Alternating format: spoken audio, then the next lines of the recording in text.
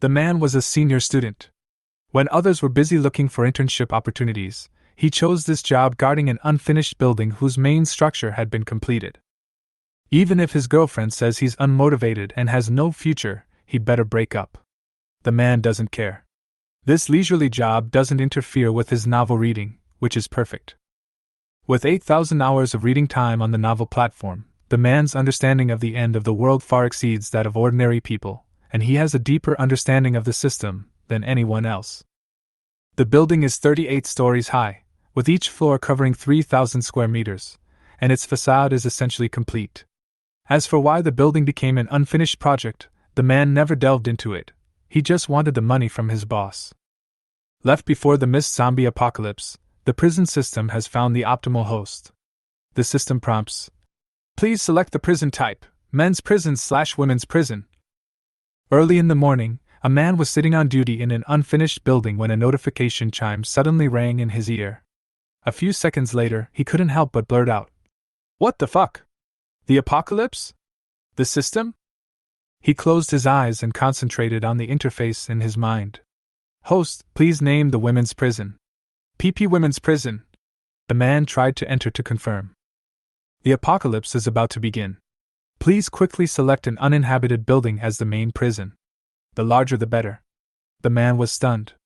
An uninhabited building, the larger the better. Wasn't this the building in front of him? As his mind controlled the entire unfinished building, a yellow light flashed across it. Women's prison has been linked, and the mall has been opened simultaneously. A three-dimensional image appeared in the man's mind, showing the building he was in. There was a wall around it, which meant that the building and everything within the wall became his private property. Inside the building, most areas are still gray, indicating an unlocked state, with only a few rooms lit up. The warden's office is located on the 38th floor. Please unlock and upgrade the area as soon as possible. Unlocking and upgrading requires PP coins, which are provided by female prisoners. Female prisoners with a beauty score of 85 or above can provide corresponding values every day. Note: if the PP coins are exhausted, the host will be in danger of life. Please operate with caution. For example, a female prisoner with a score of 90 can provide 90 PP coins per day when living in a level 1 cell. If she lives in a level 5 cell, the value she provides will increase by 1.5 times to 135. Furthermore, unlocking certain facilities can also increase the obedience of female prisoners. When you first click on the torture chamber on the 18th floor, the system will prompt that the reward for female prisoners with an obedience of 100 or above will be doubled. Warden, Jong Xan, Strengthening, 12, Ordinary humans have 10, each increase of 1 point requires 100 PP coins, Superpower, none, Awakening requires 10,000 PP coins, Female prisoners, 0 people, go find them quickly, PP coins, 10,000, given by the system. Next, Jong Xan decided to recruit female prisoners everywhere. By this time, the red mist had enveloped the entire building, even the entire Tianhai city, and even the world. A lot of red mist had also seeped into the prison. Jong Xan observed that visibility outside was less than 10 meters. Emergency notice: zombies are infesting the red fog. All citizens, please stay indoors. Don't get bitten. Don't drink the tap water. 3 warnings were issued on the phone. The apocalypse had officially begun. Jinhong District, Tianhai City, is located outside the East 3rd Ring Road. To the north is the Legion Community, with a population of over 4,000. To the west is the Financial Building, and to the south is Jong Xan's alma mater, Tianhai Vocational and Technical College. Jong Xan was an orphan whose parents died young. No one cared about him, so naturally his academic performance was nothing special. His first priority was to make the reputation of this women's prison truly resounding. Jong Xan's mind flashed with the plot of apocalyptic novels and the actions of Green Bubble. The only social group he had was the school group.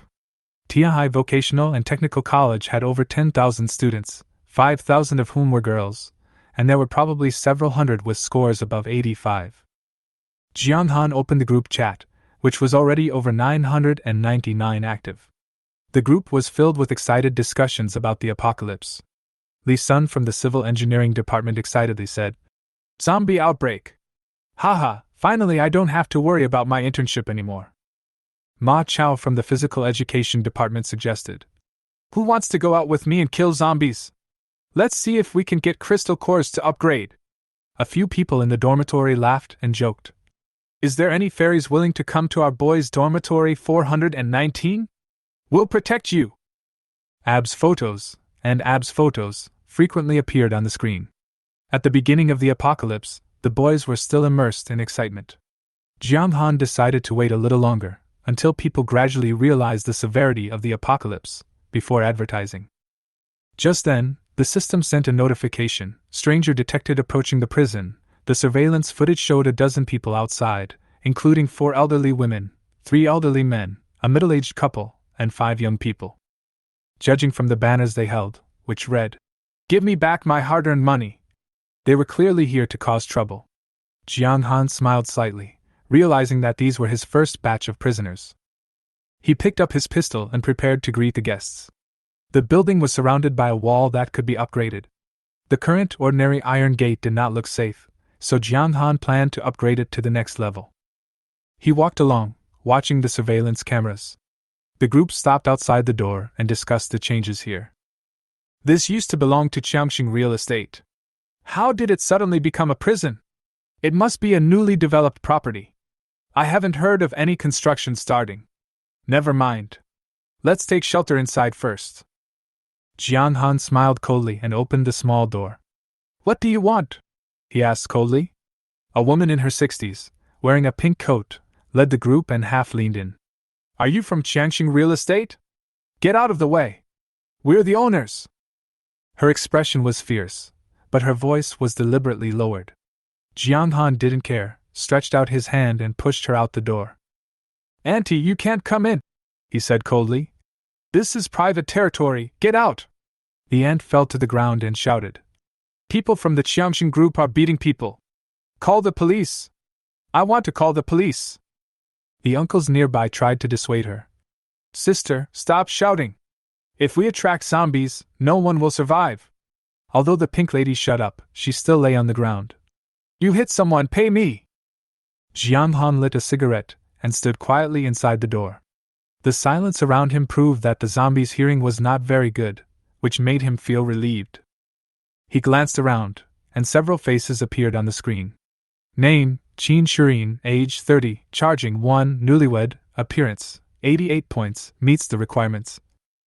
Wearing a burgundy dress, a white shawl, and blue diamond earrings, Qin Shirin was considered the most beautiful of the women. Jong Han thought her beauty should be 90 points, but the system gave her 88 points, a little low. Next, the system displayed another woman, name, Xingjiao, age, 26, charge 1, abandoned by ex-boyfriend, appearance, 85 points, meets the requirements. She was wearing a light pink sweater and a pink hairpin in her long hair. She looked gentle and a little protective. The looks of the others were much worse, especially the middle-aged ladies, who were completely out of consideration. At this time, an old man came forward and said anxiously, Young man, this is indeed our house. There is a biting monster outside now. You must let us in. Jong Han took a deep puff of his cigarette and shook his head lightly. Don't you understand? This is private territory. How is that possible? This is Xingha International Community. We are the owners. Jong Han responded calmly. Sell it to me. Are you kidding? The old man and the people around him were obviously stunned. Jong Han didn't care and continued. I bought this place and planned to make it a women's prison. Prison? Everyone looked at each other, seeming to find it hard to accept. At this time, the man with glasses stepped forward and said, Young man, since it's so dangerous outside, let's go inside and hide until the police arrive. Jong Han nodded. Okay, but this is a women's prison. Men are not allowed in. Only the 2 of them can enter. He pointed at Qin Shirin and Xingjiao, his tone cold. The man with glasses was stunned, his face turned serious. Little brother, this is an emergency. If you don't let us in, don't blame us for being rude. Jong Han raised the corner of his mouth slightly. Okay, then you're welcome. The man with glasses suddenly reached out to push the door, wanting to break in forcibly, but before he could open his mouth, the pistol in Jong Han's hand was already pointed at his forehead. The man with glasses froze suddenly. The prison gate and wall in front of him, plus the gun in Jong Han's hand, made him realize that the situation was much more serious than he had imagined. The man with glasses hesitated, unable to tell whether the gun in Jong Xan's hand was real or fake. At this moment, Qin Shirin walked up, gently pulled the corner of his clothes, and whispered, "Husband." Her meaning was obvious: don't be impulsive. But unexpectedly, this pull actually aroused the glasses man's anger. He remembered Jiang Han's provocative look just now and angrily shook off Qin Shirin's hand. "This is our house. Why aren't you letting us in and even beating us up?" He raised his voice. "The police are coming, let's see what you're going to do." Jiang Han still stood at the door and responded coldly. "I'll say it one last time. This is a prison. Anyone who dares to step in again will be charged with prison robbery and shot." After saying that, he raised the gun in his hand and aimed it at the bespectacled man's head. The bespectacled man's face changed slightly, but he still didn't believe Jiang Han would shoot, so he took a step forward and prepared to force his way in. "Boy, I don't believe you dare to shoot. Don't take this for granted," he whispered. Before he could finish his words, there was a loud bang. The bullet whizzed past the man with glasses' face and disappeared deep into the thick fog. Jiang Han originally planned to shoot him, but when he saw Qin Shirin was there, he changed his mind and decided to give him a chance. "Kneel down and apologize, and I will let you live." As Jiang Han spoke, he pretended to blow away the gun smoke from the muzzle of his pistol. This shot frightened everyone present, and the power of the bullet made them realize that Jiang Han's gun should not be underestimated. Then, Jiang Han turned the gun toward the man with glasses and counted slowly. 3, 2. The man with glasses was stunned. Suddenly, the muzzle of Jiang Han's gun was almost touching his eye socket. I. The man with glasses trembled all over, and beads of sweat appeared on his forehead. 1. As soon as he finished speaking, the man with glasses knelt down with a thud and said tremblingly, "I'm sorry, I'm so sorry." Jiang Han noticed that a complicated look flashed in Qin Shirin's eyes. At that moment, Xinjiao suddenly screamed, "Zombies are coming! Zombies!" Her scream interrupted the man with glasses and made everyone turn their heads. A zombie staggered out from the edge of their sight. Looked at the zombies in horror, her face turned pale with fear. She cried and struggled, but accidentally tripped over her own banner. The zombies immediately pounced on her and tore off a large piece of her flesh and blood. "Help me! Come and help me!" The old lady shouted desperately, but the old men were so scared by the zombies that they were unable to help her. The pink lady pushed the zombies away with all her strength, stood up and ran desperately towards the yard. "Let me in! Let me in!" Just as she approached the door, Jiang Han pulled the trigger without hesitation. Bang! The bullet hit the pink lady's head, and blood and flesh flew everywhere. "Damn zombie, saving her life is not too much." Jiang Han raised the corner of his mouth slightly, his eyes cold. As gunshots rang out, the scene became even more chaotic, with women screaming, men cursing, and more zombies pouring in from all directions. Qin Shirin reacted quickly and took advantage of the chaos to pull the man with glasses and escape to a yellow bus not far away. Looking at this scene, Jiang Han felt a little threatened. If this car crashed into his door, or came in and honked, the situation would be difficult to control. So, Jiang Han aimed at the 4 tires of the bus without hesitation and pulled the trigger. Bang! Bang! Bang! The panicked crowd didn't notice Jiang Han's actions and thought he was helping. As the gunshots rang out, more zombies were attracted, and several uncles were surrounded and instantly drowned in the crowd. Everyone scattered in panic, some were bitten by zombies, some were scratched by zombies, and the rest hurriedly ran into the thick fog. Jiang Han, on the other hand, continued to load bullets while observing everything calmly. He noticed that these zombies moved much slower than normal people, and only accelerated when they were very close to their target. The appearance of the red fog increased the threat of zombies because the zombies were already close to you when your line of sight was blocked. Jiang Han looked at the increasing number of zombies and immediately closed the door, leaving a small gap. "You two, are you coming in?" he asked. If they still hesitated, he wouldn't mind locking them out. After all, in the apocalypse, human life was the least valuable thing. As for a beautiful woman? Just pick anyone. Just as Xinjiao was hesitating, a zombie appeared behind her. Ah! Seeing the zombie's red eyes, Xinjiao was so scared that she almost wet her pants. Jiang Han quickly raised his gun and fired 3 shots, knocking the zombie down. His marksmanship also proved a fact: zombies can only be eliminated by shooting them in the head. Xingjiao was already terrified. Seeing Jiang Han holding a gun, she rushed to the door without hesitation. "Let me in! I want to go to jail!" she shouted frantically. Jiang Han raised the corner of his mouth, took her hand, and dragged her into the courtyard. "Don't be afraid, you're already in prison. You're safe." Jiang Han soothed her, looking at her coldly. Xingjiao lay unconscious on the ground, mumbling, "No, don't bite me." Jiang Han smiled and took her back to the prison. Due to the thick fog, he had to follow the wall to find the main entrance. After entering the prison, Jiang Han discovered 2 empty garages on either side of the gate, and planned to purchase a prison van through the system. The most basic model cost 1,000 papa coins.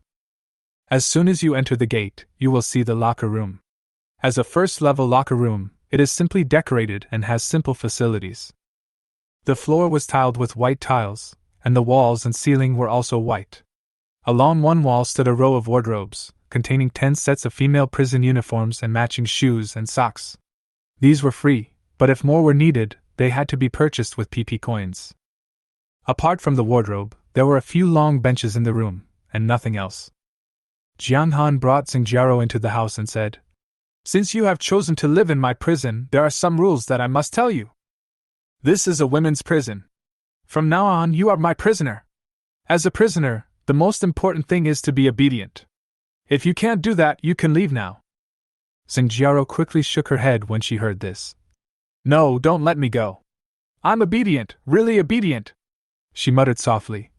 "Is this really a women's prison? Of course, I told you, I bought this place." After saying that, Jiang Han took out a set of female prison uniforms from the closet. "First order, change clothes. As a prisoner, you are not allowed to bring any personal belongings into the prison." Jiang Han unfolded the prison uniforms as he spoke. Xingjiao saw these female prison uniforms up close for the first time and couldn't help but let out a soft hiss. "This doesn't look like a prison uniform, it's a bodysuit. The gray-blue stripes are barely the only distinguishing feature of the uniform. Fishnet stockings and classic black-soled high heels with red soles are on her feet. How do I wear this?" Xingjiao's face practically turned red. But when she saw the pistol on Jiang Han's waist, she took the clothes silently after a few seconds. Jiang Han said seriously, "I have to check if you have been bitten by a zombie." Xingjiao's face suddenly turned redder. "How about you find a female prison guard to help?" Jiang Han replied indifferently. "There are no female prison guards." 10 minutes later, Jiang Han finished his inspection. Ding!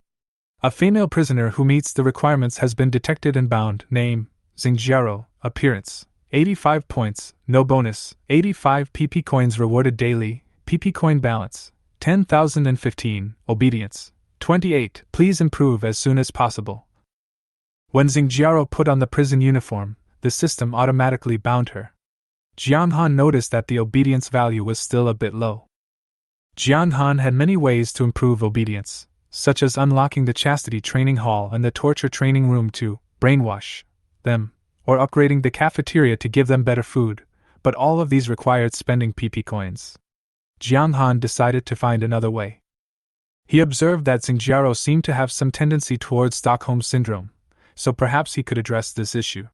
First, hurt her, then give her a little sweetness. Repeating this several times might have a better effect. Next, Jiang Han took Xingjiao to cell number 1. There were 20 beds, 10 bunk beds.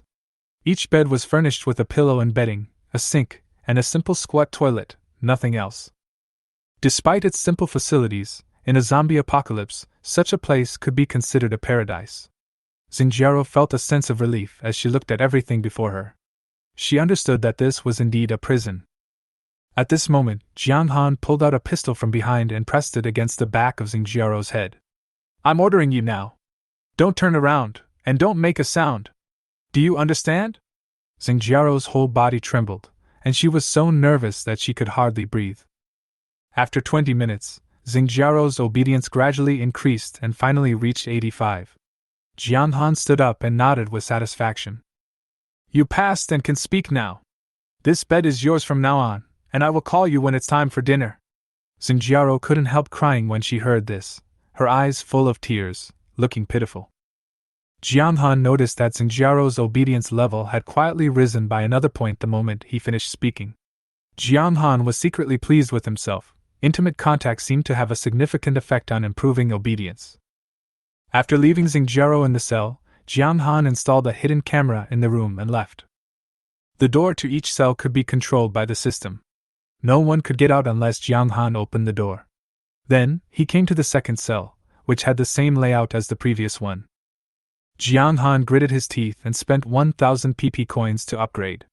Level 2 cell unlocks corresponding supplies: hot water, shower, flush toilet, 10 sets of prison uniforms, water cup, thermos, kettle, slippers. With the upgrade, the facilities in the cells changed. Although they still had bunk beds, they became more comfortable. The original iron beds were replaced with wooden beds, and the size was increased from 1 meter to 1.2 meters.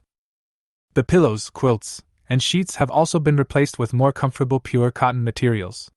Most importantly, privacy curtains are hung around each bed.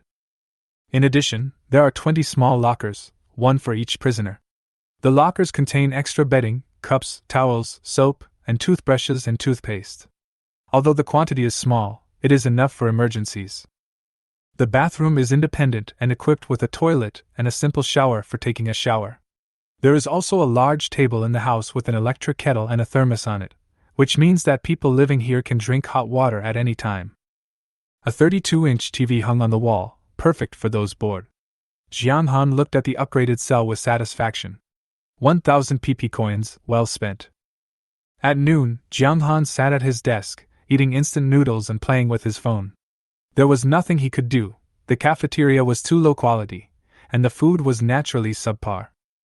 Fortunately, he has unlocked a variety of instant noodles flavors, and this time he specifically chose the crayfish flavor. Although it is not as delicious as real crayfish, it is acceptable. The bread was the chicken drumstick bread he often ate as a child. As for Xingjiao, she was eating chicken stewed with mushroom noodles alone in the cafeteria, looking a little lonely. Through the surveillance camera, Jong Han noticed that she was desperately drinking soup, because there was no hot water in the first level cell and she could only drink some soup when eating. Xingjiao looked so lonely and isolated. Humans are social animals. Jong Han secretly vowed to find her at least 10 cellmates today. The phone belonged to Xingjiao, and Jong Han already knew the password.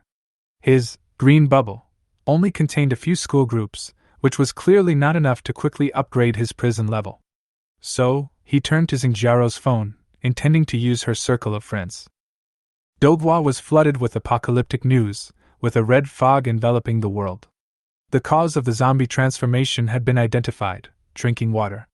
Almost everyone would become a zombie if they drank anything other than sealed mineral water or food. The few remaining people still unconscious were likely to become zombies sooner or later. For Jong Han, this was undoubtedly good news. How many days could everyone survive without food or water? He smiled, took a few close-up photos of the mineral water, and posted them to Xingjiao's circle of friends, with the following text. In the apocalypse, dangers abound. Sisters, you need a safe haven. PP Women's Prison officially opens its doors to all women. Here, we have strong defenses and ample supplies. Whether you are alone or traveling with friends, we can protect you from the wind and rain and fight the cruelty of the apocalypse together. If you want to join, please contact me as soon as possible. Jong Han believed that Qin Shirin and Xingjiao's friends would definitely see this message. Then, he opened the Tianhai Vocational and Technical College group chat. The atmosphere had changed. Sunning from the Foreign Languages Department said, At bedroom 419, do you have water? If you do, I'll go. But 419 didn't reply. Instead, a student named He Xiaotao sent a message. At Sunning, is the goddess out of water? I have some here, you can come and get it. Lu Yutong from the Fine Arts Department. At Student Supermarket Xinyun, Sister Yun, our dormitory needs 2 boxes of water. Whether it's delivered or not, we can pick it up ourselves. Xinyun has left the group chat. Jong Han narrowed his eyes. Xinyun ran a supermarket on campus and clearly understood the importance of supplies, so he simply left the group. Even so, the supermarket was still there, and it was likely that those desperate for supplies would rush in soon. Although there are zombies outside, those slow-moving zombies are not unavoidable. As long as you are careful and have enough weapons, you can still go out. These are the chat records from half an hour ago, and just now, He Xiao Tao, who claimed to have water, sent another message. Holy crap, is there any law here? Come and see, someone is stealing in broad daylight. The video he posted was shaky and only a few seconds long, shot in a hurry. In it, 3 or 4 boys can be seen rushing into the dormitory, accompanied by He Xiao Tao shouting and cursing. Then, a large hand reached out to the screen, and the video abruptly stopped. The time had come. Jiang Han immediately changed his name to Warden. At everyone, this prison is recruiting beautiful women. Food and drink are provided, unlimited supply. If you need any, please private message me. Dinosaurs are not allowed to disturb you. Transsexuals will die with their entire family. He sent it 3 times in a row.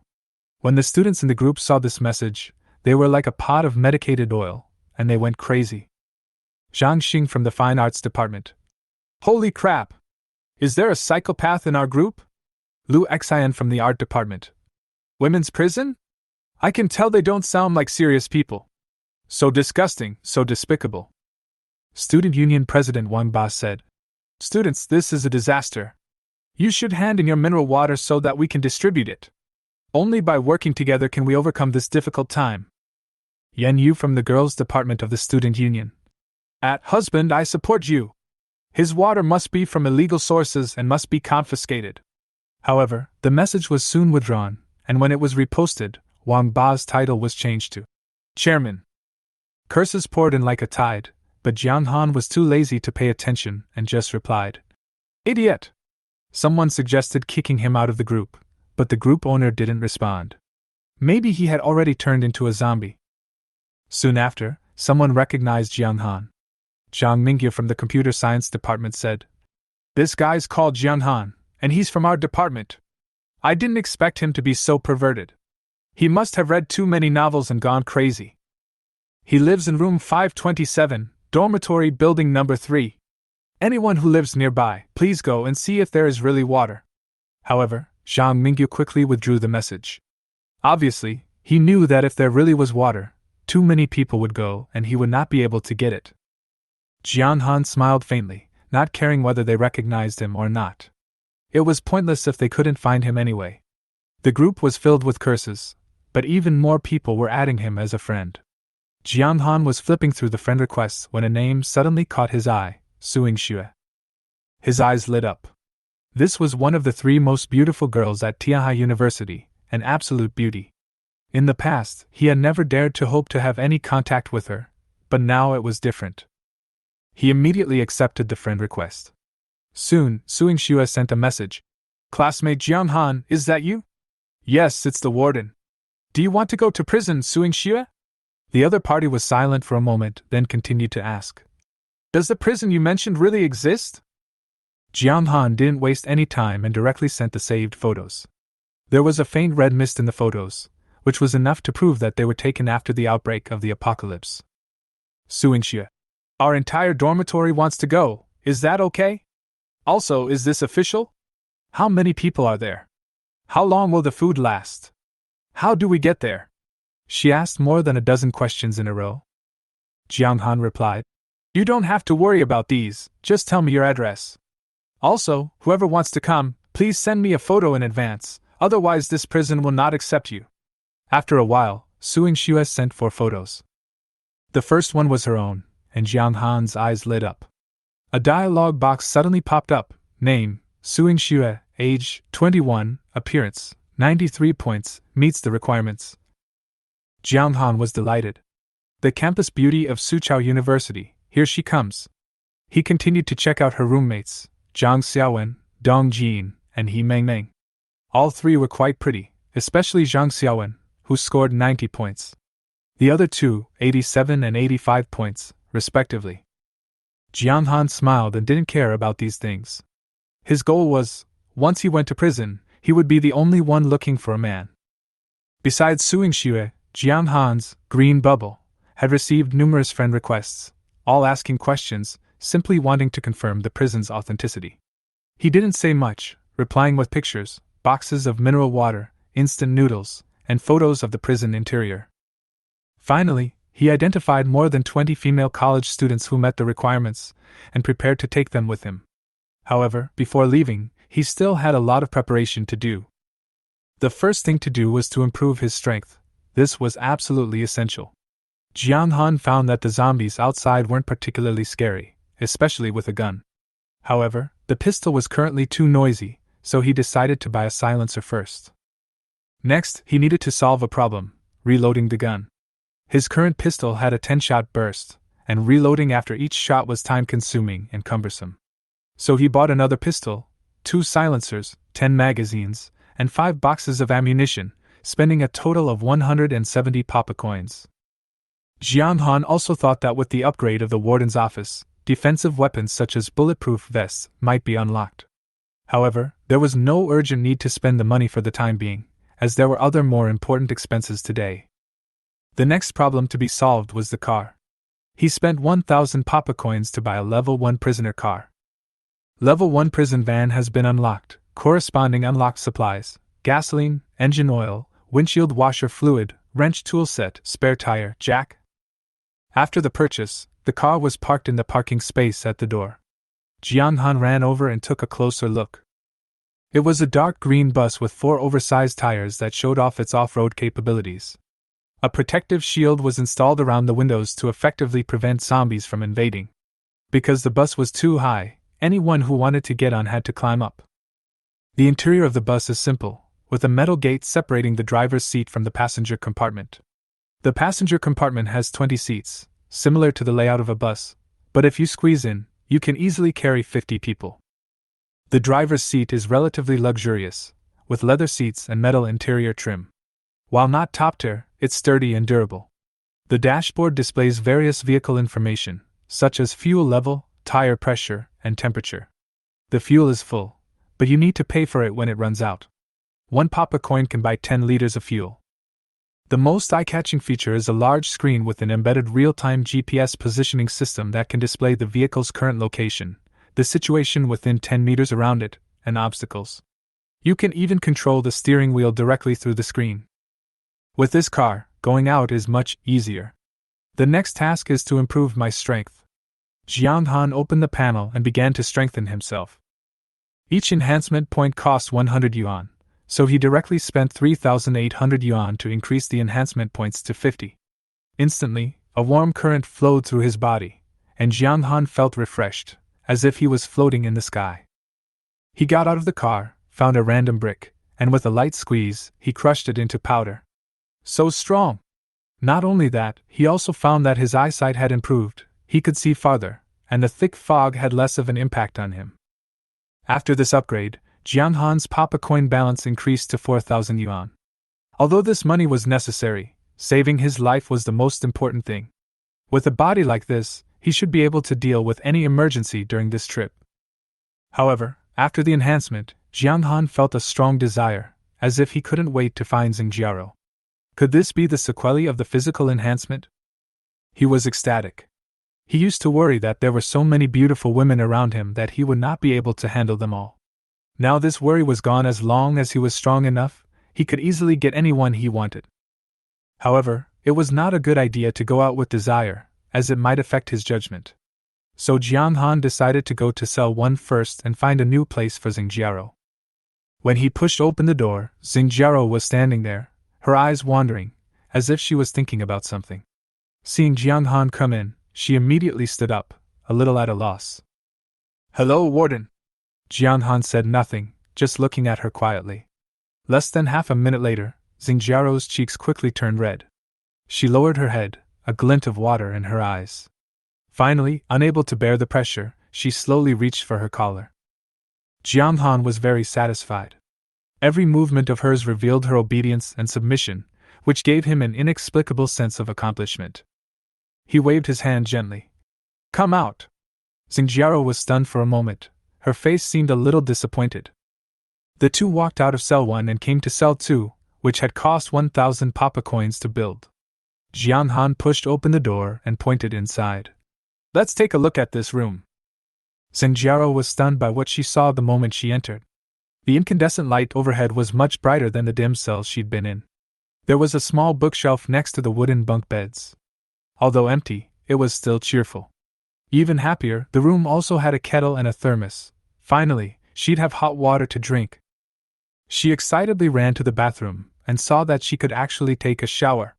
There was also a small privacy curtain hanging on each bed, which made her feel extremely comfortable. This is simply too good to be true, Jong Han. Oh no, warden, can I live here? Xinjiao almost felt like she had entered heaven. Jong Han pretended to think for a moment. Well, that depends on your performance. Xinjiao immediately nodded in agreement, acting very submissive. In reality, the first time was the hardest part, but after that, you'd get used to it. Jiang Han knew that Xinjiao was a cowardly woman who admired the strong. This time, he had no mercy. All he had to do was show her a strong deterrent and scare her. An hour later, Xinjiao finally fell asleep exhausted, while Jiang Han felt refreshed. The system prompted that her obedience level had reached 99. Jiang Han was delighted. The improvement was significant, but the final point still remained. It didn't matter. He'd call it a day. There would be more time later. He gently closed the door, walked out of the cell, and drove the prison van to the school. The gate opened and the green prison van slowly drove out. Not long after we drove out, the GPS showed a bus 20 meters ahead, which should be Qin Shirin's car. The tire was flat, and there was no escape.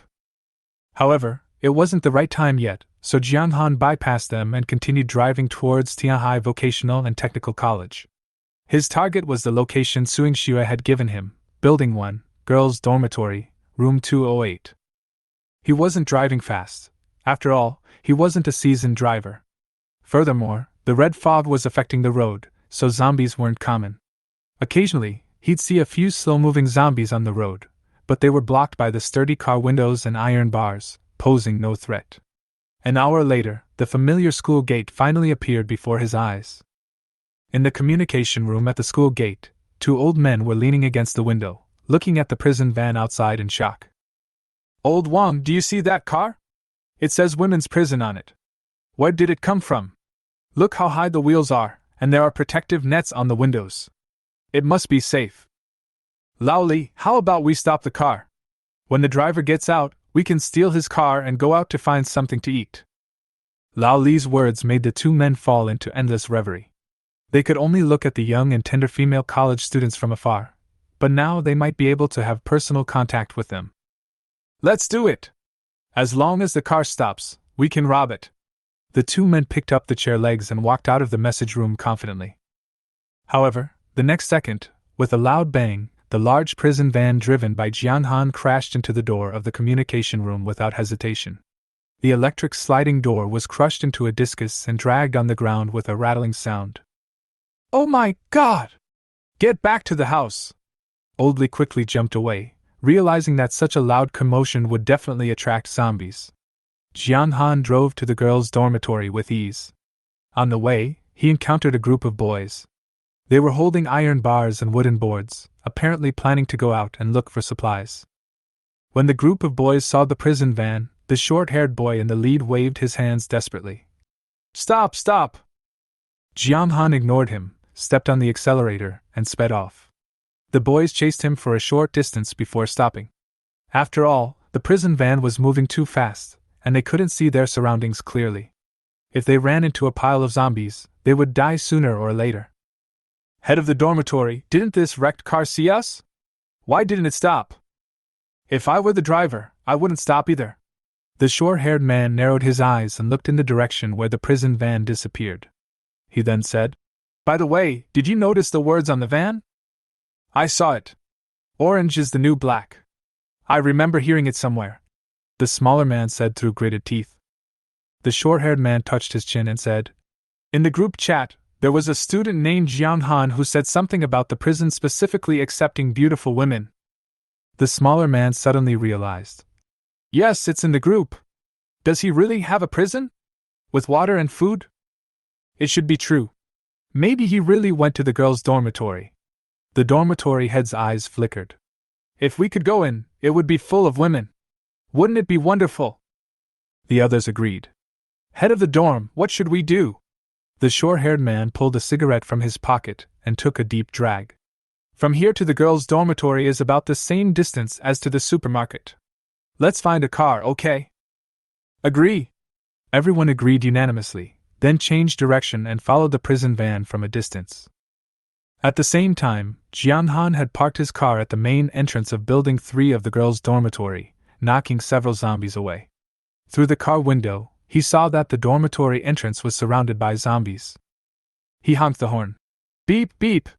The sound attracted the attention of the zombies. They turned around blankly and walked slowly towards the car. Jong Xan opened the window screen, picked up his pistol, and began firing. After more than 30 rounds, all the zombies fell to the ground. While reloading, he continued to observe his surroundings to make sure no zombies approached again. Suddenly, a second-floor window opened, and a girl with a ponytail poked her head out and whispered, "Is this the official rescue team?" Her dormitory was located directly above the main gate, giving her a clear view of the situation below. Seeing the armored vehicles, pistols, and piles of corpses, the girl clearly mistook them for an official rescue team. "This is the prison van for the Papa Women's Prison. I can only take 20 people, first come first served. Don't come if you're ugly, you're wasting time," Jong Xan added through the car window. Then, he sent messages to the girls he had contacted before, the first one being Su Yingxue. At this time, the girl with ponytail shouted again, "Do you think I can do it?" She already knew that Jong Xan only accepted beautiful women, but considering the necessity of survival, she decided to follow him. Jong Xan looked up and saw her information: name, Lu Shuangshuang, age 19, appearance 86 points, meets the requirements. Jong Xan gave her a thumbs up. "Come down!" After hearing this, Lu Shuangshuang quickly closed the window and ran down the stairs. Although there were zombies in the corridor, there were not many of them. As long as she was careful to avoid them, she could get out safely. However, when she saw the car door open, she rushed over without hesitation. At this moment, a zombie appeared on the east side of the corridor, apparently attracted by the sound, and turned to walk towards Lu Shuangshuang. "Ah!"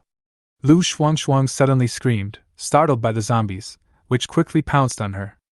Although the zombies moved slowly, their speed was enough to make her heart beat faster. "Get down!" Jong Xan shouted immediately, raising his pistol.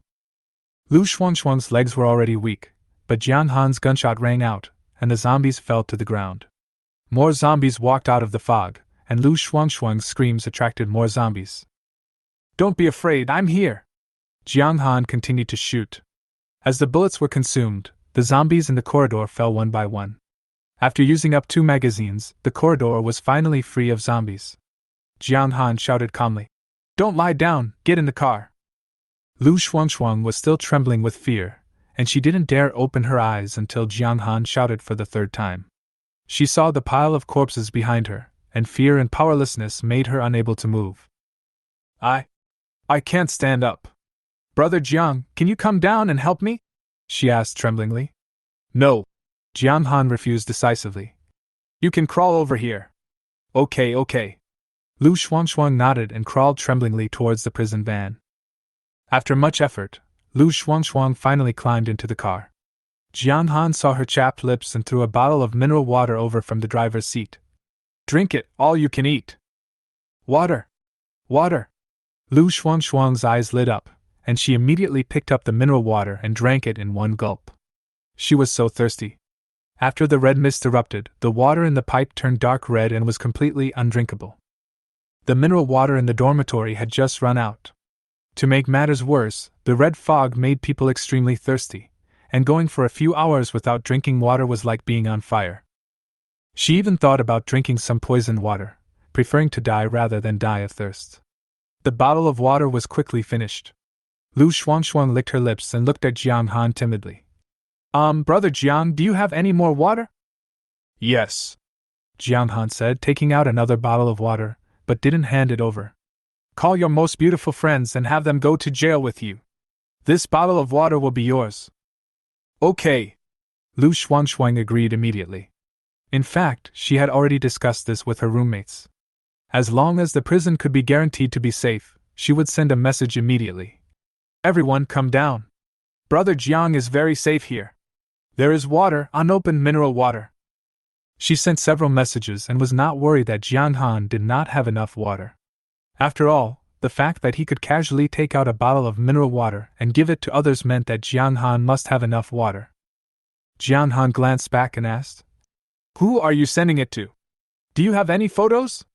I don't want it if she's not pretty." Lu Shuangxuang blushed slightly, but still opened the moments and showed it to Jong Han. "I sent it to my roommates. These are their photos." Jong Han took the phone. The photo on it was a group photo of the dormitory. Besides Lu Shuangxuang, the other two girls were also quite pretty. One scored 86 points, and the other 85 points. But the one on the far right. He smiled bitterly. Name, Lu Yuanyuan, age 19, appearance, 55 points, does not meet the requirements. Jong Han silently paid tribute to Lu Yuanyuan's 6 X's, and then returned the phone to Lu Shuangxuang. "Don't come with this person, it's a waste of time." Lu Shuangxuang was stunned, then immediately understood who Jong Han was referring to. She hesitated for a moment. "Well, Brother Jiang, we're all sharing a dormitory, isn't that a bad idea? If you can accommodate her in the prison, can you take her with you?" "There's no room. If you want to take her, you can give up your seat." Lu Shuangxuang bit her lower lip lightly, then said to the phone, "Yuan, you don't have to come down." Soon 3 girls appeared at the door. They were Lu Shuangxuang's roommates. Lu Yuanyuan was indeed quite large. Jong Han had already cleared out most of the zombies in the corridor, especially near the door, which was now very clear. The 3 girls came down quietly. When they saw the prison van, especially the mineral water in Lu Shuangxuang's hand, their eyes suddenly lit up, and the 3 of them ran towards the prison van together. Lu Yuanyuan was originally at the end of the 3, but suddenly she jumped, pushed the other 2 aside, and got to the front. "Water! I want water!" Just as she was about to get in the car, a cold gun was pointed at her. Jong Han said calmly, "Get out! My prison doesn't want you." Lu Yuanyuan was stunned and looked at Jong Han in confusion and anger. "Why?" "Because the prison is mine," Jong Han answered simply and clearly. Lu Yuanyuan was clearly not going to take it anymore. "Why? Why can they get on the bus but I can't? Even if the prison is yours, you can't stop me from staying there." As she roared, 2 other slender girls squeezed in through the gap in the car door. Lu Yuanyuan was anxious and wanted to get in the car, but Jong Han raised his gun and pointed it at her head through the guardrail. "Believe it or not, if you take another step forward, I'll let you see your own brains." Lu Yuanyuan's foot suddenly stopped in midair. She knew that Jong Han's pistol was real. If he really shot her to death, no one would care. After all, there were so many zombies now. At this time, other girls began to arrive. Some had contacted the green bubble, while others had heard the noise and ran down on their own, all wanting to get on the bus. Line up, it's my turn!" Jong Han shouted, the gun in his hand reflecting a cold light. Under the threat of the gun, none of the girls dared to step forward and could only wait obediently. Jong Han called 18 of them in a row, calling all the pretty ones over. The total number of people had exceeded 20, but he didn't care. It didn't matter if they just stood there. The dozen or so girls left outside were fed up and started questioning. "Why didn't you call me? Why didn't you let me go to jail?" Lu Yuanyuan yelled. "If you don't let us get on the bus, we'll attract the zombies and no one will be able to leave." Jong Han smiled and said, "If you want to die, no one can stop you." After saying that, he closed the car door. Lu Yuanyuan was stunned. She had wanted to use this method to scare Jong Han, but if the zombies really came, she would definitely be the first to die. Jong Han handed Lu Shuangxuang a bottle of mineral water. "Here, this is your reward." He had to let everyone know that in women's prison, rewards and punishments were clearly defined. Lu Shuangxuang had called 2 beauties for him, so she deserved a reward. Immediately, some of the more responsive girls approached Lu Shuangxuang. "Classmate, how do we get this reward?" Lu Shuangxuang blinked. "Send a message to your prettiest friends and ask them to come over." The girl nodded and then looked at Jong Han. "Brother, my friend is here, can you give her some water?" Jong Han took a look through the rearview mirror.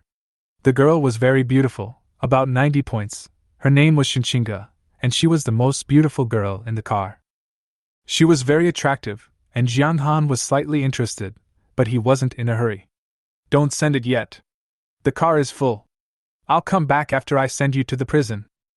Shinchinga put down his phone in disappointment and approached the iron fence. Brother, but I'm so thirsty. How about you give me a bottle of water first? Don't worry, I know a lot of beautiful women. Jiang Han turned around and touched her little face. Since you are so thirsty, take it and drink it. Shinchinga happily took the water. Thank you, brother. Seeing this, the other girls also came over and kept calling. Brother, brother. Jiang Han smiled and replied, As long as you're willing to please me, I'll give you water.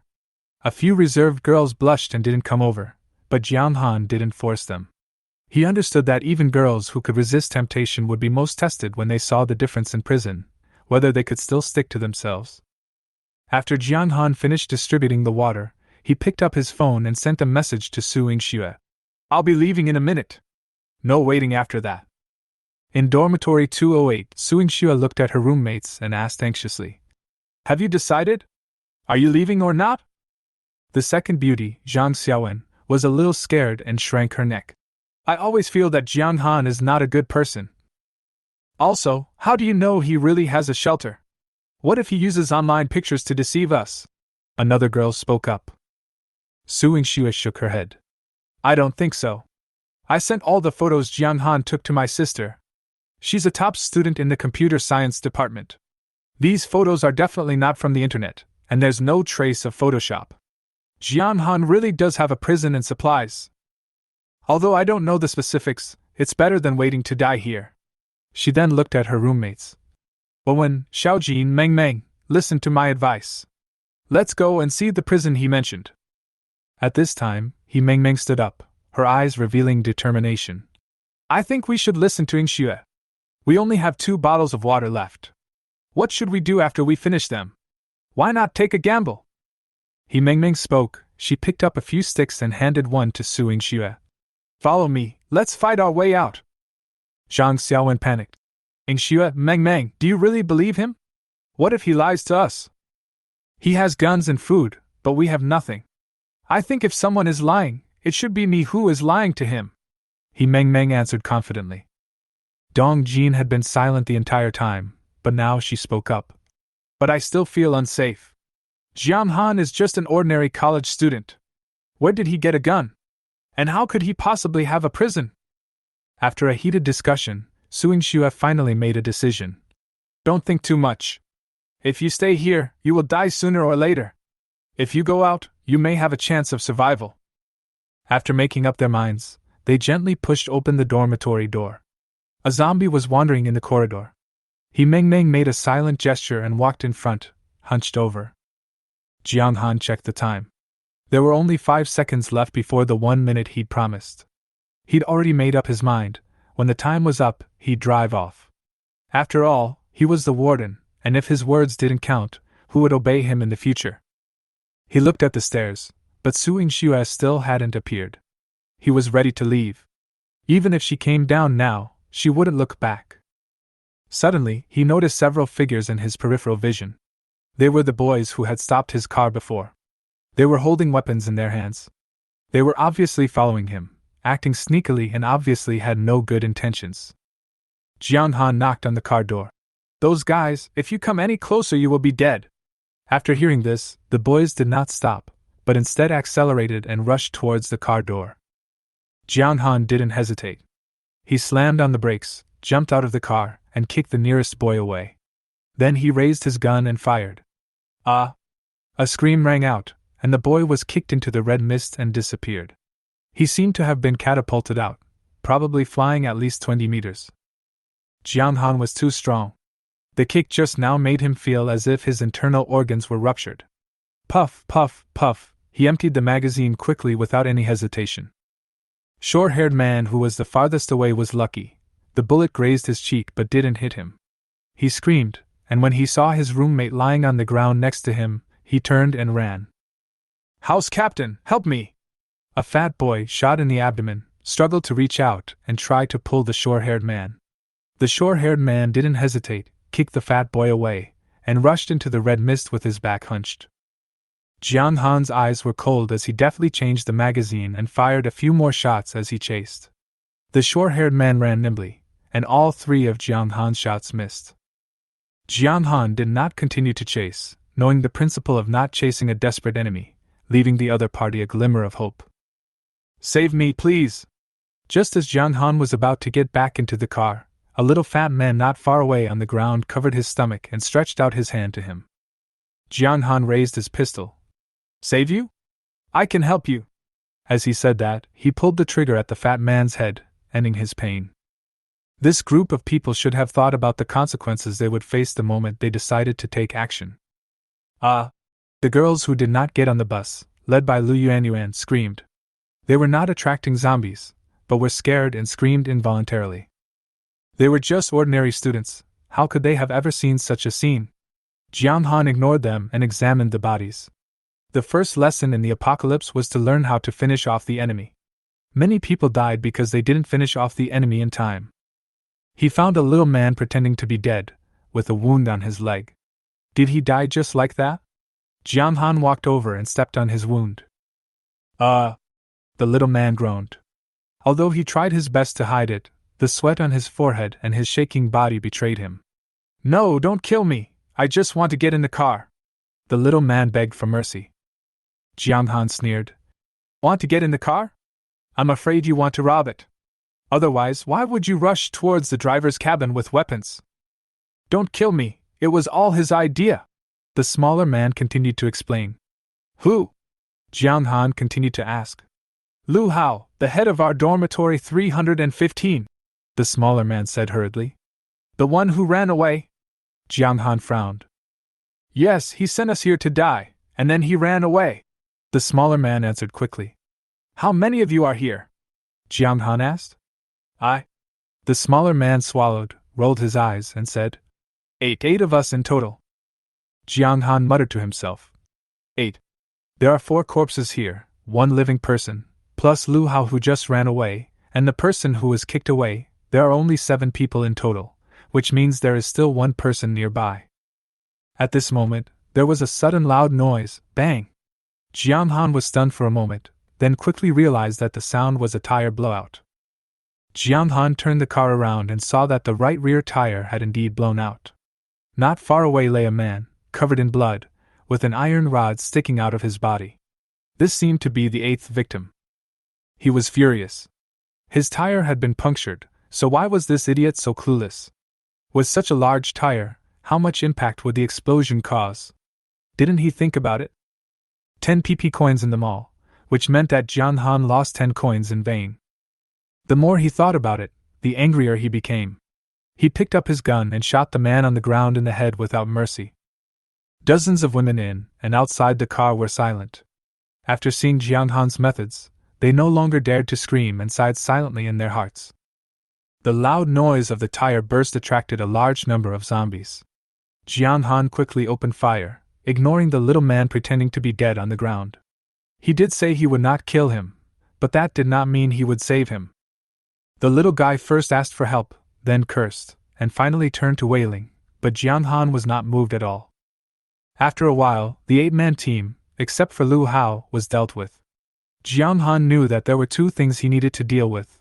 One was to eliminate the zombies that were coming, and the other was to replace the spare tire. He fired as he walked up to Lu Yuanyuan and her group of girls, who immediately stepped back. Who knows how to change a tire?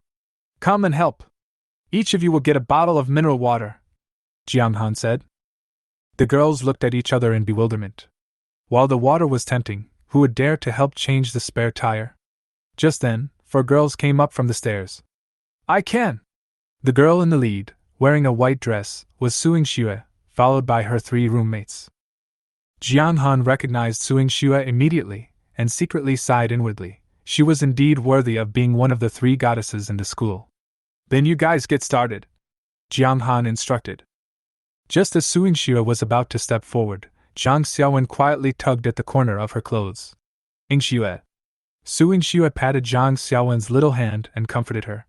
Woman, don't be afraid, classmate Jiang will definitely protect us, right? Jiang Han nodded. Don't worry, as long as you are a female prisoner in the prison, I have the responsibility to protect you. Suing Xue blushed slightly when she heard this, and felt ashamed in her heart, but she quickly regained her composure, turned around and called her 3 roommates, and came to the back of the prison van. She looked curiously at the PP Women's Prison logo on the car, wondering, could such a prison really exist? Aren't prisons supposed to be state institutions? These questions flashed through her mind, and she knew now was not the time to dwell on them. The most important thing right now was to change the spare tire. Although she had never changed a tire before, she had learned the basics. She walked to the back of the car, opened the trunk, and was stunned. The spare tire was much larger than she had imagined. Jong Xan ignored them and focused on guarding the prison van. The four girls took great pains to finally change the spare tire, and Soo Xue's white dress was also stained. Jong Han's heart moved slightly. Watching their actions, he couldn't help but admire them. After changing the spare tire, they got in the car. Jong Han asked Soo Xue, "Can you drive?" Soo Xue nodded. "After graduating from high school, my family asked me to take a driver's license and bought me a small car. I have been driving for more than a year now." Jong Han nodded secretly. This Soo Xue really knew how to show her worth. He smiled and said, "So she's the eldest daughter of a wealthy family." Soo Xue didn't refute him. She knew in her heart that Jong Han was right. His family was indeed wealthy. She also knew that for men, women from wealthy families always attracted more attention and preferential treatment. Jong Han took out 4 bottles of water, 4 loaves of bread, and 4 sausages. Clearly distinguishing rewards and punishments is the operating philosophy of PP Women's Prison. Although these foods were not much, they were like delicacies to them after being hungry for a whole day. Shinchinga had been feeling hostile towards Soo Xue and Zhang Xiaowen ever since she saw them get on the bus, and now that she saw them getting their rewards, her hostility intensified. She walked over to the railing and said in a coquettish voice, "Brother Jiang, I'm hungry too. I want some sausage." Jong Han took out a piece of ham and said, "Everyone who performs well can eat this." Soo Xue frowned slightly, and the ham in her hand didn't smell as good anymore. She thought to herself, I worked so hard to change the tire, and in the end I got the same reward as those people. However, she quickly realized that since Jong Han gave them rewards, it meant that it was not fair. This might be Jong Han's way of doing things, and she should learn to adapt to it. Jong Han looked at the time and decided to return to the prison. After closing the door, the prison van drove back to its destination. A few minutes later, the prison van returned to the prison gate. Jong Han saw Qin Shirin and her group still trapped in the bus. When he stopped the bus, the driver's seat was facing Qin Shirin. "Have you made up your mind? Will you come with me?" Jong Han deliberately took a sip of mineral water and rolled down the window. The 5 people in the car rushed forward almost simultaneously, but only the man with glasses still had a distorted expression and was filled with anger. "You fucking bastard!" The man with glasses didn't finish his words. Jong Han raised his pistol, and the black muzzle of the gun made him shut up. Jong Han didn't shoot because there was no need. It didn't matter where they went, they could only wait to die. Jong Han knew that Qin Shirin would make the right choice under her strong desire to survive. Qin Shirin's face turned pale.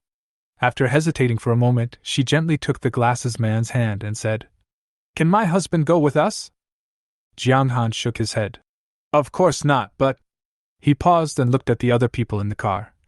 "If you are willing to come with me, I can give each of them a bottle of mineral water and a piece of bread."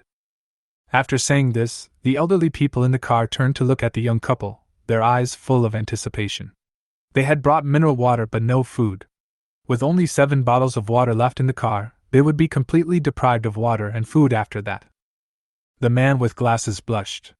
Although he knew the importance of food, he would never let his fiancée trade it for food.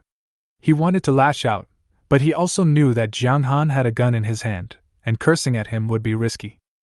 Seeing that his goal had been achieved, Jong Han chuckled and said, "If you figure it out, feel free to contact me at any time.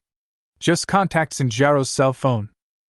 After saying that, he stepped on the accelerator and sped away. As the car drove away, the man with glasses slammed the seat and said, "This bastard is going too far." The elderly men and women looked at each other, all thinking the same thing. A bald man stepped forward and said, "Xiao Ruan, I think if you truly love your wife, you should find her a safe place." The bespectacled man, Wan Kuan, looked extremely grim. He angrily glared at the hairless man and said, "Bullshit! If anyone mentions this again, I'll kill him." The old man shrank back in fear at his murderous expression, muttering softly, "Young people, do you understand the importance of respecting the elderly and loving the young? If you have any anger, go take it out on that kid just now. Why are you yelling at an old man like me?" Wan Kun snorted coldly. "Let me tell you, don't think I can't deal with that little bastard." Wan Kun took out his cell phone and dialed a number. When the call was connected, a man's rough voice came. "Hello, who is this?" Wan Kun immediately put on a smile. "Brother Yong, it's me, Xiao Ruan." "Oh, Xiao Ruan? Where is Xiao Ruan from?" "Brother Yong, it's the one who asked you to return the money." The other party thought for a while and finally remembered. "Oh, I know, it's the one whose wife is very beautiful and whose name is something like Ian. Dot." Wan Kun's face was slightly embarrassed, and he coughed dryly. Yes, her name is Qin Shireen, and I am her husband. Today I found that there are quite a few people living in our Xingha international community, and they are bringing in women in cars, all beautiful women." He told the other party everything about Jiang Han, focusing on the photos in Xingjiaro's circle of friends. Qin Shireen listened with growing alarm, a sense of unease building within her heart. She and Wan Kun had once bought a house in Galaxy International, but it was unfinished.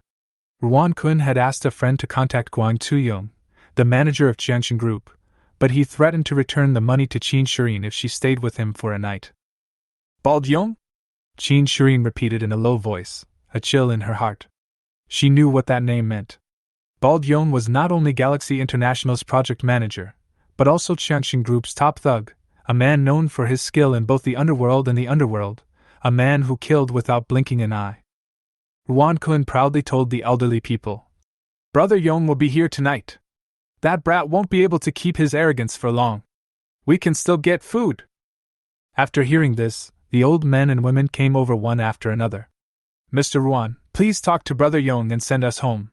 My son and daughter-in-law are waiting at home." Wan Kun sneered. "Who do you think I am? You want me to help you? What was your attitude before?" The uncles and aunts quickly bowed their heads and apologized. "Mr. Ruan, we were also deceived by that boy for a moment.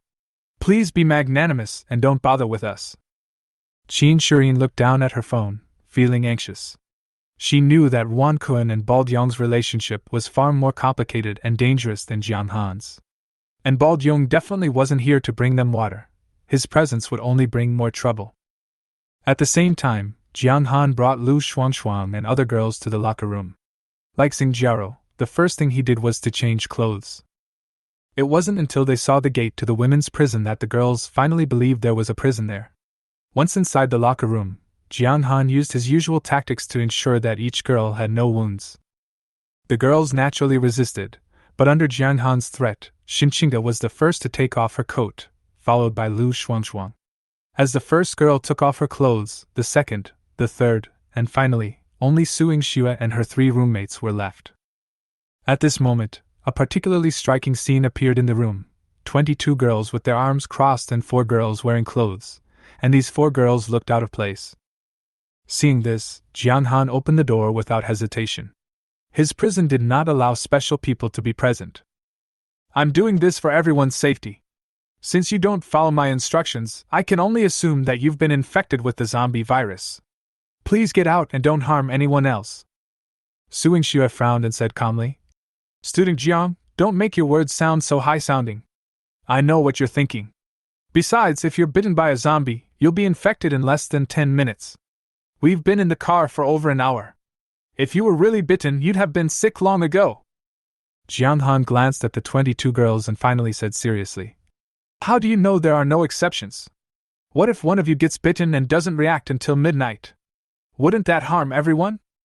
Suing Xue muttered in a low voice, "Pervert. Why don't you find a policewoman?" she asked helplessly. "I'm sorry, this prison has just been built, and we don't have any female guards yet." Jiang Han patted his head and pretended to suddenly remember. "Oh, right, I'm officially notifying you now. Papa Women's Prison is recruiting female guards. Anyone who meets the requirements can apply, and the salary is generous." The women immediately raised their hands enthusiastically, showing great interest. "Brother Jiang, what are the requirements? I want to sign up." Suing Xue's eyes lit up. "You're recruiting female prison guards, right? Okay, I'll sign up and check them for you. Welcome, welcome, Jong Han responded with a smile. But if you want to sign up as a female prison guard, the first thing you have to do is pass the inspection. You. Su Yingxue was a little stunned. Zhang Xiaowen gently pulled her from behind. Yingxue, forget it. When you are under someone's roof, you have to bow your head. Just take it off. Su Yingxue hesitated for a moment, but finally forced herself to let Jiang Han examine her. Jiang Han examined her very carefully, making sure every detail was intact. For a full half hour, his heart rate raced and his blood pressure soared. Okay, change your clothes now. I'll take you to visit the cells. This made Su Yingxue breathe a sigh of relief. She had been waiting for half an hour and was almost on the verge of collapse. She needed to put on her clothes as soon as possible. But when she saw the style of the clothes clearly, her face suddenly became even redder. This was not a prison uniform, it was clearly a jumpsuit, designed to be very tight. Can I not wear it? Su Yingxue almost cried. Jiang Han nodded. Of course, I never force others. Then I won't wear it. But the prison has regulations. You can either wear prison uniforms or nothing. You decide for yourself.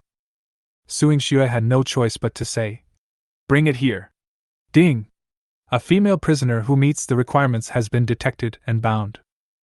Name, Su Yingxue. Appearance, 93 points, no bonus, 93 PP coins rewarded every day. Obedience, 5. Please improve as soon as possible. Jiang Han looked at the system prompt and smiled to himself. This woman is quite difficult to tame. Next, Jiang Han checked the other girl's obedience. Ding! Detected a female prisoner who meets the requirements. Bound. Name, Shinshinga. Appearance, 90, no bonus, 90 PP coins rewarded every day. Obedience, 65. Please continue to improve. After the inspection was completed, Jiang Han had obtained 2265 PP coins, and the balance reached 6630. He was very satisfied. At this rate, he would be able to purchase superpowers within 2 days. This was only the first batch, and there would be more to come. Jiang Han took them to the level 2 cell where Xingjiaro was staying. Xingjiaro was sitting there drinking hot water and watching the Tianhai news channel, but the signal was intermittent, probably due to the red fog. Hearing the noise, Xingjiaro quickly stood up and prepared to greet him. But when she saw more than 20 beauties following Jiang Han, she was stunned for a moment. What's this? She felt a pang of grievance. She had just been intimate with Jiang Han, and now she didn't expect him to bring so many girls with him. Obedience -10, the system prompted Xingjiaro's obedience to drop. She seemed oblivious, but she felt uneasy. The girls saw Xingjiaro and looked her over. After all, this woman was older than them all. Although beautiful, her age was not much of an advantage. Scarcity makes things valuable, and she clearly had the advantage. Xingjiaro noticed these looks and felt anxious, but she soon realized that Jiang Han still treated her specially. Jiaro, please introduce the environment to the new inmates. Jiang Han's voice brought Xingjiaro back to her senses. Xingjiaro straightened her back and secretly felt fortunate that she was the first female prisoner. Although she did not have the advantage of youth, she had her own strengths in other aspects. Everyone look, this is the cell of our Papa Women's Prison. There are 10 bunk beds, a total of 20 beds. She began to introduce. Everyone was quickly attracted by the environment here. Some people murmured, The environment here is good, much better than our dormitory, and we can take a shower anytime. Look, there's a privacy curtain over the bed. I've always wanted pink curtains. Jiang Han smiled as he watched their reactions. He didn't speak until he finished the introductions. Okay, everyone has seen it all. However, this is a level 2 cell. If you want to live here, you must get my approval. Next, I will take you to where you should live, level 1. The girls looked at each other in bewilderment, but Xingjiaro felt a surge of excitement. Jiang Han hadn't allowed these young girls the same treatment as her, instead moving them to even worse conditions. What did this mean? There was hope for her status to improve. Xingjiaro secretly vowed in her heart that she would never let anyone surpass her. Xingjiaro, obedience +10, reaching 99 points. Jiang Han's heart skipped a beat when he saw the obedience indicator. Although he didn't know why his obedience suddenly increased, he decided to give it a try tonight and raise Xingjiaro's favorability to 100. Jiaro, come with us. Jong Xan smiled and patted her shoulder. Chapter 13. I want a political review. Is this the level 1 cell? Outside the cell, Shinchinga opened his mouth. She could hardly believe her eyes. The environment of the level 1 cell is completely different from that of the level 2 cell. Dim lights, cold iron bed, simple and casual squat toilet. There is no TV, no hot water, and no way to take a shower. This is a real prison. There is no harm without comparison. If you have never seen the luxury of the level 2 cells, this place is barely livable. If that is heaven, this is hell.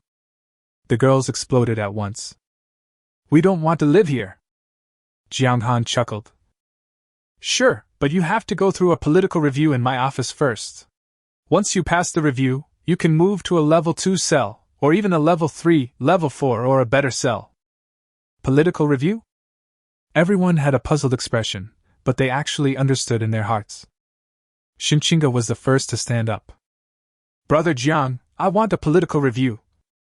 Who would go to hell when there is heaven? No problem, just come to my secretary when it's time for dinner.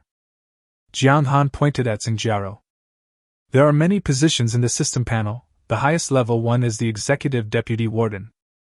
In addition, there are secretaries, assistants, prison guards, administrators, drivers, etc. There will be more women in the future, and he can't do everything by himself, so Jiang Han plans to find a secretary to do some management work for him. At this stage, Xingjiao is the most suitable person. Xingjiao suddenly heard that she had become a secretary, and her heart felt sweet. Obedience increases by 1, reaching 100. The base reward for Papa coins has been doubled. This female prisoner lives in a level 2 cell, so the reward coefficient is now 2.2. Starting tomorrow, female prisoner Xingjiao will receive a daily reward of 187 Papa coins. Looking at the prompts that kept appearing in his head, Jian Han gradually understood the prison system's reward method for Papa coins. Take Xingjiao for example, because her beauty score is 85 points, so the basic reward is 85 points per day. Living in a second-level cell will earn you an additional 20% reward per day, which is 102 yuan. After the obedience reaches 100, the basic reward is doubled, and an additional 85 is given, finally becoming 187 yuan. A second-level cell costs 1,000 yuan to upgrade and can hold 20 female prisoners. Based on the lowest score stated by the system, these 20 female prisoners all scored 85 points, so the daily salary would be 340 yuan. You can get your money back in 3 days, and you will make money from now on. 26 people came at once, and Jiang Han spent another 1,000 yuan to unlock a new cell, which was of course still level 1. At the same time, he began to plan the structure of the entire prison in his mind. The first floor is the lobby, changing rooms, toilets, garage, security room and cells. Calculated by the area, after removing other facilities, about 10 cells can be unlocked. One level 1 cell must be retained, and the most luxurious cells should be opposite the level 1 cell.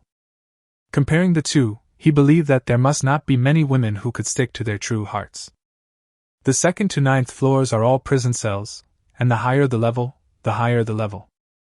Some gyms, cinemas, tea rooms and even esports rooms can be set up in the middle. Of course, the permissions will be determined according to the level of the female prisoners.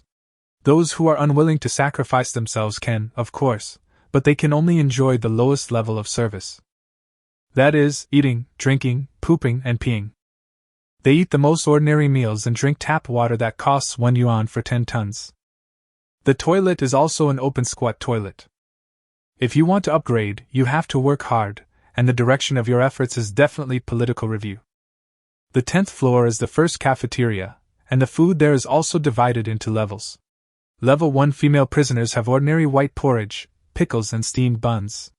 At level 2, they can add appropriate amounts of vegetables, and level 3 can have ordinary meat and drinks. Level 4 adds fruits, level 5 adds seafood, level 6 has desserts and western food, and so on. The people who live above the 10th floor should be his confidants. The most basic requirement is that their obedience reaches 100%. Some functional facilities should be built here. For example, guard room, armory, training hall, torture room, etc. The 20th floor is the second cafeteria, which provides more advanced ingredients. What is available depends on the specific functions unlocked.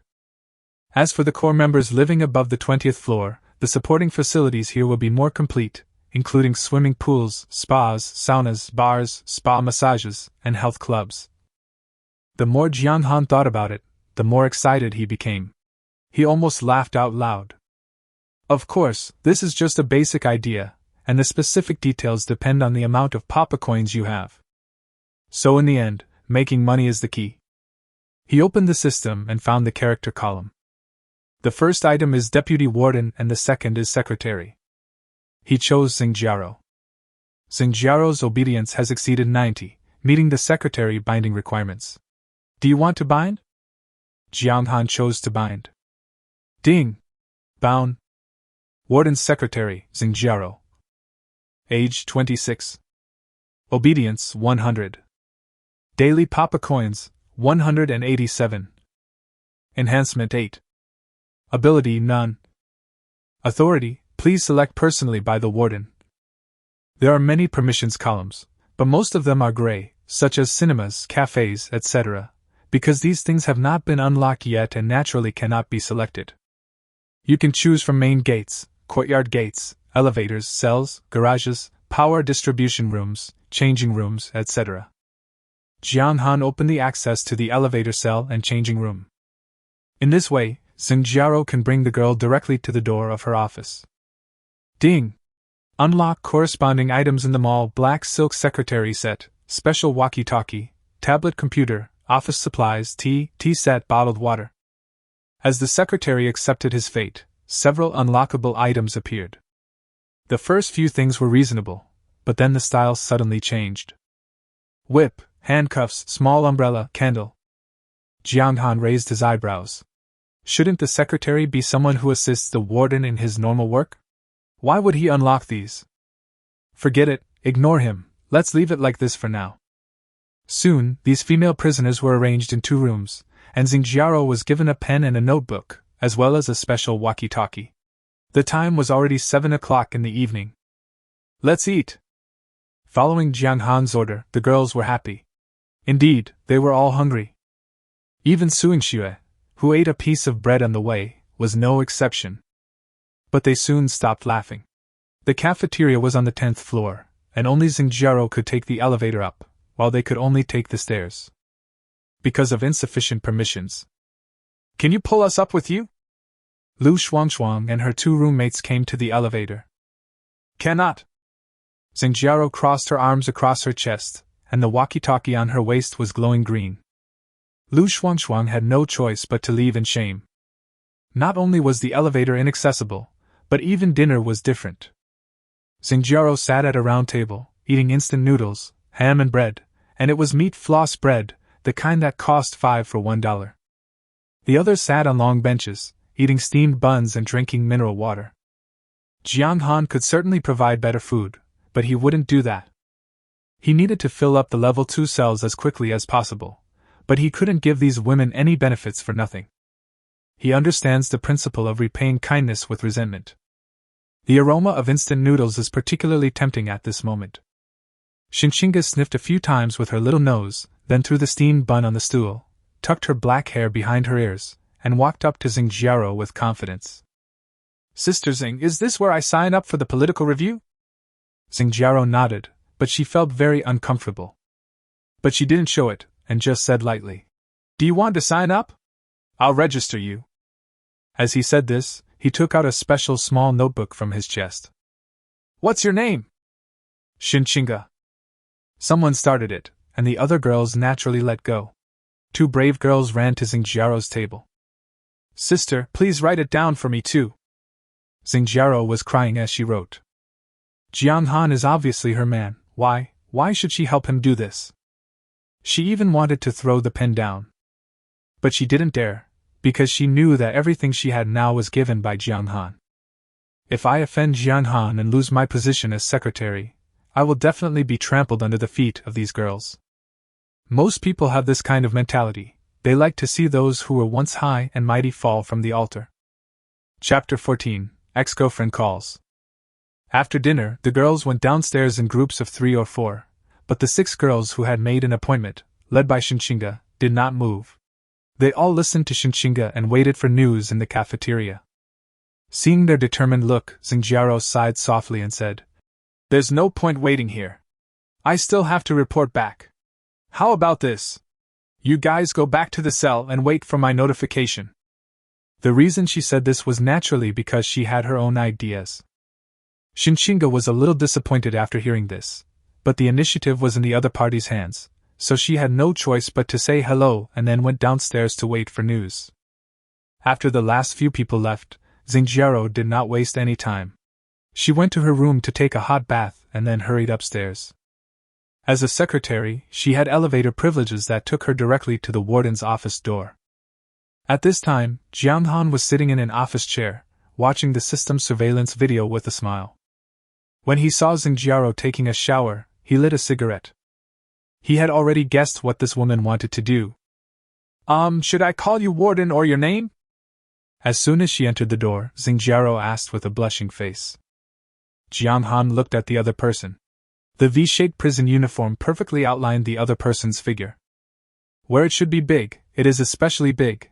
Where it should be small, it is especially small. He smiled and said, "It depends on how you position me. If you are a secretary, then call me the warden. If you are in other fields, then call me Jong Xan." Xingjiaro's pretty face turned even redder. "Jong Xan, I want to call you Jong Xan now." As he said this, he pressed his whole body against her. Compared with the previous 2 times, Xingjiaro was much more proactive this time. Jong Xan knew that this woman's heart had changed. This reminded him of Wang Ailing's famous saying. But there is also Xingjiaro's little thoughts. Drain yourself. Subconsciously, she didn't want to be with another woman, but she couldn't say it out loud, so she turned her resentment into strength. Jong Xan raised the corner of his mouth. 50 points of enhancement, can you squeeze it out just like that? He placed one hand on the other's head and went along with it, enjoying it. Just as the atmosphere was getting more heated, the phone on the table suddenly rang. Jong Xan frowned and didn't want to answer it, but when he saw the screen, he chose to answer it. This was a video call from Yao Shanshan, his girlfriend, no, ex-girlfriend. After pressing the answer button, Yao Shanshan's face appeared on the screen. "Jong Xan, look at what you posted. Are you suffering from paranoia because of the breakup? You're embarrassing me too." This made Jong Xan think of Yao Shanshan's usual bossy demeanor. "This woman is beautiful, but she always nags in my ears.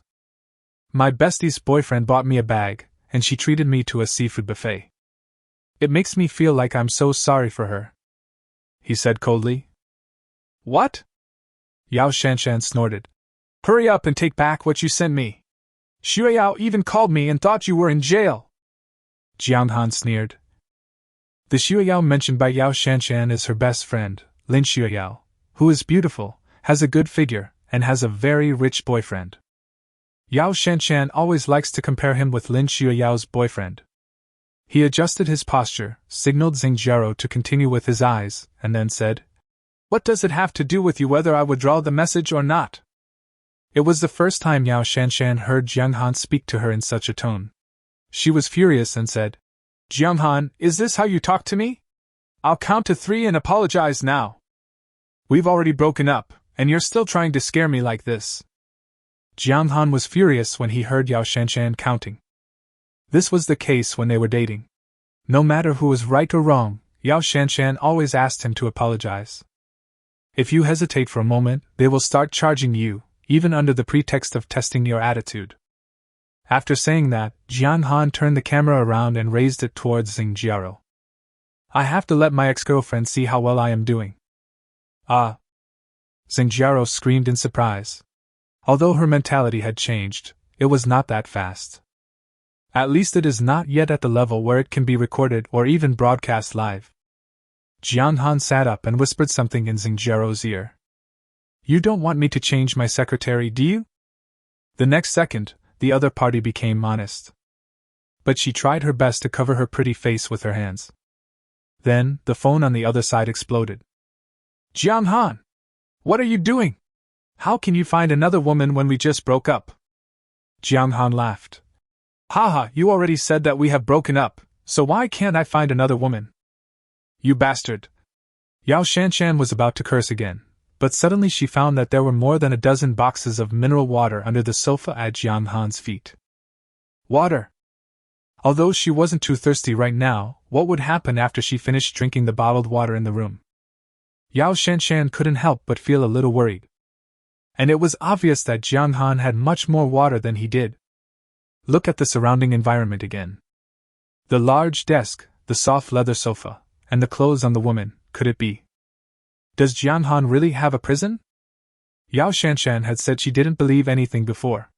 She knew Jong Han's level best. Without a father or mother, without any social background, he is just an ordinary low-class person. If he wasn't handsome and in good health, she wouldn't have chosen him at all. But it's only been one day since we last met. How come he has such a big office? And that woman, what's going on now? The apocalypse has broken out. If there weren't enough water and food, would they have served him like this?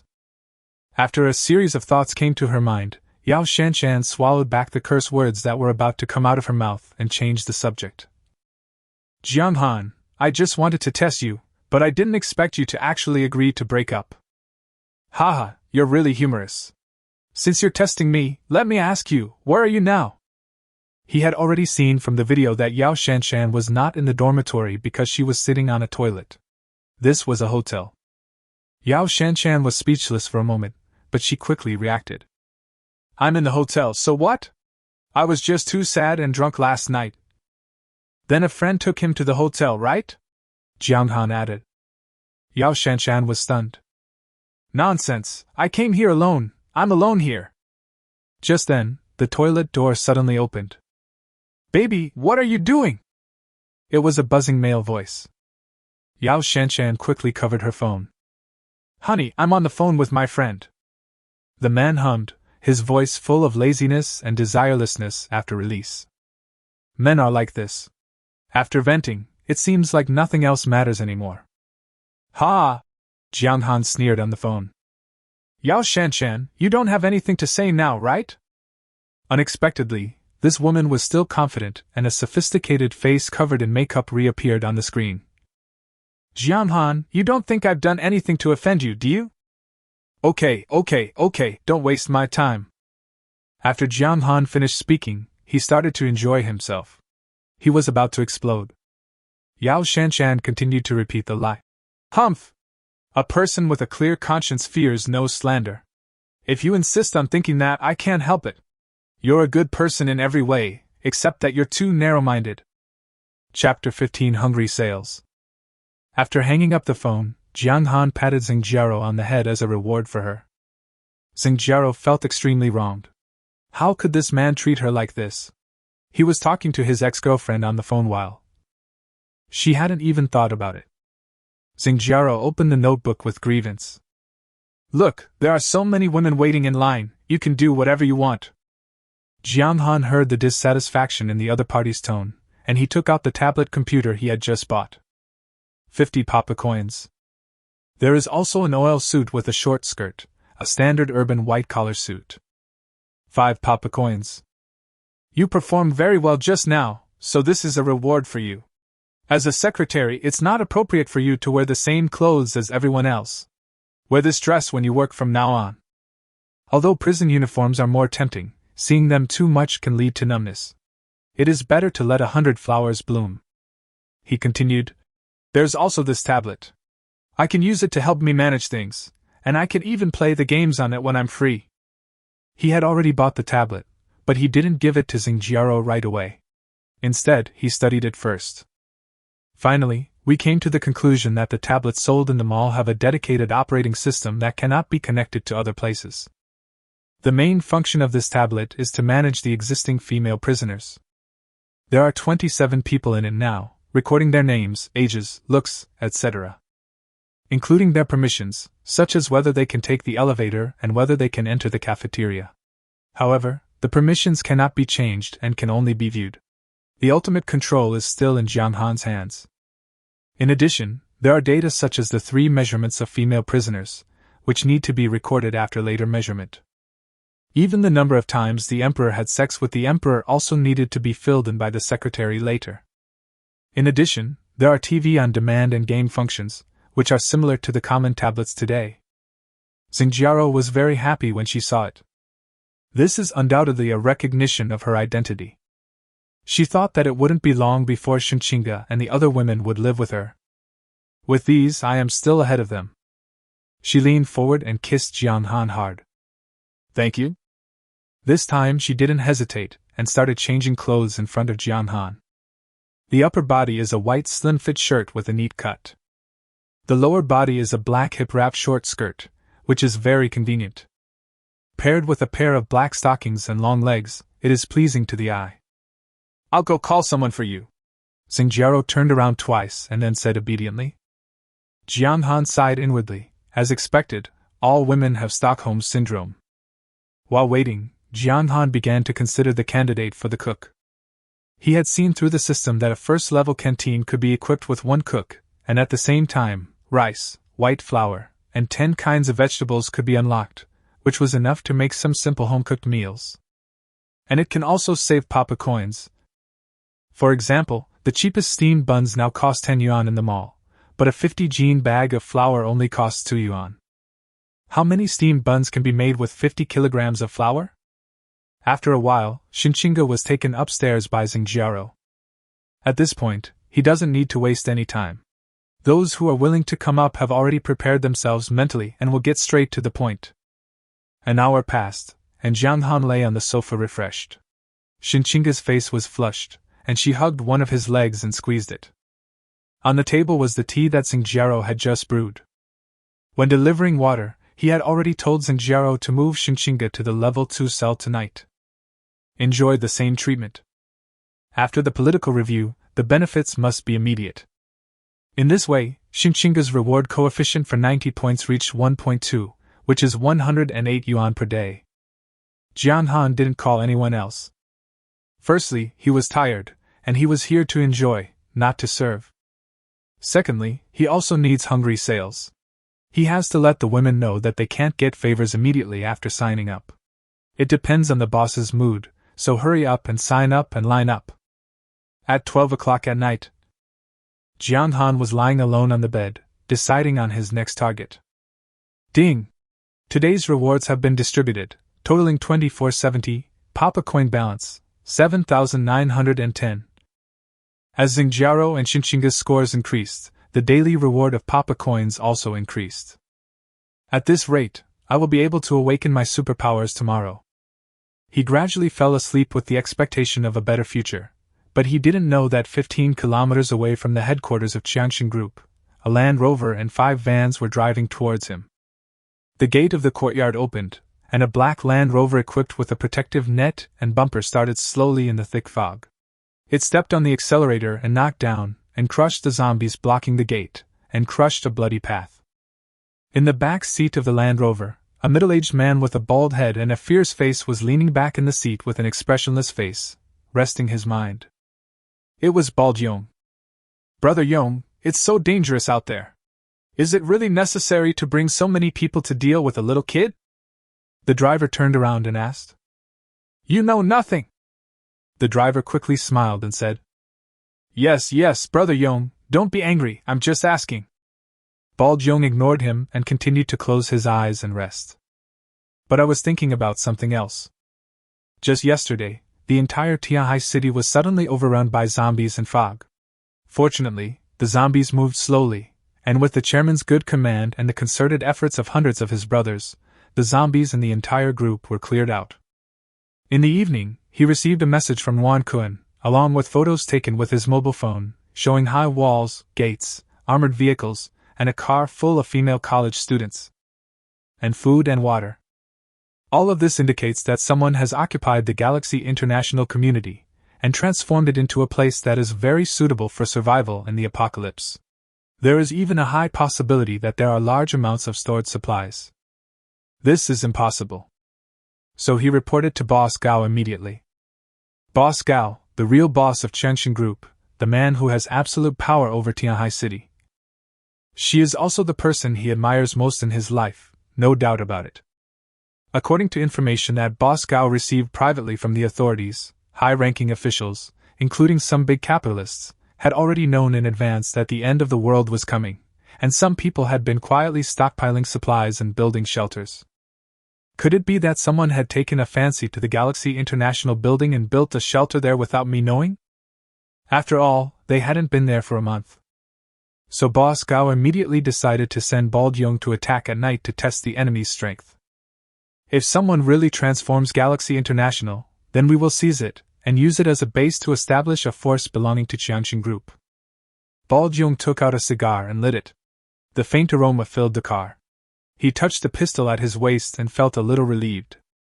The car drove slowly, and it would have been impossible to find it if we were not extremely familiar with the terrain. It took 4 hours to drive 15 kilometers. It was not until 4 o'clock in the morning that the group finally arrived in front of Wan Kun's bus. "Brother Young, we're here," said the driver, wiping the sweat from his forehead. It was so damn hard to drive. The fog seemed to be even thicker at night. If I wasn't familiar with the terrain, I would have been lost long ago. Guanto Young took out his walkie-talkie and started to deploy. After a while, the doors of the cars opened and 7 people got out of each car. Each of them held a sharpened iron pipe in his hand, tightly wrapped with white cloth. This was also the most labor-saving method I found when fighting zombies yesterday. Use an iron pipe to pierce the zombie's eyes. There are plenty of iron pipes on the construction site, and they can be turned into handy weapons by cutting them with a cutting machine. Chapter 16: Attacking the Prison. As soon as the group got out of the car, they dispersed in tacit understanding, with the Land Rover as the center point, and stabbed to death any zombies that approached. Soon, the area cleared up, and a young man opened the car door and pointed at the bus lane. "Brother Young, there aren't many zombies here. They've all been attracted there." Looking over there, Wan Kun was lying on the glass and looking at this side. Bald Young chuckled. He knew that there was not only Wan Kun in the car, but also a beautiful woman named Qin Shirin. That was the woman I had been fantasizing about for months. But it's important to get things clear first. "Go, get that kid out first." The younger brother agreed and went there with 5 or 6 people. They were originally thugs from the Qiangxin Group and had experience, so they quickly killed the dozen or so zombies surrounding the car. Wan Kun danced with joy in the car, turned around and said proudly to the people in the car, "See? People from Qiangxin Group came to rescue me, and they must have brought food with them." Then he waved out the window. "Brother Young, I'm here, save me." In the back seat, Qin Shirin's heart sank to the bottom. She originally thought that the environment outside was bad and that people from Qiangxin Group would not come, but she didn't expect that they would really come. The car door opened, and thugs holding iron pipes surrounded Bald Young and helped him get into the car. "Brother Young, it's me, I'm Xiao Ruan. I know you're soft, tell me, what's going on in prison?" Bald Young said this and found a place to sit down. Seeing 2 bottles of mineral water on the ground, he took out one and drank it. At the same time, his pair of shifty eyes kept looking at Qin Shirin, who was hiding behind him. Wan Kun looked at the bottle of water with heartache, then smiled awkwardly, and took out his cell phone, which had only 10% battery left. "I didn't believe there was a prison here, but there was a woman here who posted these on WeChat moments after being put in jail. Brother Young, take a look." Bald Young narrowed his eyes and looked at the pictures sent by Jiang Han, and became more and more certain of his guess. He rolled his eyes and said, "Huang Mao, take our brothers and let Brother Wan lead the way. Let's go in and take a look." A young man with yellow hair chuckled and agreed. Wan Kun almost cried when he heard this. "Brother Young, please don't let me in. I'll just wait outside." "Bullshit. You provided the information, who knows if there's anything fishy going on? And these guys, they all have to go to jail." As he spoke, he pointed at the old man and old woman who were staring at him with wide eyes. "As for me, I'm here to protect this beauty." Bald Young licked his lips. "Ah?" An old lady was not happy with it. She didn't care who the other person was and just turned against him. "Why are you drinking our water? We ourselves are reluctant to drink it. Besides, why are you letting us in? Why don't you go?" The old lady put her hands on her hips and shouted at the top of her voice. Bald Young didn't say anything, But the yellow-haired man next to him grabbed the old lady's hair, pulled her up and walked out. "How dare you talk to our brother Jong like that, old bitch!" After a while, the sound of slapping was heard outside. The others were frightened into silence. Bald Jong stared at Wan Kun expressionlessly. After a few seconds, Wan Kun wiped the sweat from his head and looked sad. "Brother Jong, you rest here, I'll be there soon." "Husband, you!" Qin Shirin shouted anxiously. But he was interrupted by Wan Kun. "Wife, wait here. I'll help Brother Jong take out that guy and then come back to pick you up." After saying that, he got out of the car as if escaping. Soon, only Bald Jong and Qin Shirin were left in the car. Bald Jong walked to the car window and... "Yellow hair, be careful." "Don't worry, Brother Jong." Hua Mao pulled out a pistol from his waist, left 5 people to guard the bus door, and then led the rest of the people towards the courtyard wall. Bald Jong stayed in the car, drinking water and staring at Qin Shirin. Jiang Han was sleeping at this time, and suddenly the system alarm sounded in his head. "A stranger is detected approaching the prison. A stranger is detected approaching the prison." He woke up with a start, took out his pistol immediately, and stared at the surveillance image at the door. Just by looking at him, he knew that the other party had planned it, because there were at least a dozen people at the door, each holding a weapon. The yellow-haired leader even carried a gun. A huge sense of crisis arose spontaneously. Soon, the camera at the door was smashed, and no signal was received. The shortcomings of non-hidden cameras are immediately apparent. When you discover the enemy can also detect it. A stranger has been detected entering the courtyard wall. The system reminds you again. Jiang Han immediately picked up his gun and left the office. These people know the location of the prison, and no one can be left alive. He turned on the system as he walked, and bought 2 hidden cameras in the gate in the building fence. He saw that more than half of the people at the door were gone, and there was a voice talking. It was the yellow-haired man he had just seen. "Let the brothers jump in and meet up inside. It looks like he's going to jump over the wall." Jiang Han's system can detect that there are people in the yard, but it cannot display the specific location. So he found the walls of the building and bought 10 cameras on each of the 4 walls, east, south, west and north, and installed 20 cameras on the outside of the prison building. 600 papa coins have been spent. You can't save money at this time. In this way, the situation of the entire yard can be seen at a glance. He didn't turn on the light, that would only expose himself. Loading the pistol, Jiang Han quietly walked to the window. This is the small window on the side of the main entrance. According to the display, at least 5 or 6 people will come from here. After a while, it came. He quietly opened the window, waited for the enemy to get closer, pointed the black muzzle of the gun at one of their heads and pulled the trigger. With a puff, the man's head exploded instantly and he fell straight down. Puff puff puff. A few more shots. "Oh no, we've been discovered!" Someone with quick reactions shouted a warning. Then he fell down too. 2 more shots, the magazine was empty, and the team was completely wiped out. After firing the gun, Jiang Han quickly closed the window, retracted his head, and moved to the locker room with his body pressed against the wall because someone had also come here. Change the magazine while walking, and throw away the empty magazine without keeping it. Travel light and pick it up later. He still used the old method. Following the instructions of the image, he first opened the window and then waited for the enemy to come within his shooting range. In less than 20 minutes, he killed more than 10 people using this method. Jiang Han did not choose to go out. It was risky to go outside. All the windows were closed now. If the other party wanted to come in, he would have to break the glass, and then he would hear the sound. Outside, Hua Mao didn't know that so many of his men had died. He led the main force to the main entrance. "Smash it for me!" The yellow-haired man shouted loudly, but took a few steps back. This is the territory of Qianxin Group, but it has been occupied and renovated. The most important thing is that no one knows about it. Weird. He couldn't rush forward. A fat man with a sledgehammer rushed over and started smashing with the hammer. Crash! The glass window closest to the door shattered. Immediately afterwards, a series of bullets flew out. Jong Xan had naturally discovered them a long time ago. Holding the gun in both hands, he just started shooting without caring where the people outside were. The fat man was shot into a sieve, and several people behind him were also shot and fell down screaming. The yellow-haired man reacted quite quickly. He quickly stepped back, then picked up his gun and started shooting without thinking. However, Jong Xan was hiding far behind the wall, and those randomly fired bullets couldn't even touch him.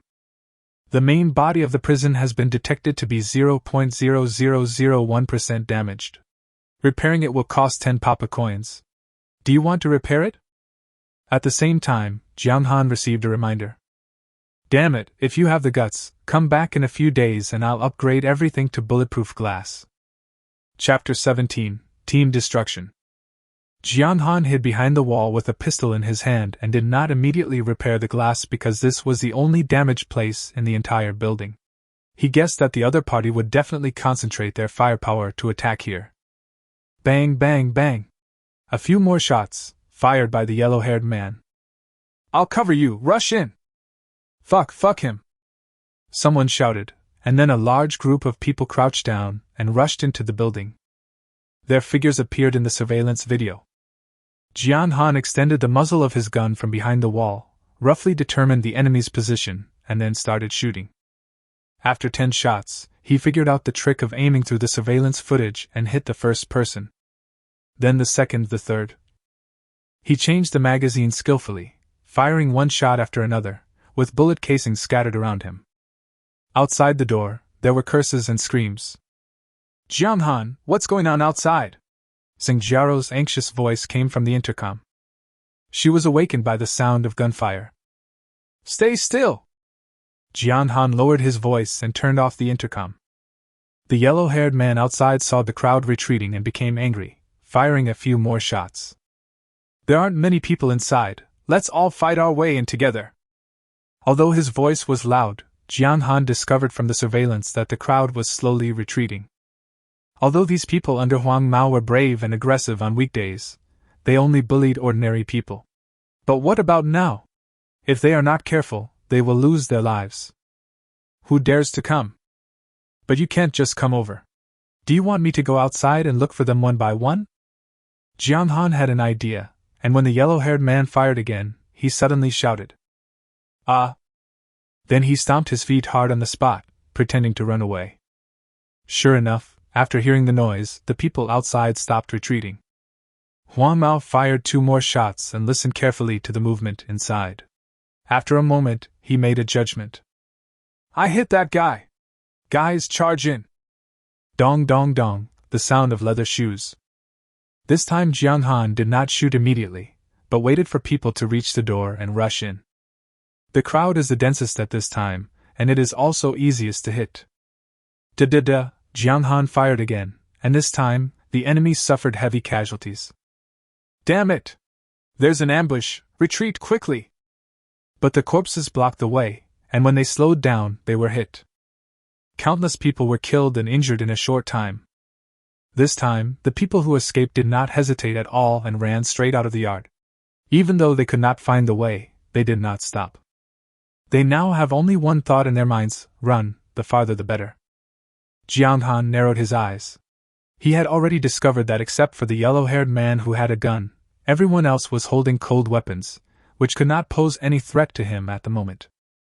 So he no longer hesitated, rushed out with his gun raised, and chose to repair the glass first. That way, if someone breaks in through the window again, he'll know immediately.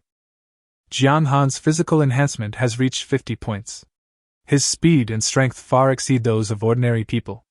If the opponent does not have hot weapons, then 20 people are no match for him.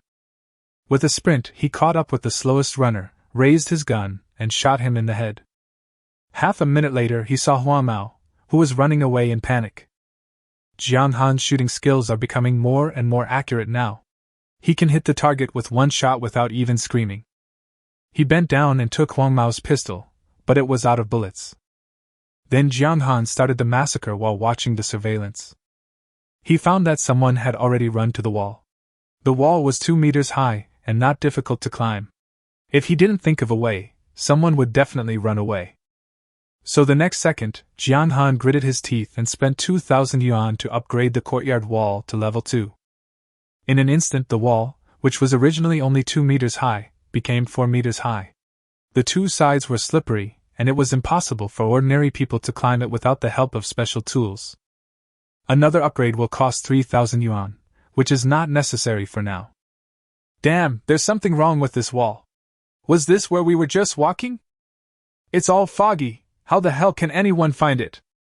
Not far from Jong Xan, there were several angry curses coming from the people trapped by the secondary wall. He followed the sound and didn't give the other party a chance to speak. He just shot. After killing the man, he started walking along the wall. Those who can't jump out will definitely try to find a way near the wall, which is the best opportunity to kill them. In this way, he killed more than 20 people, including some elderly people, but the system's prompts did not end. In other words, there are still living people in the yard. Jong Xan looked around and shot anyone he saw lying on the ground in the head, regardless of whether they were dead or not. Firstly, it ensures that the other party is completely dead, and secondly, it prevents the corpse from turning into a corpse. Half an hour passed and the prompt sounds still did not disappear. Finally, Jong Xan had no choice but to check the surveillance again carefully. Huh! He noticed a person lying against the building's outer wall. He looked familiar.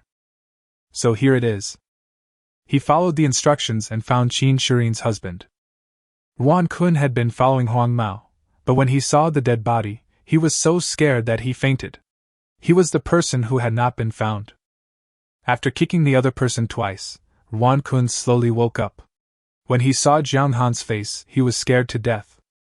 Don't shoot. You're the one who told these people my location. Jong Xan shook the gun and asked. No, it's not me. Put the gun directly on the opponent's forehead. I'm asking you one last time, is it true or not? Yes, don't kill me. Wan Kun was so scared that he burst into tears. Not only were tears flowing from the upper part, but the lower part was also busy, with a stream of light yellow liquid flowing out. Who are they? Jong Xan took a step back to avoid the urine and continued to ask. People from Qiangshan Group. Under the threat of the pistol, Wan Kun spilled out everything he knew like pouring beans. Jong Xan listened quietly. The people from Qiangshan Group came to the door, which might lead to more people knowing the location of the prison. How many people came in total? Wan Kun trembled and said, I don't know. I only know that their leader is called Baldyong, and he's on the bus outside. Baldyong. Jong Xan repeated, this man must be killed.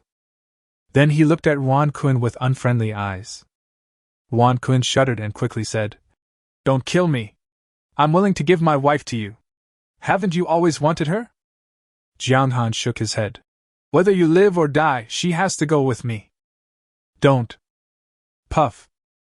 Anyone who knows the location of the prison must not be allowed to stay.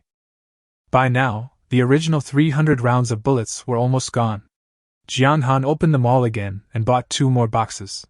Then he observed through the camera at the door for a while. After making sure that there was no one there, he slowly opened the gate. It was pitch black outside, and the fog seemed even thicker at night. Jong Xan, holding a gun, slowly moved towards the bus. On the bus, Baldyong was lying on Qin Shirin. Don't! Brother Yong, don't do this!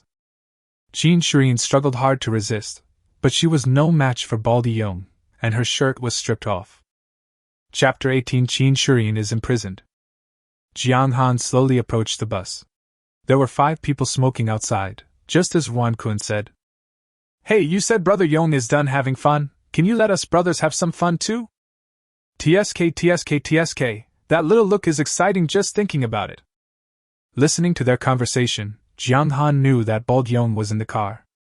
He raised his gun and pulled the trigger at the flickering cigarette butt.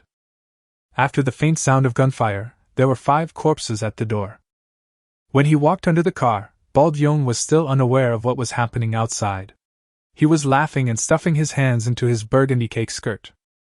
Jong Xan saw that there were only 2 people left in the car, so there was no need to hide anymore, and he kicked the door open. You fucking bastard! Baldyong just cursed a few words and swallowed the rest of the words back. because he saw that the person coming was not one of his men. "Who are you?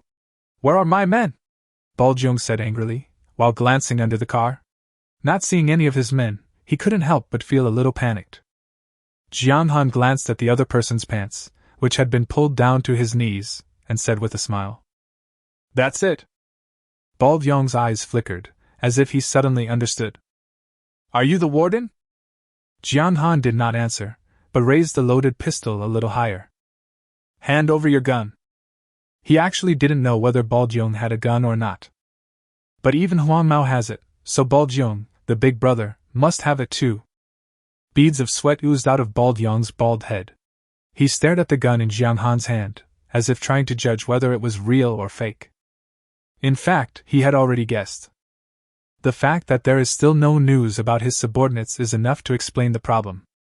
He slowly pulled up his trousers, opened the holster from his belt, and slowly took out the pistol. Then I made up my mind. It is impossible to hand over the gun. It is either you die or I live. Then a gunshot was heard, fired by Jong Han.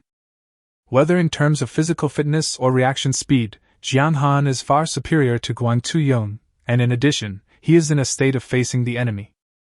So this shot was steady and accurate. Hit Yong's wrist. Jong Han put the gun to the other man's forehead. "I ask, you answer or you die. Do you understand?" Yong covered his bloody wrist and nodded. "Are you from Qianqing Group?" "Yes." Jong Han continued to ask, "How did you know about the prison?" "It was her husband who called." Jong Han glanced at Qin Shirin, then spoke again. "Did anyone else know that you came here tonight?" "Boss Gao knows. He's the chairman of Qianqing Group." "Boss Gao, what a familiar name. He seems to be a man who has connections in both the black and white worlds." "Where is he now?" Yong swallowed and whispered, "After I finish speaking, you have to let me go." He is not stupid. This is the most critical issue. He wants to use this information to exchange for his life. Jong Han agreed. "Okay, as long as you tell the truth." Yong gritted his teeth and said, "He is in Beihu District, in a private villa east of the Qianqing Group building." Jong Han stared into the other person's eyes and nodded after a moment. "You can go now." "Real?" Jong Han looked as if he was going to regret it if he didn't leave, and then he stepped aside to make way.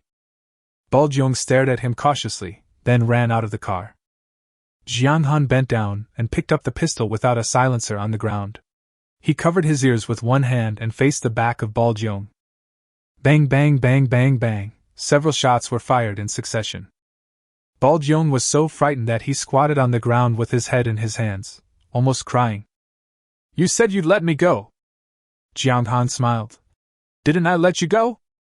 Then why did you shoot?" "I didn't hit you." Indeed, all his shots hit the ground. Yong stood up tremblingly. "Then I'll leave?" But before he could finish his words, he suddenly saw something out of the corner of his eye.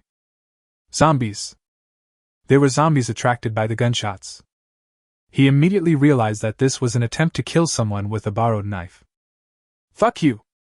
Jong Han smiled and said, "Originally, if you had begged me, I would have given you a quick death, but you cursed me, so now I have changed my mind." As he said that, he picked up his pistol and started to slowly shoot at the zombies around Yong. Practice your shooting skills at the same time. He didn't stop until Yong was bitten all over. Of course, Yong had already fallen in a pool of blood and couldn't get up. Death was only a matter of time. "Help save me!" The instinct for survival made him shout unconsciously. Jong Han was naturally unmoved, but returned to the car, sat down on the chair, and said to Qin Shirin with a smile, "Well, now the whole world is finally quiet. I'm sure you heard what that bald guy said just now. Your husband revealed my affairs, but I saved you despite the past grudges, right? You should die, but I'm kind-hearted, so go away." Jong Han said this, pointing to the car door, using the same gesture as when he hit Yong. Qin Shirin only came back to her senses at this moment. She stared blankly at Jong Han. "Go? I'm afraid it would be even more miserable than Yong's death. Moreover, everything that happened just now was beyond her tolerance. If Jong Han had not arrived in time, If Jong Han had not had a gun in his hand and killed Bald Yong, her fate would be unimaginable. Seeing Jong Han's ruthless appearance, the balance in her heart began to tilt. Perhaps only by following this kind of man can I survive. Does your prison still want me? Qin Shirin asked in a low voice with a blushing face. Jong Han smiled. I hate forcing others the most. It wasn't forced, I went involuntarily. In that case, I will take you in. But you have to be obedient after you go in. Jong Han stood up and touched the other person's little face. Qin Shirin hummed. She has figured it out. Jong Han's place has food and drink, and it is the only place where you can survive. Jong Han looked at the car and the corpse. He didn't have the spatial ability of the protagonist in the novel, so he had to leave these things here. As soon as the two got out of the car, Qin Shirin hugged Jong Han's arm in fear and whispered, I'm scared, there are zombies outside. You are my prisoner now, so your safety is my responsibility. After hearing his words, Qin Shirin felt extremely at ease. It was already 5:30 in the morning. Jong Han took out the walkie-talkie and called Xinjiao down. He also specifically told her to wear prison uniform. When two old acquaintances meet, they naturally exchange pleasantries. Qin Shirin looked at Xinjiao's clothes and her face flushed. Jiao, this dress. Sister Qin, this is our uniform here. You'll have to change into it later. She spoke decisively, leaving no room for rebuttal. Although we are old friends, the principles cannot change. Xinjiao now understands Jong Han's thoughts more and more. Isn't it just for this matter that he asked her to wear the prison uniform? Qin Shirin was embarrassed, but seeing Xinjiao was dressed like this, she didn't say anything. The next thing is very simple, check. Check if Qin Shirin has any wounds. Don't you want to ask about your husband?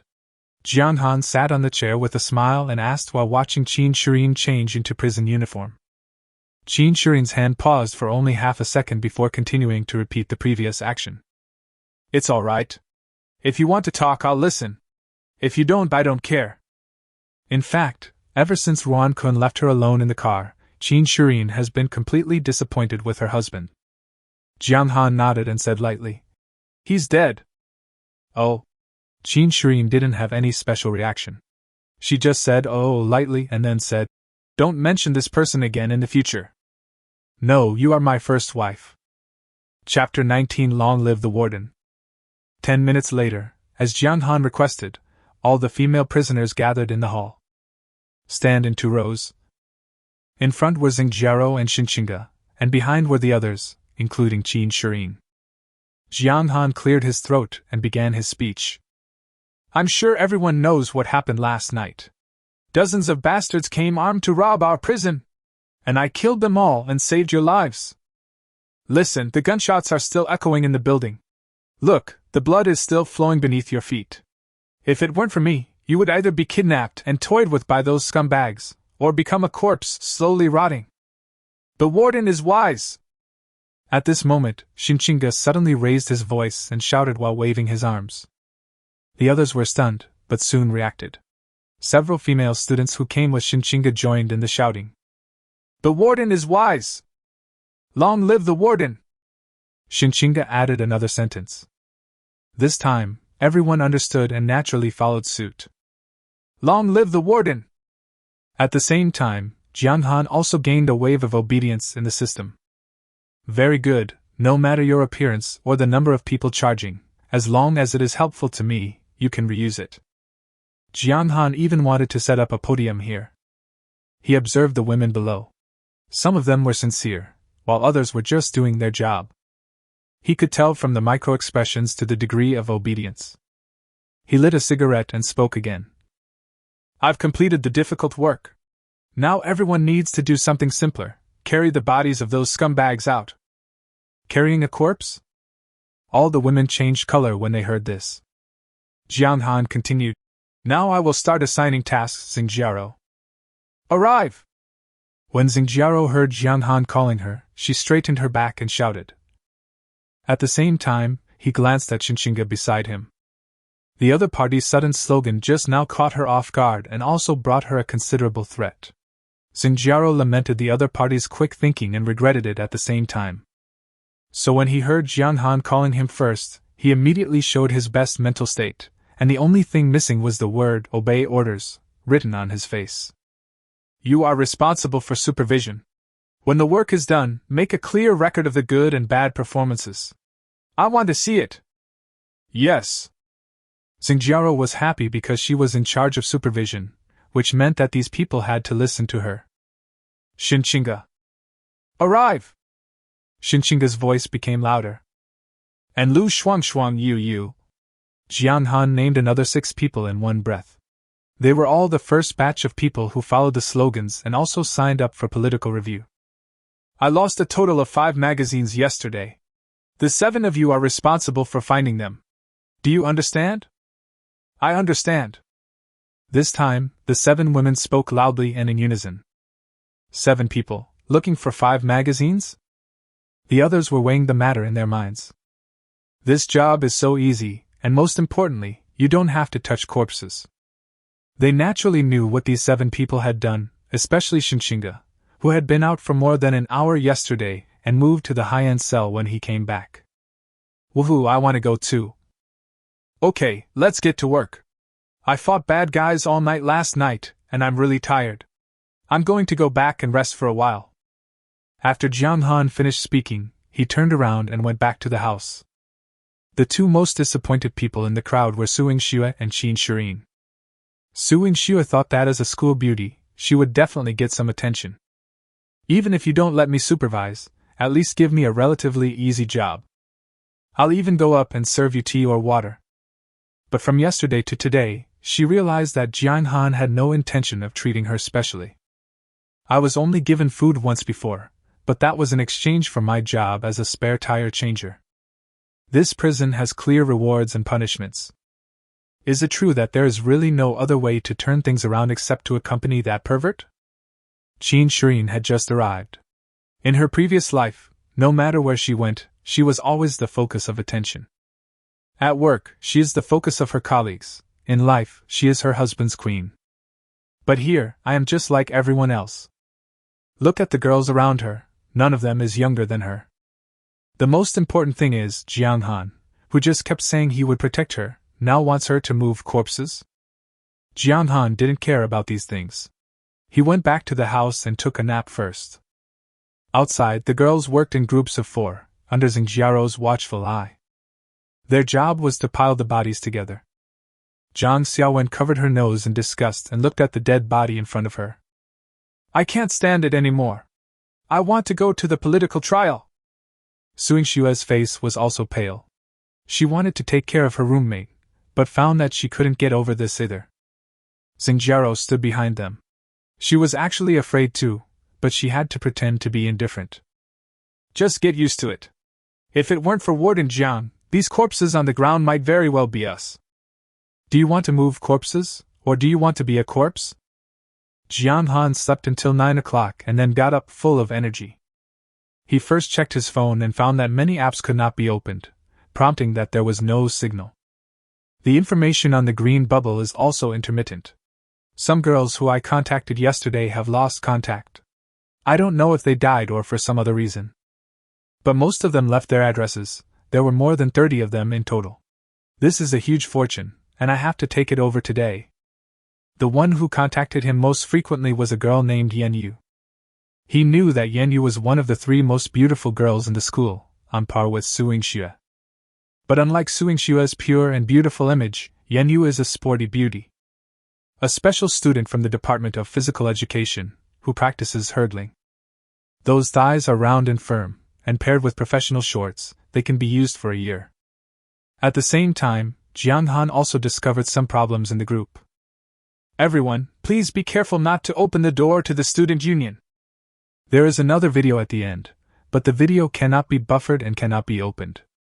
Brother upstairs, what's going on? The student union is here on our floor. They seem to be killing zombies. Should I go out? Oh my god, someone is robbing. Just from these few sentences, Jiang Han could probably tell that the student union members were robbing. At the end of the world, everything is in chaos.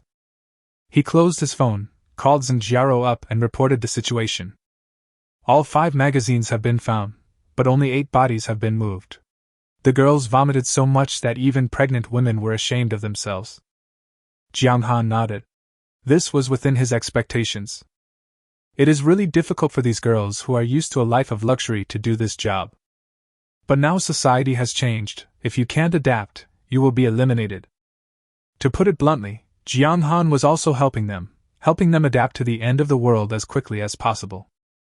Compared to fighting and struggling, this is the simplest job. Let's stop here for the morning and continue in the afternoon. Let them take a shower and then eat. Jong Xan stretched out his big feet as he spoke. Xingjiaro agreed and put on his socks sensibly. Where are we going to wash? Xingjiaro only knew that there was a shower in her cell, but she didn't want anyone else to occupy it. Jong Xan thought for a moment. There is only one bathroom in the level 2 cell, which is a single shower. Judging from the girls' current condition, they probably won't be able to finish showering until the evening. Money is earned, not saved, so it should be spent when necessary. If you want to awaken your superpowers, you have to take in more female prisoners, not live frugally. So Jong Xan opened the system and found the bathing center. Level 1 Bath Center, 1,000 papa coins. 20 bathing spots are open, but the rest area, pool, sauna, scrubbing area, oxygen room, and chess and card room are not open. Upgrading to level 2 requires 1,000 papa coins, unlocking 20 bathing spots, the sauna room, and the lounge. Except for 20 bathing spaces, other corresponding facilities are not open. Level 1 Bath Center corresponding unlocked items: hot water, shower gel, shampoo, bath towel, mud scrubber, bath towel. What made Jong Xan happiest was the hot water. Although you can take a shower in the level 2 cells, there is no hot water provided. That is a privilege only available in the level 3 cells. The same goes for Jong Xan's level 1 office. If you want to take a hot shower, you have to upgrade to level 2. But the bathing center is different. It is a place specifically for bathing, so it is available as soon as you unlock it. The price of hot water is much higher than that of ordinary tap water, 1 papa coin per ton. The system gave him 1 ton, which was definitely not enough, so Jong Xan spent another 5 yuan. The female prisoner behaved well and should be rewarded well. Chapter 20: Disparities Everywhere. According to Jong Xan's selection, the people entering the bath center were divided into 3 groups. The first batch included Xingjiaro, Xinxinga, and him. The second group consisted of 6 girls who registered for political review, led by Lu Shuangshuang, plus He Mengmeng and Qin Shirin. He Mengmeng is the bravest one. It is said that when other girls were vomiting, she completed the transportation of the 8th corpse by herself. People like this deserve rewards. Qin Shirin had other arrangements. The third group is the remaining people. In addition, Jong Xan also gave strict requirements on bathing time. The first batch of female prisoners took half an hour, the second batch took 20 minutes, and the last batch took 10 minutes. There is only 10 minutes, you can deal with the remaining waste yourself. He wants to demonstrate the superiority of a high-ranking female prisoner in every aspect of his life. The first batch took a bath. This was also Jong Xan's first hot bath after the end of the world. The scent of jasmine filled the humid air as hot water washed over their bodies. The 2 were very shy and nothing special happened, just the usual scrubbing and applying shower gel. Rub one and apply the other. Then the second batch. As for Jong Xan, he was too tired last night, so he needs to take a longer shower. Is that okay? Lu Shuangshuang's boldness is different from He Mengmeng's. He Mengmeng dares to face zombies and dead people, but when facing Jong Xan, she almost sticks her head into her crotch. Lu Shuangshuang was different. She thought Jong Xan was much cuter than zombies. As soon as she entered the door, she stared at him with her big eyes, showing no intention of backing off. Under her leadership, the other 5 women also slowly moved closer to Jong Xan. What a great opportunity! The women had the same thoughts. In fact, they had already discussed it when they were changing clothes outside. They had signed up long ago, but were not called away. Opportunity is fleeting, and once lost, it will never come back. We must seize this opportunity today. Jong Xan was stunned. I'll just wash for a little longer. Are you guys planning to rebel just because you have more people? Yes, we just want to rebel. We just want to rely on our numbers and commit insubordination. So punish us. Lu Shuangshuang said her own reasoning. Bold. Outrageous. Jiang Han naturally had to continue acting. Later on, even He Mengmeng and Qin Shirin began to lower their standards. There was no other way, so a very smart girl ran over, pulled them both over, and tore off the last layer of fig leaf. Jiang Han silently memorized the girl's name. Meng Chao, the Tide of Tide. This woman can be reused. He thought to himself that perhaps he could add a position for a bathing companion. Due to special reasons, Jiang Han extended the time for these girls and made them wash for an hour. The third group of people outside were getting anxious. They naturally knew what was going on inside. At this moment, they lowered their heads and kept silent, each with their own thoughts. Especially Zhang Xiaowen. In terms of appearance, she is not inferior to anyone except Su Yingxue. She believed that if she signed up, Jiang Han would definitely pick her. But Su Yingxue kept persuading her. In the end times, we don't need to care about what others choose, as long as the four of us stick to our original aspirations. This worked, and the four iron corners became the iron triangle. She secretly made up her mind that once she got in, she would stick to her original intention. My original intention is to live a better life. When the time was up, everyone came out talking and laughing. It wasn't that they were particularly open-minded, but everyone was like this and they were used to it. Jiang Han didn't wash either. He had entered sage mode now and didn't even bother to look. You guys go find Xingjaro and change rooms. As soon as he went out, Jiang Han gave the order, obviously speaking to others. He Mingming's face was as red as a monkey's butt. She didn't dare to look up at Su Yingxue and walked out silently. Su Yingxue was extremely disappointed and depraved. He Mengmeng was the best friend among the four, but she didn't expect that she would be the first to lose. The third group of people who took showers finished in 10 minutes in a depressing and tense atmosphere. Not only do they have to take a shower, they also have to wash their prison uniforms. Everyone's clothes were more or less stained with blood. Of course, the prison has a laundry room, but it is not unlocked. However, even if they are unlocked, they cannot be exempted from the task of washing clothes. Instead, they have to serve senior female prisoners. One more thing, the bodies haven't been moved yet, so we have to continue moving them this afternoon. The most important thing is that there are 2 fewer people working. So the third group of girls were in a particularly heavy mood. While they were taking a shower, Jiang Han called Qin Shirin to the office. As a wife, you should know how to cook. He sat in a large office chair, smoking a cigarette. In fact, Jiang Han had wanted to ask this question a long time ago, but in order to be a cook, in addition to having certain cooking skills, one must also have an obedience level of over 90. Through his efforts, Qin Shirin has finally reached the standard. Qin Shirin is wearing a new prison uniform, which is a benefit after moving to the level 2 cell. Own 2 prison uniforms. Unlike those women, who have nothing to change after washing. After hearing Jiang Han's question, Qin Shirin was delighted. She already knew that Xingjaro was the secretary, the only woman in the building who was not a prisoner. And she would soon be the second. Be sure to seize it. She looked at Jiang Han and nodded heavily. Meeting. Well, I now appoint you as the cook at Papa Women's Prison. Yes. Thank you. Oh no, thank you, warden. It seems that this statement is more in line with her identity as a cook. Jiang Han put out the cigarette. Come on, accompany me to the kitchen. At the same time, find the character panel in the system. Ding. Bound. Prison cook number 1, Qin Shirin. A level 1 canteen can only have 1 cook. If you want to add more people, you must upgrade the canteen. Age 30. Obedience 93. Daily Papa coins 108. As Qin Shirin moved to the level 2 cell, the coefficient also became 1.2. Enhancement 8. Ability none. Authority, please select personally by the warden. Jiang Han unlocked the elevator and cafeteria for her, so she could go in even if it wasn't mealtime. Unlock corresponding items in the mall: pots and pans, gas stove, oil, salt, sauce and vinegar, rice, flour and oil, tomatoes, cucumbers, cabbage, eggplant.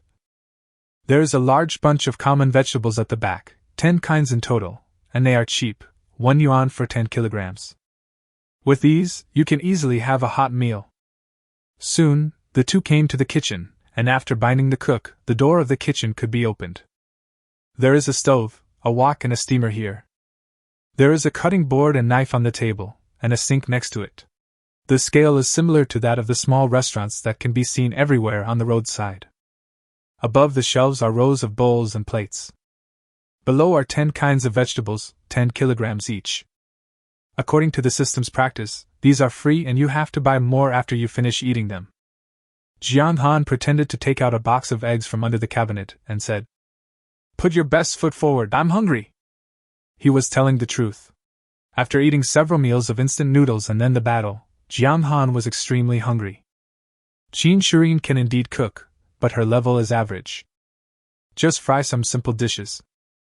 So at this moment, she felt a lot of pressure.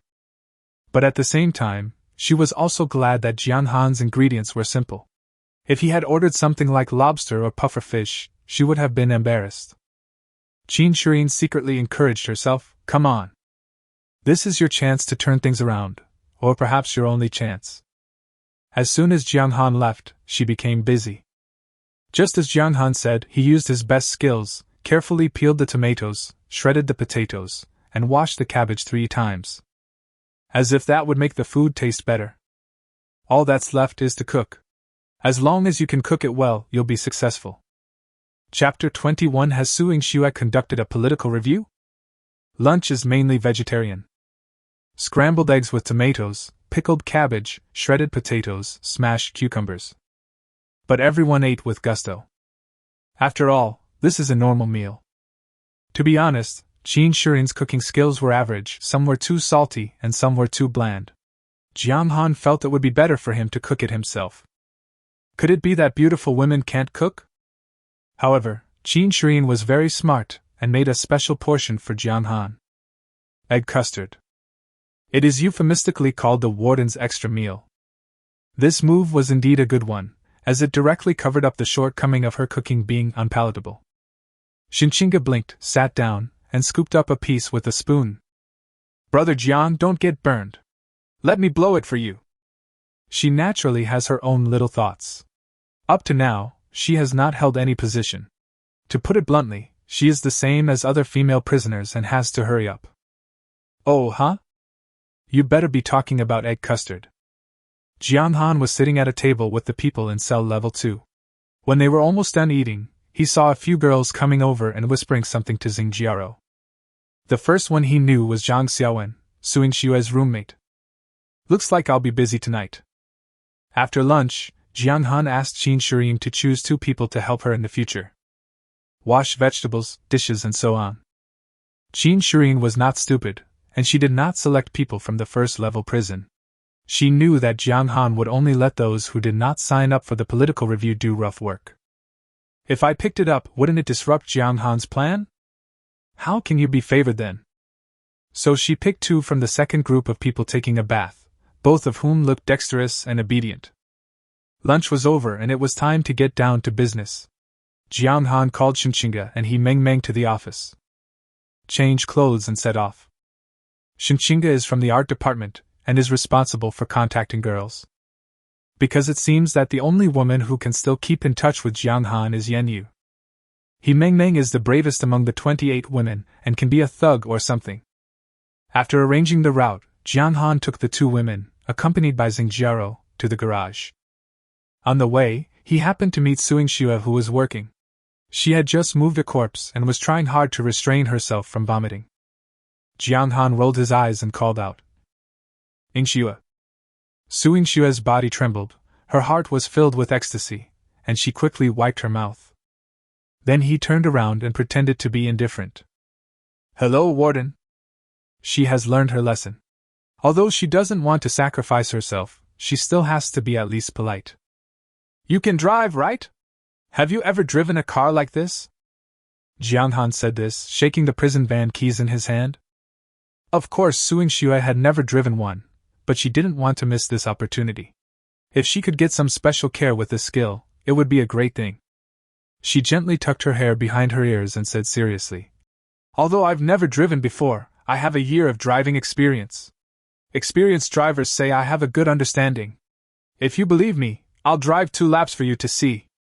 Jong Han nodded. "Then you can drive from now on, and you don't have to do anything else." Suing Xue almost jumped up. At the same time, he also sneered at Jong Han. "Even if I don't sacrifice myself, won't you still come to please me obediently?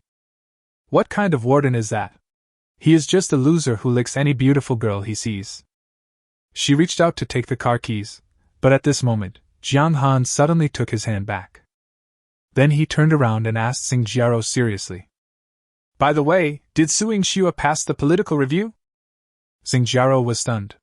"You don't know whether she has undergone political review or not?" But then she realized. "Please wait a moment, I'll check."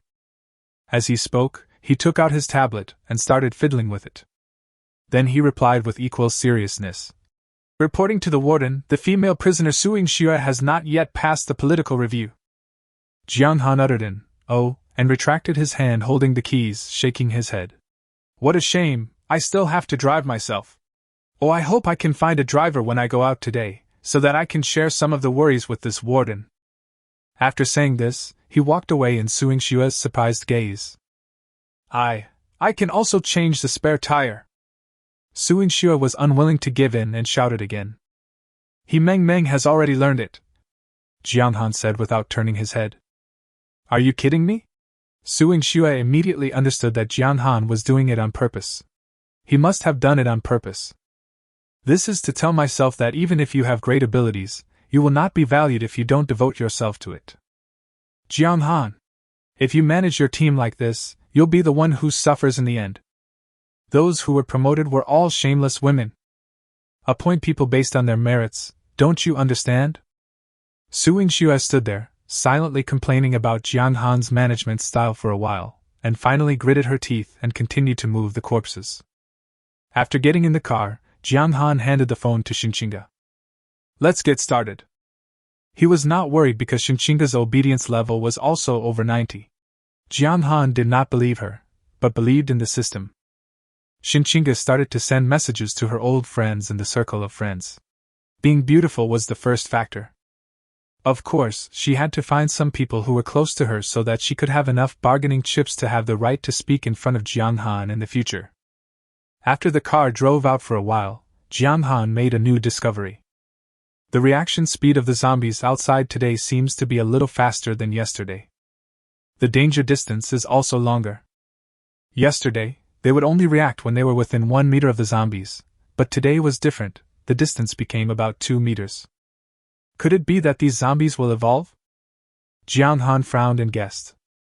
Don't underestimate this short 1 meter. It is almost fatal for people who go out to look for supplies. In the fog, visibility is already very low, and in this situation, everything becomes more difficult.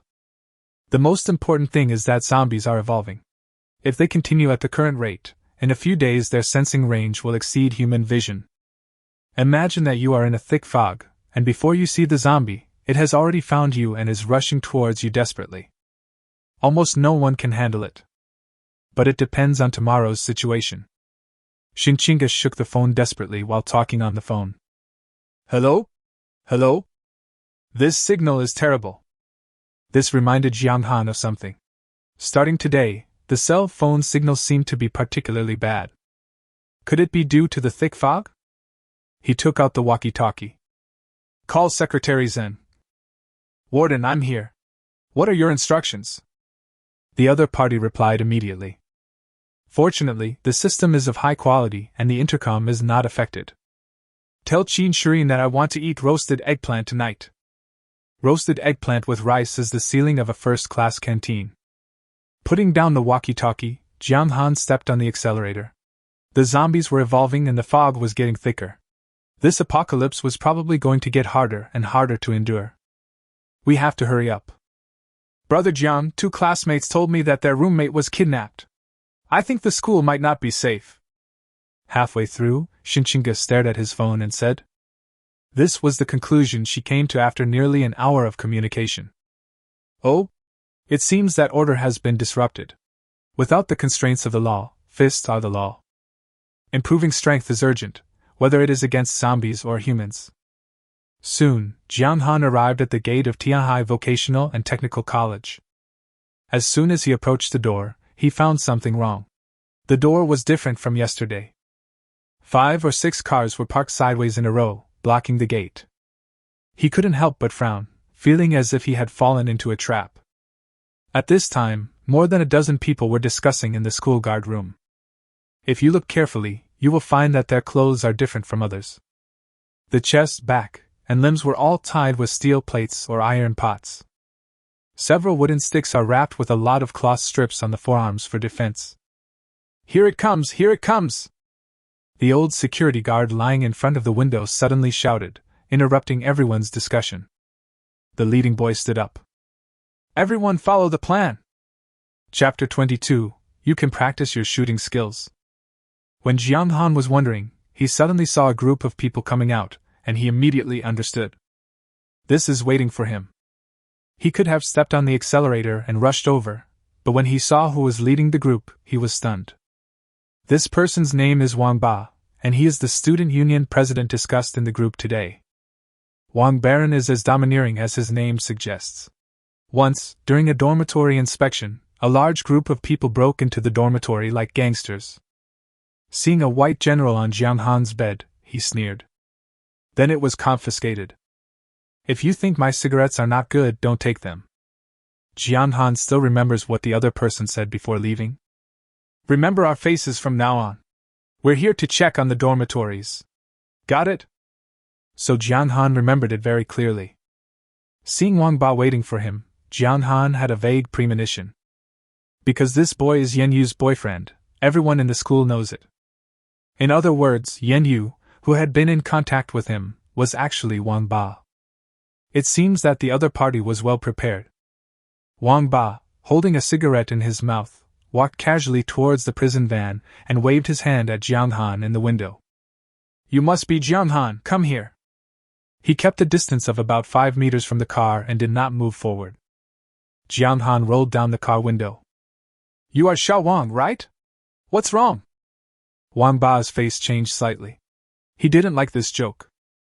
But he soon returned to normal, and said with a smile, "Jong Xan, the car is nice. Where did it come from?"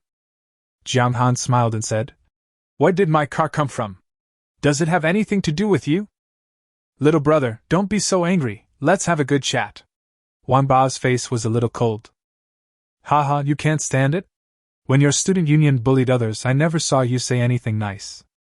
If you think my words are rude, you don't have to ask," Jong Xan said, taking out his pistol. "Don't think I don't know what you're up to. Why are you pretending to be smiling but hiding a knife behind your smile?" Wang Ba's face changed slightly, and then immediately changed to a sincere expression. "Student Jong Xan, don't get me wrong. I just wanted to ask about the prison. If you don't want to talk about it, forget it." After saying that, Wang Ba slowly backed away, his eyes fixed on the gun in Jong Xan's hand. Only after he was half hidden in the red mist did he chuckle twice. "If I guess correctly, you don't have too many bullets." After saying this, the whole person disappeared. Jong Xan restarted the car and prepared to crash into it. But the next second, he stopped, because when he looked closely, he found that there were many nails on the ground right in front of the car. It's obvious that these nails have been modified. Ordinary iron nails or screws have been twisted into a triangle shape with pliers. If the tire is put on it, it will definitely be broken. It turned out that this was Wang Ba's plan, to let his car's tire burst, and then come up to steal the car. Jong Xan put the car in reverse gear. "I couldn't get out of the main door, so I hit the wall. Anyway, the prison van is very sturdy. There are many dilapidated walls on the entire campus. We can just find one and crash into it." Just after stepping back a few meters, Jong Xan saw a vague figure in the rearview mirror. He became alert and magnified the image fed back by the rear camera on the screen, and easily found the clue. Someone also threw nails at the back of the car. More than before. At this moment, 5 or 6 unidentified objects flew over from all directions. These things are varied: alarm clocks, small speakers, radios, mobile phones. Without exception, they are all things that can make sounds. Then, a chaotic sound rang out. Various music, various ringtones. The sound immediately attracted a large number of zombies, who stretched out their arms and walked straight towards the car, surrounding the prison van. This time Jong Xan completely understood. It turned out that he was waiting for him here. Wang Ba first contacted himself using Yan Yu's cell phone, and then after arriving, he came out to talk to himself to attract his attention. While he was at it, his men threw nails behind him to prevent him from leaving. Then, use sound to attract zombies. No wonder Wang Ba said that just now. The other party's goal was to use up all his bullets. Jong Xan sneered in his heart. Can this little trick keep me here? But the other two women in the car, Xinxinga and He Mengmeng, were a little scared. Especially Xinxinga, she threw herself into Jong Xan's arms. Warden, we are surrounded. Don't worry, no one can hurt you except me. Xinxinga was stunned, feeling that there was something else behind these words. Then she leaned over to Jong Xan's ear and said in a coquettish voice, People are willing to let you get hurt. Jong Xan pushed her away. Now was not the time to talk about this. He looked at the hordes of zombies in front of him and said, You must have put a lot of thought into coming up with this idea. But is it useful? Not to mention how many bullets I have, even if I don't have a single one, can those things get on the car? Besides, he could deal with the nails on the ground without getting out of the car. Ever since his tire was punctured last time, Jong Xan has been thinking about upgrading his car. The price of the prison van and the cell is the same. It costs 2,000 yuan to upgrade to level 2, 3,000 yuan to level 3, and so on. Jong Xan made up his mind and clicked to upgrade. He was looking forward to seeing whether features like explosion-proof tires would appear. Ding! It has been detected that there are other people in the prison van besides the host, and the upgrade cannot be performed. Unable to upgrade? This was the first time Jong Xan encountered such a thing. I see. Recall that whether he purchased or upgraded buildings, he did so without anyone around. This should be the iron law of the system. It seems that this method is not feasible, but Jong Xan still does not feel nervous at all. In fact, with his current ability, even if he got out of the car directly, he would have a 90% chance of defeating those zombies, killing Wang Ba, and then escaping safely. But he soon thought of another thing he could do. Practice shooting. What a great opportunity. He called He Mengmeng over. Want to jerk off? He Mengmeng blushed. As you say. No, I'm talking about a real gun, this one. Jong Xan took out a gun from his waist. The reason why he was not afraid was because the system had already said that any weapon sold would not be effective against the host. Give it to me? He Mengmeng was stunned. He believed that this was what Jong Xan relied on most, and he would never give it to anyone else. You know, we are so close. If I have any bad intentions, you're finished. No, Jong Xan will not give me the gun. This must be a test. I must be careful. He Mengmeng warned herself in her heart. Do you want to fight or not? Jong Xan saw that she was in a daze and urged her. This is the warden stuff. I wouldn't dare. TSK, you're not afraid of moving corpses, but you're afraid of shooting a gun? It's not that I don't dare, it's that I don't dare. He Mengmeng explained. Jong Xan put the gun directly into her hand. There's nothing to be afraid of. Just fire 2 shots and you'll learn it. He Mengmeng was a little confused. Are there bullets in this gun? She tried to pick up the gun and pulled the trigger outside. Click. No movement. Tisk, it's an empty gun without bullets. He Mengmeng curled her lips. You just want to see if I'll point the gun at you? You're so distrustful. This gun has a safety on it. It has to be turned off. Jong Xan said, and sat over, holding her waist with one hand and holding up her fair arm with the other. Turn on the safety and shoot at the zombies under the car. Puff. A gunshot rang out, and a zombie fell to the ground. Do you know how to use it? Jong Xan asked. Obedience plus 30.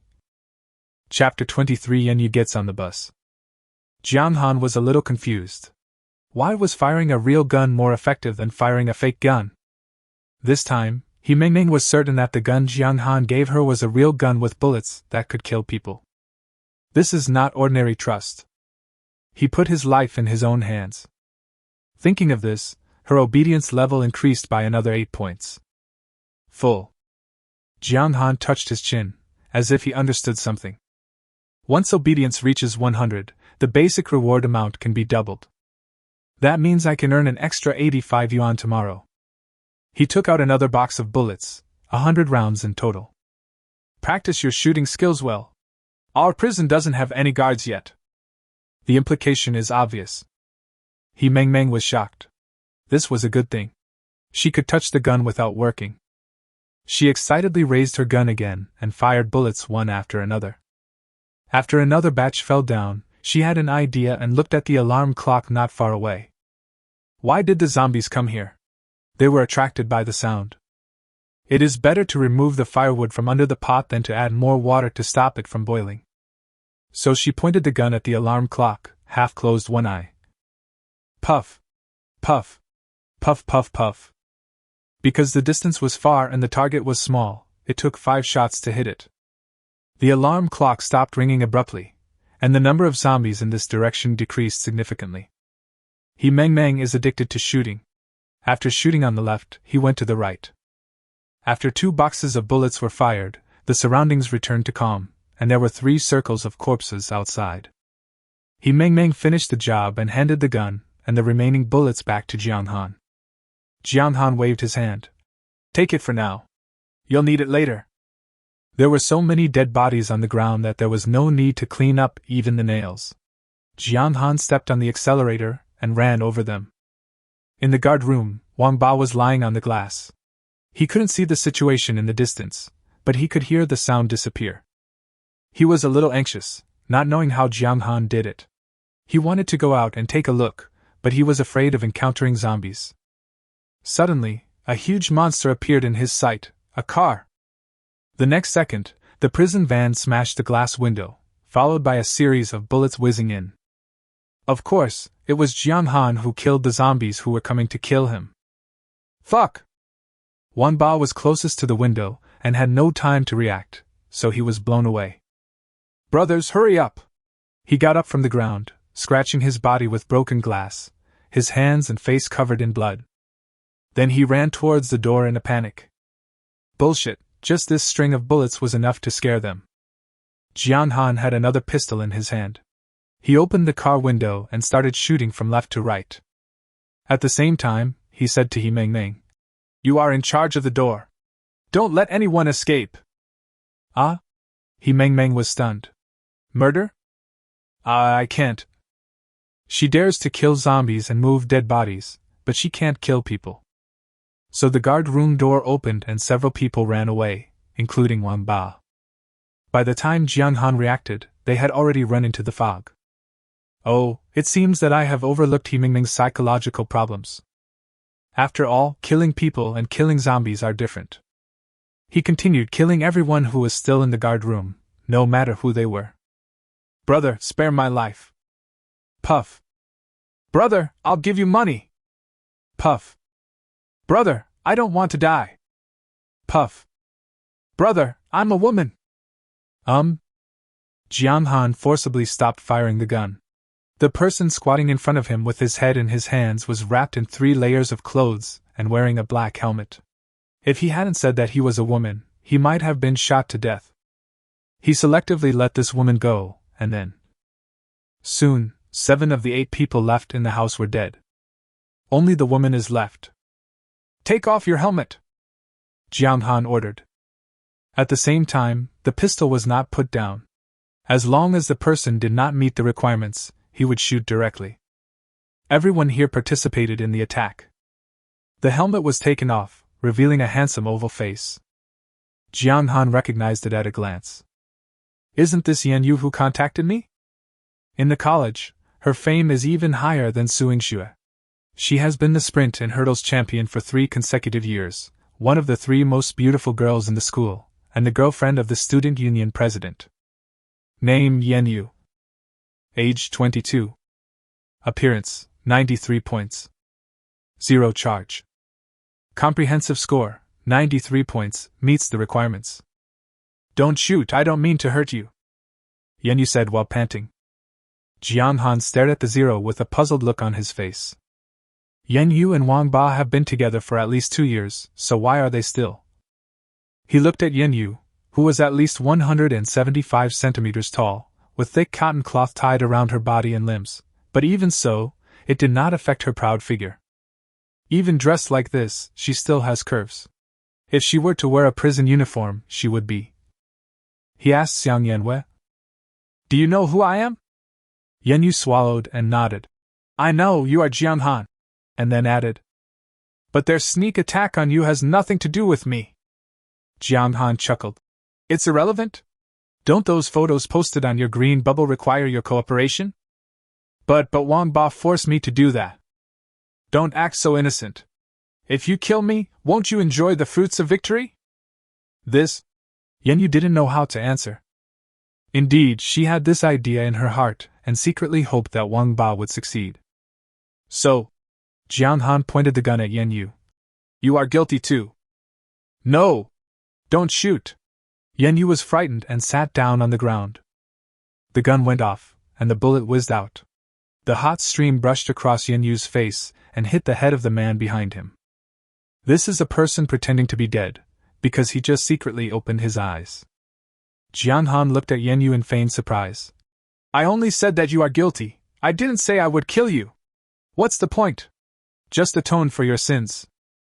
Yenyu was already frightened silly, and when she heard this, she nodded hurriedly. Okay, I'm guilty, I'll atone for my sins. Jong Xan hummed. This is not the place to talk, get in the car. Yenyu didn't even know which leg she took the step with as she got into the car trembling. As soon as she left the guard room, Jong Xan started to finish her off. It was his habit to shoot each corpse in the head. Yenyu got on the bus from the middle door and sat in the back seat. You two, go check it out, Jong Xan said to Xingqinga and He Meng. The two women were in the front row, from where they could open the iron bars in the middle of the prison van. That is to say, you can go from the front row to the back row, but you cannot go from the back row to the front row. Yenyu glanced at the two girls. Schoolgirl Shin? It turns out they know each other. But Xingqinga was not polite. He Meng also deliberately showed the pistol at her waist. Yenyu didn't dare to resist and accepted the inspection obediently. This time cannot be wasted, Jong Xan turned his head. Tell me the whole story, why did Wang Ba attack me, and where they might go? Wang Ba escaped, which was a hidden danger. Although it might not pose any threat to Jong Xan, there were still many tool girls in the school, and he had to take them all away. We must eradicate the problem completely. Chapter 24 Unlocking the Level 1 Guard Room. Under Xingqinga's order, Yenyu's original cross shape turned into a large letter shape, and then she told Jong Xan everything she knew. It turned out that after Jong Xan left yesterday, Wang Ba's student union immediately learned about the situation. Combined with the information from the security guards Lao Wang and Lao Li, they concluded that Jong Xan had a minibus equipped with a protective net and a pistol. This made Wang Ba wonder, does a prison really exist? After all, zombies have appeared, so nothing is impossible. So he made a decision immediately to grab it. But the gun in Jong Xan's hand scared him, and after thinking hard, he finally came up with this idea. First, use a woman to lure Jong Xan over, then find a way to use up all the bullets in his hand, and then rush forward to kill people and steal cars.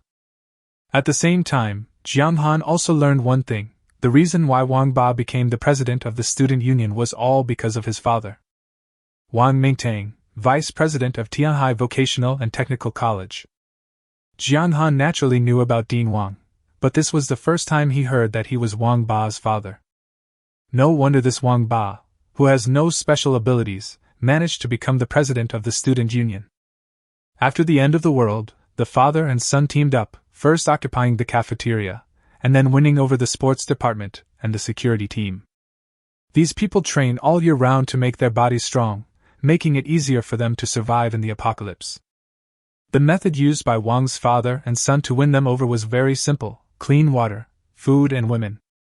There is a water purifier in the school cafeteria. Some people have found that as long as the water is filtered several times by the purifier before boiling, there will be no infection. The food is also simple. There is some in the cafeteria, and the rest you have to snatch. There are a lot of students in the school, and everyone has some snacks stored. As long as you collect the snacks they have, you can feed your subordinates.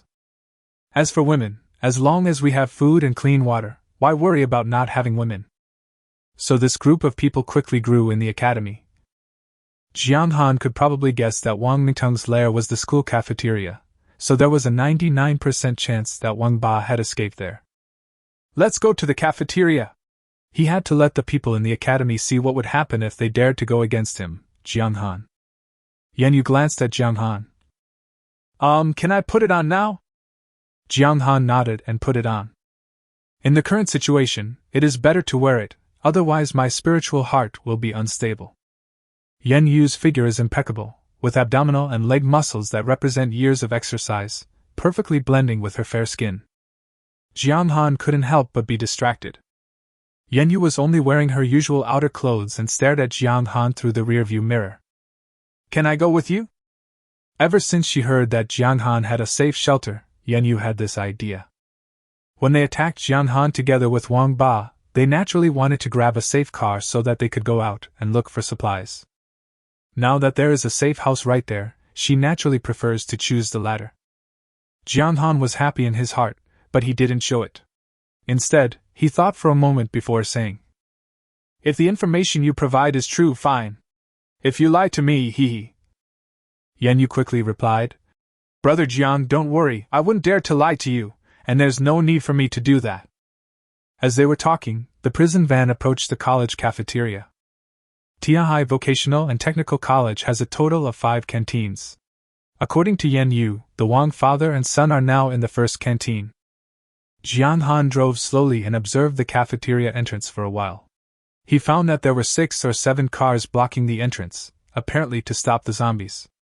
How many people are there? Which floor is Wang Mingteng on?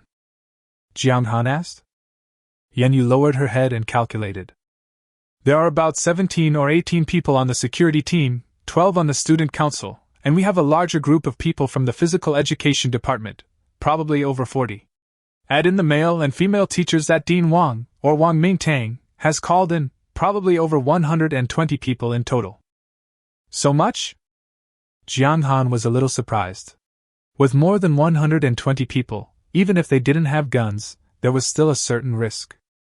After all, there are so many places to hide in the cafeteria. Who knows where he might be hiding? Do you know which floor Wang Ba will be on? Wang Ba. Yan Yu lowered her head and thought, then suddenly said, "Oh, I remembered something. Just yesterday afternoon, Wang Mingteng received a call and asked Wang Ba to desperately look for someone named Gao Zichen, a freshman at our college. Unfortunately, when we found him, Gao Zichen had already passed out from drinking poisoned tap water. Wang Ba then sent someone to move him to the innermost room on the 4th floor of the cafeteria. They also said that this person is very valuable. I don't know the details, but Wang Ba is very likely in Gao Zichen's room." Gao Zichen, Jiang Han muttered. He had some impression of this person. His family was very rich, and he drove a sports car to school on his first day. But what interested him most in what Yan Yu said was not Gao Zichen's family background, but the fact that this man did not turn into a zombie after drinking tap water. He had indeed seen similar reports before when there was a TV signal. The world's water sources are polluted. Tap water contains zombie toxins. 99% of people will turn into zombies after drinking it. But there is still 1% of people who did not transform into corpses, but were in a coma. It seems that Gao Zichen belongs to the latter. Jiang Han, who was familiar with apocalyptic novels, couldn't help but imagine. Will they become superpowers?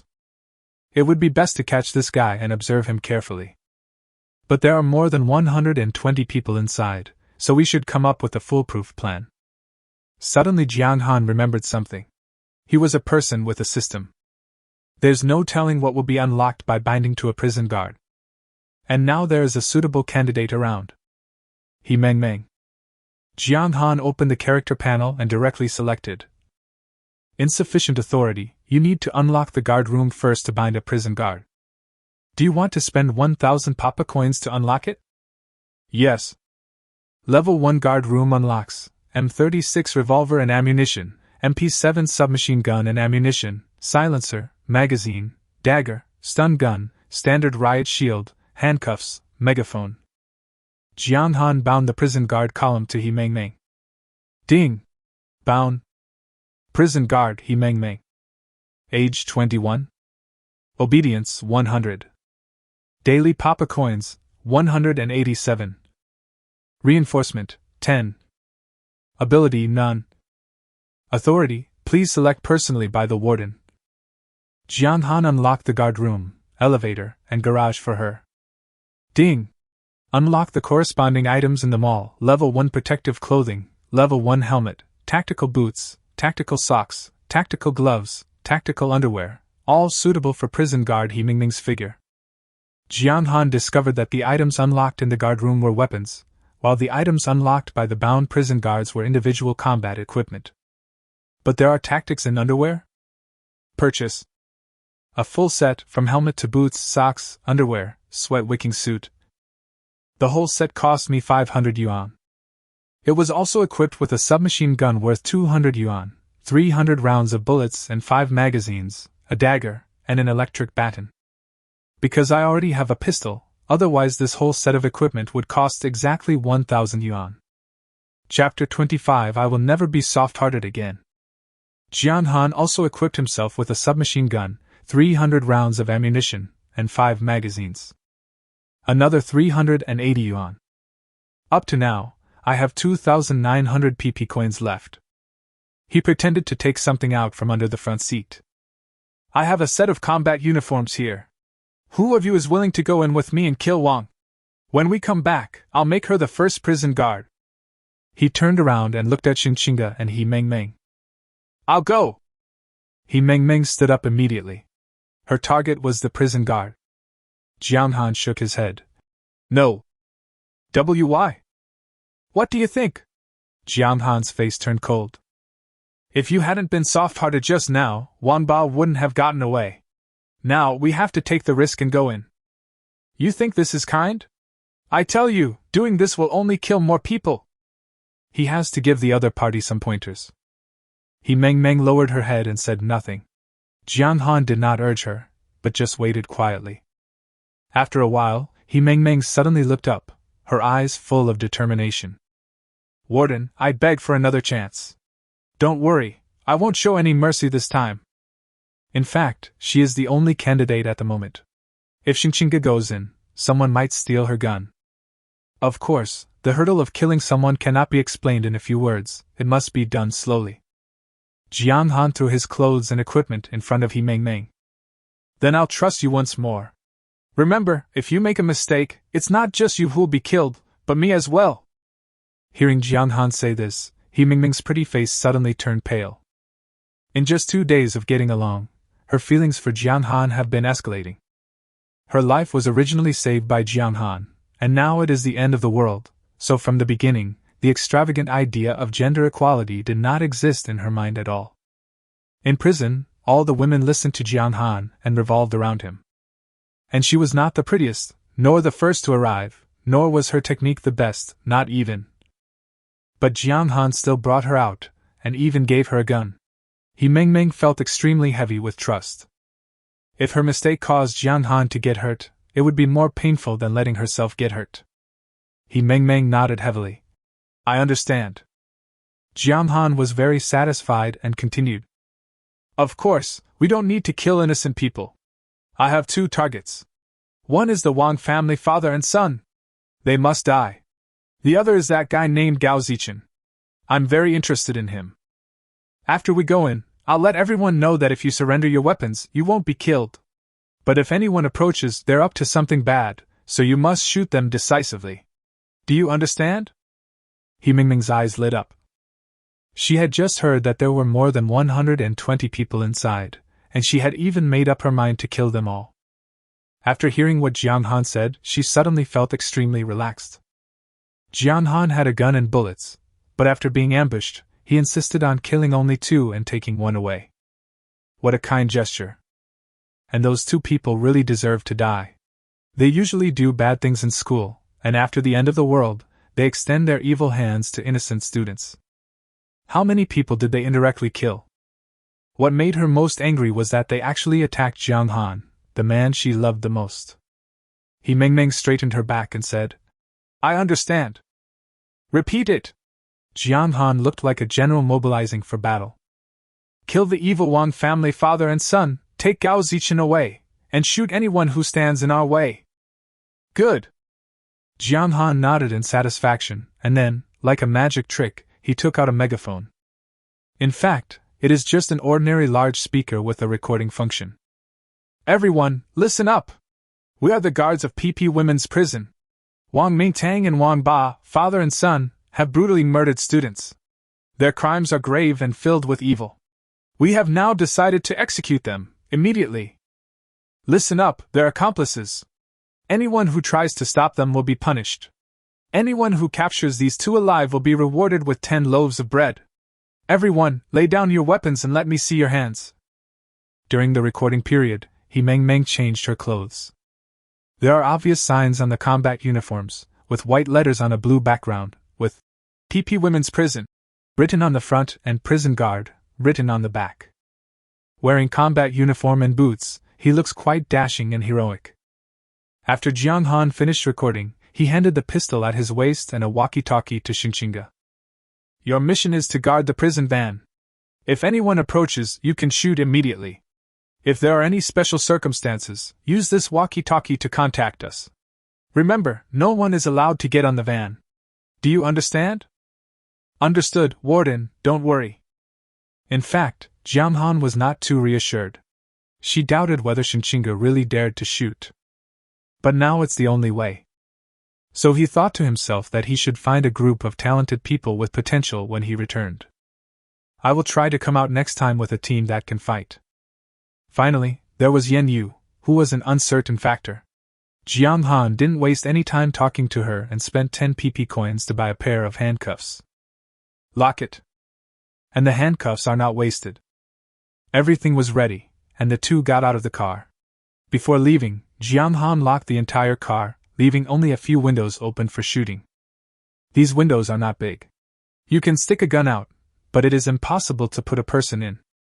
So even if Xingqinga was willing, no one would get in his car. The visibility outside was still about 10 meters, and the two slowly walked towards the door. At the same time, in a room on the 4th floor. "Hurry, move the people and go out the back door." The person who spoke was Wang Mingtang. 15 minutes ago, Wang Ba escaped from Jong Xan's gun and ran back to the cafeteria with great difficulty. Wang Mingtang was harassing a female teacher named Bai Jia. Just as he was about to make further progress, he was frightened by Wang Ba's shout. "Fuck it, what are you making such a fuss about?" Wang Mingtang was furious. "Dad, this is bad. That kid named Jong Xan is too difficult to deal with. He killed everyone I brought with me." "What?" Wang Mingtang was shocked. "How many bullets does he have?" Wang Mingtang always believed that even if Jong Xan had a gun, he would not have many bullets. After all, Longvoi has comprehensive control over guns. Even if an ordinary college student is lucky enough to steal a gun, it is impossible for him to steal too many bullets. There's only one magazine. His method should immediately use up all the bullets in the opponent's hands. And a gun without bullets is worse than a stick. But the news his son brought him made him feel that something was wrong. Jong Xan was able to kill hundreds of zombies and more than a dozen people, but wasted bullets like this. This can only mean one thing: the other party has a lot of bullets. And they all have machetes and iron pipes. If Jong Xan came over with a pistol, they would have no choice but to wait for death. "Quick, call Boss Gao and ask him when his people will be here." Wang Mingtang muttered to himself, then took out his cell phone. Ordinary mobile phones need to transmit signals to the base station and then transmit them to the terminal through the switching center. So the signal is very weak now. But in Boss Gao's hand was a satellite phone. Directly connect to the ground base station via satellite link. This reduces the signal impact by half. "Hello?" The call was connected quickly. Wang Mingtang quickly said, "Boss Gao? I have something to tell you." He quickly outlined the situation. Chapter 26: The First Killing. After hearing this, Boss Gao on the opposite side was silent for a while, then said, Vice President Wang, Zichen is my only son. He hasn't turned into a zombie yet, so he can definitely be saved. You must find a way to protect him. Otherwise, you won't get a single cent of the 5 pistols and 1,500 kilograms of food I promise you. My people are already rushing to the academy. The situation on the road is unclear. You can delay as long as you can. If it really doesn't work, give up the cafeteria first and find a secret place to hide. Once my people arrive, everything will be fine. Give up the cafeteria? Wang Mingtang wiped the sweat from his forehead. There was a lot of food here. The water purifier is not so easy to remove. Besides, there are women, especially Bai Jie. He had been coveting her long before the disaster, and had used his power to seduce and suppress her in various ways, but to no avail. If it weren't for the fact that force can be used in the end times, he probably would never be able to eat this swan meat in his lifetime. How could he bear to give up now? The most important thing is that I haven't really eaten it yet. Stupid! Boss Gao roared on the phone. Which is more important, the cafeteria or your life? Once my men get there and have guns, are you still worried that we won't be able to take the cafeteria back? Wang Mingtang made up his mind. Okay, Boss Gao, I'll listen to you. Take Master Gao with you now and find a safe place. We'll contact each other when we get there. After hanging up the phone, he ignored the crying Bai Jie and began to order his men to carry people and retreat. There is an external staircase at the back door on the 4th floor of the cafeteria. No one should notice if you go down from there. He was surrounded by 6 people at the moment. In addition to his son Wang Ba, there were 4 of Wang Ba's best friends, all of whom were members of the student union. There is also the security captain, Sherdali. Sherdali is a distant relative of his from his hometown. He is strong and healthy, and was promoted by him. He is definitely one of his own. Dali, take them with you, carry Master Gao, and let's go out the back door. Uncle, do you want to take down the water purifier and get some food? Sherdali felt reluctant when he heard that he was going to leave. It's too late. Let's go now. When Boss Gao's men arrive, we'll come back and fight them. Just then, there was a sudden voice shouting outside. Everyone, listen up! We are the guards of Papa Women's Prison. Wang Mingtang and Wang Ba, father and son, have murdered students. Their crimes are grave and iniquitous.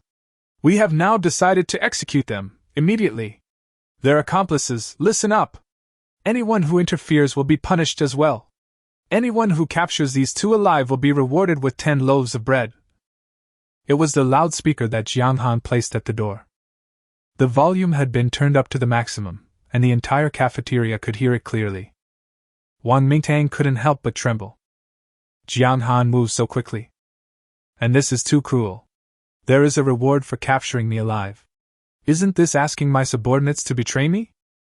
He secretly glanced at Sherdali and the other 4 people, and felt relieved when he saw that they were just looking outside and not at him. Damn it! This kid is too arrogant. Uncle, just wait, I'm going to kill him. Sherdali said this and was about to rush out. Don't! Wang Mingtang quickly advised. Dali, now is not the time to act rashly. Wait until Boss Gao's men arrive and we have guns, then we can come after him. Don't worry, I'll give you all the food he mentioned, and I'll also give each of you 2 female college students. Sherdali licked his lips. The words, female college student, made his blood boil.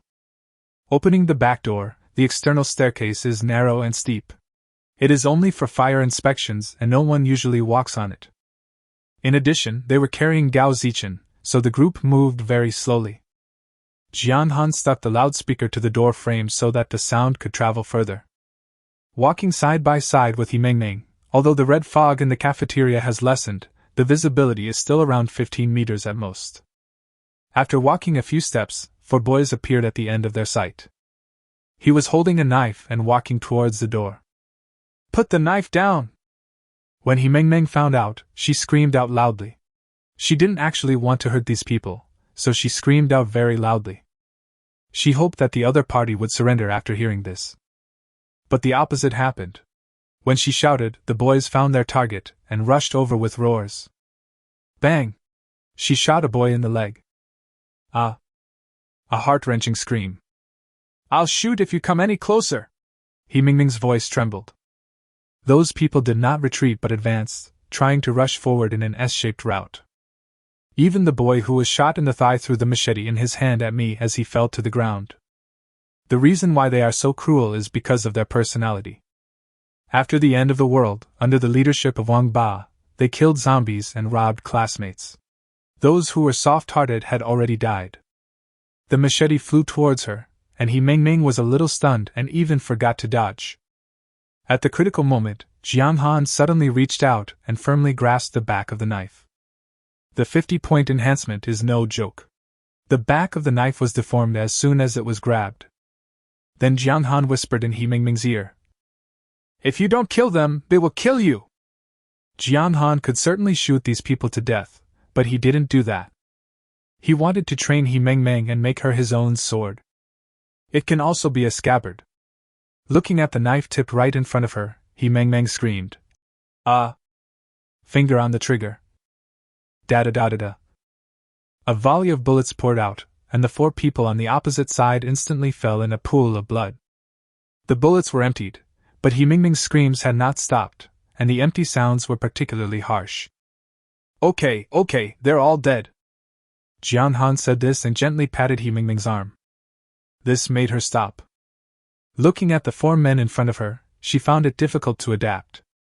They were classmates just 2 days ago, and in the blink of an eye they became enemies fighting each other with swords and guns. But Jong Xan's words lingered in her ears. "If you don't kill them, they will kill you!" He Mingming's eyes gradually became firm. "Are you okay? Do you need a break?" Jong Xan's tone was gentle. This time, He Mingming shook her head decisively. "No, I'm fine. Let's go upstairs." Jong Xan looked at the other person and saw that there was nothing unusual, so he took a step forward and continued walking forward. Half a minute later, the 2 saw the stairs and the 3 security guards there. "Who are you?" The security guard naturally saw them and shouted at them. "Put down your weapons and you will be spared." The 3 of them stared at the gun in Jong Xan's hand, a little hesitant. They all knew that someone had come in with a gun and someone had been killed. "But will you really let us go if we lay down our weapons?" So they hesitated. Jong Xan didn't hesitate. After he finished speaking, anyone who didn't throw away the knife immediately would be considered an enemy. When it comes to dealing with the enemy, he has only one word: kill. By the way, you can also try out the performance of this hip-shooting king. Chapter 27 Teacher by Jia. Jong Xan killed his way to the 4th floor in one breath. In the face of his absolute strength, no one dared to resist. The next people we met were those who threw down their knives and surrendered. He did not kill innocent people indiscriminately, but just made these people squat in the corner with their heads in their hands and not stand up without his order. The 2 of them quickly arrived at the room Yan Yu mentioned. He Mingming was the first to go in, but found that there was no one inside. Jong Xan was stunned. Is Yan Yu talking nonsense, or is the person hiding? He was more inclined to the latter. After all, Yan Yu had no reason to lie to him. "Check each room. Be careful," Jong Xan said, then stood at the stairs, where he could observe the situation of the entire floor more comprehensively. He Mingming nodded and started checking the house on the left. Until the 3rd room. As soon as the door opened, a woman's scream was heard. "Don't shoot! We are the teachers here!" Jong Xan heard the sound and walked over. "There are more than a dozen young women in prison here." "Student He? Teacher Bai?" The most beautiful female teacher who served as the leader recognized He Mingming. Jong Xan also knew this female teacher, whose name was Bai Jia. She was the most beautiful teacher in the Tianhai Vocational and Technical College teaching team.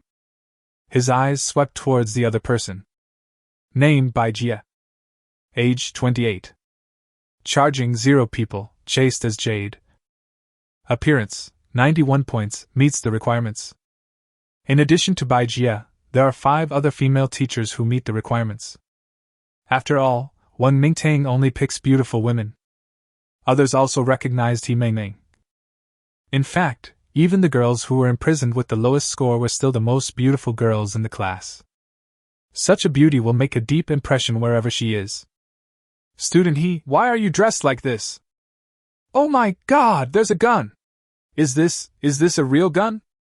The female teachers were so lucky to see that the visitor was actually a student from the academy. Because of Himingming's dress, it is obvious that there is a very powerful organization behind her.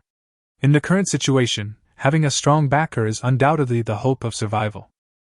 The teachers chatted at once, and one of the youngest students stared at the words on Himingming's chest and whispered, Papa Women's Prison. I've heard of this place. It's been a hot topic in the group these days. But, Baijia said, classmate Himingming, can you take us away? Himingming certainly knew that she didn't have this right, so she dodged and revealed Jong Xan. This is the warden of our women's prison. If any teachers want to go to prison, you can ask Warden Jiang. Jail? This word is so awkward. They looked up at Jong Xan, a very ordinary boy, just tall and handsome. But how could such a person suddenly become the warden after the end of the world? Could it be some invisible second-generation official? Just as they were about to speak again, Jong Xan waved his hand. Teachers, we'll talk about other things later. Has anyone seen Vice Dean Wang Mingtang? Baijia blinked her beautiful eyes. I know. They left. Just now? Then she told Jong Xan everything she knew. Jong Han's eyes flashed, and he asked Baijia to lead the way. Sure enough, I saw the small door she mentioned in the corner. This small iron door was very hidden. Jong Xan didn't know it before. He opened the door and looked downstairs. It was all red and I could only see about the second floor. The Wang family father and son left, and Gao Zichen was carried by someone. The college is so big, it may be difficult to find it in a short time. But he also received a piece of news that a man named Boss Gao would send people soon, and they would bring guns and food. Could it be Boss Gao from the Qiangxin group that Bald Yong mentioned? He was secretly guessing in his heart. Regardless of whether it is true or not, we have to give up the search for Wang's father and son for now. Jong Xan returned to the female teacher's room. Teachers, our women's prison can indeed provide food and water, as well as a completely safe place to stay. But unfortunately, space is limited, and I can't take everyone away. So I can only pick some useful people. The teachers looked at each other, wondering if they couldn't take them all away. Then you have to perform well. Jong Xan stared at them. Who can cook? This should be the easiest one. After all, Jong Xan is a person who respects teachers. Even if some people cannot be brought, Jong Xan has to give them a reasonable reason. There were a total of 6 people who met the appearance standard, and 4 of them raised their hands. I can do that too. Only Baijia and another female teacher did not raise their hands. Jong Xan touched his chin and called over the 4 people who met the requirements. Let these 4 teachers come first. The others can wait a little longer. I don't think I need so many people to cook there. Then he continued. Well, who knows computer? He had the impression that as a university teacher, computer skills were a must-have skill. Yes, I can. I'm really good at making PPTs. I even lead the principal's public lectures. A female teacher shouted. What a pity, she only scored 72 points. But Baijia and the other persons still didn't raise their hands. Jong Xan pretended to slap his head and said, Oh, I almost forgot that someone is already in charge of the computer room. Then he looked carefully at the female teacher with Baijia, and had some impression of her. When I was a freshman, this female teacher was still a student. It seems that he will stay in school to work. Name, Lu Wenjing. Age, 24. Charging 0 people. Appearance, 88 points, meets the requirements. Although Lu Wenjing's appearance is not very high, her body proportions are very good. The white and slender neck stretches gracefully like a swan's neck, with the slightly exposed collarbone faintly visible. The shoulders are straight, the waist is slender, the arms are smooth, and the body lines are beautiful. Have you ever practiced dancing? So Jong Xan asked again. Does anyone among you know how to dance? Huh! Everyone was stunned. If your prison needs someone to cook or someone who knows computers, we can all understand that, but what's the point of having someone who can dance? But they just thought about it in their hearts and no one asked. It's their territory, so of course they have the final say on what kind of talent they want. Although they were teachers, that was in the past. It is the end of the world now, so what use are their previous identities? Just now, they had experienced what it felt like to be threatened with a knife by their former students. After Jong Han asked the question, only Lu Wenjing raised his hand, with a look of surprise on his face. She has been learning ballet and Latin since she was young. After graduation, she stayed at the school to work as a dance teacher in the art department. It can be said that dancing is her only life. I didn't expect that someone would be needed to dance in prison. Jiang Han let her stand behind him naturally. Then he looked at Bai Jia again. Bai Jia looked a little anxious, and it was obvious that she wanted to go with him. Jiang Han cursed inwardly. Stupid! Can't you just raise your hand? If you would like to, please come with me first. Do you think I, a student, can eat you? At this moment, He Meng suddenly spoke. I remember Mr. Bai knows several foreign languages, including eagle, sushi, and kimchi. Warden, aren't we still in need of a translator? Jiang Han looked at the other person with appreciation, then pretended to understand something. Look at me, I've forgotten all about this. Okay, Mr. Bai, come over here too. Chapter 28 I only fired one shot.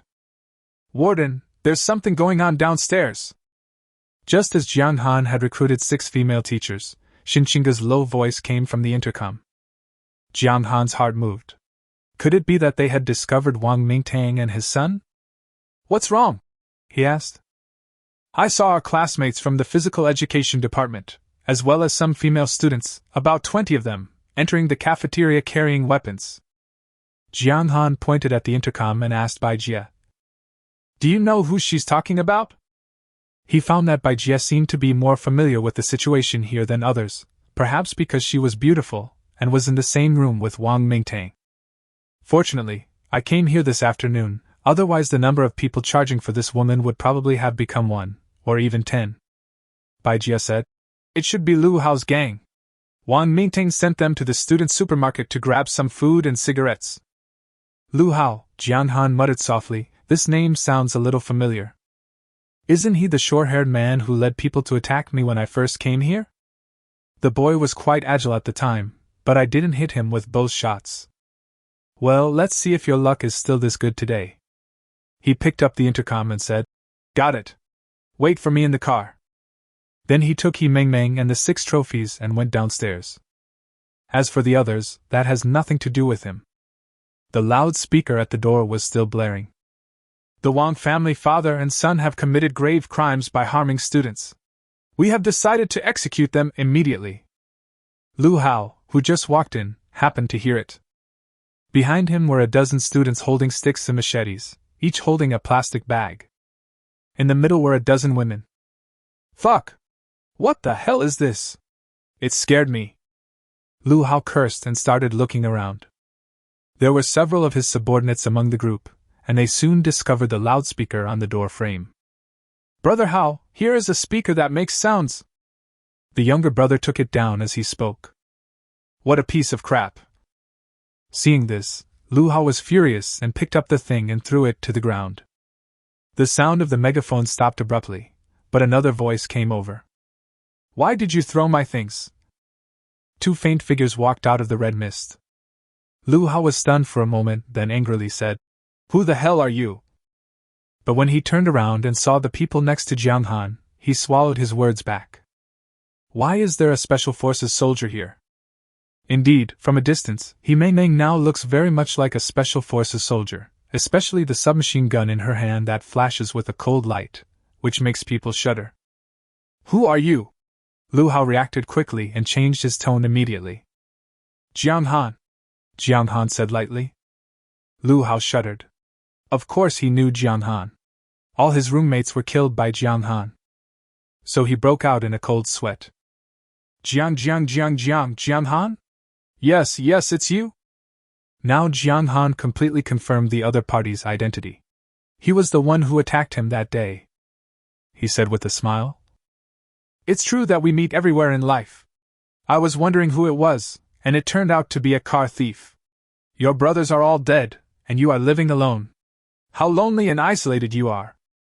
I'll be a good person for once and send you to find them. How about that? Lu Hao's legs suddenly softened.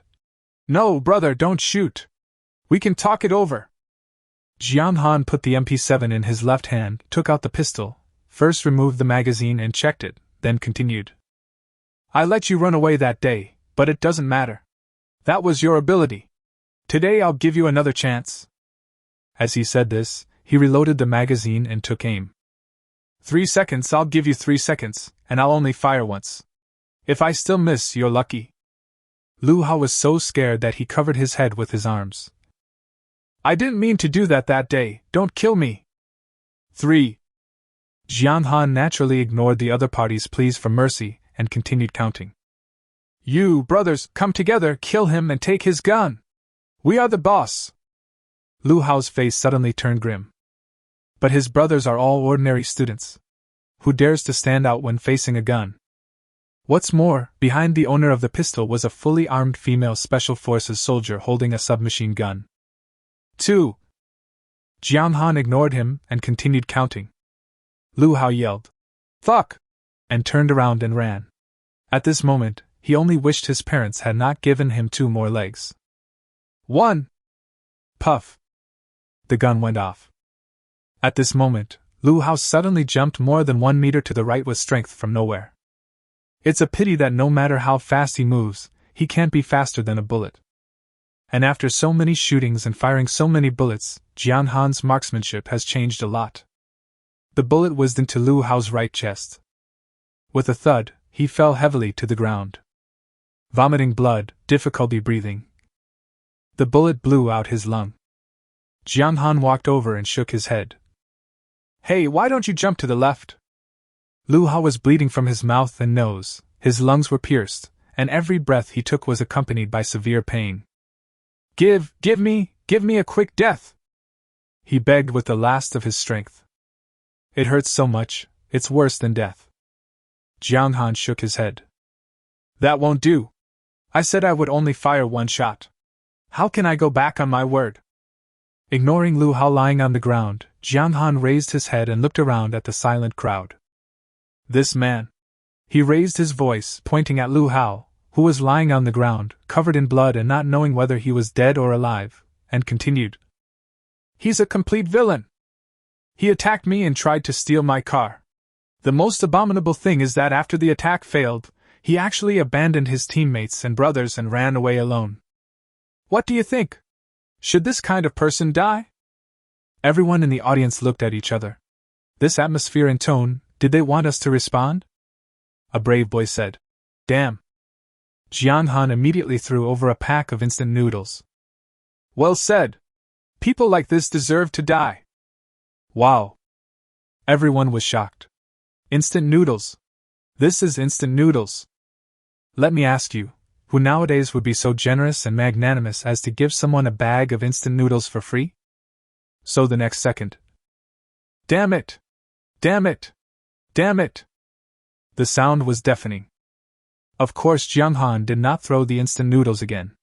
The reason he did so was, firstly, to create a good atmosphere, and secondly, to show that he had supplies and to pave the way for recruiting female prisoners.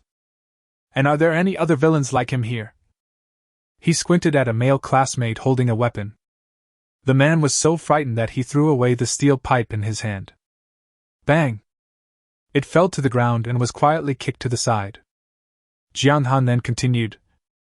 I believe there must be more.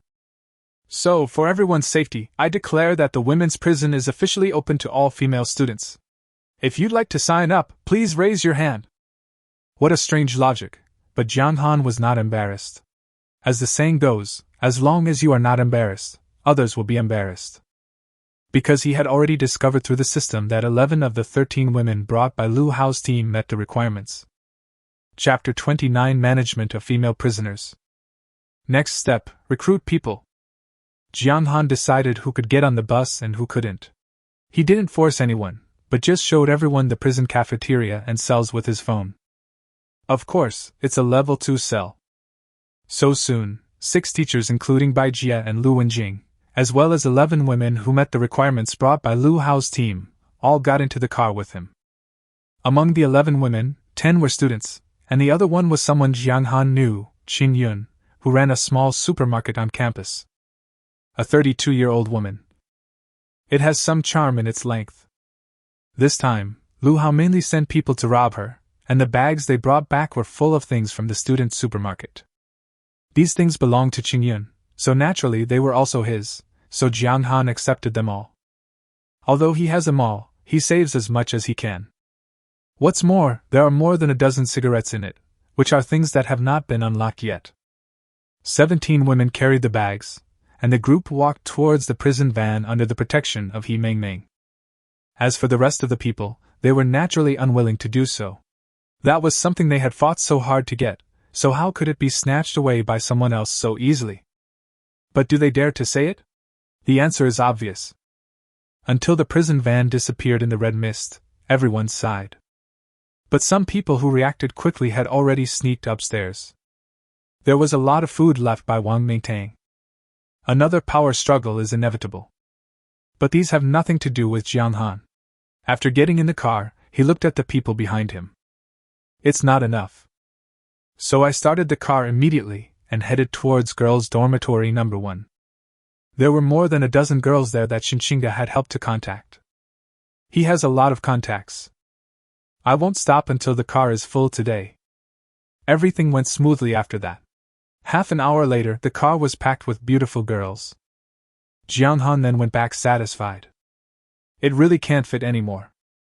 A prison van only has 20 seats, but there were 53 people crammed in it, and the whole car was filled with the smell of human flesh. That's it, there are still more than 20 people who haven't gotten on the bus. There is no way. There are many people in the girls' dormitory. Even if there is one beautiful girl among 20 girls, the number is still over 100. I drove all the way back and contacted Xingjiaro in advance. Get ready to take a shower and change clothes. He bought a relatively large amount of prison uniforms, towels, soap, and $10 of hot water in the system. These guys need to take a bath. The smell of blood and sweat is enough to suffocate them. There was no conversation along the way. After returning to the prison, Jiang Han handed them all over to Xingjiaro. Following the previous procedure, after changing clothes, I first visited the level 2 cell and then was taken to the level 1 cell to stay. As for whether to conduct political review, let them decide for themselves. A total of 53 people came this time, plus the previous 28, the total reached 81. He doesn't remember the names of many people, but it doesn't matter, I will know them sooner or later anyway. There were 3 cells in the prison before, including one level 2 cell that housed 8 people, and 2 level 1 cells that housed a total of 20 people. If you want to accommodate them all, you need to unlock 2 more cells. Another 2,000 yuan was spent, and the balance became 888. The number is auspicious, but it is the lowest ever. But it doesn't matter. As the 53 new people change into their prison uniforms, the total number will soon increase dramatically. Jiang Han was hungry. He sat in the cafeteria eating the roasted eggplant Qin Shirin had just made while listening to the system notification sound. There were 5 people dining with me. It was such a great experience. There were 53 people, but he only received 51 reminders, totaling 4,477 yuan, which means that there were still 2 people who refused to change clothes. After a while, Xingjiaro came up. Warden, there are 2 people who want to see you. Their names are. Xingjiaro looked down at the small notebook. Bai Jia and Lu Wenjing. Jiang Han picked up a piece of eggplant and put it in his mouth. What's wrong with them? They didn't want to change their clothes or even take a shower. Jiang Han chewed his rice, thinking about 2 words in his mind. Manage. There will be more and more female prisoners in the future, and no one should be allowed to think that they are special. Su Yingxue is pretty, but she still won't be taken care of even if she doesn't want the political review. Here, rewards and punishments must be clear and everyone must be treated equally. There's nothing wrong with going down there, but it would make people think you're easy to talk to. To put it bluntly, if I go down for them today, what about tomorrow? What about the day after tomorrow? What if someone else makes excessive demands? What's more, there are so many people watching. Xingjiaro, who came to report, Qin Shirin, who cooked in the cafeteria, and Lu Shuangshuang and several other girls who ate with them. My prison does not allow such an awesome person to exist. Jiang Han took a sip of the lukewarm tea and said calmly, "Tell them that this is the prison rule. If they don't want to change clothes, they can. Go wait for me at the garage door.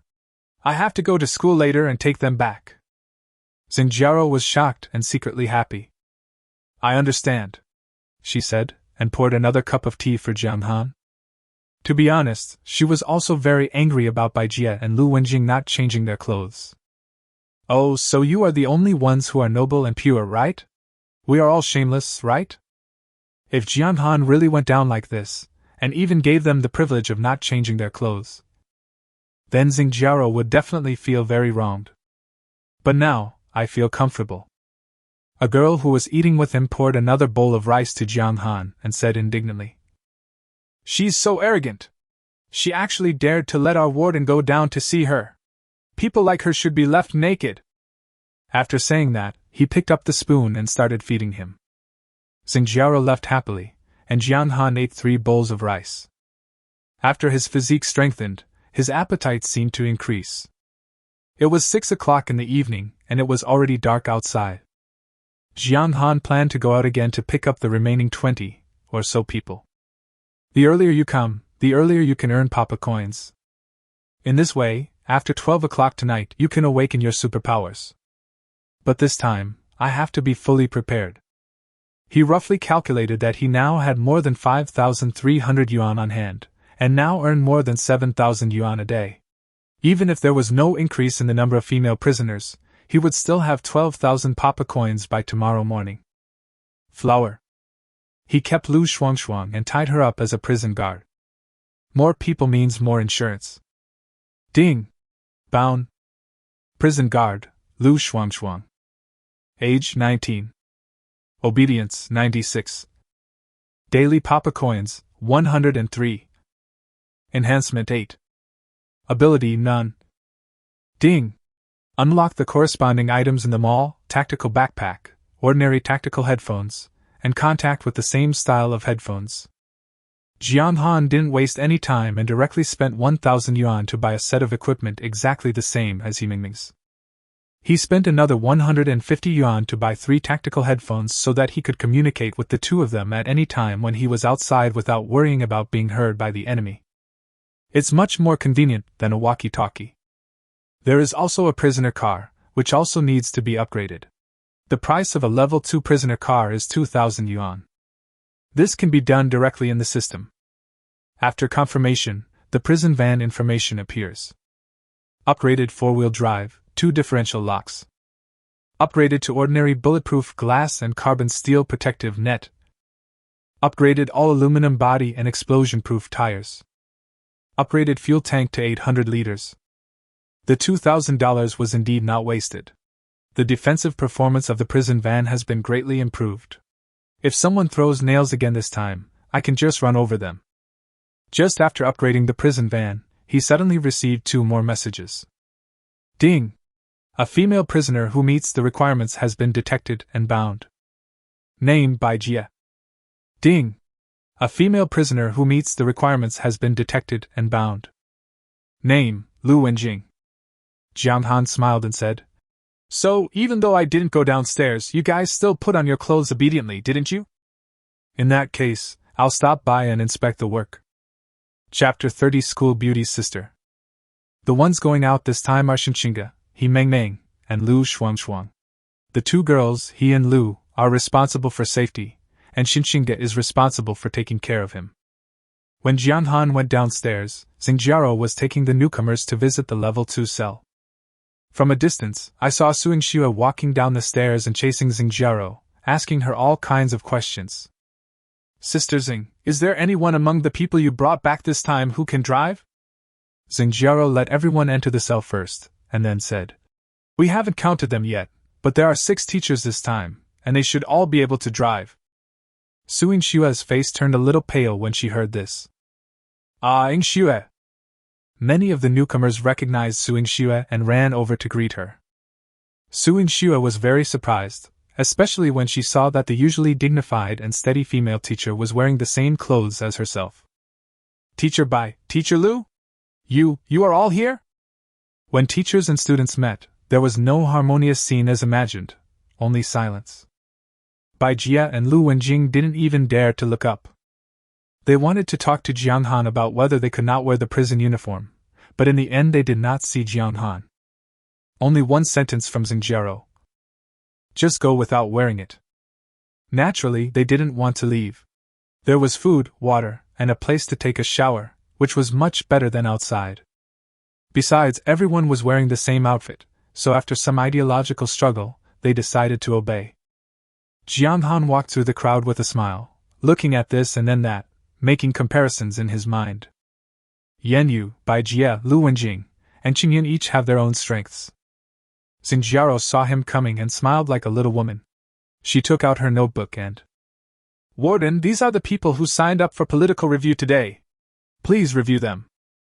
There were 11 names written on the paper. Jiang Han couldn't even remember some of them, but one of them left a deep impression on him, Su Yingshue's roommate, Zhang Xiaowen. Jiang Han pointed at her name. Let her come first and get ready. I don't know what time she will be back. Yes. Xinjiao said this and told the girl who stood up behind her. Notify Zhang Xiaowen to go to the bath center. Su Yingshue's pretty face turned even paler, and she bit her lower lip. With the second roommate's betrayal, only 2 were left in their original group of 4. She looked at Jiang Han and mustered up the courage to walk over. Jiang Han, no, Warden, I have something to tell you. Xinjiao immediately responded. If you need any political review, just tell me directly. I'll make all the arrangements. Su Yingxue quickly shook her head. No, it's not a political review, it's something else. Jiang Han looked at her with a worried look on his face. It seemed that something really happened. I'll give you a minute. Okay. Su Yingxue blushed, not caring about the difference between men and women, took Jiang Han's hand and walked to the corner.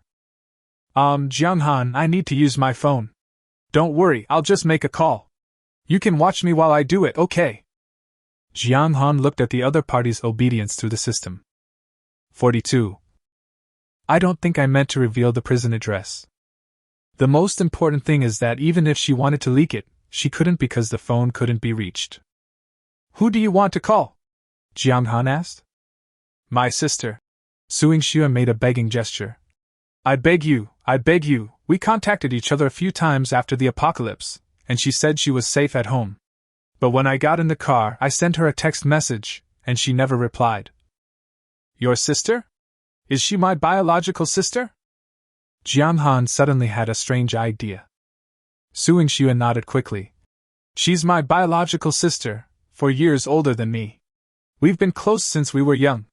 To be honest, I'm really worried about her now. Jiang Han let out a long "oh" and continued to ask. Do you two look alike? Huh! They look quite similar. Su Yingxue was stunned, but then she reacted. You are so good, Jiang Han, are you still thinking about my sister? Don't think too much, I have a brother-in-law. Really? Jiang Han's voice was filled with excitement. Su Yingxue rolled her eyes and said, Jiang Han, just tell me if you can let me make this call. Of course. Jiang Han leaned over to Su Yingxue's ear and whispered. No problem. It made Su Yingxue feel itchy. Then, thank you. She rolled her eyes in her heart, but didn't dare to lose her temper. She thanked Jiang Han honestly. Secretary Zheng, Jiang Han called out. Give her her phone. After saying that, Jiang Han took the 3 women to the garage. Hey, aren't you looking at me? No need, I trust you. Jiang Han hugged left and right, waved his hands casually, without even turning his head. Obedience +5. When we set out again, it was already pitch black outside. At the same time, Jiang Han also discovered a problem: the temperature was dropping. It's about 17 or 18 degrees outside. In previous years, the temperature in Tianhai City in June should have been above 25 degrees even at night. The main reason is that the red fog is too thick and the sunlight cannot penetrate. Without sunshine, there is no temperature. If there is no sunshine, the temperature will continue to drop. It won't be long before the temperature drops below 0 degrees or even lower. It will also become more difficult for humans to survive. It's time to consider the heating issue. The female prisoners are wearing too little. If they get sick or die, the loss will be huge. Jong Xan was lost in thought as he drove into the academy. He had already made an appointment with the girl in Building 1 to honk the horn as a signal and go downstairs as soon as he heard the car horn. During this time, he Meng Meng and Lu Shuangshuang will be responsible for dealing with any zombies that may appear outside. The two of them stood on both sides of the prison van, each with 5 magazines containing 300 rounds of ammunition, and both wore headphones. If one of them noticed a situation or danger, the other could immediately go over to support them. As for Xingqinga, please help this warden rub his legs. Jong Xan was only responsible for sitting in the passenger seat and calling out everyone's names one by one. Lu Shuangshuang would only let people with his consent into the car. Girls came one after another, and soon Jong Xan found another familiar face in the crowd. Lin Xiaoyao. She is also a senior girl and Yao Shanshan's best friend. The two also had dinner together several times. In terms of appearance, she is much better than Yao Shanshan, 90 points. At the same time, Lin Xiaoyao also saw him. Jong Xan? So it really is you. I was talking about you with Shanshan yesterday. Lin Xiaoyao tucked her soft hair behind her ears and said with surprise. Because of the angle, she didn't see Xingqinga. Jong Xan was a little surprised. Could it be that Lin Xiaoyao didn't know about his breakup with Yao Shanshan? Or was she pretending not to know? But it doesn't matter anymore. He nodded and said, It's me. Find a place to sit. He did not act as if he was very familiar with the other party. In fact, all women nowadays were just tools in his eyes. A tool that provides papa coins. Even Yao Shanshan is her ex-girlfriend, let alone her best friend. Lin Xiaoyao was a little embarrassed, but she still found a seat closest to Jong Xan and sat down. About 20 minutes later, he Meng Meng and Lu Shuangshuang got in the car. Warden, everyone is here. This time, another 23 people were taken away. Jong Xan looked at his phone, 7:50. Driving time is slower at night, and it takes about an hour and a half from the prison. It took more than 3 hours to go back and forth, which means it was already past 11 o'clock at night when we got here. It was dark and dangerous and Jong Xan was a little tired. So he decided to come back tomorrow, and tonight, he must treat himself well. Aren't there still 11 female prisoners awaiting political review? Miss Shin, please sing a song for us to liven up the atmosphere. Jong Xan was in a good mood and spoke to the front of his seat. Huh! Everyone then realized that there was more than one person in the passenger seat. Chapter 31 Awakening of Superpowers. When we arrived at the prison, it was already past 10 o'clock in the evening, which was a full half-hour longer than when we left. In addition to the blurred vision caused by darkness, there is another reason. There are more zombies and they are coming faster. Jong Xan tried it specifically, and some of them could even keep up with the speed of 10 miles per hour. He was sure that these zombies were evolving. After the upgrade, the prison van's sturdy and crash-resistant features became apparent. The four-wheel drive, all-aluminum body, strong bulletproof glass and anti-collision net all gave Jong Xan full confidence. There were several times when the girls in the car screamed in surprise. Fortunately, Xingqinga was good at adjusting the atmosphere and led them to sing one song after another, which calmed everyone's mood. These girls were all beautiful and had artistic talent. Their voices were sweeter and more moving than each other, which deeply cleansed Jong Xan's soul. As usual, leave everything to Xingjiaro. Xingjiaro flashed her big eyes. Just look at this. In just a few hours, so many people have signed up. Jong Xan raised his nose and sniffed. It tasted a bit sour. What appeared before him was a long list of 30 people. I never thought that just the difference between the cells would make so many female prisoners risk their lives. Wouldn't more people sign up after breakfast tomorrow? Jong Xan asked again. Did you call Suing Xia? Xingjiaro nodded. I called, but it didn't go through. He's crying in the house now. Jong Xan said oh, and ignored her, asking Xingjiaro to arrange these people in order. Go back to the house. He has more important things to do. Awakening of Superpowers is tonight. Standing at the office door was a slim figure, Zhang Xiaowen. Jong Xan slapped his forehead, he almost forgot about her. Well, now that we are here. And after his body was strengthened, his needs also increased exponentially. Jong Xan was made to talk nonsense and beg for mercy repeatedly. Her obedience level rose and fell 3 times before finally settling at 98 points. Really enjoying it. The last batch of female prisoners totaled 23 people. Jong Han unlocked another cell, and the balance became 1100. However, with the imprisonment of Lin Shuyao and others, the price of Papa Coin increased again, and finally became 3087.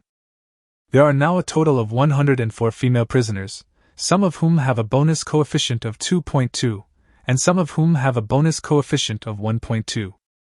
The total reward is more than 9,300 per day, which means that after 12 o'clock tonight, his balance will exceed 12,000. You can awaken your superpowers. After sending Jong Xan away, Jiang Han didn't call anyone else. Instead, he waited quietly while playing with his phone. Of course, you can only play single-player games now. Finally, it's 12 o'clock. Today's reward, 9,368 Papa Coins. Jiang Han suddenly sat up from the bed. Quickly opened the character interface in the system. Papa Women's Prison Warden, Jiang Han. Strength, 50, ordinary humans have 10 points, each increase of 1 point requires 100 Papa Coins. Superpower, none, awakening requires 10,000 Papa Coins. Female prisoners, 104 people. Papa Coin balance, 12455. He selected the ability column and clicked Awakening.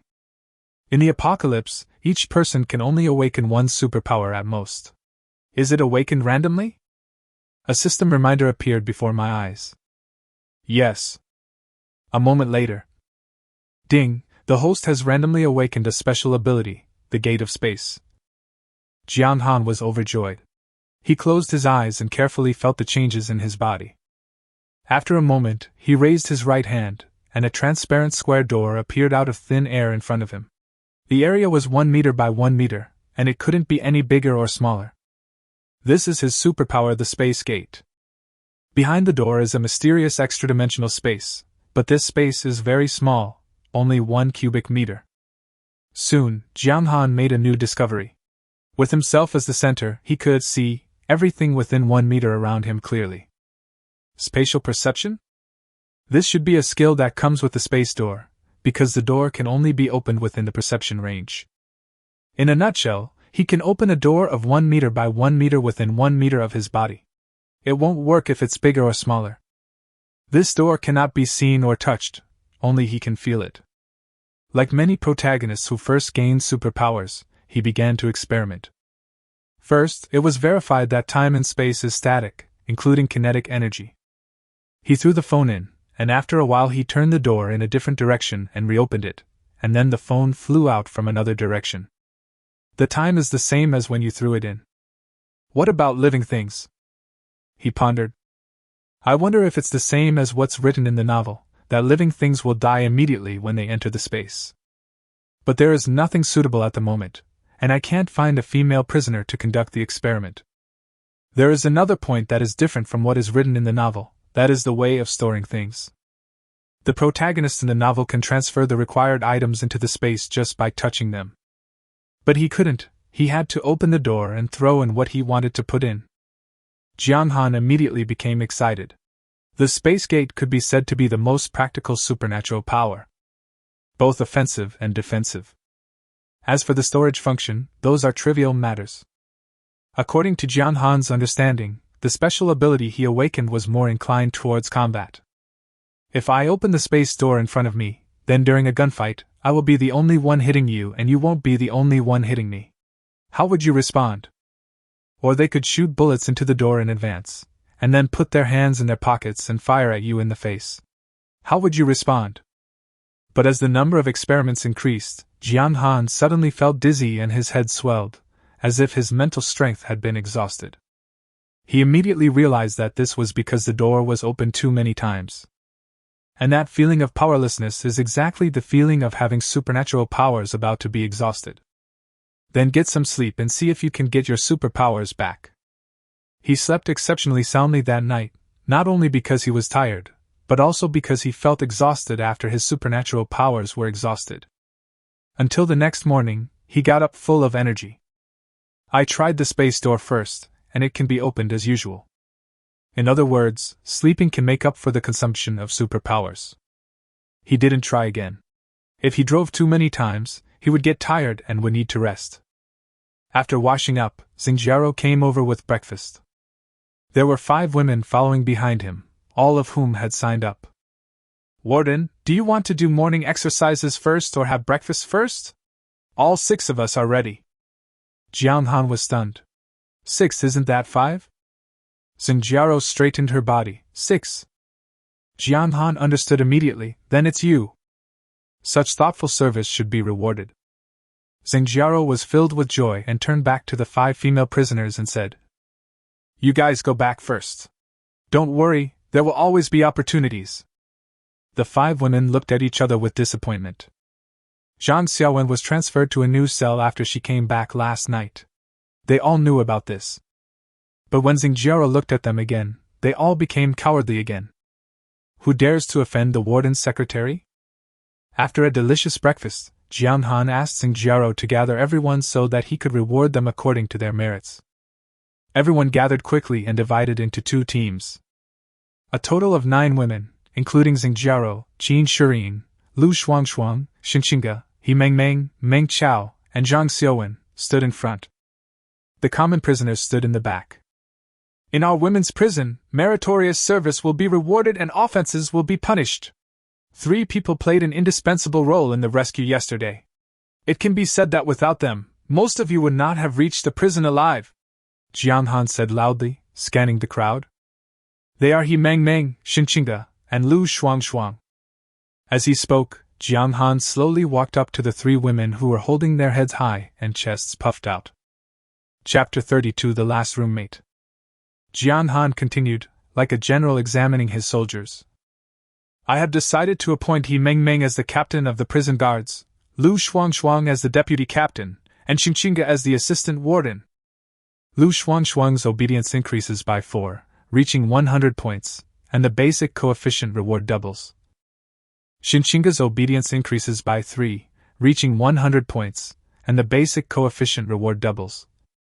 Jiang Han received the prompt and continued. From today on, He Mengmeng and Lu Shuangshuang, you 2 will be responsible for the security of the prison. We currently need a total of 10 prison guards. Please discuss who is suitable and let me know. The eyes of the other people in the audience lit up. 10 prison guards were needed, which meant there were still 8 vacancies. In prison, the guards are naturally stronger than the female prisoners.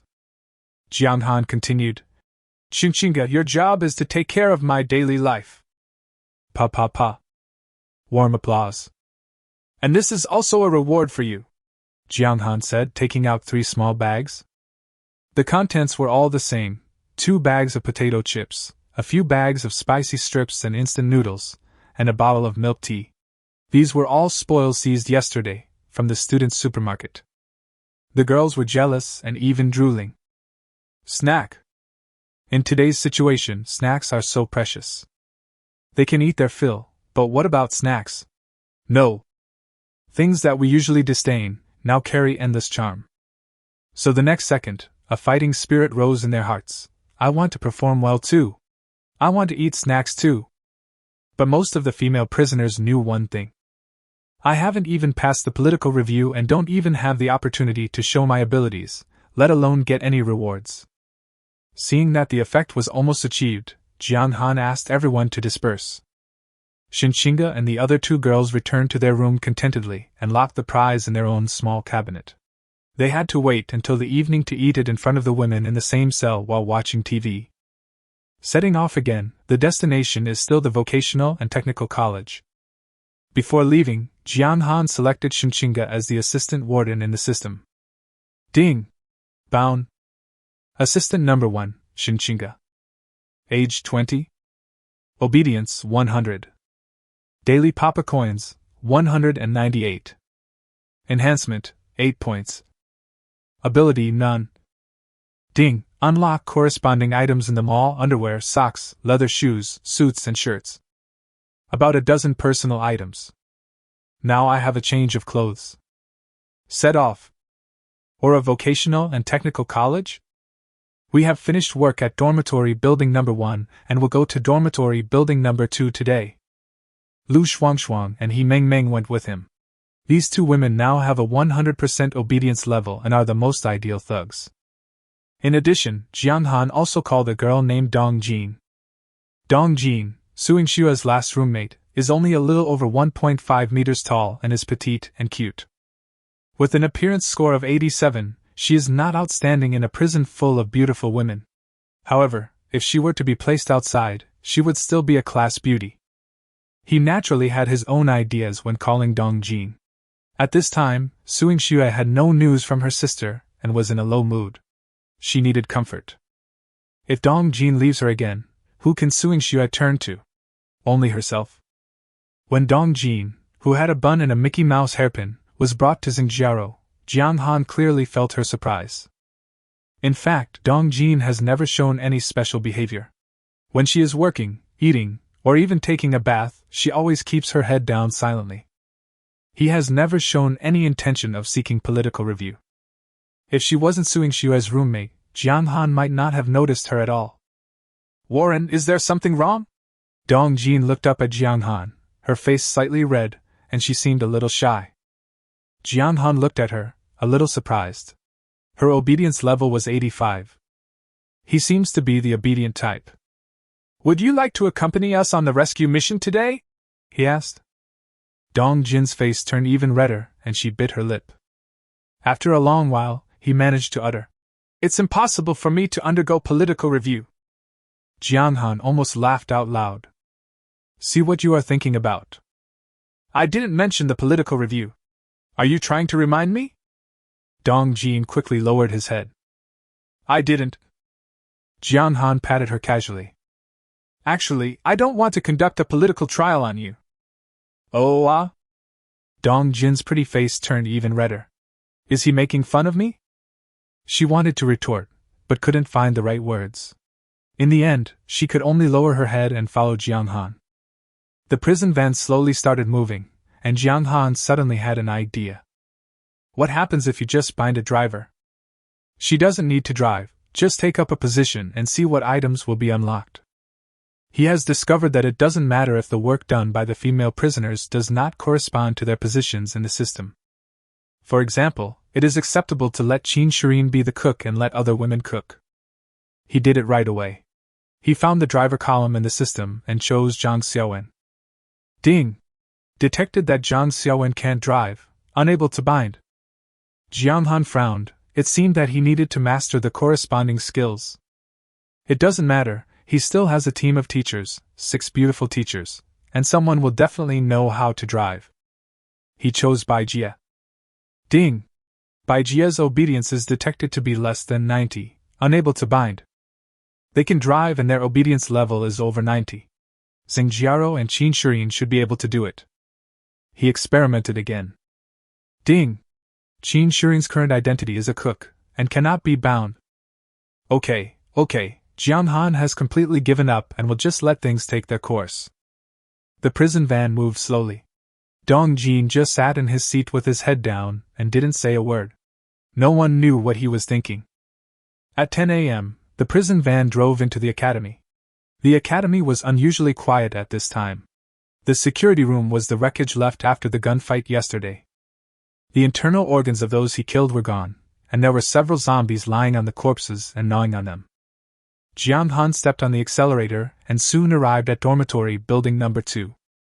After making sure the surroundings were safe, he asked He Mengmeng and Lu Shuangshuang to get out of the car and through the recorded loudspeaker 20 to 30 meters east of the door. Firstly, it can let the people in the building know that rescue is coming, and secondly, it can attract the attention of zombies and reduce the pressure on the prison van. In the end times, while people are ruthless, we still have love. Papa Women's Prison is a safe haven for you. We provide food and drink, and we only accept beautiful women. The sound of the loudspeaker echoed outside the building. After a while, a girl opened the window. Is this from the women's prison? He lowered his voice, but couldn't hide his excitement. It had been spread throughout the school long ago that there was a women's prison that provided food and drink and was safe, and that anyone who went there would survive. But one thing is that I only want beautiful women. He Meng casually killed a zombie that tried to approach, looked up and said, "Yes, if you think you can meet the standards, come down. But there are a few zombies in the corridor. Figure it out yourself." This was also what Jong Han requested. The zombies' movements were not very fast, so if you were careful, you could still get out. And now there are 2 fighters in total. If one more is separated, the prison van will be in danger. Of course, Jong Han wouldn't say that. The reason he gave was that he didn't want to put his woman at risk. Lu Shuang was responsible for guarding the car door, while He Ming was responsible for the building door. At the same time, in the principal's office in the office building, which was originally empty, a dozen middle-aged strong men were surrounding a bed, on which lay a young man with his eyes closed. Sitting beside the bed was a man in his 50s wearing gold-rimmed glasses. "Boss, the young master's temperature has dropped a bit. It's now 47 degrees. Chapter 33 Wang Mingtang regrets. The person sitting on the bed was none other than Boss Gao, the chairman of Qiangxin Group, who had dealt with Jiang Han once before. At around 1 a.m. last night, he personally brought about 100 of his men and drove 16 cars to the vocational and technical college. It can be said that the entire group was mobilized, naturally for his only son, Gao Zichen. After confirming with Wang Mingtang and Wang Ba, he quickly deduced Jiang Han's identity. These were the people who occupied Galaxy International and claimed to have a women's prison. Boss Gao was completely puzzled. The unfinished building belonged to the group, and was turned into a prison by others without the group knowing anything about it. This is almost impossible. Could it be a descendant of a high-ranking official or a large family? After the apocalypse broke out, he did hear some things. It is said that high-ranking officials, including some big families, have already known the news in advance. They secretly stockpiled supplies and even built shelters just to expand their power during the end of the world. If this is really the case, he must be captured alive. Since you knew about the end of the world in advance, you must have supplies. So Boss Gao made a plan overnight. As long as Jiang Han appeared in the academy again, he would be sure to keep him. If for no other reason than for supplies. Just then, a muscular man about 1.6 meters tall walked in. Lying down beside Boss Gao's ear. "Boss, one of our brothers saw Jiang Han coming." Boss Gao's eyes lit up, and after listening to the short and strong man's detailed explanation, he said, "Aaron, well done!" Then he looked at Wang Mingtang and his son not far away. "Dean Wang, which direction is the second female dormitory building of your college?" Wang Mingtang was extremely regretful at this time. He gave up the cafeteria, gave up Bai Jia, whom he had long coveted, and hid in the principal's office to protect Gao Zichen. But what about the pistol he was promised? When Boss Gao arrived, he never gave it to him. Not only that, he also offended Jiang Han. "I heard from the confidants who stayed in the cafeteria that Jiang Han killed more than 30 people yesterday just to find him. If I had known this would happen, I shouldn't have attacked them in the first place. So what if Jiang Han just takes some beauties away? He heard that Jiang Han had very high standards and that he only took away 6 of the dozen or so female teachers he had his eyes on. Even the leftovers are enough for him to play with. Hey! It's too late to say anything now. Boss Gao is here, and he has people with guns, so he will have no say in the future. He's still playing with women. I'm afraid he can't even protect his son. Look, what kind of look does that man named Aaron give his son?" He was just regretting it when he suddenly heard Boss Gao asking a question. He had no choice but to bite the bullet and say, "On the southwest side of the office building." "Be more specific." 3 minutes later, Boss Gao stared at the direction of the dormitory building through the window. "Aaron, tell the brothers to follow the plan." "Yes." The short and strong man agreed, then glanced at Wang Ba standing in the corner, and continued, "Boss, I want to bring some helpers, let's take him." As he spoke, he pointed at Wang Ba with his chin. Wang Mingtang almost cried. "Long, brother Long, the child is still young and can't do anything." Aaron laughed and said, "It's okay, just be obedient." Wang Mingtang wanted to say something but was interrupted by Boss Gao. "Okay, but you have to get it done." Aaron's expression straightened up. "Boss, don't worry." With Wang Mingtang pleading in his eyes, Wang Ba was taken away by a long. The two got into a Mercedes-Benz and drove towards a distance. After about 10 meters, they stopped in front of a white SUV. Aaron lowered the window and shouted towards the driver's seat of the SUV. Jong Xan will be coming from that road soon. Like we said before, kill him. Okay, Brother Long. In this way, Aaron notified one car after another, clearly and unambiguously explaining who was where and what they should do. Wang Ba could only sit stupidly in the passenger seat. After all 15 cars were arranged, Along parked the car in the corner and looked at Wang Ba in the passenger seat with a smile. Don't move! As he spoke, he took out a gun and thrust it into Wang Ba's mouth. Wang Ba was already frightened silly, and his whole body was shaking. Long, Brother Long! His voice was humming because he was holding the gun barrel in his mouth. Don't call me Brother Long, call me Dad. Jong Xan was busy for half an hour, and had 18 girls in the car. There weren't many girls in building number 2 to begin with, and after 3 days of the apocalypse, there were very few beautiful women left alive. Seeing that the time was almost up, Jong Xan called out to He Meng Meng and the other 2 girls to get in the car and go home. The entire Tianhai Vocational and Technical College has no value to him anymore. There may be some women who meet the requirements, but they are definitely scattered. Instead of wasting time looking for them, it is better to go somewhere else. He already had a plan. 3 kilometers north of the prison was the Legion community, which had a permanent population of several thousand. What is the most important thing in the end times? Supplies? To put it simply, it's food and water. And those who are stuck at home must have more food on hand. So they will live longer. It's a pity that the 3 campus beauties are not gathered together. And the one missing is the top one among the 3 school beauties. Jong Xan turned around and asked the 18 new girls, Do any of you know Yin Xiao Xiao? In fact, almost everyone in the college knows this name. The most beautiful of the 3 beauties on campus, it is said that her family background is also very prominent. Both of my parents are in politics, and their positions are quite high. It is said that Yin Xiao Xiao is surrounded by a group of rich second-generation young men, and the flowers she collects every day are enough to open a flower shop. A girl raised her hand and after getting permission, she said, Xiao Xiao and I were in the same dormitory. She stopped coming to school a few days before the apocalypse. Oh? Jong Xan was stunned. What a pity. Do you know where she lives? The girl looked at the people around her and shook her head. I don't know. She never said anything. Jong Xan glanced at the girl through the rearview mirror. Name Wang Na. Age 21. Appearance, 89 points, meets the requirements. At this moment, something suddenly flew over from the side, rolled over and hit the car window. Bang! The crisp sound of glass breaking. Jong Xan shuddered. Someone was attacking him again.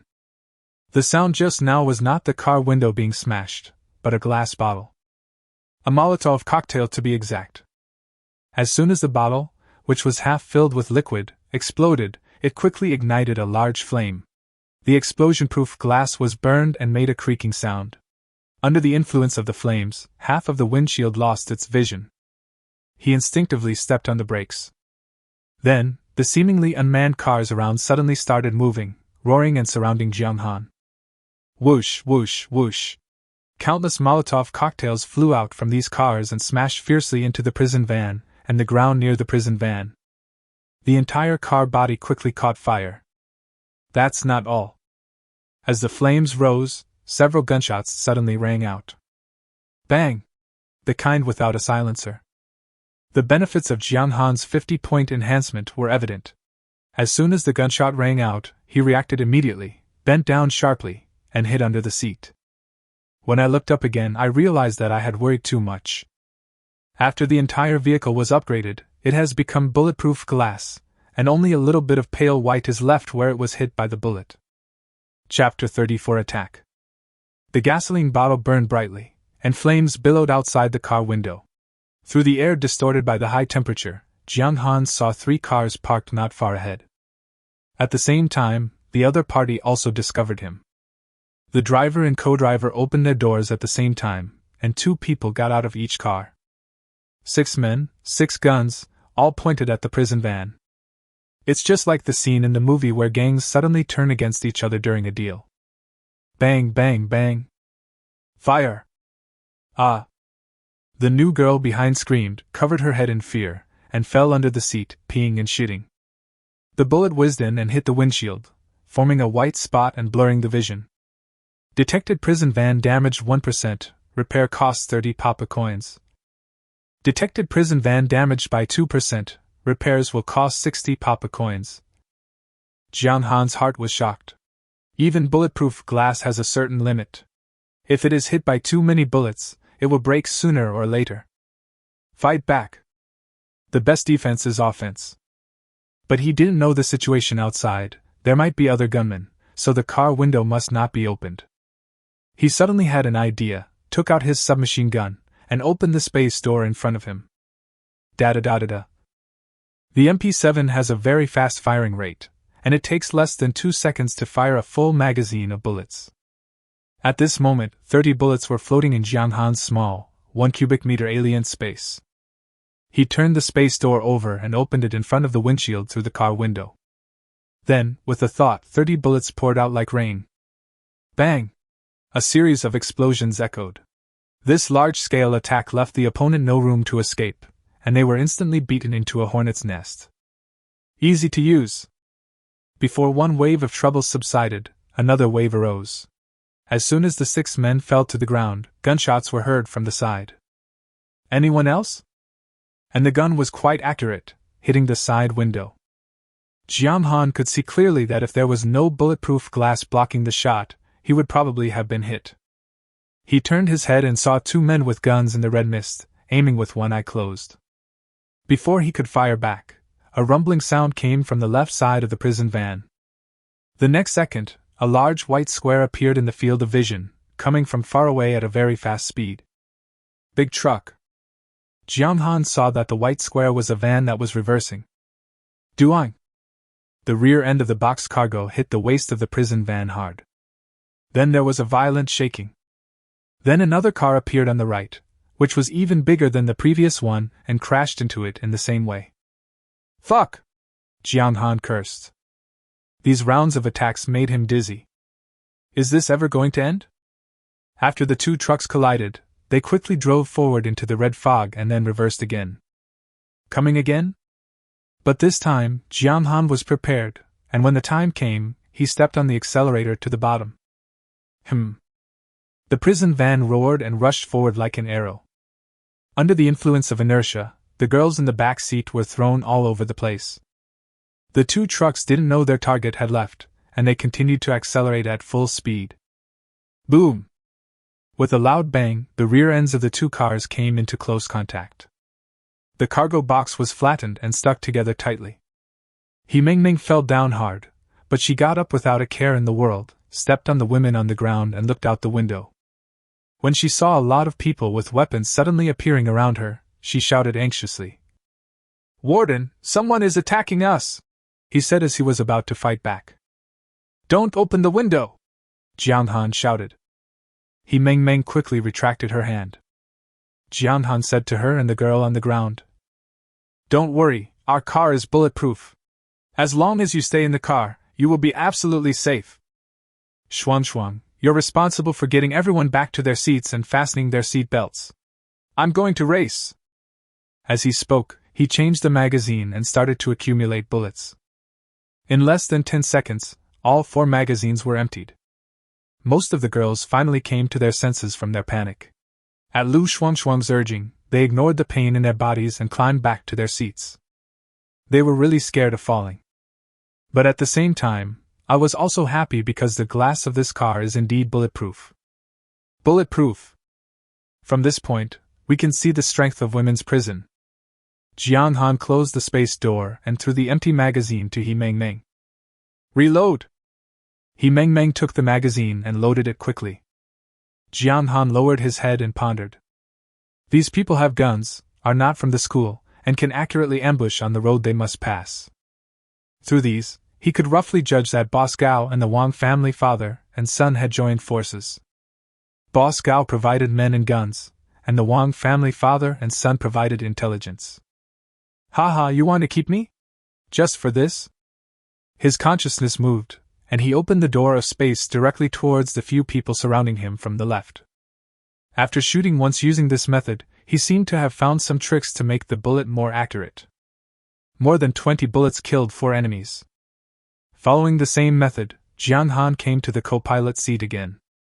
Because it can only be used within 1 meter of the person, he tried to put his face as close to the car window as possible. Dong Jin was already terrified. Ever since she heard the gunshot, she thought she was going to die. So when they saw Jong Xan coming, they immediately regarded him as the backbone. "Warden!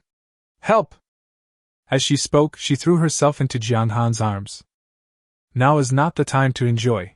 Jong Xan simply held her head and pushed her back to her seat. "Shut up!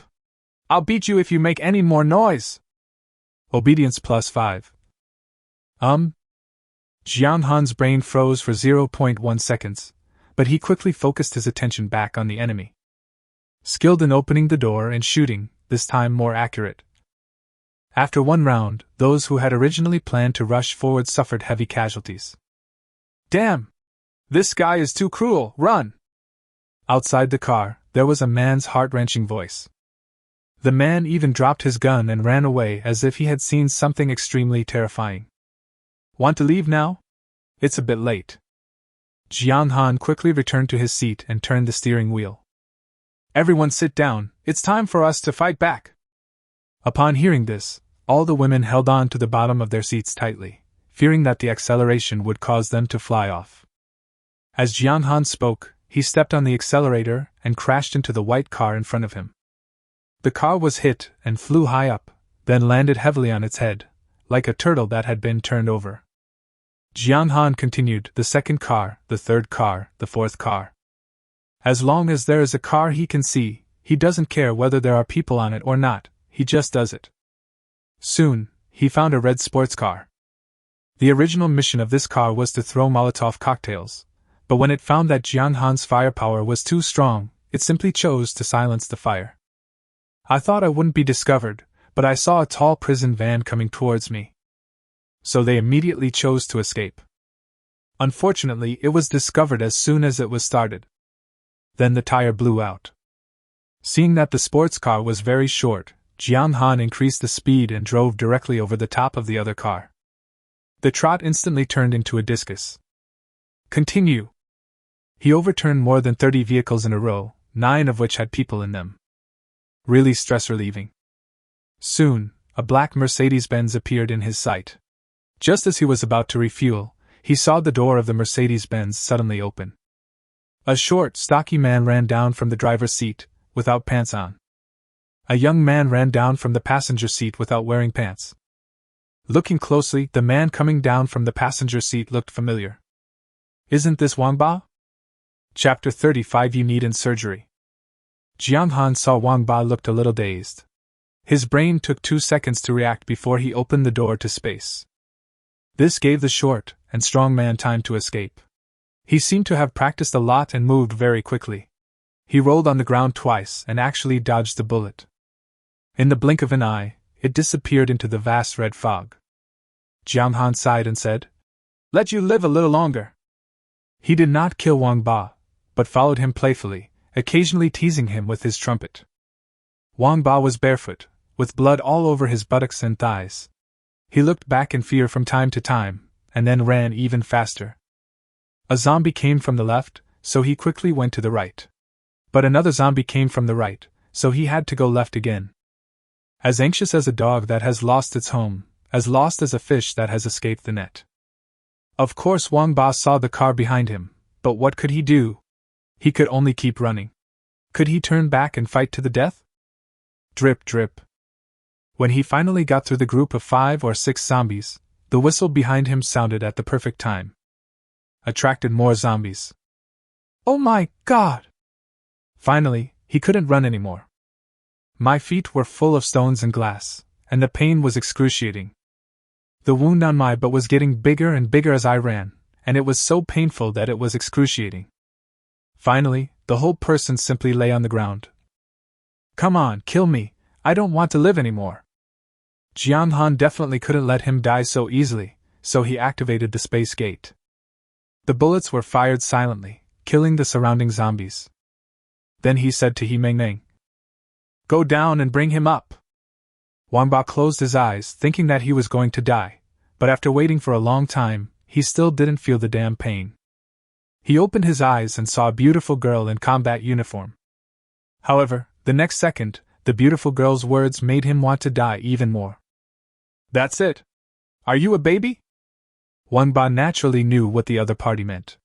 This was also his biggest secret for many years. Even his girlfriend Yan Yu didn't know. But today, it is exposed in public. He Meng Meng curled her lips in disgust and kicked Wang Ba twice with her shiny black leather boots like a dead dog. "Get up! Our warden wants to see you!" "Jiang Han wants to see me?" "No, I don't want to go, let me die!"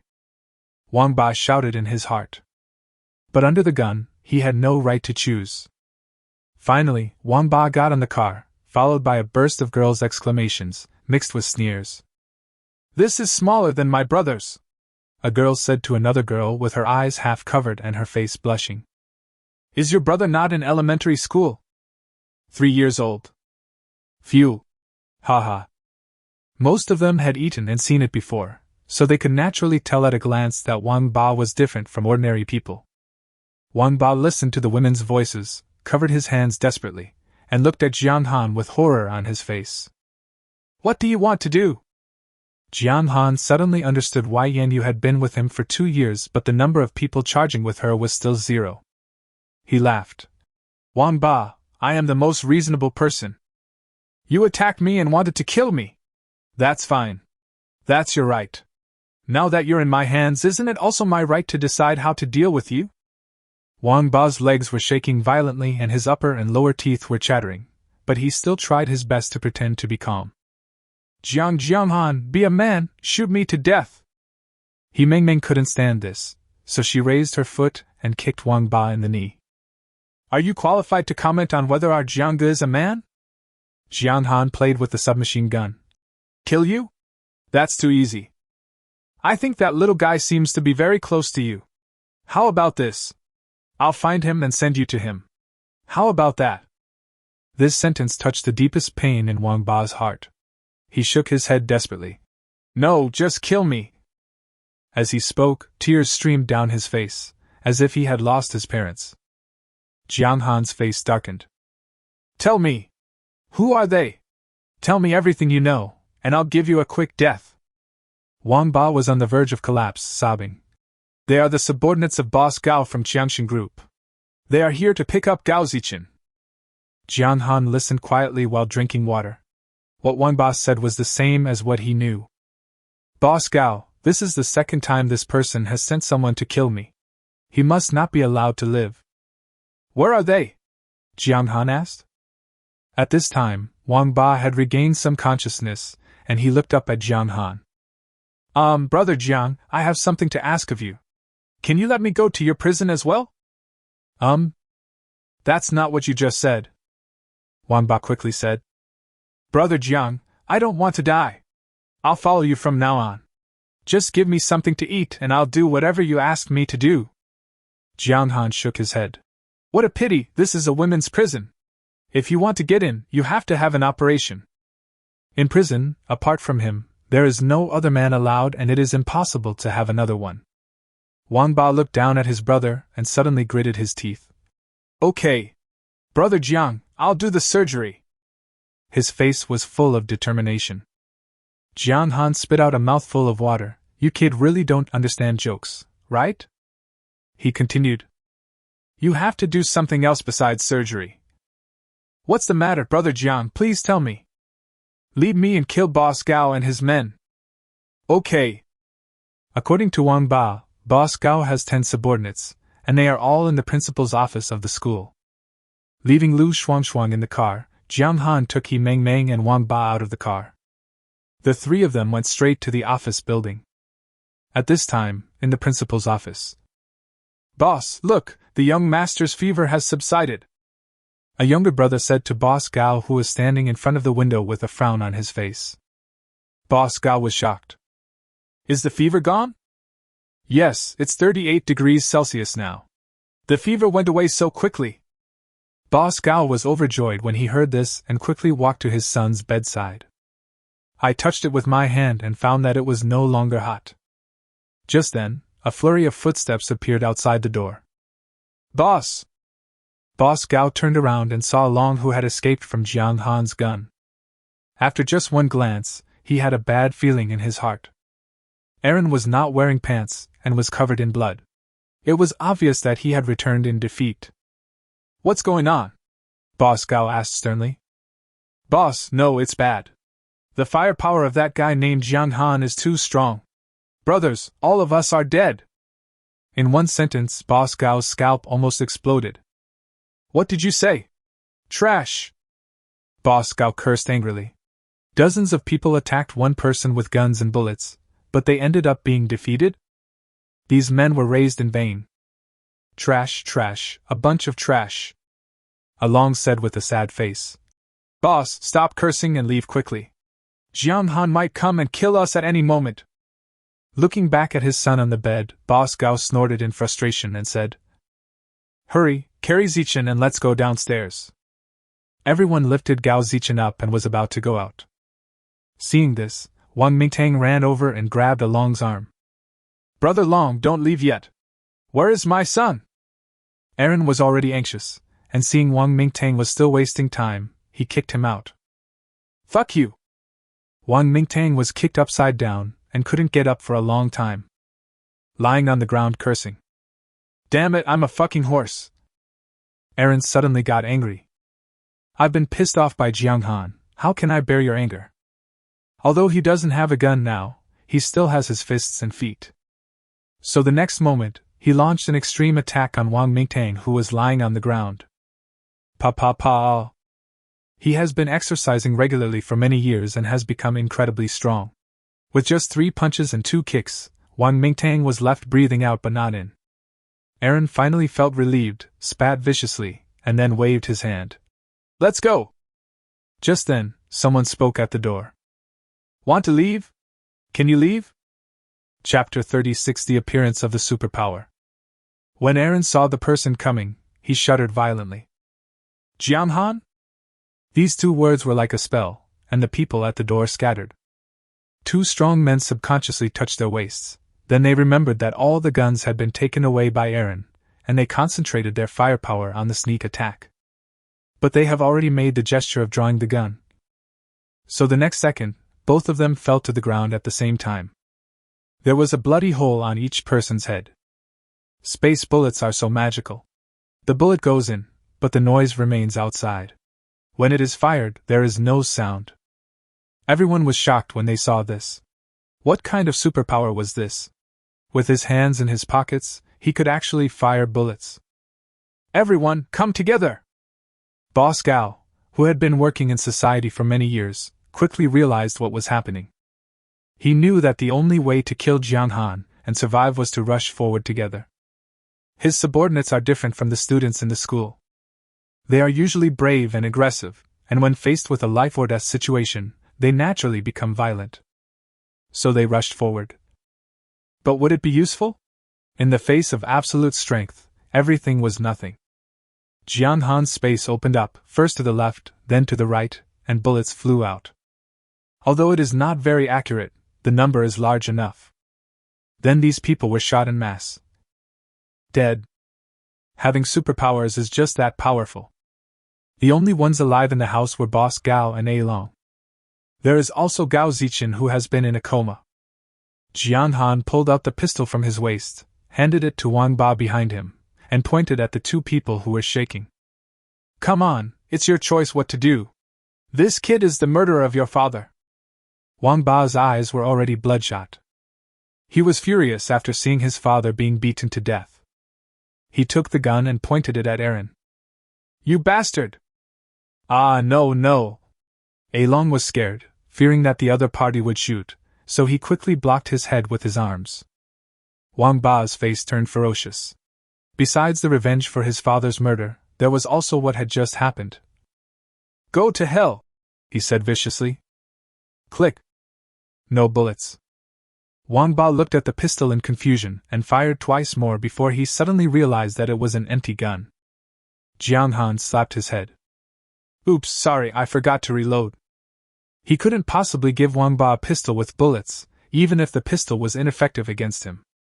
You lied to me. Wang Ba muttered twice, and then was knocked down by a long. You little bastard, you actually want to kill me? The two men wrestled with each other. Brother Jiang, save me! Wang Ba was no match for a long and was pinned to the ground. He had no time to ask for help. Then, fists rained down on his face. Jiang Han watched the scene calmly and let the dogs fight each other. Half a minute later, Wang Ba, like his father, was beaten to death by a long. Aaron also sat on the ground panting. Jiang Han sighed. It was really hard to stop him. I wanted to watch it for a while longer. Then he shot Aaron in the head again. Bang! The dead body fell down. After doing all this, Jiang Han looked at Boss Gao expressionlessly. Okay, now it's just you. Gulp, Boss Gao swallowed hard and protected his son. Don't come over! At this moment. A scream came from the bed. It was Gao Zichen, who had been in a coma for several days. Jiang Han's heart was shocked. Gao Zichen woke up. When Boss Gao heard his son's voice, he was overjoyed. He didn't care that Jiang Han was here, and quickly turned around. Zichen? You're awake? How do you feel? Are you feeling unwell? Gao Zichen was lying on the bed with his eyes closed and brows furrowed, as if he was trying to struggle out of some kind of pain. It's like the final sprint when you're experiencing sleep paralysis. Oh! Suddenly, he opened his eyes abruptly, sat up from the bed, gasping for breath, with beads of sweat the size of beans rolling down his face. Jiang Han noticed that his face was frighteningly pale. Then, Gao Zichen stared at Jiang Han intently. You dare to kill my dad? I'll kill you! As he spoke, something strange happened. Two white lights suddenly shot out from Gao Zichen's eyes and came towards him at an extremely fast speed. Ever since drinking the tap water, Gao Zichen started to have a fever and fell into a coma, but this was different from an ordinary coma. He could hear and feel, and was clearly aware of everything happening around him. Since yesterday, Gao Zichen has felt something strange in his body. Gradually, he understood that he had gained superpowers. This ability is like a part of his body, and he can feel it clearly. Originally, he needed to sleep for a while longer, but when he heard that his father was in danger, he couldn't bear it anymore and forced himself to wake up. This sudden change was completely beyond Jiang Han's expectations. He really didn't expect that the person who was unconscious just now would become so lethal in the blink of an eye. But the 50 points of enhancement were not added in vain. Although Jiang Han's brain did not react, his legs moved. He jumped to the right and shot out. The white light missed the target and hit the wall, creating 2 small holes. So awesome! This is much more lethal than a bullet. Seeing that his attack failed, Gao Zichen got off the bed. Get the hell out of here! Call out! Another white light. The next second, Jiang Han suddenly stood up. He was so anxious just now that he almost forgot about the space gate. Come on, hit me! Jiang Han stared at Gao Zichen opposite him with burning eyes and said. At the same time, open the door of space in front of you. This is absolute defense. Looking for death! Gao Zichen shouted excitedly, his eyes flashing. White light shot out instantly.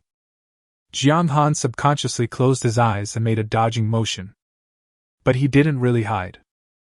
Because once the space door is opened, it cannot be moved.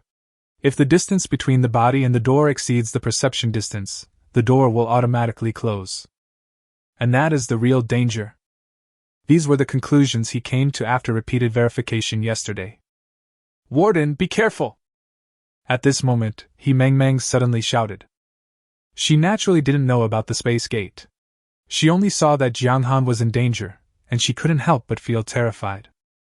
She raised her gun and shot at Gao Zichen like a madman. Don't! Jiang Han wanted to stop her, but it was too late. Gao Zichen suddenly turned around and arrived first. Before Meng could fully raise her gun, white light shot out. That speed is comparable to the speed of light. One shot hit the shoulder, and the other hit the left chest. Hold! Jiang Han wanted to go over, but Gao Zichen was too fast. By the time he reacted, Meng Meng had already fallen down, with blood staining her chest red. "Fuck you!"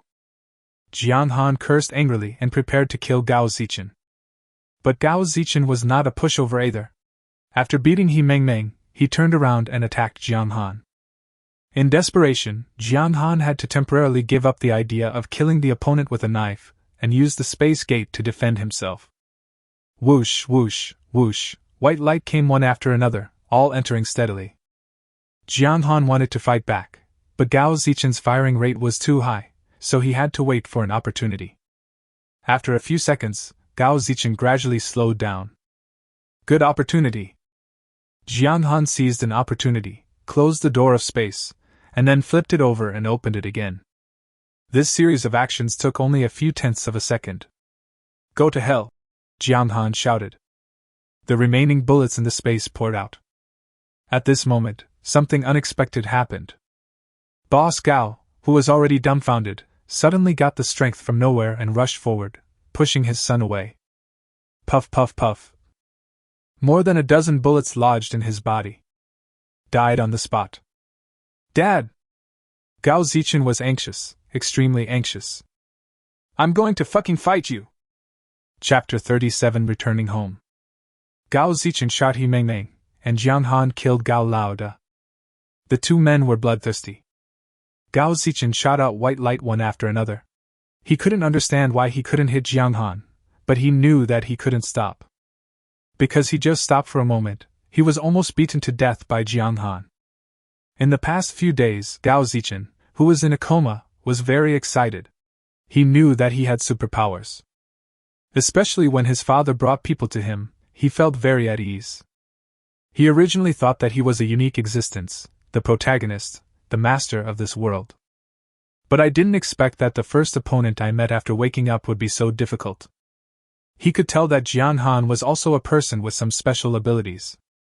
This shows that I am not the only one. For a moment, Gao Zichen was overwhelmed with emotions and thoughts, and felt dizzy and confused. Dizziness? Why? As soon as this thought came to his mind, Gao Zichen suddenly couldn't stand anymore. Stars appeared in front of his eyes, and the pair of eyes that he was so proud of could no longer emit a single white light. What's wrong with me? In the blink of an eye, his legs softened and he sat down on the ground. It's over. This was the last thought that came into his mind before he passed out. Jiang Han was also feeling dizzy. But he was better than Gao Zichen in one respect. He knew that this was a sign that his superpowers were about to be exhausted, and he was mentally prepared enough. At this moment, Jiang Han tried his best to stabilize the space gate, and the sweat on his forehead flowed down like a waterfall. Finally, he noticed Gao Zichen's abnormality. Good opportunity. Jiang Han was ecstatic, and he forced himself to be alert.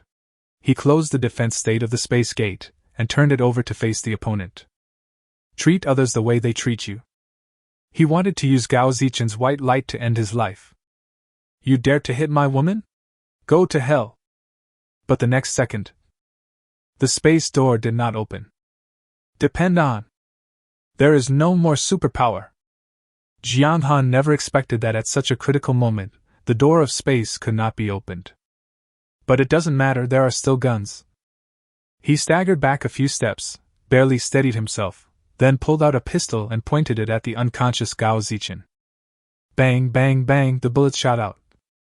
The first shot hit the opponent's left arm, but due to exhaustion, he was unable to control the recoil of the pistol, so from the second shot onwards, the bullets flew higher and higher, shattering the ceiling and chandelier in the office.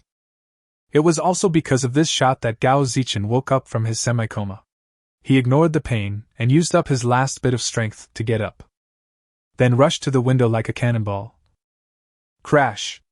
The glass was broken. He jumped off the building. Jiang Han wanted to rush over, even if it meant firing a few shots into the air, but he couldn't do it.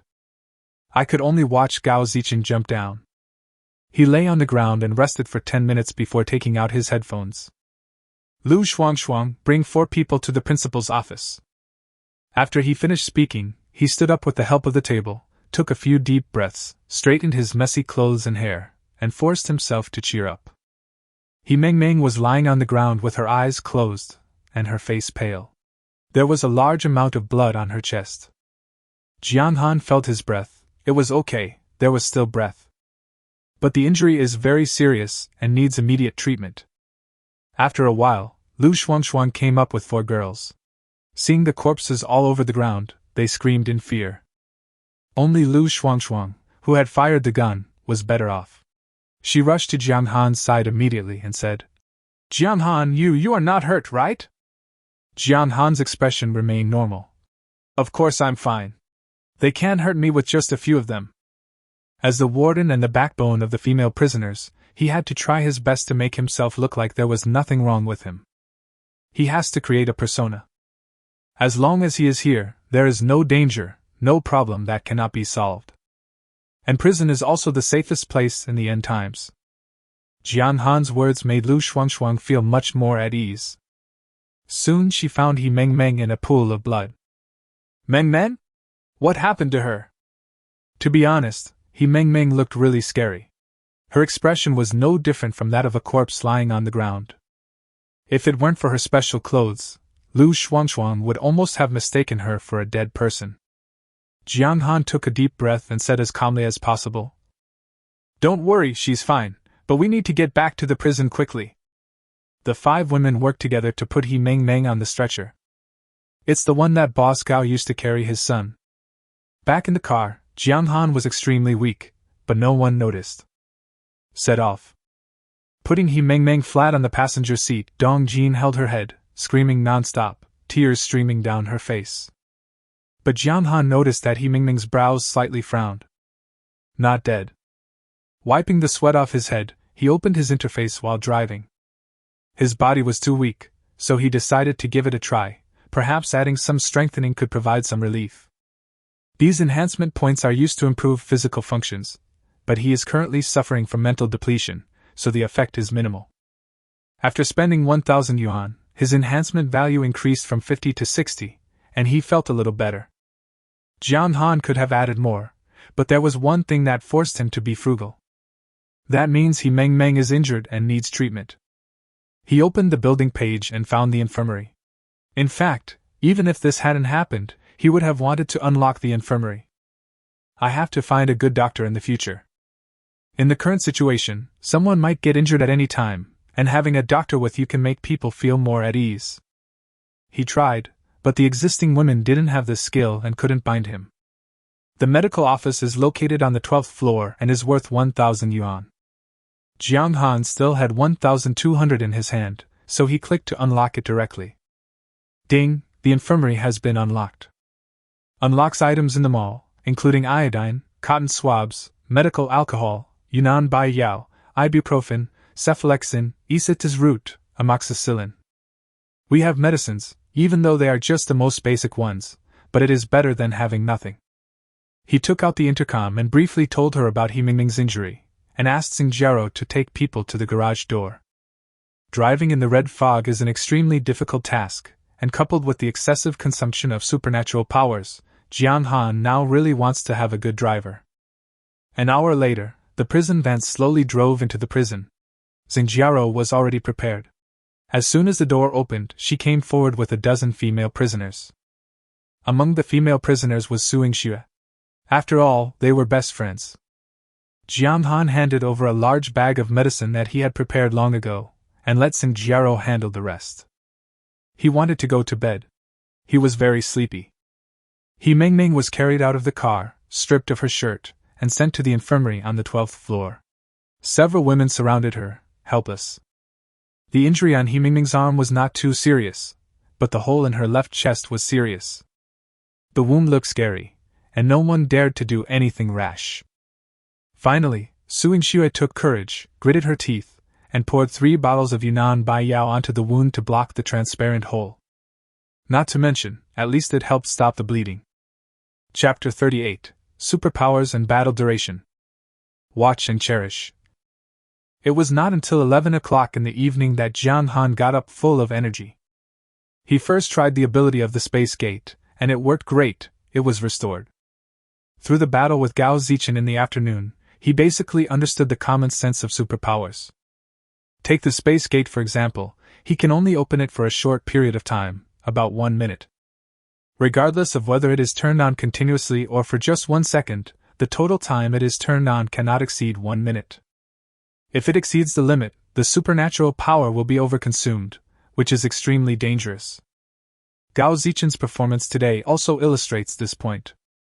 His battle lasted about the same length as mine, but because he didn't know the upper limit of his supernatural energy, he lost to me. Jiang Han thought about this situation, then opened the system interface again and found himself. Superpower, Space Gate. There was a plus sign at the end. Jiang Han clicked it. Upgrade requires 20,000 PP coins, insufficient balance. Jiang Han was suddenly delighted. It seems that superpowers can indeed be upgraded. If he and Gao Zichen are both first-level psychics, and their psychic powers are equal, then what will you do if I become level 2? Of course it is death. However, the next upgrade will cost 20,000, which means the PP coins spent on the ability upgrade are cumulative. This is an incredibly huge number.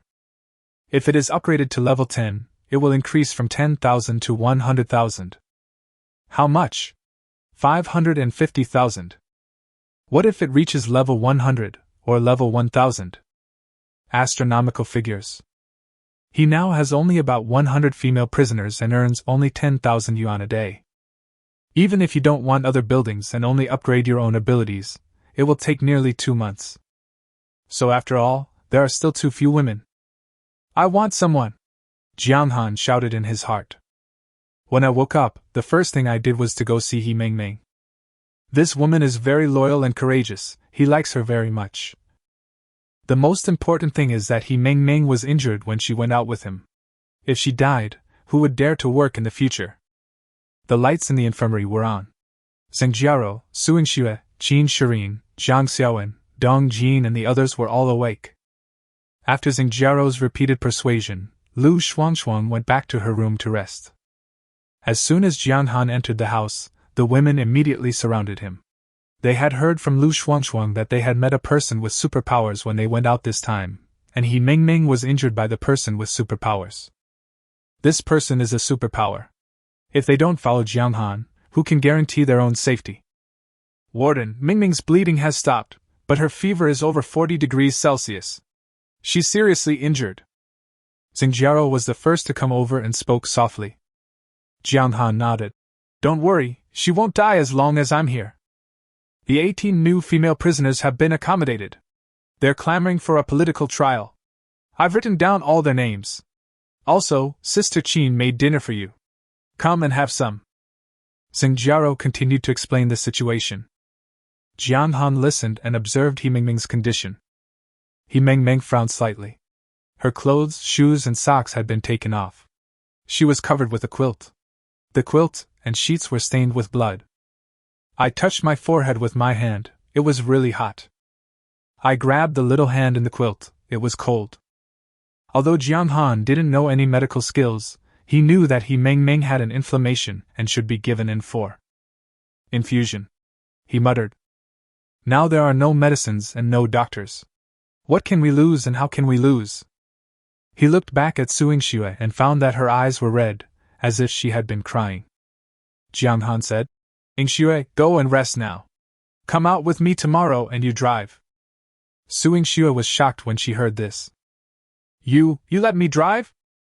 Yes, I have to go to the hospital, get some medicine, and find a doctor to treat Meng Meng's injuries. Are you willing? When she heard that the car was driven for He Meng Meng, Su Yingxue nodded quickly. Okay. I do. The other women said in unison.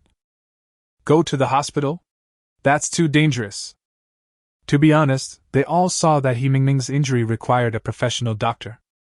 But how dangerous is it outside now? The sky is full of red fog and zombies are everywhere, especially the appearance of powerful superpowers. Going to the hospital now is tantamount to seeking death. So none of them dared to say this. But what about now? Jiang Han himself suggested going to the hospital just to save people. You know, Jiang Han is not short of women. They couldn't help but imagine themselves as He Meng Meng. If one day they were injured because of Jiang Han, would they receive the same treatment? The next moment, Jong Han's words put their minds at ease. As long as they are my people, I can't just sit back and watch. Ding! Suing Shua's obedience +5. Qin Shirin's obedience +5. Dong Jin's obedience +5. I harvested a wave directly. Even He Meng Meng on the bed seemed to smile. Well, it seems everything is fine. Suing Shua covered He Meng Meng with a quilt, and then went back to the cell. She needed to have a good rest. Tomorrow's opportunity is too rare and she cannot afford to make any mistakes. When she reached the door, she suddenly turned around and smiled sweetly at Jong Han. Thank you. Then he ran away shyly. Jong Han narrowed his eyes and looked at her back. 93 points. She was the most beautiful girl in the entire prison. It seemed a waste for her to be just an ordinary female prisoner. Afterwards, he left Dong Jin and Zhang Xiaowen behind to take care of He Meng Meng. As roommates, he believed that they would do their best. The rest were sent back to the house directly. There was no point in staying here, and it would only affect He Meng Meng's recovery. After everyone left, Jong Han decided to eat something first and relieve his fatigue. You know, every time he improves his physical strength, he will have an irresistible urge. And today on the way back, he added 10 points to himself. So, Jong Han looked at the two remaining women. Zhang Xiaowen seems a bit unchallenging. So he said, Xiaowen, you stay here and take care of Meng Meng. Dong Jin, you accompany me to dinner. Dong Jin was stunned and said weakly, How about, let Xiaowen go with you? No, you go. Jong Han said this with an unquestionable tone. Dong Jin's body trembled, and he said in a mosquito-like voice, Yes. The two came to the cafeteria, and the meals Qin Shirin had prepared were placed in the kitchen. Jong Han was sitting at the table smoking, watching Dong Jin busying around with a red face. That look was like a hawk staring at its prey, making Dong Jin's heart beat fast. He thought to himself, He wouldn't do anything to me. Suddenly, with a loud crash, she fell down because of her wandering thoughts. A plate of scrambled eggs was scattered all over the floor. Jong Han stood up. He remembered the scene in the car today and touched his chin unconsciously. Dong Jin woke up when he saw the food falling, and rushed to clean it up. But then Jong Han's cold voice rang out. Stop! This made her freeze in place. Do you know how precious these foods are if they are left outside? Jong Han said. Yes, I'm sorry, I was wrong. Just say sorry and that's it. What should we do? Dong Jin almost cried. You need a hard lesson. Indescribable, hard to describe. Chapter 39 Departure to the Community Hospital. The cafeteria was empty late at night, and Jong Han had a big midnight snack, feeling very satisfied. At 12 o'clock, I received another reminder that the balance of Papa coins had reached more than 13,000. Upgrading your superpowers is not enough, but strengthening your physical fitness can, and by the way, it can also prepare you for going to the hospital. After spending 4,000 yuan, his enhancement became 100, which is 10 times that of an ordinary person, but the effect is definitely more than that. With his current physical strength, he is confident that he can knock down all of them, let alone 10, even if 100 people come. At the same time, there was a strong impulse. Now it was the middle of the night, and I couldn't bother others, so I had to continue to let Dong Jin down. Dong Jin was educated to be obedient and submissive. Until 2 o'clock in the morning, Jong Han was still not sleepy because he had overslept. I have important work to do tomorrow, so I must sleep. He thought of a good way to hypnotize. That's overusing superpowers. After buying 500 rounds of ammunition, opening the space door, and turning on the timer mode on his phone, Jong Han began to stock up on ammunition. Until the 55th second, the familiar feeling of fatigue came over him again, and he quickly stopped. If you continue to open the door, you will feel nauseous, dizzy, or even coma. 1 minute. The combat duration of a level 1 superpower is only 1 minute, and even the last 5 seconds are already dangerous. Be sure to remember this number. At the same time, he also contentedly welcomed the sleepiness he had been longing for, and was finally able to sleep. At 7 o'clock the next morning, Jong Han got up full of energy. While eating, he deliberately turned a corner to see He Meng. Zhang Xiaowen dozed off in front of the bed, but Dong Jin didn't sit down, but just stood beside her. When she saw Jiang Han, her face turned red. Dad, oh no, Warden, you're here. Jiang Han smiled. Why are you standing? It must be tiring. Dong Jin shook his head. It's okay, I can just stand. Then you just stand there. Oh, by the way, go find Xingjaro to change rooms. Also, here are the iodine and cotton swabs. Take them if you need them. Dong Jin lowered his head. Can I not change? Why? Jiang Han was a little confused, but he immediately understood and added. Don't worry, your good roommate will be there soon. Let's go downstairs to eat. Suing Xue and Lu Shuangshuang have already prepared everything. Suing Xue changed into the clothes she wore when she came here, a pink lace shirt, white shorts and leather shoes, and returned to her school beauty status. When she saw Jiang Han, she took the initiative to step forward. Warden, let's go. The three of them got in the car, and Suing Xue stared at the wide seats and steering wheel in a daze. This car is too big.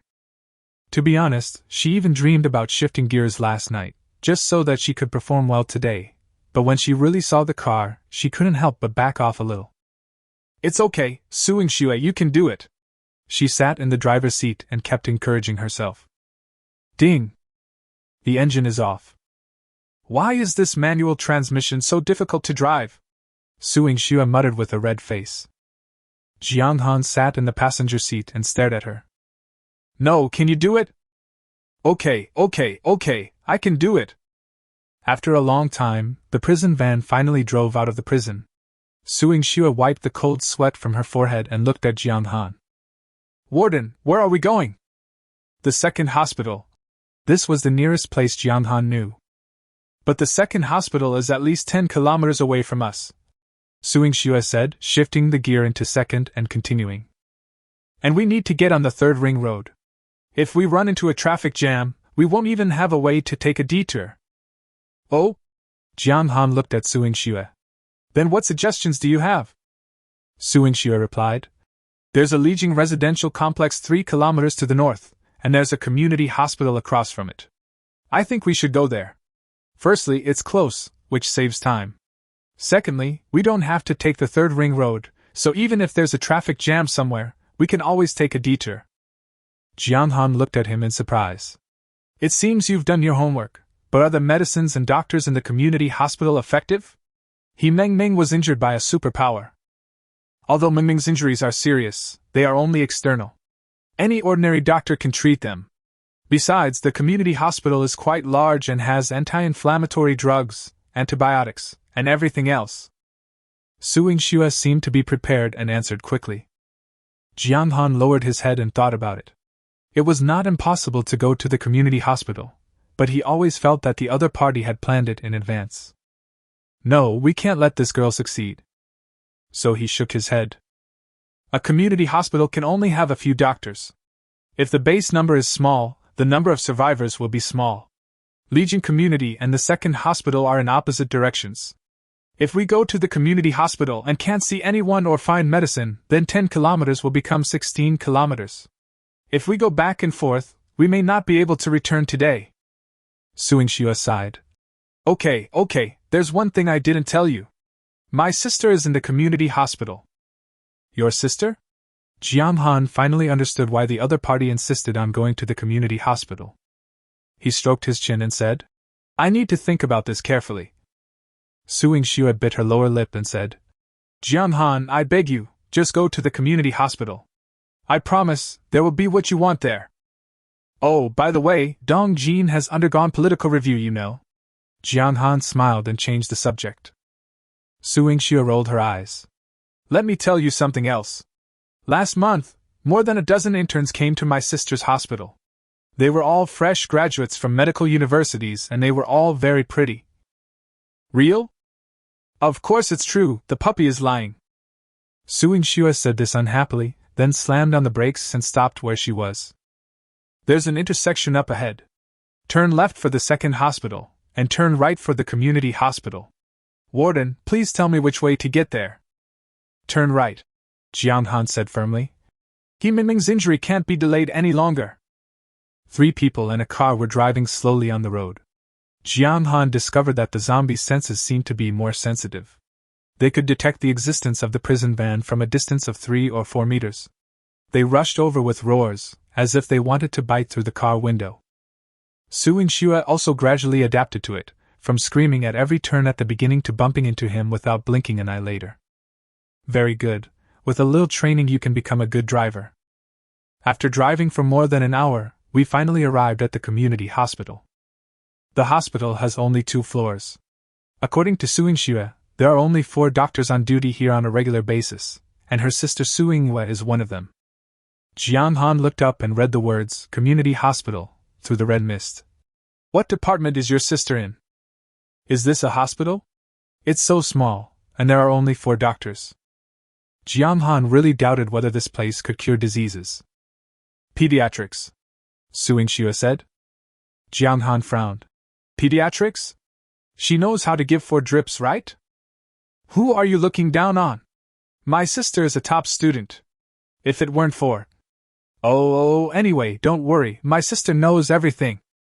Chapter 40 Killing Zombies is a basic skill. Jiang Han asked Lu Shuangshuang to stay and watch the car, gave Suing Xue a pistol, and the 2 got out of the car. Before the door was opened, 2 zombies who heard the noise rushed over, opened their bloody mouths through the car window, bared their black teeth, and howled strangely. Suing Xue screamed in fear and was about to retreat, but was grabbed by Jiang Han. What are you afraid of? Don't you have a gun? Shoot them to death. I can't do this. Looking at the zombies' gray eyeballs, Suing Xue's legs went weak. Jiang Han took her hand and opened the side window. Think about your sister. Don't you want to save her? That's only the first step. If you can't do it, then fine, let's leave now and never come back. Don't shoot. Kill them.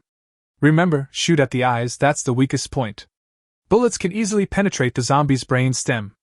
Only in this way can they die completely. As Jiang Han continued speaking, Suing Xue closed her eyes tightly, and finally let out a loud scream, and fired all the bullets in the gun. The 2 zombies fell to the ground. Jiang Han held her hand and slowly pulled out the magazine. Now I'll teach you how to load bullets. Remember, you should prepare more magazines in the future. Also, don't carry any empty magazines with you. When it's safe, be sure to reload them all. Jiang Han thought to himself that all the female prisoners should practice their marksmanship. Who knows what kind of accident may happen one day. Suing Xue stared at his profile with a twinkling gaze. It feels so safe. Because the shouting was so loud, several more zombies were attracted over. Suing Xue's performance this time was much better. Not only did she not shoot randomly, but she also learned how to aim. 10 minutes later, the 2 got out of the car and saw dead bodies lying on the ground. Jiang Han. Suing Xue followed behind and said softly, Thank you, you are a really nice person, but you are too lustful. As she spoke, her face turned red. How about you conduct a political review and help me revise it? Look at you, here you go again. The 2 quickly approached the entrance of the community hospital. The original glass doors and windows had long been smashed, and occasionally 1 or 2 zombies could be seen wandering around on the first floor. Kill the zombies and enter the corridor. It is dark and lifeless inside. Suing Xue's heart could not help but rise to her throat. Jiang Han, my sister will be okay, right? It seems that there is no one alive here. No, there are people here. Look over there. Jiang Han pointed at the dark staircase and continued. Someone has blocked the stairs with furniture to prevent the zombies from going upstairs. And just now I saw that all the windows upstairs were intact, which means there should be no zombies on the 2nd floor. After hearing this, Suing Xue felt inexplicably relieved. She had a vague feeling that whatever Jiang Han said must be true. How about I call her? No, we don't know what's going on up there right now, let's just go up. Looking at the pile of furniture, Suing Xue felt a little worried. But how are we going to get up there? The stairs were completely blocked by furniture, so neither zombies nor people could go up. Jiang Han walked to the front of the pile of things. At the front was a row of stainless steel benches, 8-seater type, which were stuck at the bottom by other things. He reached out and touched the chair leg. It's so tight that most people can't move it. But he is not an ordinary person, and the 100 points of enhancement are not added in vain. He turned around and said to Su Yingxue, "Move down a little, I'll move the things out of the way." "Ah? Move? Can you move?" Even though she didn't believe it, she still took a few steps back obediently. Jong Xan grabbed the chair leg and exerted force. Crash! The entire chair was pulled out, bringing out a lot of debris. The sound immediately attracted several zombies. "Jong Xan, zombies are coming!" "I leave it to you," Jong Xan said without even turning his head. Su Yingxue gritted her teeth, raised her gun and shot. After a few minutes, a small space was cleared on the stairs, enough for people to pass through. Jong Xan walked upstairs while looking at the surrounding situation. After walking a few steps, I suddenly heard a shrill female voice.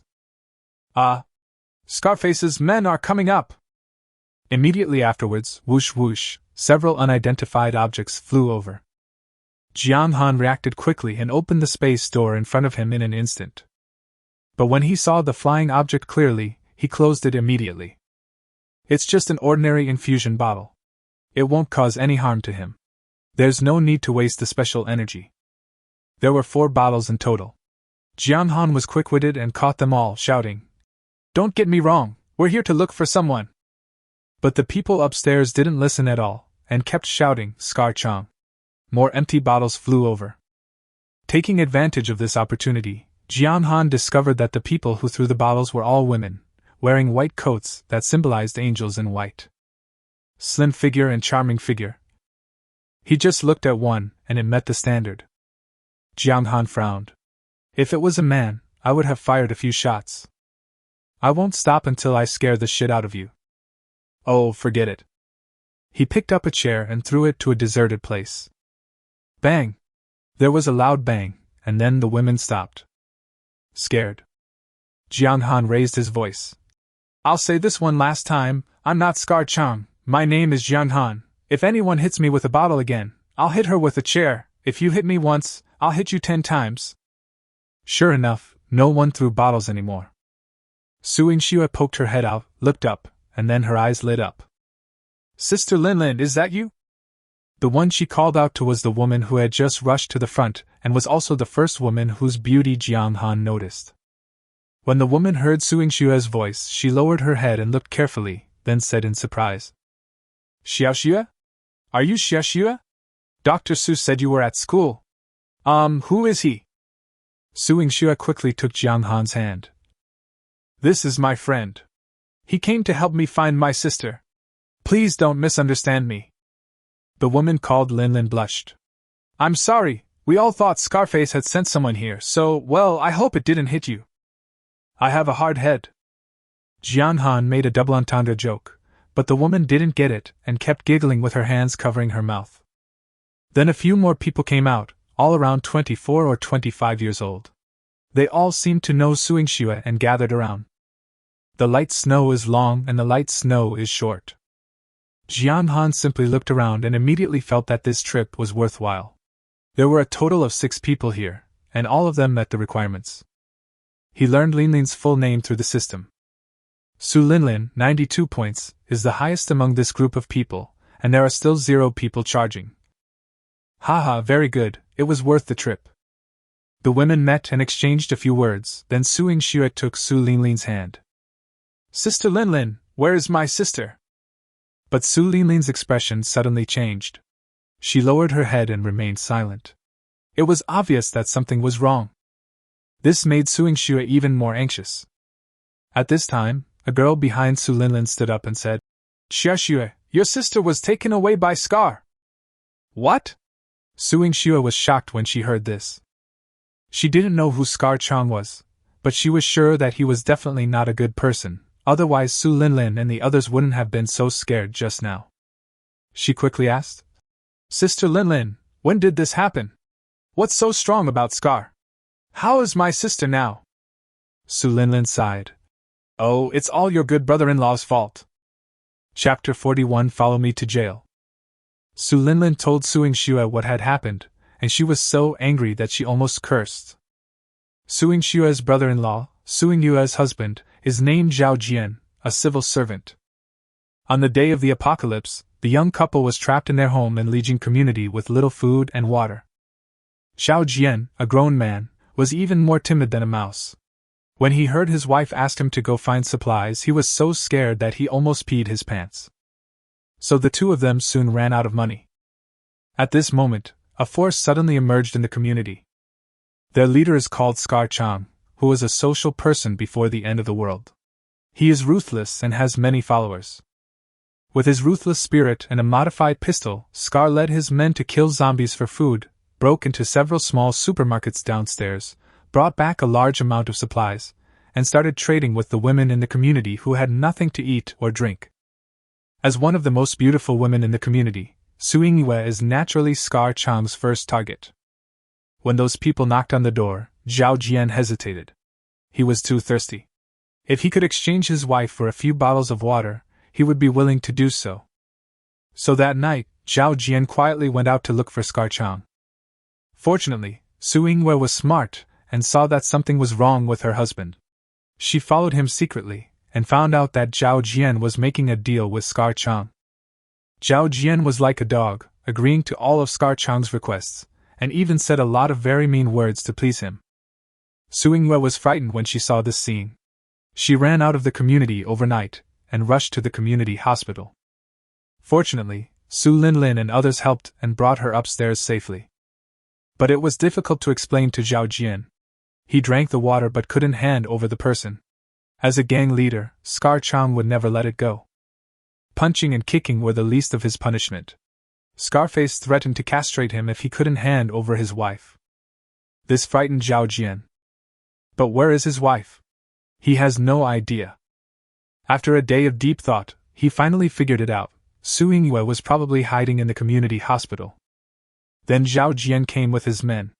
In order to prevent Scar Chang's men from coming in, and to prevent those beasts from seeing women like Su Linlin, just 2 hours ago, Suing Yue chose to go out alone to face everything.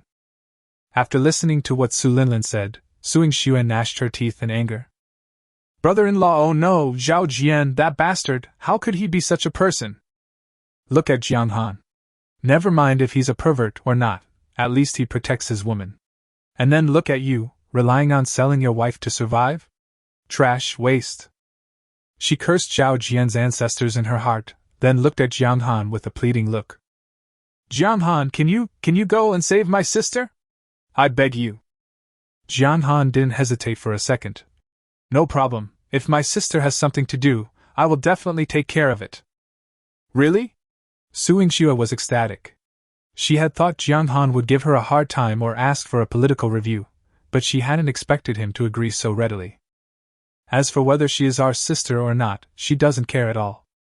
The reason why Jiang Han agreed was not only because Suing Yue was Suing Xue's sister, but also because that's what Su Linlin said. Scar Chang kidnapped many women. What he lacks most now is women. Naturally, he also had to take the ones in front of him. At this moment, Suing Xue brought it up first without him saying anything. Sister Linlin, please come with us. We have a prison with food and water. She briefly introduced the prison situation, selectively ignoring the political review. In fact, she didn't want to lie. In fact, Jiang Han never forced anyone to undergo political review. Of course, those who sign up for political review will receive special care, but those who don't sign up won't be unable to survive. Even if he lived in the most ordinary cell and ate the most ordinary steamed buns and pickles, this treatment was better than that of 99% of the people in the world today. The prison environment naturally made the eyes of the women light up, and they all knew Suing Xue, so when she said it, the credibility was greatly improved. It's called a prison, but so what? At this time, as long as there is a place to stay, no matter it is a prison or a crematorium, they are willing to go. What's more, the strength Jiang Han showed just now and his determination to save people made them more certain of their choice. So the 6 women unanimously decided to go to prison. Suing Xue gave He Meng Meng a detailed introduction to her condition. As a doctor, Su Linlin immediately determined that this was a high fever caused by wound inflammation or infection, and there was also the possibility of excessive blood loss. She needed to receive an IV transfusion as soon as possible. This is a hospital, there are plenty of medicines, 1 doctor and 5 nurses, all of whom are professionals. Needless to say, they quickly packed 3 large boxes of medicines, enough to deal with any emergency situation of He Meng Meng. Su Yingxue felt that the things were not enough. She had finally come to the hospital, so naturally she had to take more. What if someone else got sick in the future? Su Linlin asked about the basic situation of the prison, whether there were any elderly people or children, whether there were any infectious diseases, whether there were any people with diarrhea, vomiting or fever, and then made preparations accordingly. But when she heard that there were only more than 100 young women and 1 man in the prison, Su Linlin was stunned. He took a deep look at Jiang Han. Seems to have realized something. As usual, Lu Shuangshuang was responsible for the security between the car and the gate, and the women were responsible for moving things, each moving very quickly. 15 minutes later, the group drove to Lijiang Community. The car is now always equipped with mineral water and bread. When you get on the car, have a meal first. There's nothing else to do, just want to let the women see how rich our women's prison is. Su Linlin and the others were already starving. These days I have been living on glucose and saline solution and have never seen real food. After obtaining Jiang Han's consent, Su Yingxue generously brought out bread and mineral water. Come on, our warden will treat you. The residential complex was only 1 road away from the hospital. The road was full of cars, some crashing into each other, some with doors wide open, some on fire and smoking. There were even zombies strapped to their seats, struggling and screaming unconsciously. Su Yingxue was anxious and drove very fast. She would crash into any car blocking the road. Su Linlin and the others didn't know where Su Yingyue was exactly, so they had to drive to Building 3, which was downstairs from Su Yingyue's home. I parked the car farther away from the building entrance, hiding it in the red mist. It is better to do less than more, which can greatly reduce the chance of being discovered. Lu Shuangshuang looked at Jiang Han and said, Warden, let me go with you. Ever since He Meng Meng was injured, she always seemed to have a determination to fight for Jiang Han. Jiang Han packed his clothes neatly and shook his head, saying, Shuangshuang, there are a lot of bad guys outside. The car is just as important. We need someone trustworthy and capable. I can't think of anyone else except you. Lu Shuangshuang immediately perked up, nodded heavily, then sat upright with a gun in her arms, looking as if she was ready to kill anyone she saw. The 2 got out of the car and went to the 11th floor, which was Su Yingyue's home. As soon as they entered the corridor, they suddenly heard a scream, a woman's scream. Stop hitting me, I beg you, stop hitting me. Chapter 42 My wife is talking to you. Su Yingxue subconsciously grabbed Jiang Han's hand. Jiang Han, what's going on? It can't be my sister. She naturally associated the scream just now with her sister Su Yingyue. Jiang Han patted and touched her, comforting her. Don't worry, this is definitely not your sister. Judging from the sound, she's probably 3 or 4 floors up. Doesn't your sister live on the 11th floor? Su Yingxue didn't hide this time. Instead, she let Jiang Han touch her with a blushing face, and whispered, What you said makes some sense, but she was captured. What if? Nothing could happen. Your sister is so beautiful that Scarface would definitely not want to hit her. How do you know my sister is beautiful? Jiang Han put his hand under his nose and sniffed. That's your sister, how can she not be beautiful? Su Yingxue was overjoyed at these words, and she gave Jiang Han a coquettish look. Can you be more serious? The 2 men were talking when they reached the 5th floor. Sure enough, the door was wide open.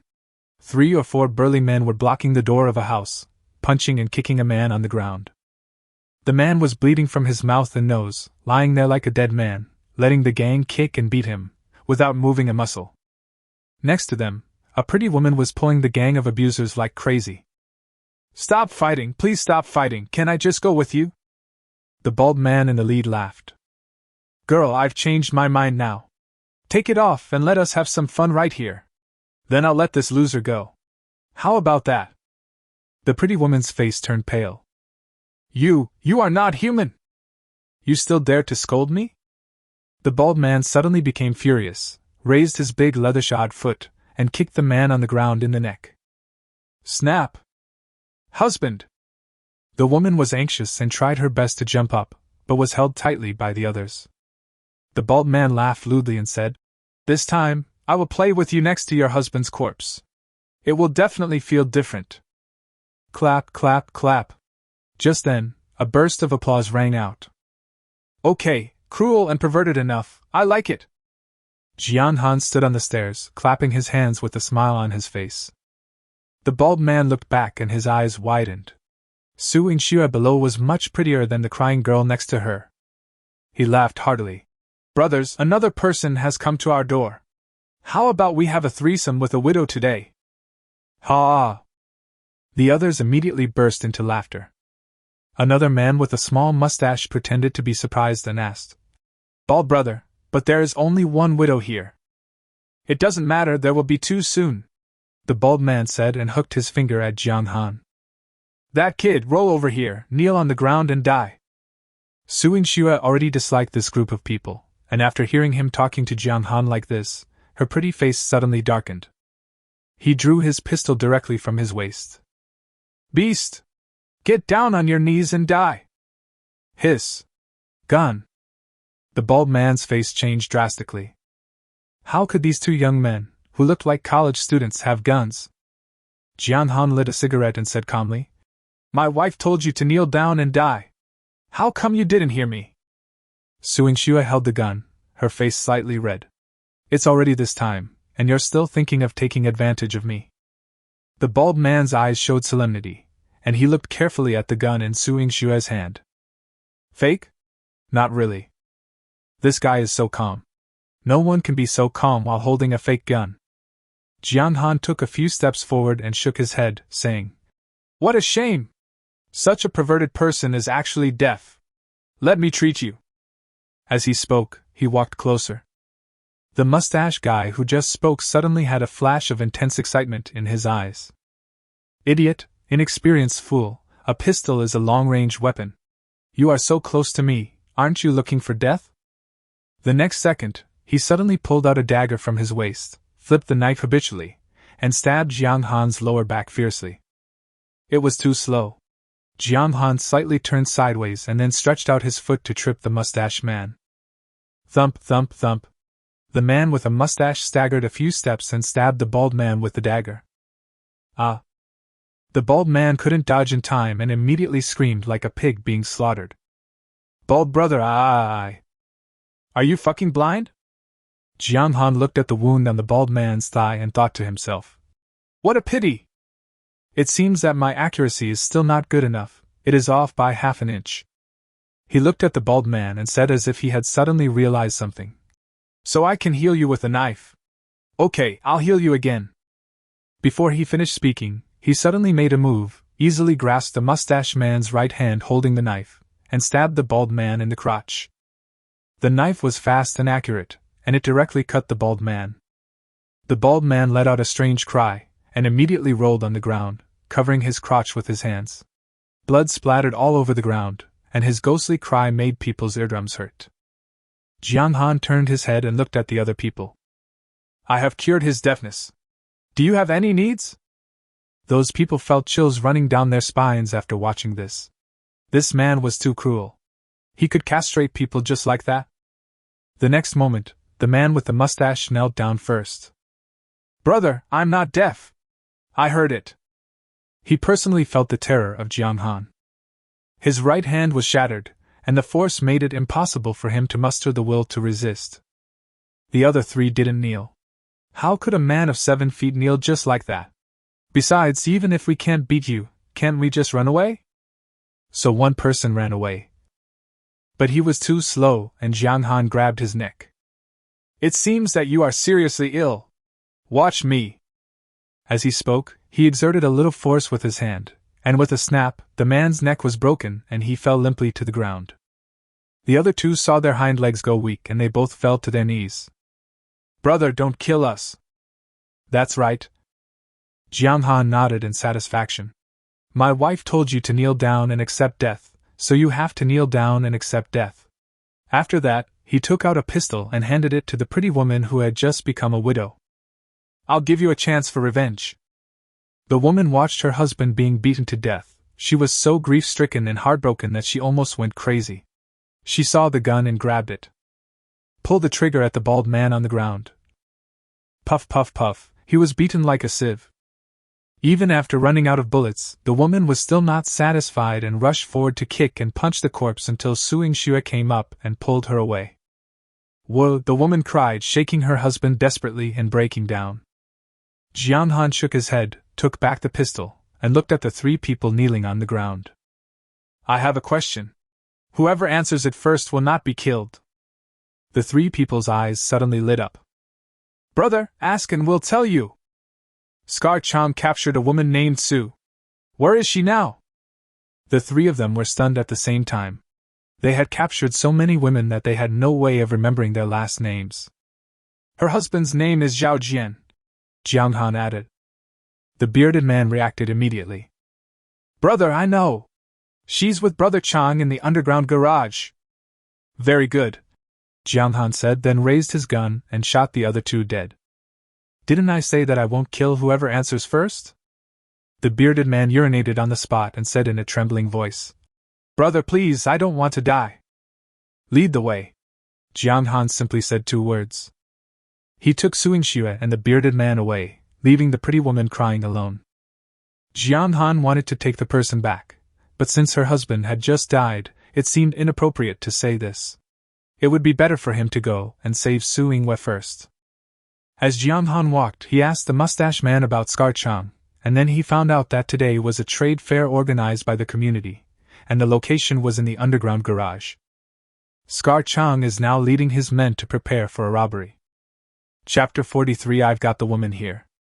The underground garage had a strong echo. As soon as I entered, I heard someone shouting. Listen up, everyone! Women over here get 1 bottle of mineral water each time, and women over there get 2 bottles each time. If you want one, come over and pay.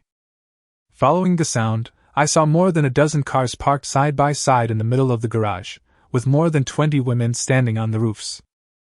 These women were divided into 2 groups. The one on the left had 1 bottle of water, and the quality was questionable. The one on the right had 2 bottles of water, and only 2 of them were qualified. Jiang Han poked the bearded man. Who is Scar Chang? The bearded man quickly pointed at the man in the middle of the front of the car. Jiang Han looked closely. The man was in his 40s, with a face full of flesh and a long scar running from his forehead through his eyebrows to the corner of his eyes. It was obvious that he was not a good person. He was currently holding a woman in each of his arms. From the position where the women were standing, it could be judged that they were not for sale and were kept for their own use. When Suing Xue saw the woman that Scar Chang was holding with his left hand, her eyes suddenly lit up. Jiang Han, that's my sister! Sure enough, this woman is 70% similar to Suing Xue, but she is slightly taller.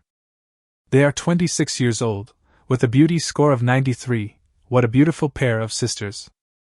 Jiang Han put his arm around the bearded man's shoulders and said, Just shout and tell them that Warden Jiang Han has arrived and he wants all the women here.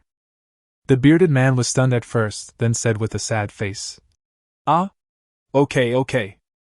Don't cry, cheer up and shout with all your might. Otherwise I'll send you to see that bald guy. The bearded man shuddered, then cleared his throat and shouted. Listen up, everyone! Warden Jiang Han has arrived! Warden Jiang has all the women here, all to himself. The shout was so sudden that its strong echo reverberated in the garage, drawing everyone's attention. Scar Chang on the stage frowned, and after looking carefully, he found that the person shouting was not his younger brother, Xiao Hu. Xiao Hu, what the hell is wrong with you? But before he could finish his words, Scar Chang's eyes were attracted by Suing Xue, who was beside Jiang Han. What a beautiful woman! I feel so good just looking at her. Not only did he discover it, but Zhao Jian beside him also discovered Suing Xue's existence. Because of his wife, Zhao Jian has now become a member of Scar Chang's gang. He looked surprised. Xiao Xue? Why are you here? Scar Chang was a little confused. Do you know each other? Zhao Jian smiled awkwardly. Yes, Brother Chang, this is my sister-in-law. Sister-in-law? You have a sister-in-law? You are so lucky! Scar Chang laughed. A very refreshing idea immediately filled his mind. He continued, I'll eat with these two sisters tonight. Don't worry, we'll do as we agreed before. You can watch from the side. But Zhao Jian always felt that something was wrong. Scarface sank. No problem. I told you to watch, so you have to watch. Watching your sister-in-law for free, where else can you find such a good thing? No, Brother Chang, something is wrong. My sister-in-law should be in school now. School? The two of them suddenly realized that there was a young man standing next to Su Yingxue. Who are you? They both asked almost at the same time. Jiang Han showed a harmless smile. Aren't you selling women? I'm here to buy women. I don't have any mineral water. How about this, 1 bullet for 1 woman? What? A big question mark appeared on Scar Chang's forehead. What the hell are you talking about, you little bastard?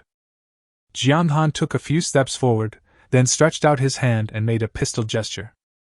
Start looking for your target. Just you. He looked at the man who had just shouted. The man was wearing a floral shirt with his chest half open, and there were large tattoos on his chest and neck.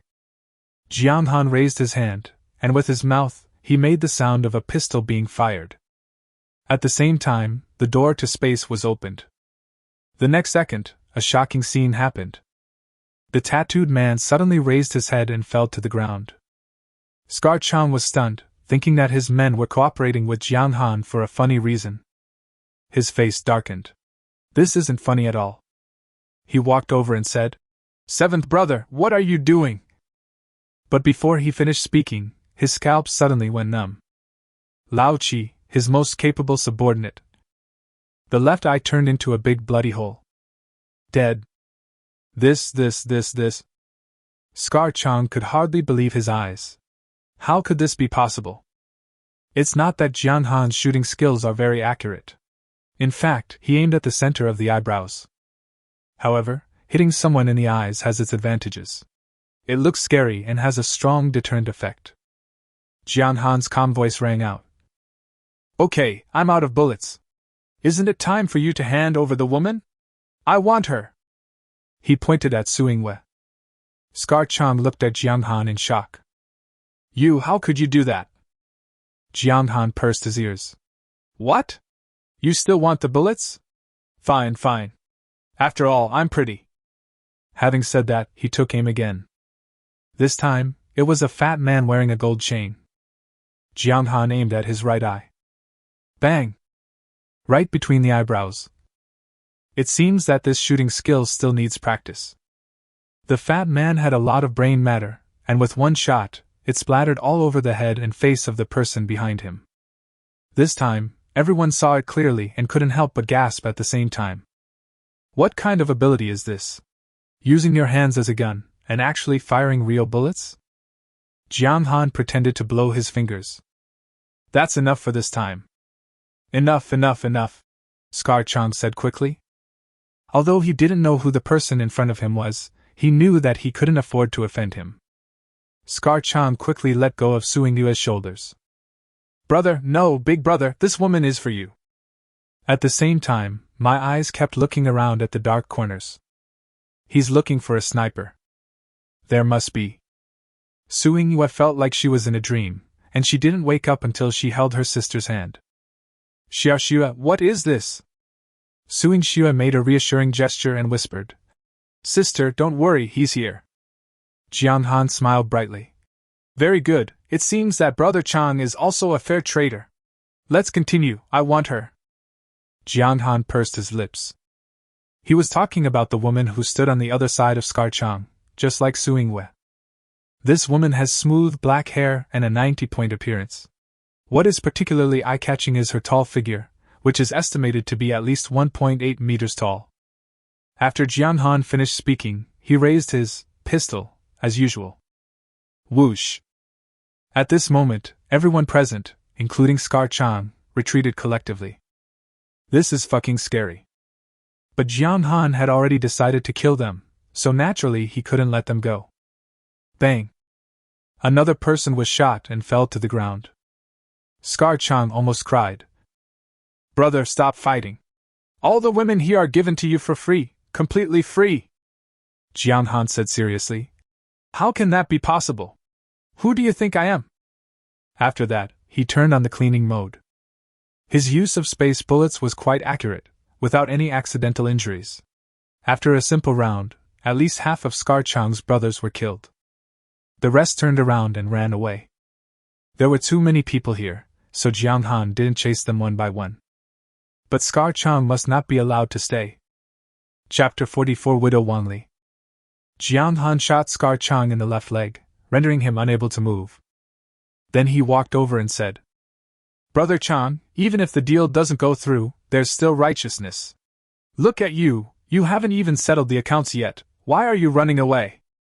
Scar Chang was also a man who had been in society for a long time. He endured the pain and asked in a stern voice, What do you want? Not really, I just still owe you over 20 bullets. Your guys all ran away, so I can only blame it on you. Jong Han said this, raising his hand, ready to take the other person's life. At this moment, Wait! A woman's voice with a crying tone sounded from behind. Jong Han turned around. Was it her? The person who came was none other than the young widow who had just lost her husband. Name Wanli. Age 27. Charging, 1 person. Appearance, originally 85, now 70, currently does not meet the system requirements. Is there such a saying? Jong Han was stunned and looked at Wanli carefully. Her eyes were red and swollen like peach pits from crying, and she really didn't look pretty. Wanli ran to Jong Han breathlessly. Seeing Scar Chang lying on the ground, her eyes immediately flashed with hatred. She calmed her breath, bowed deeply to Jong Han, and then said, Thank you for avenging my husband, brother. I have a request, Can? Jong Han didn't wait for Wanli to finish and answered directly. Because he already knew what the young widow wanted to do. He handed over the pistol. Go ahead, kill him, and get your revenge yourself. But Wanli shook her head. I regretted killing Baldy just now. I shouldn't have let him die so quickly. Oh? Jong Han raised his eyebrows and looked at the other person with interest. But Wanli took out a fruit knife from her arms and walked towards Scar Chang with red eyes. Their eyes met, and Wanli gritted her teeth and said, Scar Chang, your men killed my husband, and today I will make you pay with blood. As he spoke, he raised his knife and stabbed. The not-so-sharp blade drew a heart-pounding arc and stabbed Scar Chang's face fiercely. Ah! Scar Chang screamed and pushed the other person away. You crazy woman! Wanli ignored him and rushed forward again with a crazy smile on her face. Scar Chang is a strong man after all. He just couldn't stand up because of a gunshot wound to his leg. He still has 80% of his fighting ability. Seeing the other party coming forward again, he suddenly raised his good leg and said, Fuck you! When? Wanli was kicked directly away, like a kite with a broken string, flying 5 or 6 meters before landing. Su Yingxue closed her eyes, it was so miserable. Jong Han, I'd better help her. No! Jong Han stopped the gun in Su Yingxue's hand. Let her do it herself, she can do it. Sure enough, Wanli quickly got up from the ground, murderous.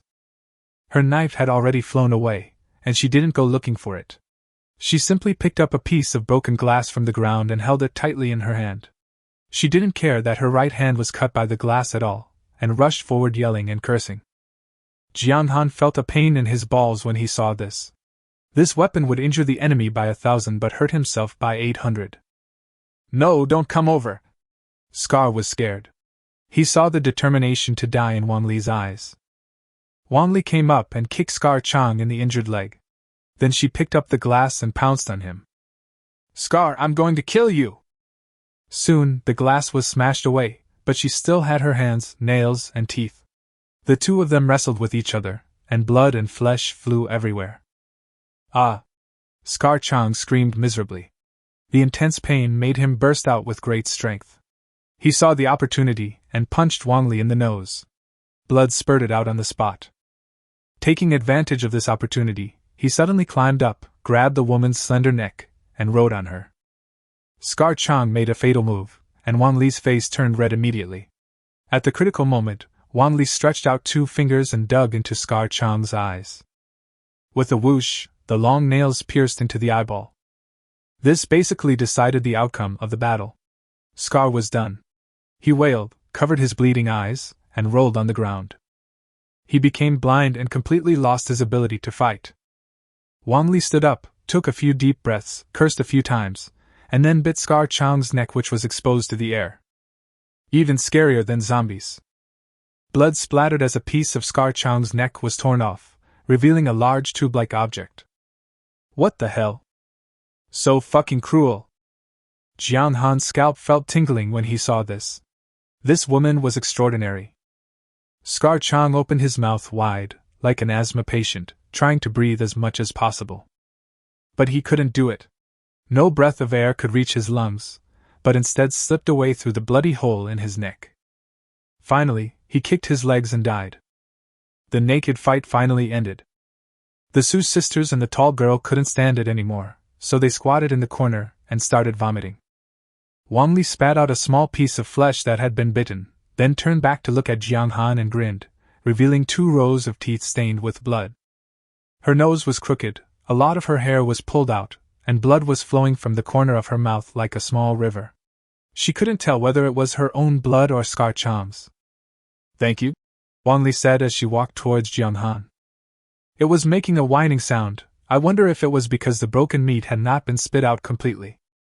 When she was less than 2 meters away from Jiang Han, she suddenly knelt down, looking as if she wanted to kowtow. But before her knees touched the ground, Wang Li's body went limp, her eyes rolled back, and she fainted on the ground. Her injuries were too severe. Su Yingxue came over and took Jiang Han's arm. "Let's take her away.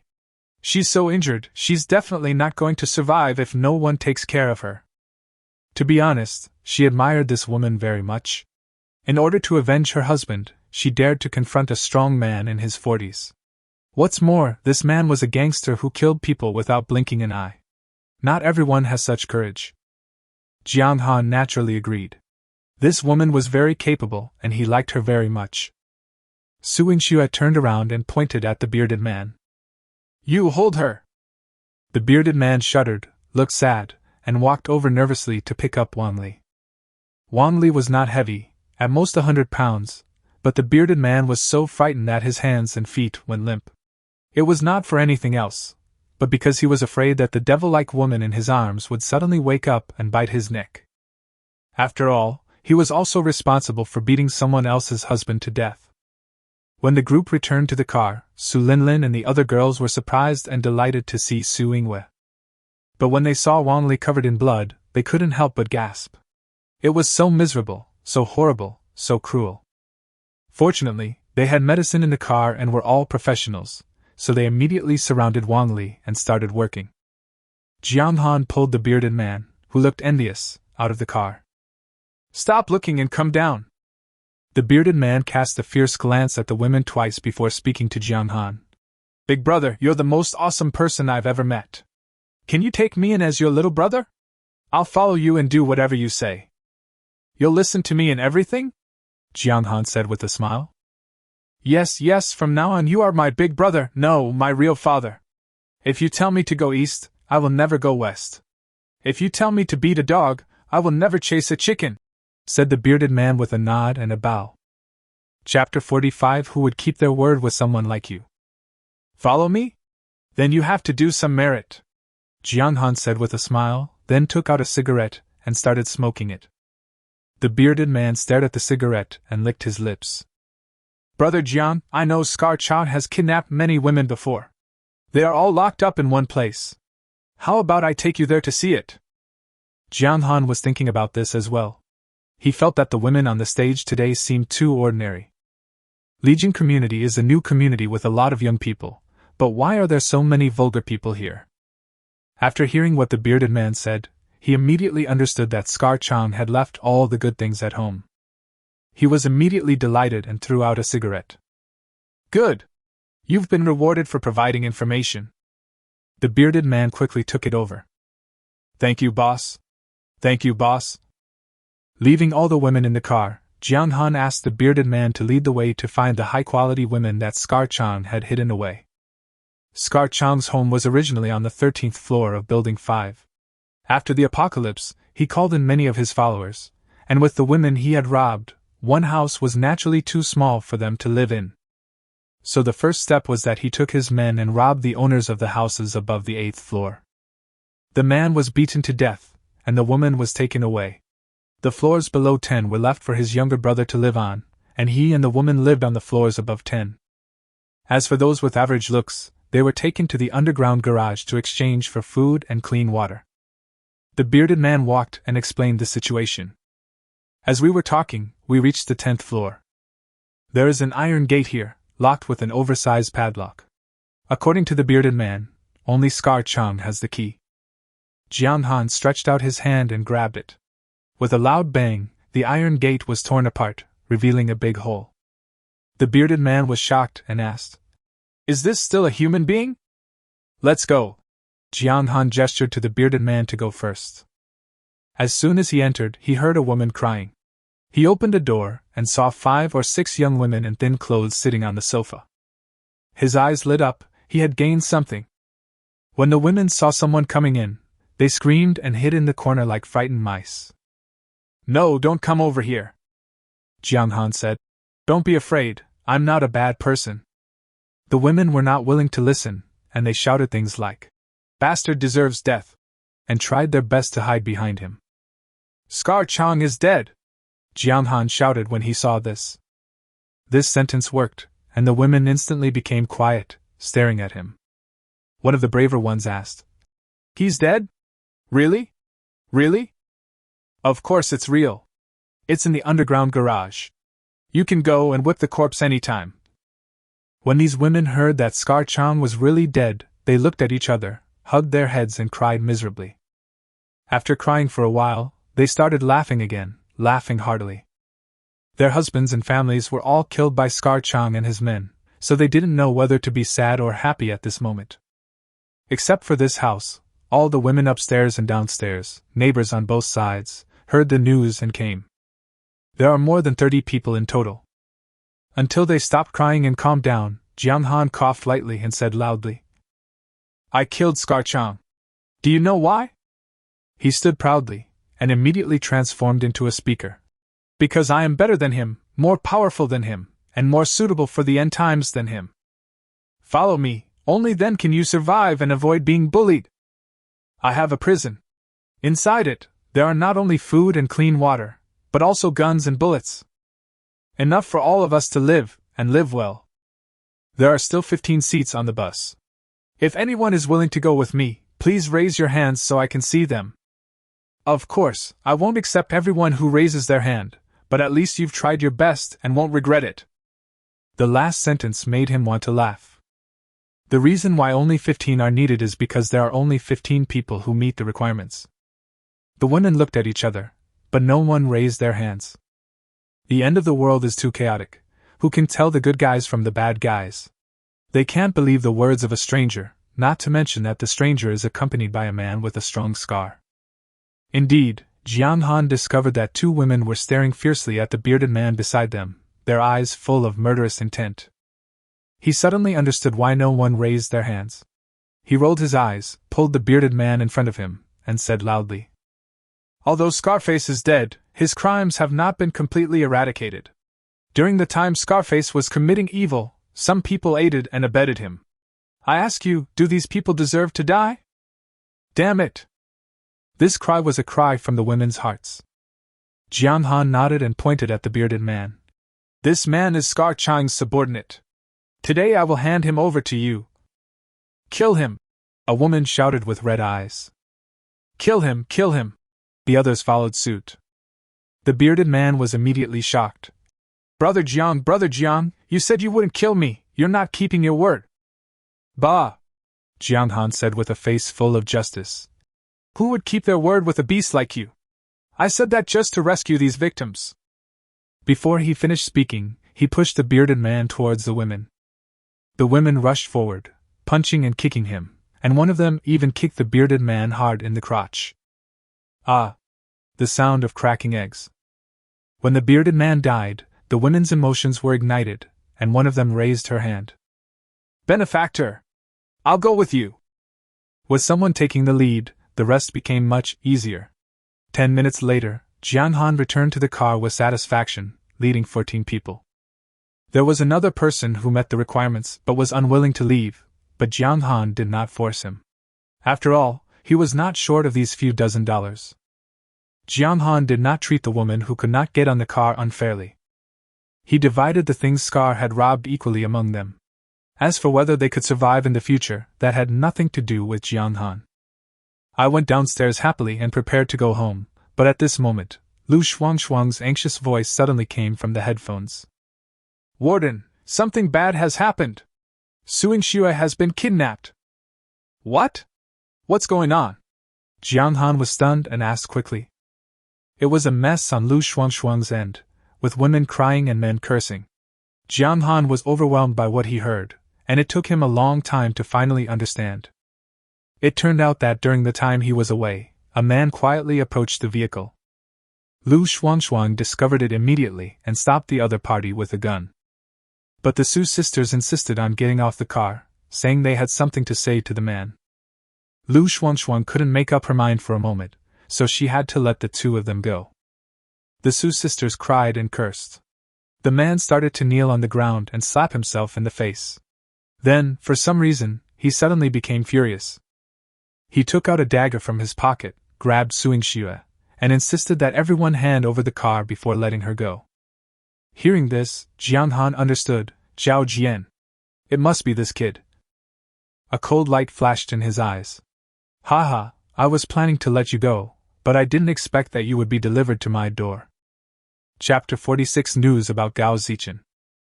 In front of the prison van, Lu Shuang, wearing a prison guard uniform, held a gun. Big beads of sweat flowed down the gaps in her helmet and dripped onto her chest, forming a large sweat stain. Opposite her, a man was holding a sharp dagger against Suing Xue's throat. "Zhao Jian! She's my sister! Let her go!" Behind Lu Shuang, Suing Xue's face was pale and her voice was filled with tears. She really didn't expect that her husband would actually turn his butcher knife towards her sister, her dearest sister. Dao Jian refused to listen and shouted hysterically. "No! Make them hand over the car keys! Otherwise I will kill her!" As he spoke, he lightly stabbed the tip of the knife inside, and blood immediately flowed out from the white and slender neck. "Don't!" Suing Xue's voice was heartbreaking. "Zhao Jian, I beg you, please don't!" The two sisters had just reunited. If the younger sister died, she, as the older sister, would not want to live either. "Give me the car keys, or I'll really hit you!" Zhao Jian's face was distorted by his excitement. He turned his head to look at Lu Shuang and continued to shout. "And you, throw away your gun and kick it over here!" Lu Shuang has been hesitating whether to fire the gun or not. Let's open it. She's not sure. What if she accidentally hurts Suing Xue? But can Suing Xue's safety be guaranteed if it is not opened? At this moment, Lu Shuang's eyes lit up, because she saw a man walking out of the vast red fog behind Zhao Jian. Jong Han! She immediately gained a backbone. Now that Jong Han is here, everything can be solved. Lu Shuang was not stupid. She only glanced at him, and then immediately looked away, fearing that he would arouse Zhao Jian's suspicion. In order to let the other party relax their vigilance, she simply raised the muzzle of the gun, and raised her hands. Okay, as long as you don't harm the hostages, I'll agree to anything you ask." "Then throw the gun on the ground." Zhao Jian stared at the muzzle of the gun. "Okay." Lu Shuang agreed happily, and then began to unload the gun. There was a sling on the submachine gun. She slowly took it off her shoulder and wrapped it around her fair neck little by little, trying her best to buy time for Jong Han. Suing Xue also saw Jong Han, and she turned her eyes and called out to Zhao Jian. "Hubby, you just asked me to go with you, okay, I promise you." Dao Jian's spirits lifted. "Wife, are you serious? Have you forgiven me?" "Really, I've made up my mind. If you marry a chicken, you follow the chicken. If you marry a dog, you follow the dog. You are my husband, and I will follow you even if I die." Jong Han walked forward quietly without making any noise. After receiving Lu Shuang's call for help, he left the 14 women where they were and came alone to solve the problem quietly. 6 meters, 5 meters, 4 meters. He got closer and closer. At this moment, Suing was suddenly shouted, Hubby! Look who that is! As he spoke, he pointed in a completely different direction from Jong Han. Good opportunity. Jong Han took advantage of Zhao Jian's moment of distraction and opened the space door behind him. The bullet shot out and penetrated the back of his head steadily. Zhao Jian fell limply. He never figured out who killed him until his death. Su Yingxue was already dumbfounded, and it was not until Zhao Jian fell to the ground that she burst into tears. Su Yingxue hurried forward to hug her sister and comforted her softly, while Lu Shuangshuang quickly walked to Jiang Han's side. Warden, I was too soft-handed just now. Jiang Han patted her shoulder and said, It's okay, it's all over. At the same time, I was thinking that the psychological quality and personal ability of these women, especially the female prison guards, must be improved. In the apocalypse, if you are soft-hearted, you may end up hurting yourself or even killing your teammates. I'll arrange this when I get back. Jiang Han! Su Yingxue didn't care about her sister and ran directly towards Jiang Han. She threw herself into Jiang Han's arms, sobbing. I thought I would never see you again, Huh? Jiang Han looked at the system and saw that the obedience level had turned to 96. You know, when Su Yingxue came out today, she was only 55 points. That's really fast. They set off again. Because Su Yingxue was too frightened, Jiang Han did not let her drive. The tall girl who had been silent all this time spoke up. Brother, I can drive. Jiang Han looked back, and the information automatically appeared. Name, Tian Xinyue. Age 29. Appearance, 92 points, meets the requirements. What do you do for a living? Jiang Han asked Tian Xinyue, thinking to himself, your boss is quite extravagant. Stewardess, Tian Xinyue answered with some pride. Although all the women in the car are beautiful, she is definitely the tallest. At the same time, she also understands that she should make better use of her advantages.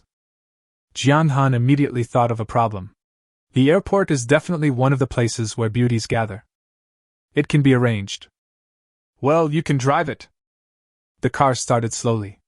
Tian Xinyue was not very familiar with it at first, but she had been working on airplanes for many years, and she was much better than ordinary women through learning from her surroundings, so she quickly adapted to the driving method of the prison van. The women in the car chatted with each other, and most of them asked Lu Shuangshuang about what was happening in prison. Jiang Han noticed that Tian Xinyue blinked her big eyes and glanced at him through the rearview mirror from time to time. Soon we arrived. The prison van drove into the courtyard and the main building appeared in front of us. The 14 women brought by Scar Chang's family, plus Tian Xinyue, were directly handed over to Xing Jiaro. They had all seen Jiang Han's methods, so they naturally changed obediently. But Jiang Han did not make any demands on Su Yingxue, Su Linlin and the 5 female nurses. After all, you still have to ask others to do things for you. But these women also noticed, because the women who came up to help carry Wang Li after getting off the car were all wearing the same prison uniform. The nurses blushed and whispered. Did you just leave the tiger's den and enter the wolf's den? At this time, Xinxinga appeared in time, first got acquainted with the young nurses, and then began to persuade them. Do you want to show it to someone or? The young nurses were frightened and their faces turned pale. Dr. Su Yingxue and Su Linlin, one treating He Mengmeng and the other treating Wang Li. When Jiang Han learned that neither of them was in danger of life, he finally felt relieved. Then he returned to the office. Today was a happy day, and he had to reward himself.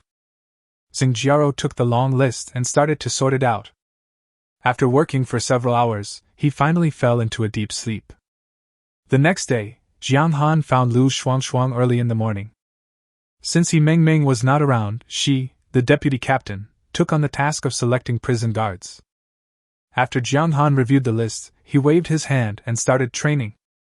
He wanted to build a team of capable female soldiers. The training method is simple: kill zombies. Jiang Han bought 8 more submachine guns and 8 more pistols at once, and gave each of the 8 newcomers a set of combat uniforms. Then he drove them to the vocational and technical college. Shoot from the car first, and when you are familiar with the gun, open the door and get out to fight the zombies face to face. Lu Shuangshuang served as the instructor, teaching them step by step. The 8 women learned practically, but Jong Han was the most idle. But he immediately came up with a good idea. Can we have a competition? He will reward whoever kills more zombies. After the training, Jong Han took them around the academy and looked for Gao Zichen, who had murdered his father. 2 days later, he found 12 girls who met the requirements, all of whom survived by chance. At the same time, I also heard some news about Gao Zichen. It is said that 2 days ago, someone saw him driving a small car out of the north gate of the college. Could it be that this kid has gone home? Jiang Han vaguely remembered that Baldyong once said that Mr. Gao's family lived in a private villa to the east of the Qianxin Group building in Beihu District. Chapter 47, The 12 Beauties.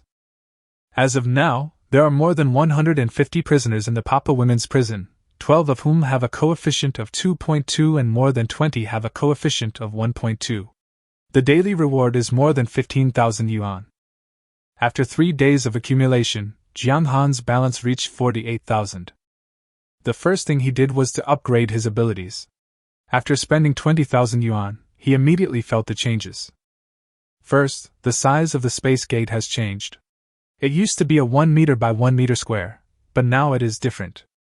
The maximum side length becomes 2 meters, and the minimum side length becomes 90 centimeters. As long as it is within this range, it can be changed at will. At the same time, spatial perception has reached 2 meters, which means that the door can be opened at a greater distance. There is also portable space. The previous space was 1 meter in length, width and height, but now it has become 2 meters. That is 8 cubic meters, an increase of 8 times. Next, we need to upgrade some buildings, starting with the prison cells. There are now 10 cells in total. In order to make the preferential treatment he received after the political review more obvious, he spent 3,000 yuan to upgrade the level 2 cell to level 3. Unlocked items for level 3 cells: 10 sets of JK prison uniforms, facial cleanser, essence, eye cream, foundation, facial mask. After upgrading to level 3, 20 people no longer live together, but 5 small rooms are upgraded. Each room houses 4 female prisoners and is equipped with a separate bathroom. In addition, there is a small living room with a sofa set and a coffee table. The TV was also upgraded from the original 32 inches to 40 inches. There is no signal now, and TV programs can only be purchased from the mall. In order to make the spiritual life of the female prisoners more colorful, Jiang Han decided to spend a small amount of money. 10 Dragon Country TV series, 1 Papa Coin. 10 Anime, 1 Papa Coin. 10 Comedy Movies, 1 Papa Coin. 10 Sushi Country Action Romance Movies, 1 Papa Coin. Once you buy these things, they are permanent and can be watched on demand on any TV in the prison. Jiang Han directly clicked on the last item and spent 10 yuan to buy 100 copies. It's enough for the female prisoners to watch for a while. Either watch a movie or sleep, it's your choice. There are many ways to accumulate desire, but there is only one outlet. Hey. In addition to the cells, he also upgraded all the walls and gates to level 4. The 4-level wall is 5 meters high and 2 meters wide, and is made entirely of reinforced concrete. The outside of the wall is vertical, and no one can climb up unless using professional tools. The width of the top reaches 2 meters, which can accommodate several people walking side by side. There are guardrails and shooting holes on both sides. As long as Jiang Han is willing, he can send people up to defend it at any time. The level 4 gate is higher than the wall, and has a thickness of 2 meters. It is made of high-strength armored steel, which is extremely hard and heavy. According to the system introduction, each time it is turned on, it consumes 100 degrees of electricity. As the level of the building increases, the required Papa coins increase exponentially. Just with this little trouble, more than 20,000 yuan was gone. He originally wanted to upgrade the building with an integral bulletproof glass, but he did not have enough money left, so he had to wait a few days. After the upgrade was completed, Jiang Han called people over and prepared to set off to find Gao Zichen. This time, he made full preparations, bringing 2 drivers, a doctor, and 9 prison guards. The 2 drivers are Suing Xue and Tian Xinyue, who take turns driving to avoid fatigue driving. The doctor is Suing Wei, who brought some emergency medicines to deal with any possible accidents. The 9 prison guards were led by Lu Shuangshuang and were fully armed. This time they were going to Beiqing district. According to the map, they would pass by the airport. If time permitted, Jiang Han planned to go there and take a look. By the way, recruit some flight attendants, foreign girls and so on. 5 hours later, the group arrived at Changshan Group. According to Guang Tuyong, the location of Gao's villa is east of Changshan Group. Due to the thick fog, it took them nearly an hour to find the 4-story villa. Get off. Jiang Han brought 5 prison guards with him, and the others stayed in the car. Jiang Han's order to them was to shoot anyone they saw. At the same time, in the Gao family villa, Gao Zichen lay on the sofa with a gloomy face. His left arm was wrapped in thick gauze, but it still couldn't stop the blood from seeping out. Jiang Han's bullet remained in his body, and every movement caused him excruciating pain. Next to Gao Zichen, there were 3 beauties in yoga clothes who had just changed the gauze for him. Well, master, we're out of food, is it possible? Gao Zichen frowned. My dad didn't leave any food? The woman who spoke shook her head and said, No. Then the topic changed.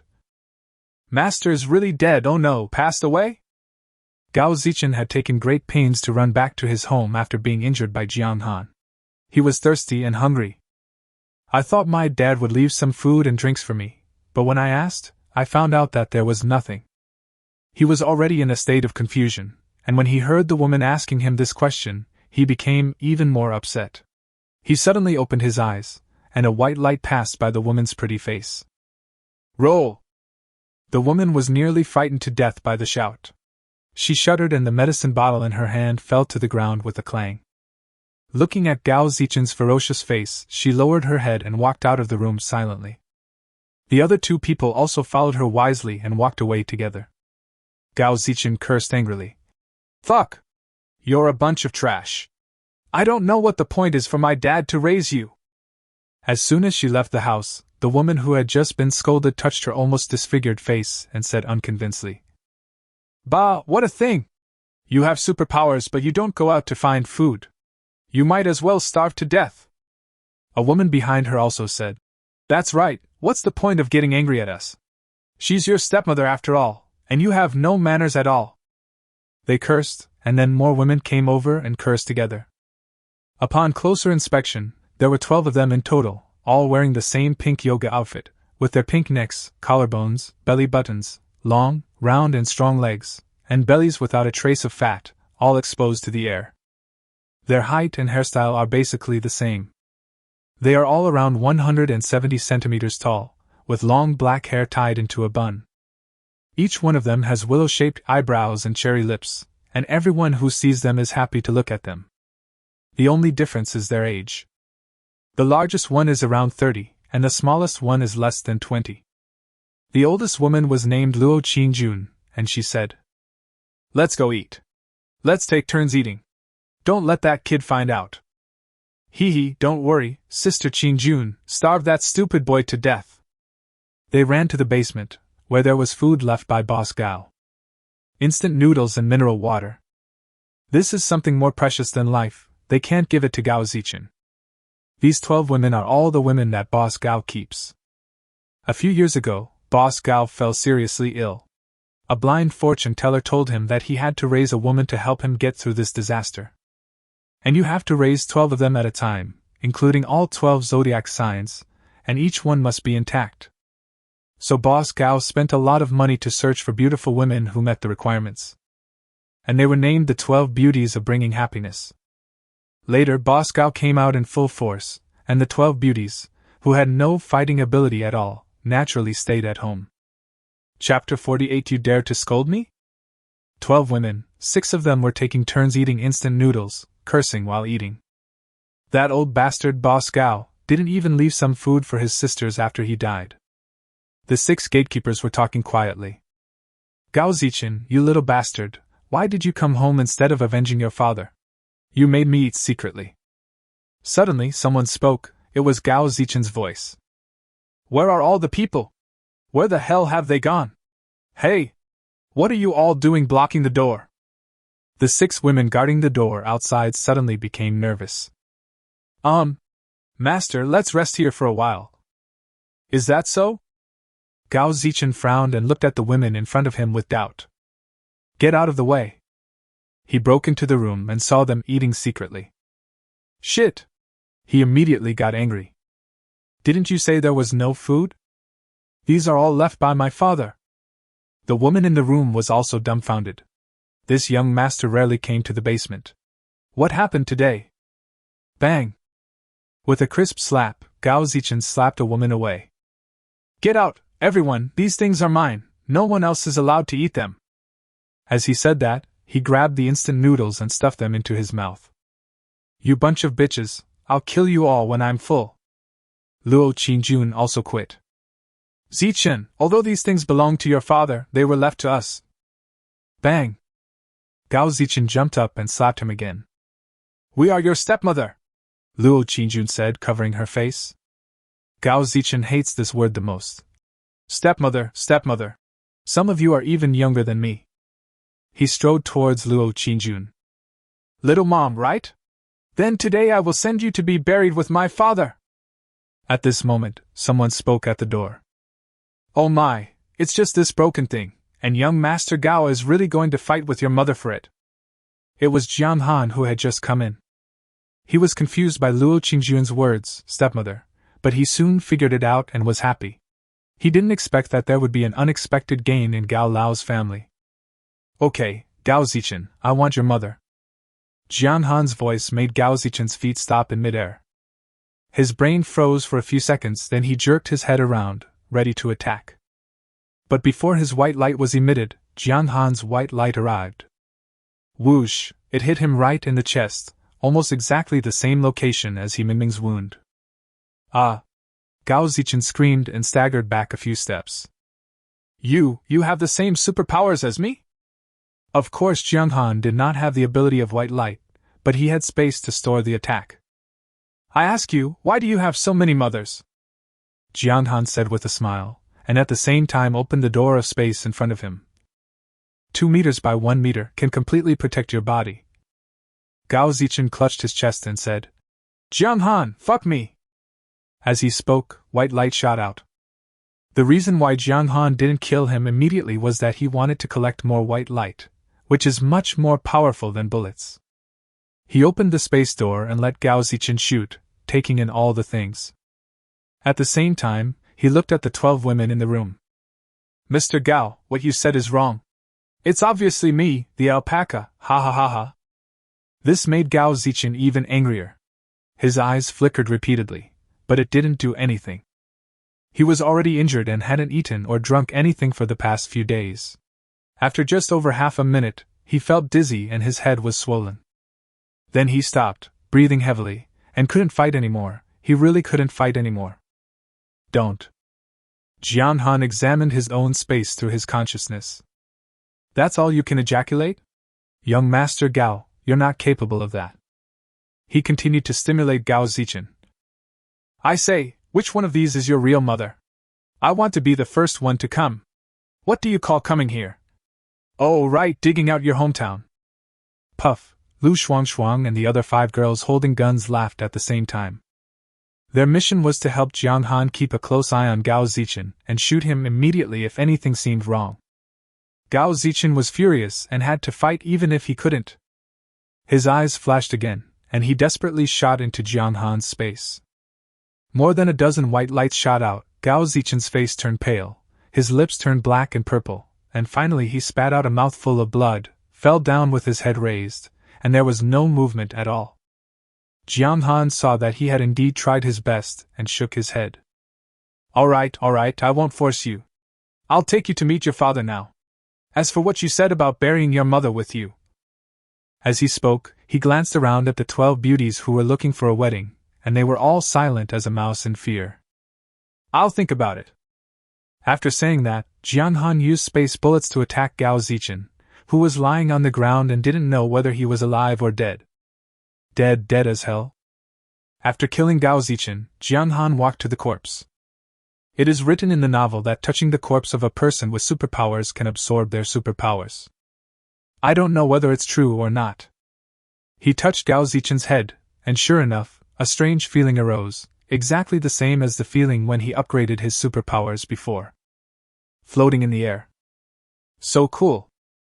Immediately afterwards, Jong Xan felt the change in his supernatural powers.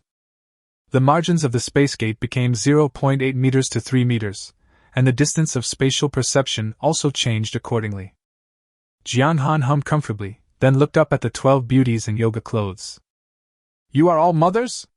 Jong Xan said, and laughed first. He always felt that this sentence was weird.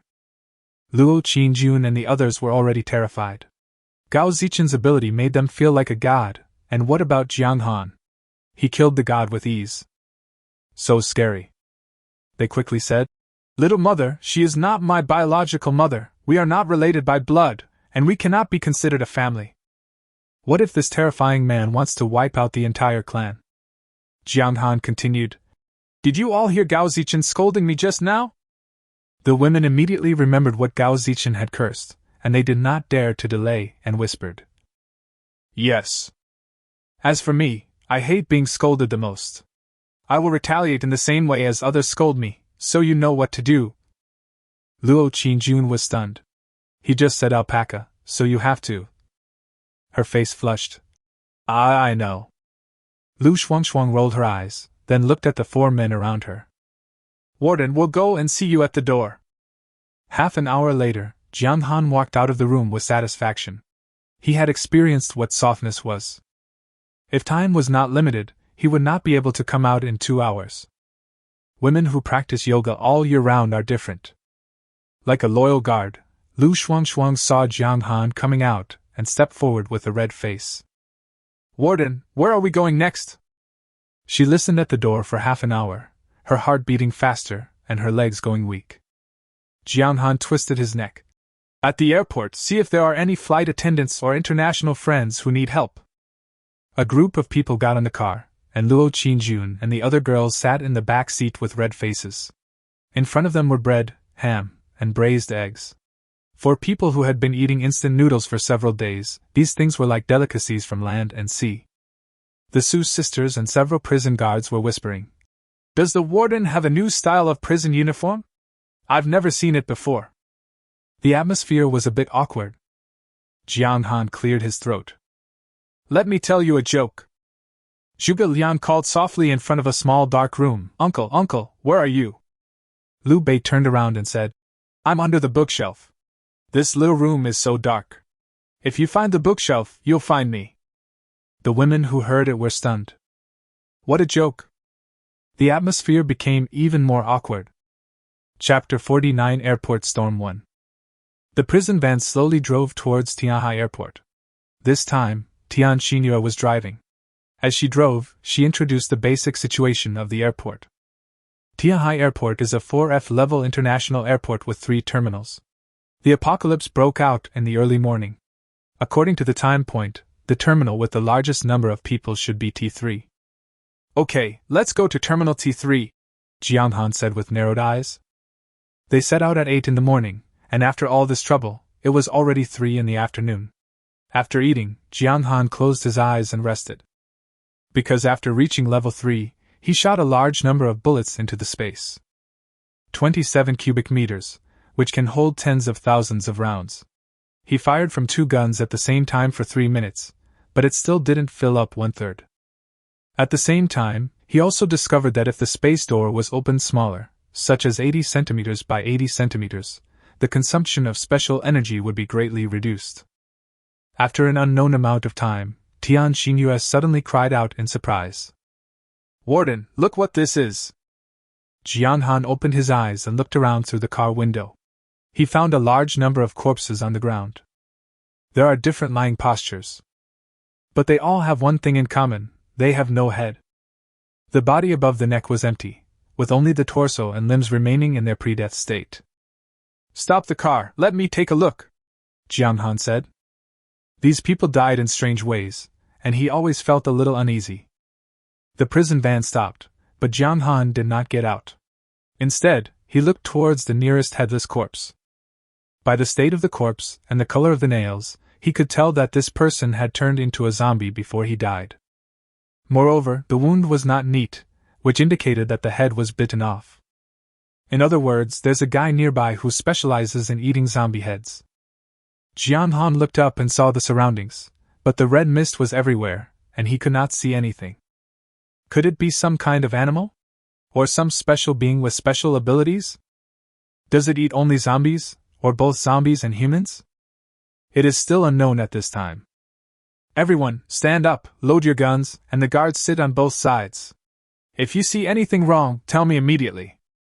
Jian Han gave instructions to the back seat. Lu Shuang immediately became alert, and pulled her men one by one. Wake up, be alert! Is Terminal T3 in front? Jian Han lit a cigarette and asked Xiang Tian Xinyue. Although he seemed to be sleeping, he actually had full control over the direction and location of the prison van. His spatial perception has reached 3 meters. Although I can't use it all the time due to limited energy, it's still okay to scan the GPS screen occasionally. In addition, he was always in a state of half asleep and half awake, so there was basically no loss of his supernatural energy. Tian Xinyue nodded. Yes, it's only half a kilometer away at most. Driving further ahead, Jian Han discovered that there were fewer and fewer zombies, but more and more corpses. From this, it seems that the guy who eats brains is near the airport, or even inside the airport. Soon, the glass door of Terminal 3 appeared in front of us, and behind the door was a pile of debris. There are unknown dangers outside, and the prison van cannot just stay at the door. Jian Han pointed at the glass door. Bump into it! Bump into it! Tian Xinyue was stunned. I've never driven such a powerful car. But she quickly adjusted her sitting position, then stepped on the accelerator. Boom! The glass shattered, and the debris behind it scattered all over the ground like flowers from heaven. The car was unharmed. With an all-aluminum body, bulletproof glass and diamond protective net, this little obstacle is no problem at all. As soon as he entered, Jian Han saw several people rushing out from the side, holding sticks and other things. Oh! My God! What are you doing? The leading man was so angry that he threw his stick. The people behind him covered their heads, looking as if their father had died. They all have high noses, blue eyes, and white skin. You can tell at a glance that they are not dragon people. Look, the ocean horse is here. Jian Han searched the crowd and found several women who met the requirements. Then, a large group of people from the other side surrounded the car, chattering and gesturing. Jian Han couldn't understand a word of it. Some people were banging on the car doors, asking them to get out. Who among you speaks lighthouse language? Jian Han asked the woman in the car. I can do that too. Tian Xinyue and Suing Xue raised their hands. One of them was a flight attendant on an international flight, and the other was a campus beauty in the foreign languages department. They were naturally familiar with the lighthouse language. Jian Han nodded, then turned around and said to Lu Shuang, Take a few people down first, and tell these foreign devils to stay away from me. Yes.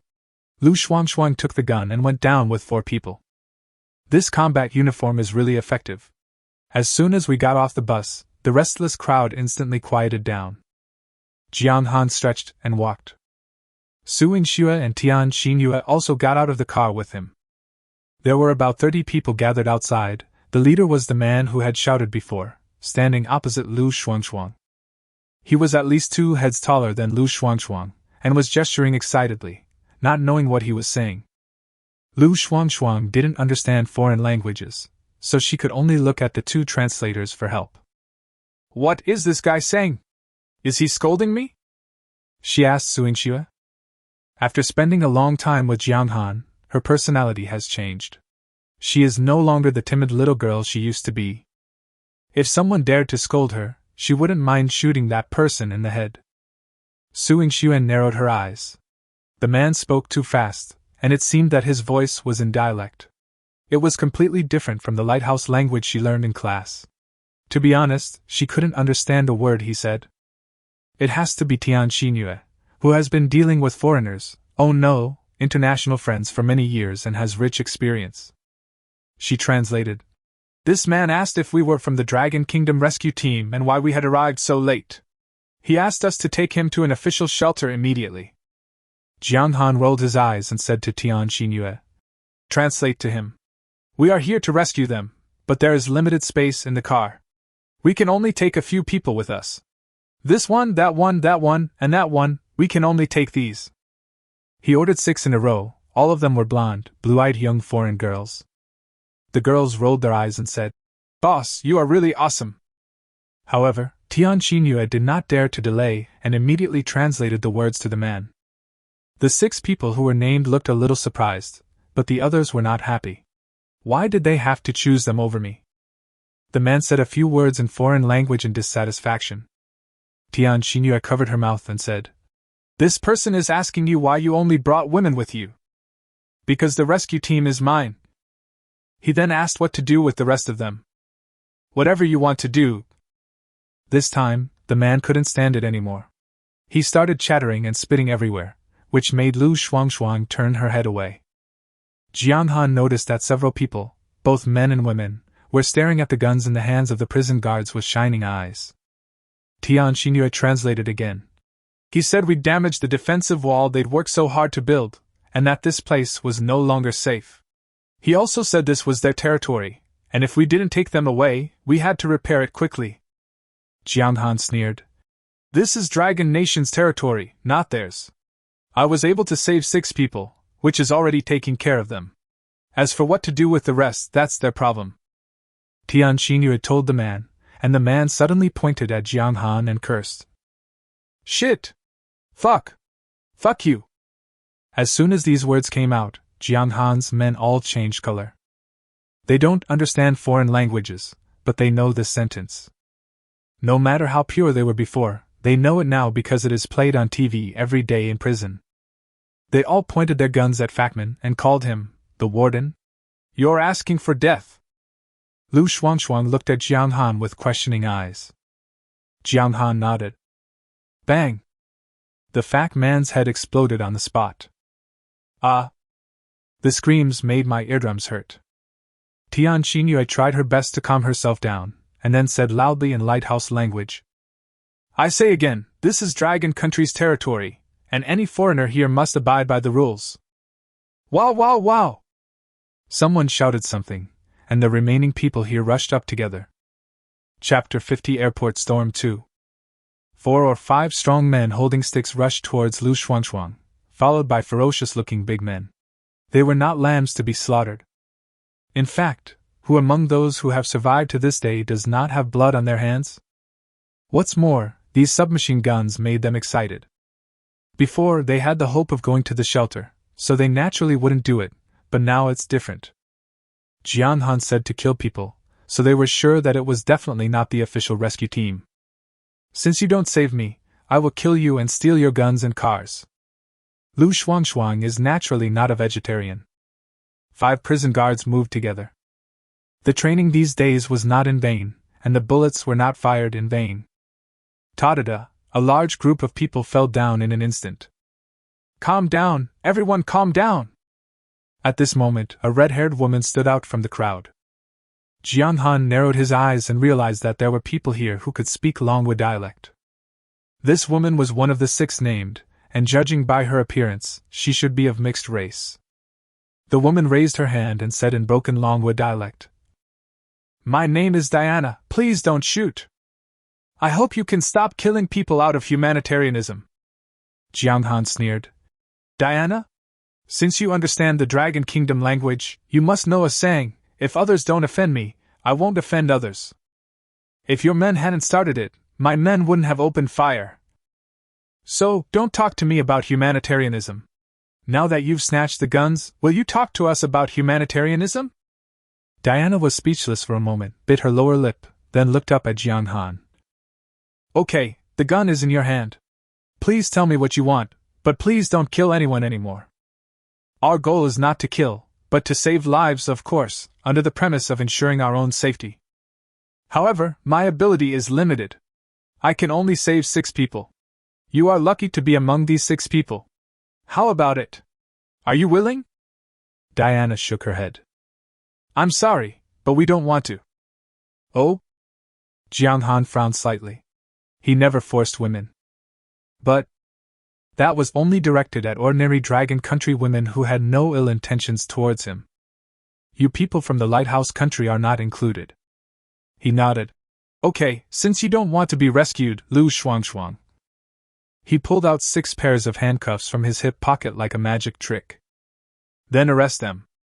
As a prison, it's normal to arrest a few women. Diana's face changed when she heard this. What? Arrest us? What law have we broken? This really stumped Jiang Han. Yes, if you want to arrest someone, you have to make the charges clear. He turned his head and looked at Tian Xinyue. Tian Xinyue understood immediately. As a flight attendant, she often participated in various trainings and was very familiar with the laws and regulations. So without any hesitation, he said, According to the Dragon Kingdom aviation security regulations, you are armed, gathering in a crowd to fight, and disrupting order at the airport. We have the right to arrest you. Well said, hitting someone with a weapon is just armed fighting. Diana immediately refused to listen. You are just making excuses. Lu Shuangshuang made a face and said in a funny way, You have the right to remain silent, but anything you say will be used as evidence in court. The body was right at her feet, and Diana wisely chose not to resist and let her hands be handcuffed. But he stared straight at Jiang Han. Sir, let me emphasize again, we are the people of the lighthouse country, the lighthouse country. She emphasized the last 3 words, as if she deserved some kind of preferential treatment. Jiang Han smiled. So? Diana didn't know how to respond, she just looked at Jiang Han hatefully. You'll regret this. Very good, I just like the feeling of taming a wild horse, Jiang Han thought as he touched the gun. The other 5 women did not resist either. They were not stupid. They could not withstand the firepower of Jiang Han and his group. Have the rest of you squat in that corner. Anyone who stands up will be shot. Jiang Han gave Lu Shuangshuang an order. Tian Xinyue translated it again in front of the group of people. So they all ran to the corner and squatted there obediently. 6 women got on the bus and were locked in the last row. The next second, they saw the food. It was the leftovers of Luo Qingjuan's 12 beauties. But for them now, it is still the most delicious food. They looked at each other, both a little excited, as if they felt that being arrested was acceptable. Only Diana could communicate. She blinked her pale blue eyes and pointed at the box on the ground with her handcuffed hands. Beautiful lady, could you give us some food? Luo Qingjun of course knew that she did not have this right. She shook her head. Everything here belongs to Warden Jiang. You have to beg him. Beg him? Diana looked at Jiang Han, who had just gotten in the car. She seemed unwilling to talk to him and kept her mouth shut. Then the other women around Diana started arguing. Jiang Han didn't understand, so Tian Xinyue translated for her. They were asking Diana why they didn't ask you for food. Jiang Han smiled, took out a bag of sausages and walked over. He tore it open with his teeth, waved it in front of the women, and then stuffed it into his own mouth. Let me ask you a question. Is there anyone else in this building? If you're right, I'll give you some intestines, he said as he chewed. The women stared at the sausage in his hand, their mouths almost watering. One of them said a few words. Tian Xinyue translated. She said there are still people on the 4th floor, but she doesn't know exactly how many there are. Jiang Han immediately handed the woman a piece of ham. Any other news? Seeing this, the remaining women immediately started talking at once. With Tian Xinyue's translation, Jiang Han roughly understood it. These people from the lighthouse country all came here on the same flight on the day of the apocalypse. After the zombie outbreak, they occupied the noodle shop on the 1st floor. It took more than a dozen lives to clear this small area. But just yesterday, 5 or 6 men suddenly came down from the building and beat them up. The leader could actually shoot fireballs. The people of the lighthouse country were no match for the enemy, and had a lot of their things stolen. The women spoke one by one, but Diana remained silent. Jiang Han didn't force it. If you don't say it, someone else will. However, he was quite interested in the person who could shoot fireballs mentioned earlier. He continued to ask, When did he come here? Yesterday. What about before? Never been here? Never. Jiang Han frowned. This person must be a supernatural being. Now that he knows that people with special abilities can absorb each other's power, he will never let this opportunity go. He should be someone who has just awakened, just like Gao Zichen, who drank the poisoned water and remained unconscious until yesterday. Jiang Han judged. So he immediately made a decision to set off now to meet that person. Chapter 51 Airport Storm 3. Jiang Han allocated the troops. 2 prison guards and Tian Xinyu followed him upstairs, while Lu Shuangshuang and the rest of the people stayed by the car. A group of 4 people walked up the elevator that had stopped working. Jiang Han discovered that the elevator entrance was blocked by someone. There were rows of long stainless steel chairs placed there to prevent the zombies from coming down. It should have been done by people from the lighthouse country. After climbing over the makeshift wall, the zombies wandering on the 2nd floor immediately surrounded them. Without Jiang Han taking any action, the 2 prison guards behind him immediately opened fire. There were not many zombies in the building. After a few rounds of bullets, a large number of zombies fell to the ground. They continued on their way, when... Ding! There was a sound of something falling to the ground, right next to me. The sound immediately attracted more zombies, who surrounded them from all directions. The zombies now have much more sensitive hearing and vision than in the beginning. Basically, they can spot the target from 5 or 6 meters away, and then rush over without thinking. If you are surrounded by a large number of zombies at the same time, it is really dangerous if you don't have enough psychological preparation and bullets. But that was only for other people, but Jiang Han was an exception. He hugged the 3 women, and the space doors split into front, back, left, and right, and opened 4 times in succession, with only a few tenths of a second between them. Hundreds of bullets poured out, and the zombies on both sides were killed instantly. After getting rid of the zombies, Jiang Han looked at the place a few meters away and saw a thermos cup thrown down. Man-made, killing someone with a borrowed knife. He figured it out immediately. Looking up, he couldn't see anything clearly, but Jiang Han knew that he must have been discovered. He opened the space door 3 meters above his head, facing the direction where the cup was thrown. Whoosh whoosh whoosh, here comes the first wave. Immediately, someone groaned. Jiang Han smiled. It seemed that his guess was right. The 3 continued to move forward and soon arrived at the place where the man had thrown the cup. Jiang Han saw a large amount of blood on the ground, dripping all the way to a big door. It says on the door, 365 Convenience Supermarket. Even if there are no psychics, your sneak attack on me is a capital crime. Everyone inside, listen up, come out! Jiang Han said this, signaling the prison guards around him to fire a few shots. Da-da-da, a series of bullets whizzed and shattered the glass. He continued to shout. If you don't come out, I'm going to throw a grenade. Of course he didn't have any grenades. But do the people inside dare to take the risk? Sure enough, as soon as he finished shouting, someone responded from inside. Wait a minute, we're coming out! Immediately afterwards, the door of the supermarket opened and more than a dozen people walked out. They were all men, wearing the same blue suit uniform. Tian Xinyu recognized it immediately. Director Lu? Co-pilot Wang? She whispered in Jiang Han's ear. Those who came out were all from the airport, and it seemed that the large group of flight attendants should be here soon. That Director Lu is such a piece of shit, Tian Xinyu added emphatically. Jiang Han raised his eyebrows and thought to himself, this couldn't be your leader. And these people naturally recognized Tian Xinyu. The leader was Director Lu. He looked at Jiang Han and the 2 prison guards behind him, especially the guns in their hands, with a serious look in his eyes. Xiaotian, why are you here? Who are you? He asked the latter sentence to Jiang Han. Of course Jiang Han would not be led by him, and he immediately saw a guy with a shoulder injury in the crowd. He raised his pistol. You were the one who attacked this warden? Director Lu quickly stretched out his hand in front of him. No, sir, don't shoot yet. Let me explain. Explain? Sure. You can explain after I kill him.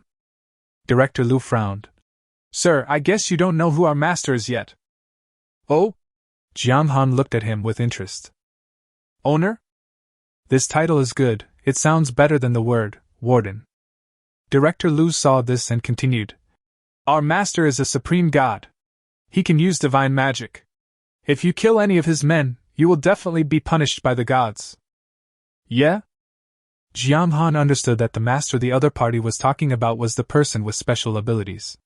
He originally wanted to ask the other party where their master was, but after hearing the threat, he changed his mind. He raised the gun again. Then I'll just kill one and try. The guy with the injured shoulder saw this and took a step back involuntarily, hiding behind the crowd. Jong Xan stared at him and the people in front of him. I'm going to kill him now. If any of you are willing to take the bullet for him, you are welcome to do so at any time. After that, poof. A bullet was fired into the wounded man. There were 3 or 4 people standing between the two of them, so the bullet did not hit them, but instead blew the head off the person in front. The corpse fell down. Jong Xan continued. Very good, very good. It seems that there really is someone willing to take a bullet for you. As he said this, he fired a second shot. Another person standing in the way died. Whoosh! At this moment, the others dispersed collectively. No one would be willing to take bullets for others. Only the injured man was left. The man fell to his knees on the ground. Don't kill me, don't open! Bang! Before he could finish, Jong Xan pulled the trigger. Okay, I killed his men, but why hasn't your master come yet? Jong Xan blew on the gun barrel and looked at Director Liu with a smile on his face. Director Liu's face turned pale and his legs began to tremble, but he still managed to speak. You will be punished. The master will come to punish you soon. Jong Xan sneered. Oh, I understand. I guess I haven't killed enough of his men, so I'll count you in as one too. After saying that, he aimed at Director Liu again. But suddenly he changed his mind and looked back at Tian Xinyue. Xinyue, how does your director treat you usually? Tian Xinyue was stunned, then looked at Director Liu with resentment. Xiao Tian, yeah. Director Liu seemed to understand what Jong Xan was trying to do, and quickly pleaded with Tian Xinyue. Please help me say something. Do you still remember the time when someone complained about me? Tian Xinyue's eyes seemed to be filled with anger. Jong Xan handed her the pistol. Go ahead, if you want revenge, shoot him. Ah? Tian Xinyue was stunned. I don't dare. Why are you so afraid? You've been following me for so many days. It's such a simple thing, haven't you learned it yet? Tian Xinyue is the driver, and she will be the one who stays with me from now on. Shooting is a basic skill, and Jong Xan must let her learn it. Xinyue, no, don't listen to him. Don't shoot! Director Liu shouted tremblingly. Tian Xinyue swallowed her saliva and closed her eyes for the last time. Bang! The gun went off, hitting Director Liu, but it wasn't fatal. Maybe it was God's will, the bullet hit his balls. Ah! Director Liu screamed like a pig being slaughtered and rolled on the ground. Chapter 52 Airport Storm 4. Jong Xan pointed at Director Liu and introduced his shooting experience to Tian Xinyue. He's a good opportunity to practice my marksmanship. Look, this guy is swaying back and forth on the ground. In situations like this, you can't just shoot at the body. You have to anticipate the situation, about 0.5 seconds in advance. It took Tian Xinyue 8 shots to master it. Finally, Director Liu died and everything became quiet. Jong Xan helped Tian Xinyue change the magazine. I'll give you this gun. Practice more when you have free time. Don't make others suffer like this again in the future. Tian Xinyue looked up at Jong Xan. Thank you. I haven't signed up for the political review yet because Jong Xan looked at her hesitant expression and said with a smile. Okay, we'll talk later. Then he turned around and looked at the remaining people. TSK, why hasn't your master come yet? If that's the case, I won't be polite. The group of people almost said in unison. Brother, don't. Then a fat middle-aged man came out trembling. Why don't we take you to him? He's sleeping now. Sleep? Jong Xan was stunned. Yes, I'm sleeping right now. I went out for a walk at noon and came back saying I was too tired and needed to rest for a while. No one is allowed to disturb me. When did you fall asleep? Jong Xan asked quickly. 20 minutes ago. Ha. Jong Han smiled. This was a free supernatural power. Following what the fat man said, Jong Han found the VIP lounge. There were actually a few people standing guard at the door. Jong Han pointed his gun. Don't fucking say anything. These people were not stupid. Seeing the two armed policewomen behind Jong Han, they knew that the newcomer was not someone they could provoke. Everyone shut up immediately. Walking further in, he saw women sitting in two groups. The 5 on the left were shirtless, with dull eyes. Looking at their bodies that they tried to cover up, they were covered with whip marks. There were more than 30 people on the right, all dressed neatly, but their faces were numb from being too frightened. It seems that this guy who can shoot fireballs is a pervert. Much worse than myself. At least I won't hit a woman. Well, I wouldn't whip a woman. That's not right. To be exact, even if a whip was used, a woman would not be beaten like this. Jong Han thought to himself. Tian Xinhua recognized most of them, with reluctance and sympathy in her eyes. These are her colleagues, the flight attendants. Jong Han naturally noticed it, took a breath, and tried his best to pretend to be indignant, even his eyes were slightly red. Because this will make women more willing to follow him. Then he waved his hand, signaling everyone to be quiet, and the women immediately closed their mouths that were about to open. She looked at him as if he were her savior. Jong Han walked gently towards the last door. The door was closed, and I couldn't see what was going on inside. However, he had spatial perception, and after releasing it, he immediately passed through the thick door and saw the situation behind the door. There is a foot at the head or foot of a small bed. The sound of even snoring could be heard, indicating that the person was sleeping soundly. It seemed that he was completely unaware of what was happening outside. Jong Han called the fat man over and asked in a low voice. How many people are in there? Just one, master. Oh no, Mr. Sure, oh no, this kid never lets anyone in when he's sleeping. Jong Han nodded, that's all. He opened the space door through the gate, just at the farthest distance of his perception range. By looking at the state of the opponent's feet, I judged the position of his body and then started to attack. The space bullet shot towards the guy who was sleeping soundly on the bed. 10 shots, he didn't fire more because he still had something to ask the other party. Of course, if it hits the head, that's it. Puff. Ah. There were screams coming from inside. Good, he's not dead. Jong Han didn't waste even a second and kicked the closed door. Because of his spatial perception, he had already clearly checked the location of the door bolt.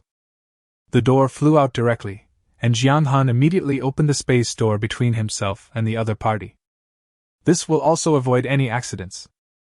Looking towards the bed, I saw a short man in his 40s with a mustache. Half of his body was shot and covered in blood. Jong Han rolled his eyes. Who would have thought that this kid could spread his legs so wide when sleeping?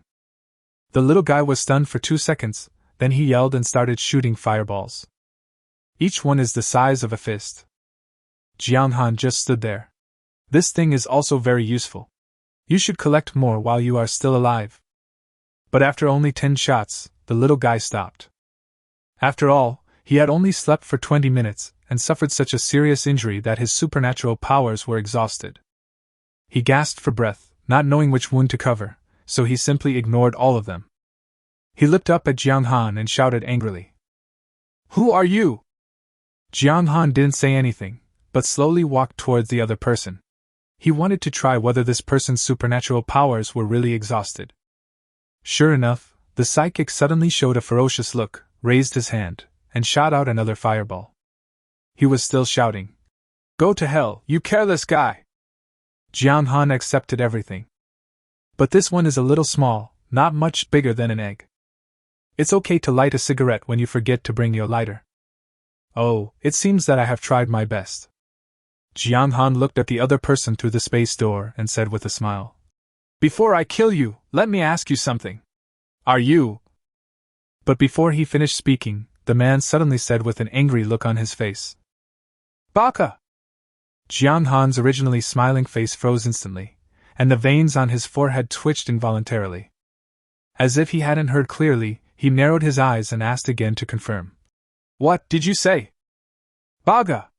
I'm from sushi country. A descendant of Amaterasu. Before Sun finished speaking, Jong Xan suddenly jumped up. Fuck you! Raise your hand and slap the other person on the left cheek. Bang! This was the first time he used his full strength to hit someone after his enhancement reached 100 points. Look at the little guy with the mustache. That's all. After this slap, Jong Xan also felt the improvement of his supernatural power for meters. But these are trivial matters. He turned his head and looked at the fat middle-aged man behind him. He's from sushi country, and you still call him master? The fat man fell to his knees. Brother, uncle! We really don't know. Jong Xan took a few breaths to calm himself down, stared at him for a few seconds, then pointed at the window. Jump down! Ah? The fat man knelt down, glanced at the window of the room from afar, and almost cried. This is the 4th floor. 4 floors. And it is the 4th floor of the terminal building, which must be at least 25 meters high. If I jump down, wouldn't those 2 thighs fall into the cavity? I really don't know. Jong Xan stared at him. I don't want to say it a second time. The fat man stood up tremblingly and thought of running away, but when he turned around, he saw 2 guns. No, it was 3. Tian Xinyue also pulled out the pistol she had just obtained. If you jump, you might still be able to survive. If you don't jump, you will die now. Finally, he gritted his teeth, climbed up to the window, and with a cry, fell into the red fog and disappeared without a trace. Jong Xan looked at the remaining people. All men, everyone, jump down! After a long struggle, some begged for mercy, some wanted to run, some wanted to resist, but in the end the result was the same, jumping off the building. Only the woman was left in the room. Jong Xan looked around and found that they were all worthy of being flight attendants, as they all met the standards. His sunny smile. You don't know he's from sushi country, do you? I don't know, the women said in unison, their voices particularly firm. Oh, never mind. Come with me. Chapter 53, Airport Storm 5. To be honest, Jong Xan felt a little regretful after slapping the mustache boy to death. There are still some questions I haven't asked. He scratched his head, then looked at the stewardesses. Well, what's his name? Someone quickly came out to answer. We only know his last name is sure, he didn't say it himself. When did he acquire this ability? Yesterday. After a while, Jong Xan roughly figured out the situation of this person. Like Gao Zichen, he also fell into a coma after drinking poisonous water. But the difference is that he didn't drink accidentally, but took the initiative to drink. To be exact, it was on the evening of the 4th day after the apocalypse. I drank it on my own initiative after making a phone call. On the 4th day of the apocalypse, Jong Xan murmured. That seems to be the day when Gao Zichen awakens. The man named Sure made a phone call and drank the poisoned water. What does it mean? This means that he knew that drinking the poisonous water might awaken his superpowers. Of course, the greater possibility is to turn into a zombie. But he still drank it. Either become a superpower or die. How cruel. Then who was it that called him? He must be an awakened psychic. He told the sushi man named Sure the news. Jong Xan immediately reached for the other person's phone. Luckily it was still there. But it's turned off. Turn on the computer. After a long shutdown, the battery has recovered a bit, and should be able to be turned on. Sure enough, the boot was successful.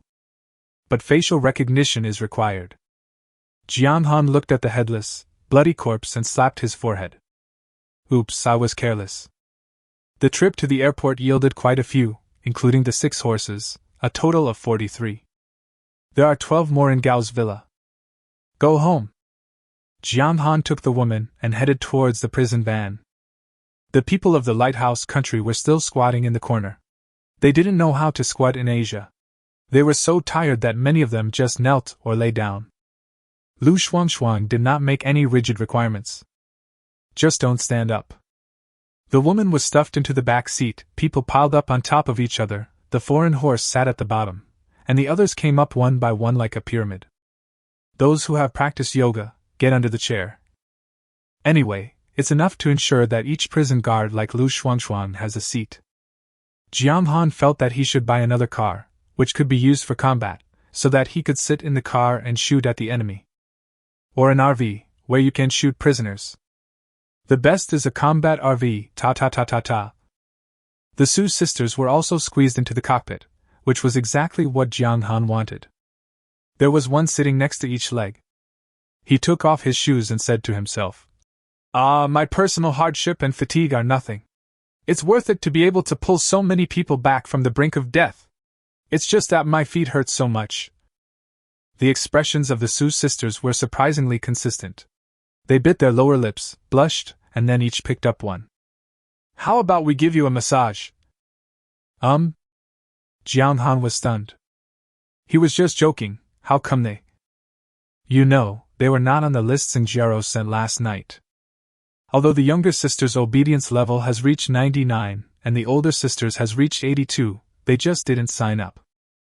Don't they want to go through the registration process? Do they think it's disrespectful to them? Forget it, Jong Han didn't think much about it, and just enjoyed it. As for the remaining people from the lighthouse country, didn't we say it when we came here? You can do whatever you want. Not long after the prison van drove out, a strange cry suddenly came from the thick fog. Oh. This voice says cat is not a cat, dog is not a dog. Jong Han's pupils shrank. Stop the car. Squeak. Tian Xinyue stopped the car immediately. Immediately afterwards, there was a thud above my head, and it was obvious that something had jumped up. It must be the guy who specializes in biting heads. Jong Han had been on guard since entering the airport, so he reacted very quickly, listening to the sounds and determining the location. The door of space was opened through the roof of the car, and bullets, white light and fireballs were shot out all at once. Oh! The monster screamed, jumped down from the roof of the car, and then died. Fortunately, Jong Han gave each of the prison guards a seat by the window, which gave them ample space to move around. 9 people, looking out at the same time, one holding a gun and the other pressing the window handle. That was the enemy state they had trained for a long time. But still no discovery. At this moment, a stewardess sitting on the lap of a foreigner in the back row screamed. What is this? Immediately, someone else screamed like her. It was a dark yellow, huge eyeball, about the size of a basketball, which made people feel creepy. The scream startled the monster, and it jumped away, then swung its claws like a bathtub and slammed them hard at the window it had just stared at. Boom! The car body made a loud noise and shook twice. The wheels on both sides lifted up 3 or 4 times before it stabilized. Fortunately, the car was not in motion, otherwise it would have overturned. Jong Han immediately determined the opponent's position. He opened the space door outside the car and launched a large number of attacks again. This time, he used half of his remaining stock, which amounted to several thousand rounds of ammunition, more than 20 white lights, 4 or 5 fireballs, and the egg-sized piece of junk, which he also threw away. A wall of bullets formed. Even if we can't kill him with one blow, we have to make this guy completely lose his fighting ability. Now that we have started, we have to fight to the death. We will never let a tiger go back to the mountain again. Sure enough, the damage was too great. The monster was knocked 5 or 6 meters away and lay on the ground motionless. Drive over, Jong Han ordered quickly. Tian Xinyue made a sharp turn and drove behind the monster. Jong Han then saw clearly that it was actually a cat. But it was too big. Even when curled up, it was 7 or 8 meters long, and its fur was very tough. He could even see the tail of the bullet.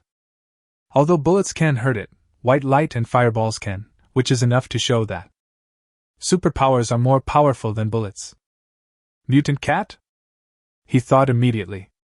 Since humans can have superpowers, it is natural for animals to mutate.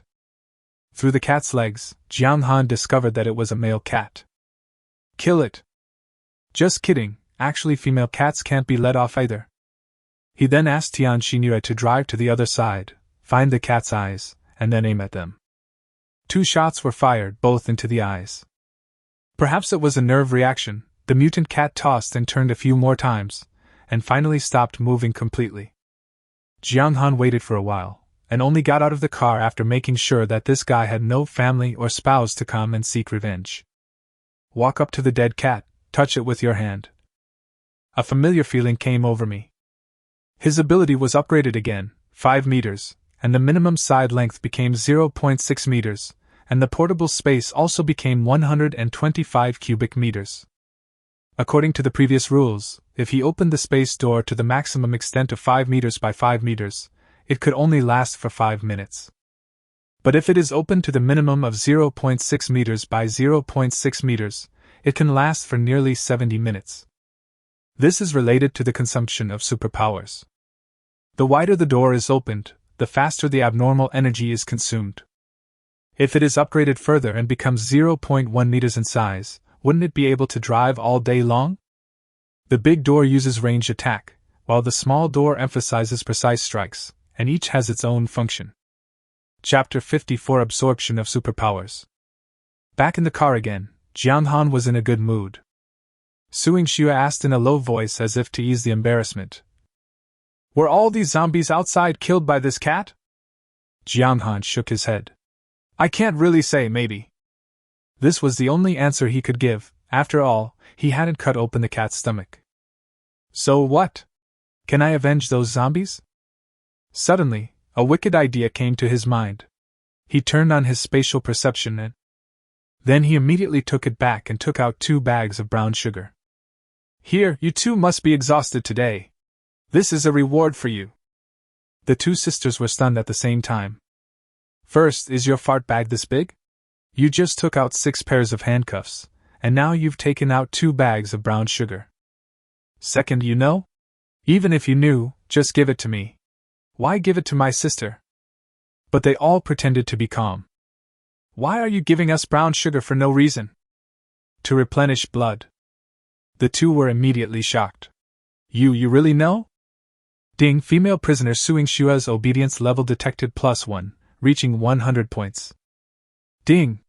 Female prisoner Suing Yue's obedience level detected, +5. No way, is this possible? It was not until 11:30 p.m. that the group returned to the prison. Jong Xan was driving the car for the last half hour, driving very fast, causing the women behind him to exclaim in surprise. The reason why I was in such a hurry was, of course, to arrive before 12 o'clock and change into prison uniform so that I could earn more PP coins. 20 minutes in advance, Jong Xan asked Xinjiao to get ready and go straight to the locker room after getting off the car. There are 3 groups of women this time. The first group was led by Luo Qinjun, the 12 beauties who were looking for a happy occasion. After what happened before, they naturally had a great time changing clothes. Jong Xan did not treat them unfairly and directly arranged them to the level 3 cell. The second group consisted of 43 flight attendants. They had all witnessed Jong Xan killing people while chatting and laughing, so how could they dare to offend him? Naturally, they were particularly happy. The only problem is that 5 of the women are injured and need treatment as soon as possible. So right after they changed their clothes, Jong Xan asked them to go to the infirmary. The food was delivered directly to us. This treatment was definitely high enough. He also kept saying that it was for Tian Xinyue's face. This really made Tian Xinyue feel proud, and she took the initiative to persuade others. The most troublesome thing is that the 6 people headed by Diana kept saying that they were citizens of the lighthouse country and demanded human rights. In the end, it was Lu Shuangshuang who forced him to change his clothes obediently. I will deal with you tomorrow and make you forget your identity as citizens of the lighthouse country, and remember that you are prisoners of the dragon country. Jong Xan thought hatefully. Because they are a special group of people, these newcomers are generally more beautiful, 55 of them, with an income of 4,870. After 12 o'clock, he can earn nearly 20,000 yuan more. Jong Xan plans to upgrade the prison. This time, he gained a new understanding of the absorption of supernatural powers. First, by killing a mutant and touching their corpse, you can absorb their mutant power level. Of course, this refers to the level of superpowers, not superpowers. The system has long said that everyone can have at most one superpower. Second, you can also obtain it by killing mutant animals. This raises a question. For example, if someone kills a person with superpowers and someone else touches the corpse, to whom does the superpower level belong? The killer or the toucher? What if he were an ordinary person? Would he gain superpowers? Of course, these still need to be tried slowly. Third, purchasing superpowers in the prison system does not depend on the level of the superpower itself, but on the number of purchases. For example, now Jong Xan is a level 5 mutant, but if he wants to upgrade again from the mall, he only needs to spend 30,000 instead of 60,000. Since this is the case, Jong Xan plans not to use PP coins to upgrade for the time being, but to go outside to search for people with special abilities. The money saved can be used to renovate the prison. Have a meal. Jong Xan didn't come back, so none of the women dared to sleep and they all waited obediently. He was very satisfied with this. I'm going out to fight for my life. How can you guys have the nerve to sleep? First, he asked Xinjiao to ask who could unlock the phone, and then he went upstairs to eat. The prison guards, the Su sisters, Tian Xinyue, and Lu Shuangshuang all followed. Qin Shirin set a large table full of food and it was time to eat. After eating and drinking, Xingjiao came up with a little girl. Warden, she's from the computer science department. Her name is Yulei, and she's a hacker. Hacker?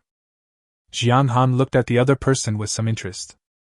Yulei scratched her head embarrassedly. Not really, but it's still possible to crack the phone password.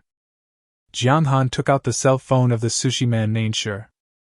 Is this okay? No problem, Yulei said after just a glance. It seems that he has 2 brushes. Jong Xan looked at her. She had an appearance score of 86 and was the most ordinary person in the prison. Talent.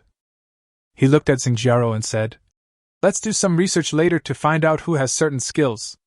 Even if it's just dancing, playing the piano, or being good at gaming, that way I'll have an idea of what to do in the future. Don't let talents like Miss you go unnoticed. Yulei laughed when she heard this. With a score of 86, she is not considered a beauty here, but she is still the class beauty outside, with a 200% turning head rate. How long will it take you? Do you need any tools? Jong Xan asked again. I need my computer, which I handed in when I came in, as well as a charger and data cable for this phone.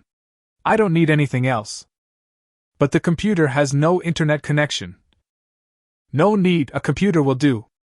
Jong Xan nodded and asked Xingjiao to prepare. During this time, he asked Yulei, have you signed up? Yulei puffed out her chest. I signed up on the first day, but it's just not my turn yet, hee.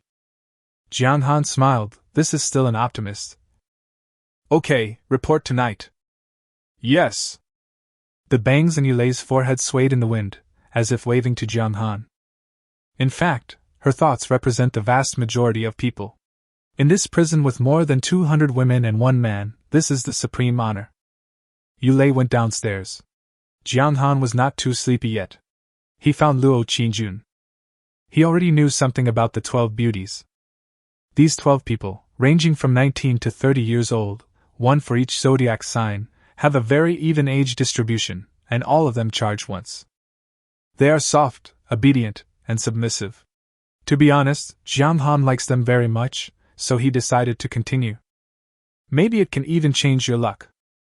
But this was not enough. Jong Xan asked Xingjiao to send the list over. Arrange. After all, I have 100 points of enhancement. At the same time, he also told Xingjiao that if Yulei came, she could cut in line at any time. Chapter 55 Overall Upgrade.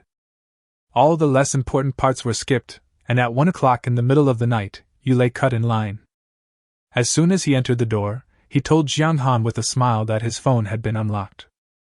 Jong Xan took it over.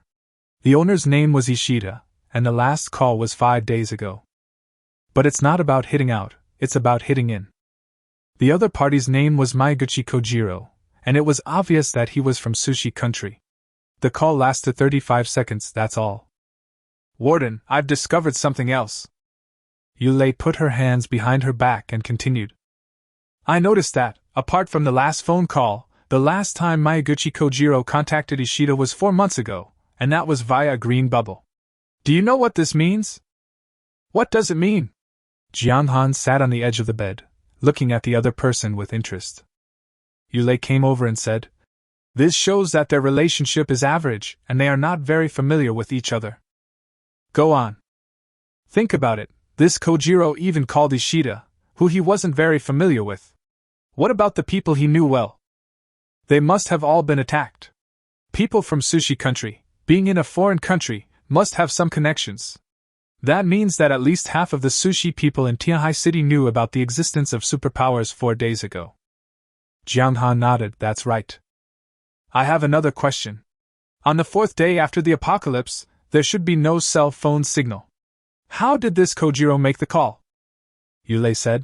There's no cell phone signal because of the thick fog, which blocks the radio waves, but it's not completely impossible to transmit. If he has a computer connected to the internet and is a computer expert, or has someone who is, then this shouldn't be difficult to do. After all, the internet cables aren't completely destroyed. Jiang Han nodded, understanding. The trajectory of Miyaguchi Kojiro's activities slowly emerged in his mind. He drank poisonous water on the 1st day of the apocalypse, but luckily survived, and gained supernatural powers at the same time as Gao Zichen. The first thing he did after waking up was to tell the news to every sushi person he knew, including Ishida. That's why Ishida awakened his supernatural powers on the 8th day. By this calculation, it should be about 4 days from drinking the poisonous water to awakening. This is not a coincidence. Looking at Gao Zichen, Kojiro and Ishida, they all fit this time point. So how many people did Kojiro inform, and how many of them gained superpowers? Just as he was thinking about it, Yulei crawled to his side. All right, Warden, stop studying your phone and study me. After all, I've done such a great service. Jiang Han laughed heartily. Okay, reward. From the next day, Jiang Han began to plan the prison as a whole.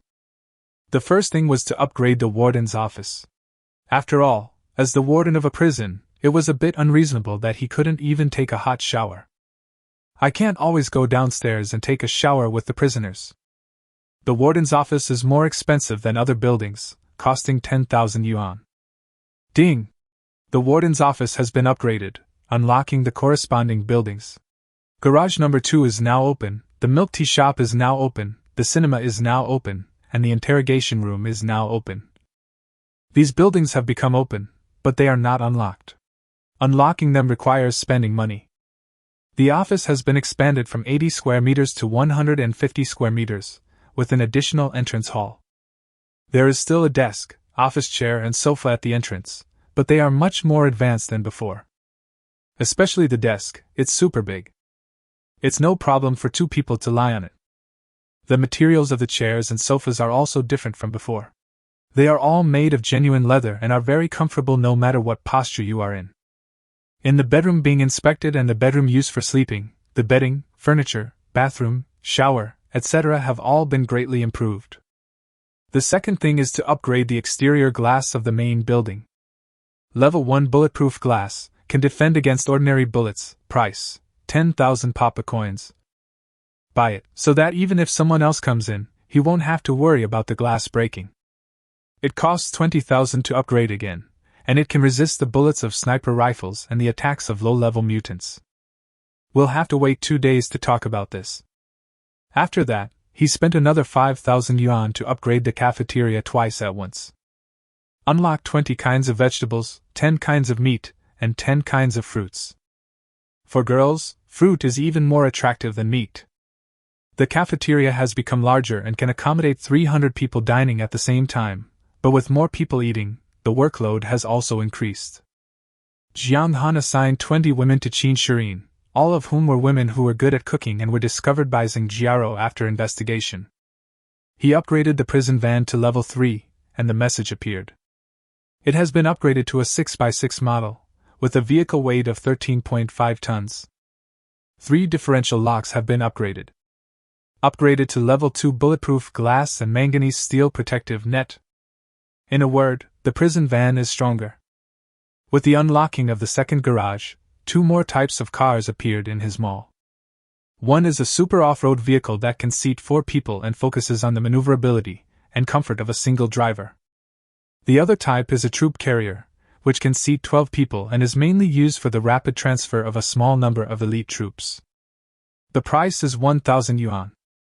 Jiang Han thought about it, and decided to buy both cars and upgrade them to level 2 at the same time, which would cost a total of 6,000 papa coins. In the future, I will take the policewoman out with me, and when I find the right person, I will ask others to come and pick them up. Or you can consider asking the prison guard to find someone directly and driving out to play yourself. In addition, he also unlocked the cinema, milk tea shop and torture chamber. As the name suggests, a milk tea shop is a place that makes drinks. It also unlocks the raw materials of 10 kinds of drinks. This thing has cheap raw materials and is quite popular. Jong Xan found 2 girls to act as shop assistants and gave them a small notebook to keep records. Level 1 female prisoners are not allowed to drink. Those who have passed the political review are allowed to drink 1 cup a day.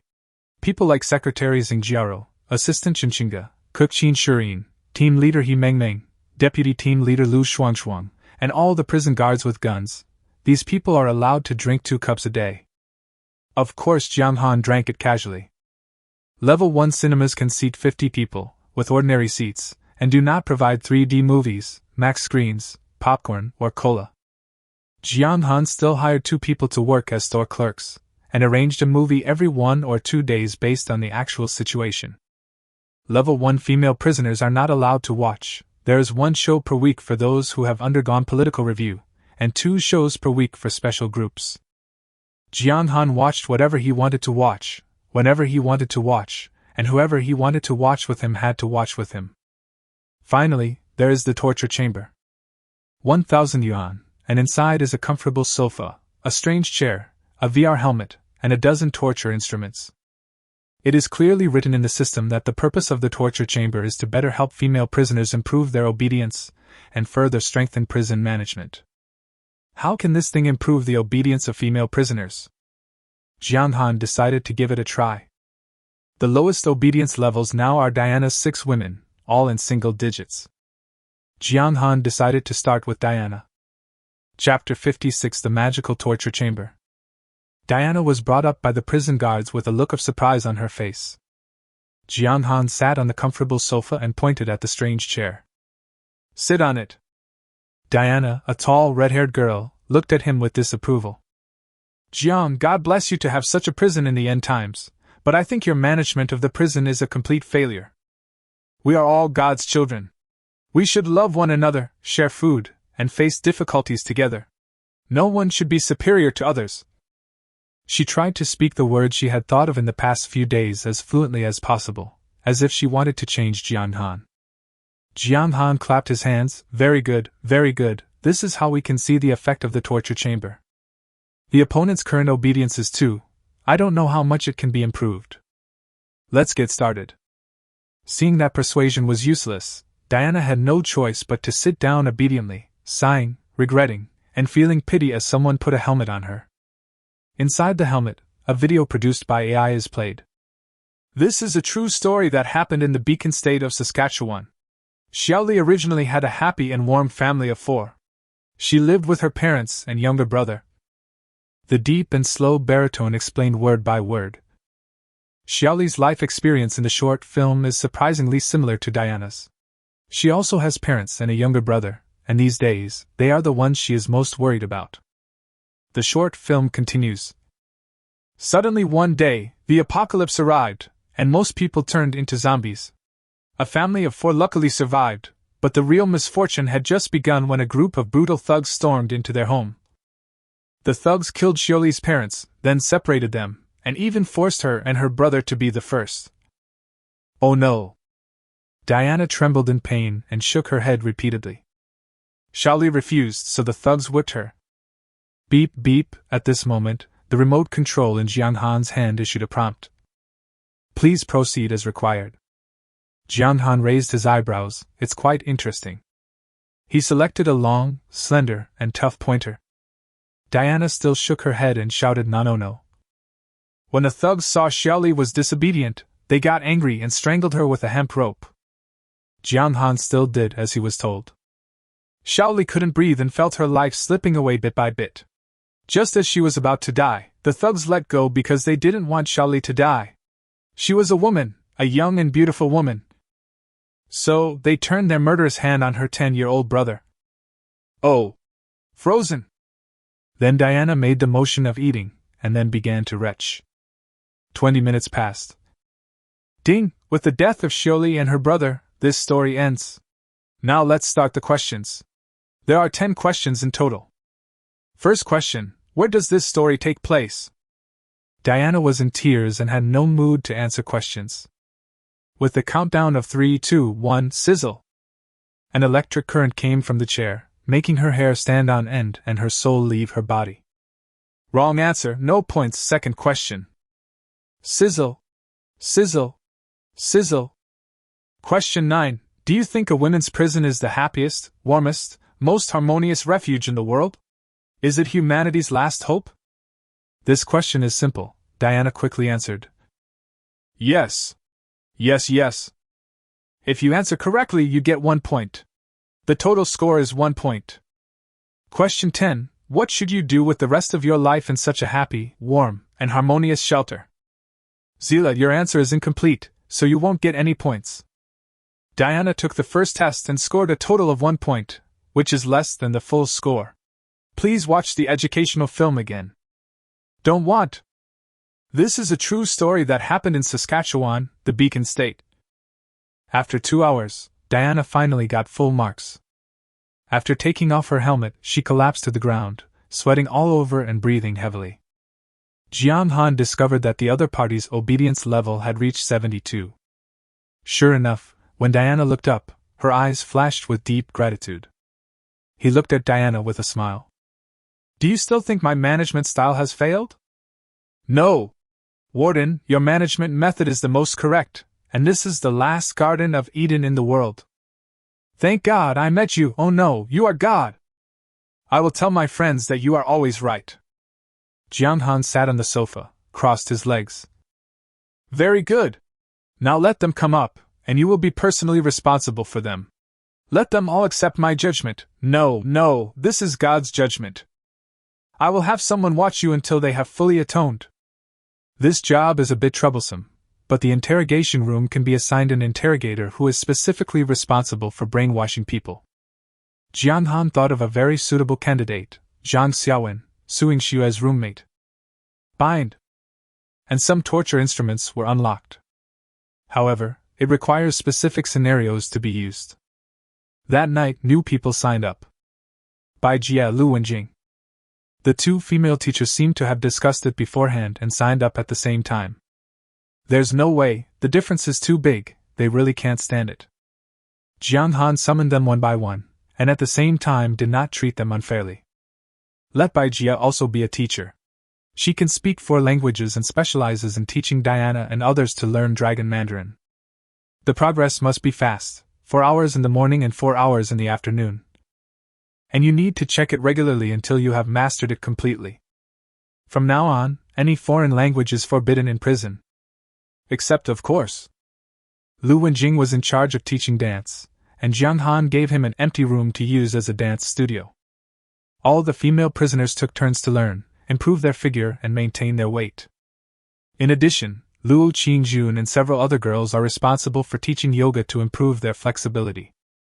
Things like A4 waist, vest line, touching belly button with the back of the hand, and raising goldfish on the collarbone, all of them are developed for me.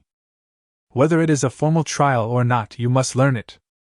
Firstly, it saves them from having nothing to do and letting their minds wander. Secondly, it can release excess energy. The third is to always be prepared. Kill 3 birds with 1 stone. 3 days later, he spent 50,000 of the 60,000 PP coins he earned in order to upgrade the prison. Adding the necessary daily expenses, such as water, electricity, heating and food, it is about 200 yuan. He only had 10,000 left. This is a reserve fund. Jong Xan will not use it unless there are special circumstances. On the morning of the 3rd day, Jong Xan decided to continue his journey to save more women. This time, he plans to go to 3 places. Rice Internet Celebrity Incubation Base. This is the largest internet celebrity production base in Tianhai City, and there must be a lot of female internet celebrities here. Tianhai International Hotel. The most luxurious hotel in the city, where there may be many professionals. After all, everyone was happy with the 998 before. The last place is Tianhai TV station. Reporters, hosts, models, they're all there. Chapter 57 Twin Towers.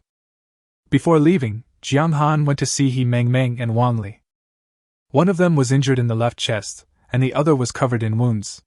Both were lying in the infirmary.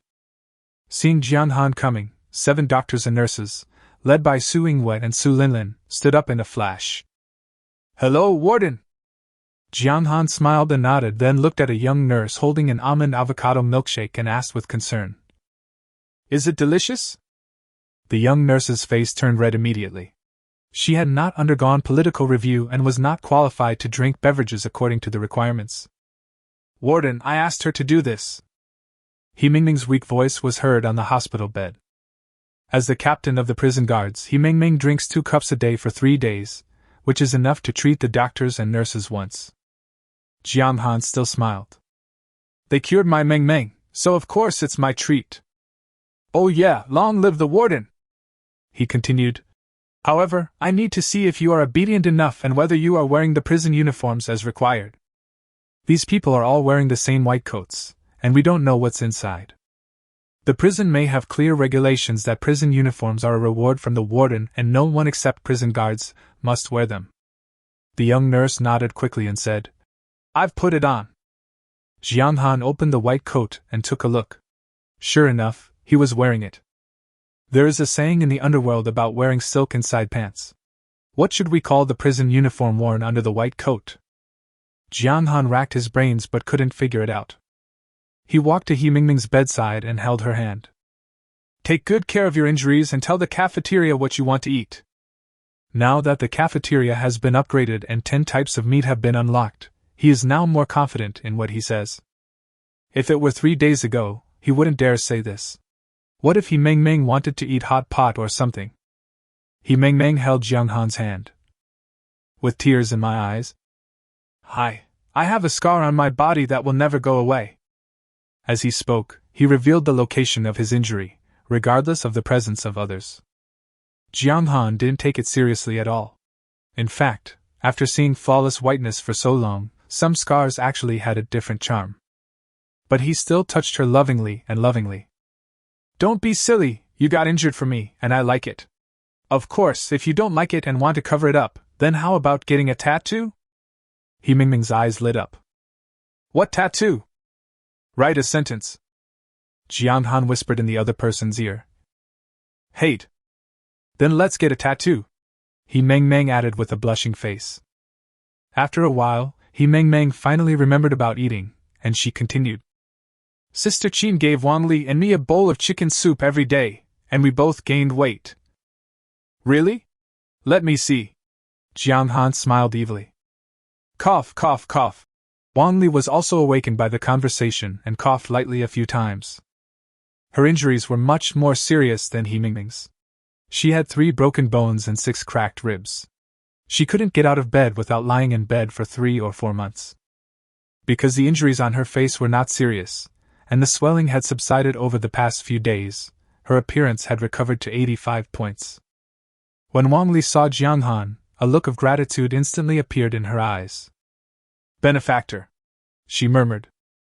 Then she wanted to lift the quilt and get out of bed, but the next second, the intense pain forced her to give up the idea temporarily. "Don't move, just lie down," Jong Xan said, looking inside through the quilt she lifted. Prison uniform. That was changed for her by Su Yingwei and others. Jong Xan discovered that Wang Li's obedience was 100 points. In fact, Jong Xan discovered it when she changed into the prison uniform. You know, Wang Li was in a coma at that time. When she recovered, Jong Xan was going to give her a position as a bodyguard. No one could be more suitable than her. After comforting the 2 girls, Jong Xan called Su Yingwei. "Ready to go." Before leaving, he even walked up to the young nurse. Whispered, "Actually, you don't have to let others treat you." The group set off, this time driving a newly purchased troop carrier.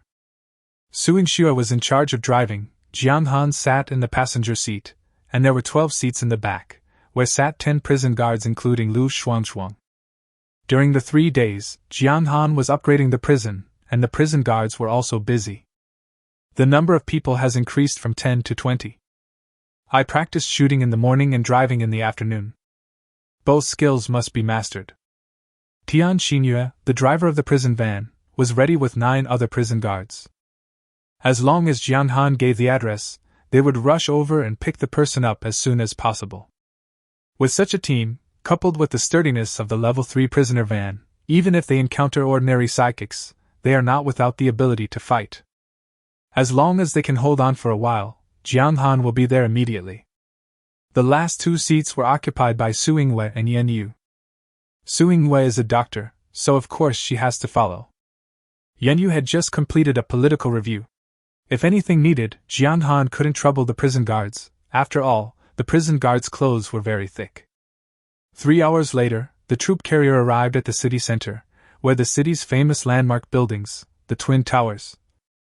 Building A is a 56-story financial building, which houses derivative companies for various financial products such as banking, insurance, stocks, futures, bonds, etc., and controls 80% of the economic lifeline of Tianhai City.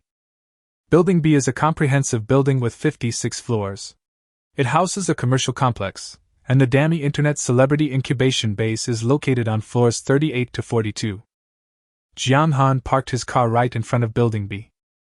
The 56-story building is only 4 stories high in front of us, and above that is a vast red fog.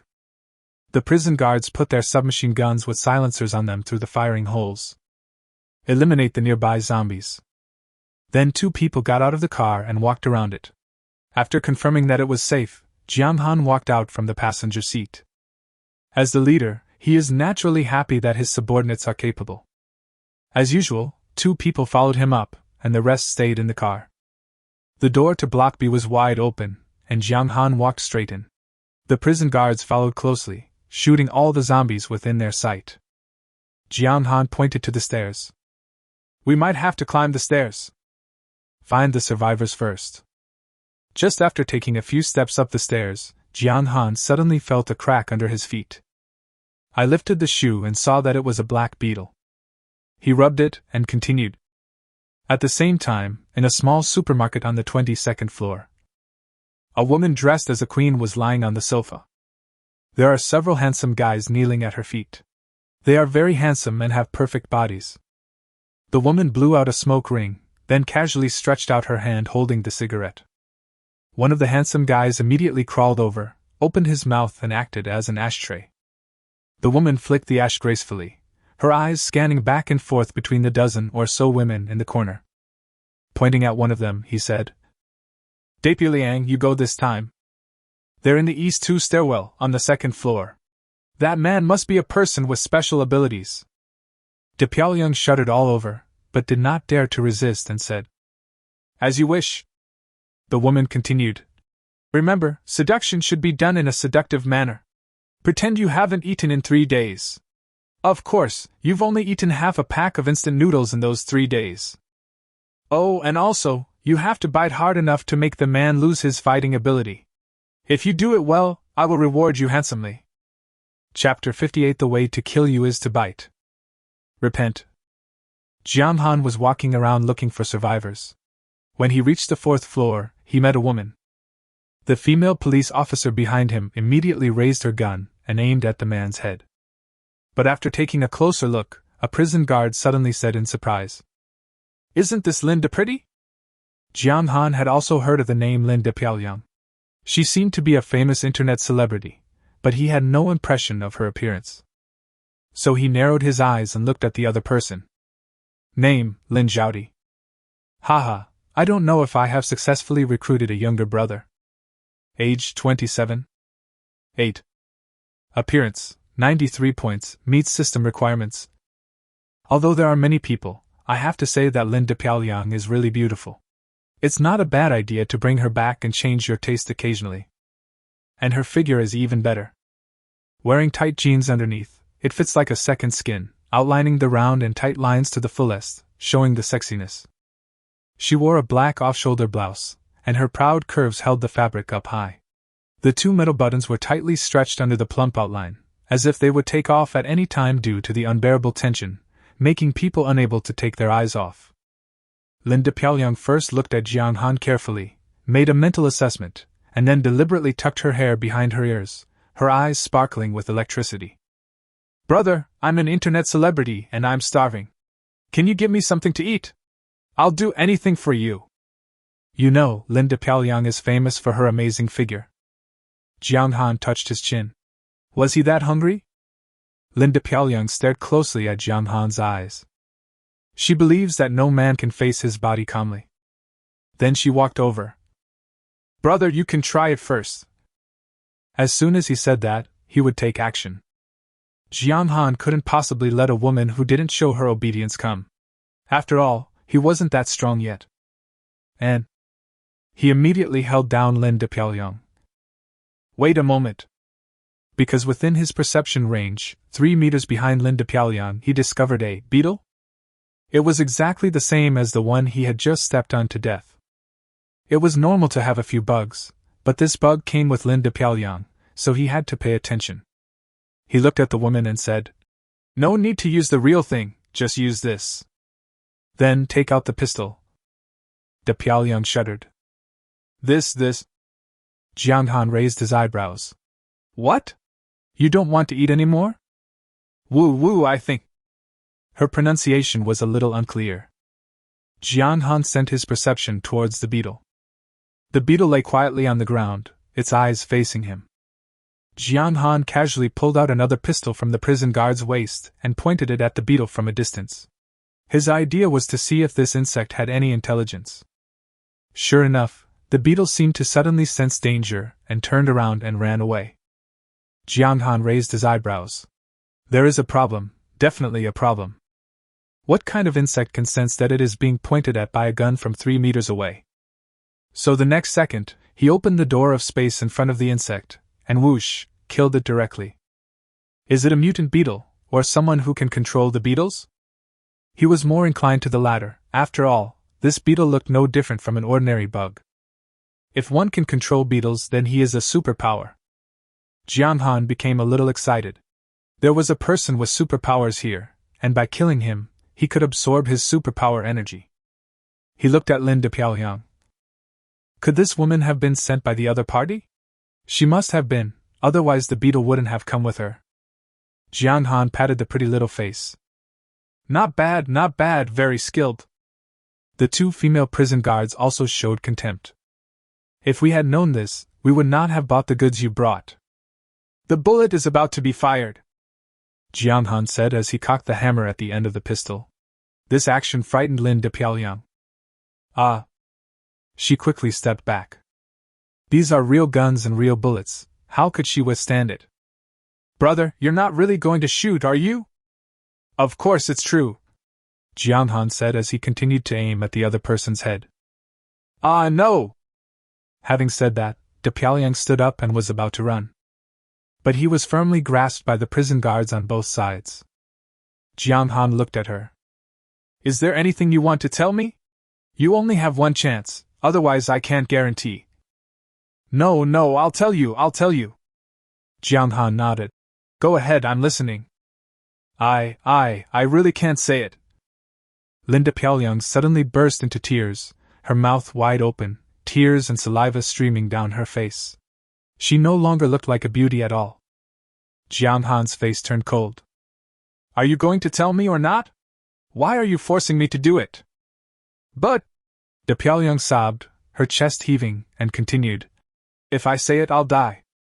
If you don't tell me, I'll make you live a life worse than death. Okay, tell me, I'll tell you. Linda Pyongyang swallowed hard, then looked at Jiang Han tremblingly. Someone sent me here to hurt you. How did you get hurt? That's it. Oh, you guys are really good at thinking of ways.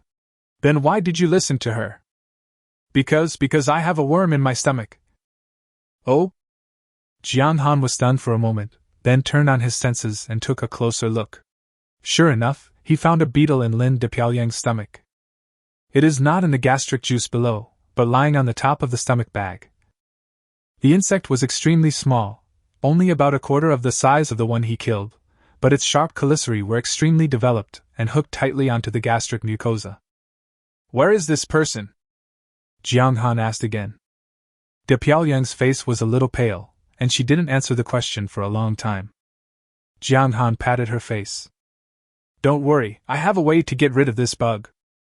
When De Pyongyang heard this, her eyes lit up immediately. Are you telling the truth? Real. In fact, Jong Han was not completely sure. He can only see the bugs, but he may not be able to get them out. The reason for saying this is naturally to get more accurate information. When Lin De Pyongyang heard this, she almost jumped up with excitement. If someone could really get this damn bug out, she would do anything. Chapter 59 Beetles in the Stomach. Jong Han looked at De Pyongyang and said, Go ahead. De Pyongyang's face turned pale. She raised her head with difficulty and then said, She is. Before she finished speaking, De Pyongyang suddenly screamed and jumped up more than a meter high, with her head almost hitting the ceiling. Then she covered her stomach with her hands, turned over and fell to the ground, screaming and rolling around. Jong Han immediately understood through spatial perception that the bug was biting people. What a vicious ability. Pick her up! Jong Han shouted sternly. De Pyongyang screamed strangely, and sweat flowed down like a stream. But in her remaining consciousness, she knew that Jong Han wanted to save her, and she tried her best to control herself. At the same time, the two prison guards held her arms and hair tightly. Jong Han discovered through his perception that the little beetle was desperately biting De Pyongyang's stomach. It must be that the psychic sensed betrayal through the beetle, so he killed it. This way of dying is indeed painful enough. Jong Han found the right position, raised his hand, and used half of his strength. Bang! Hitting the insect's position with incredible precision. Vomit! De Pyongyang made a painful retching sound. The insect shook, and 6 of its 8 claws fell off, leaving only the 2 largest front claws, which barely caught the gastric mucosa. Seeing this, Jong Han increased his strength slightly and punched again. Ugh! Her big, beautiful eyes almost popped out of their sockets. The beetle finally couldn't bear the blow and fell down, falling into the gastric juice. Gastric juice is a strong acid, and the beetle cannot stay there for long. As soon as it landed, it immediately crawled towards the edge of the area. Good opportunity. Jong Han grabbed her pretty face and stuffed his rough fingers into her throat. Spit it out! Wow! De Pyongyang couldn't bear it any longer, and she bent over like a shrimp, vomiting in big mouthfuls. A pile of yellow and green stuff splashed out. It was her bile and gastric juice. Jong Han dodged sideways and searched on the ground. Soon, a small insect was found that had been eaten by 1/3 of its body. Phew! Crush it with 1 foot. Only then did she let go of her beautiful chin. Lin De Pyongyang seemed to have had all her strength drained away, and she fell limply into the pool of vomit at Jong Han's feet. Thank you? She said weakly. Jong Han narrowed his eyes. Judging from the detail of the insects attacking De Pyongyang, the other party had discovered him. This person is a person with special abilities, who can know everything around him through insects. Although I don't know exactly how far it is, it must be farther than my spatial perception. If he runs away, it will be extremely difficult to find him. He kicked De Pyongyang, who almost fell into coma. Where is this person? De Pyongyang shuddered, then pointed upwards with her weak finger. On the 20th floor, in the small supermarket. Is it a boy or a girl? What does it look like? A woman, around 40 years old. Oh, and she was wearing black leather pants. Before he finished speaking, Jong Han shot out like an arrow. 2 seconds passed before his voice came. Bring the melee to me. The 100-point physical enhancement took effect at this moment. Jong Han pushed the ground with his feet and suddenly jumped up and landed on the stairs between the 6th and 7th floors. After a few jumps, I reached the 20th floor. In terms of time, no more than 10 seconds. He has been wondering about the combat capability of this female's superpower. I guess it won't be too high. Because her ability seems to be more inclined to explore the way. After all, they are just ordinary beetles. If they want to attack people, even if there are hundreds or thousands of them, they can't hurt him.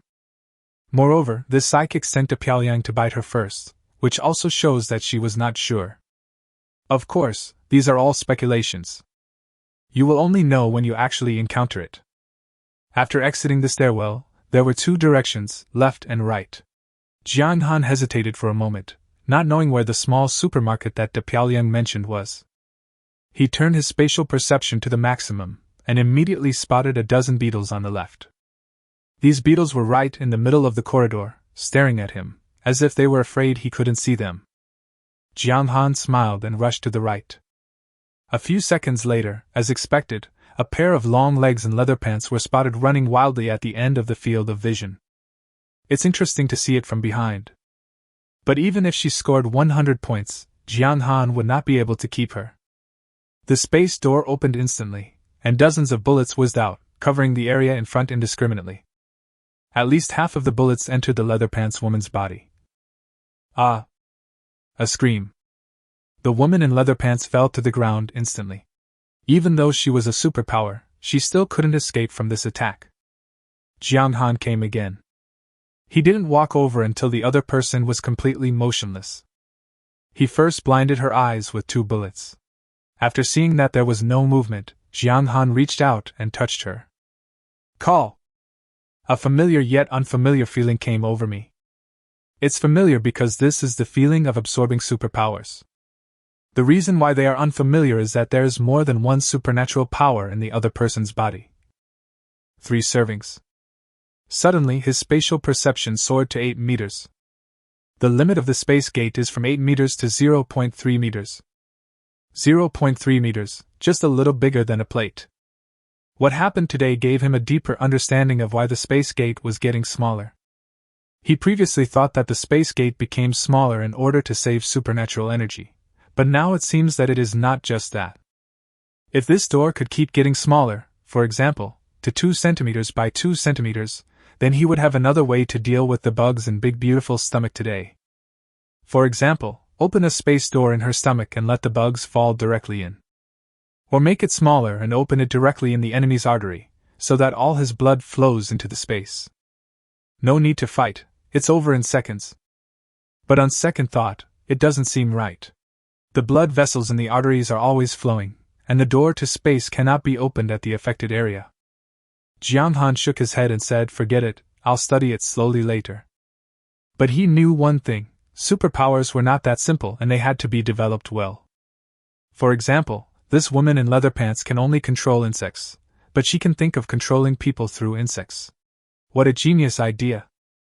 Just as he was thinking about it, Jong Xan suddenly discovered that a large number of beetles began to emanate from under the leather pants woman.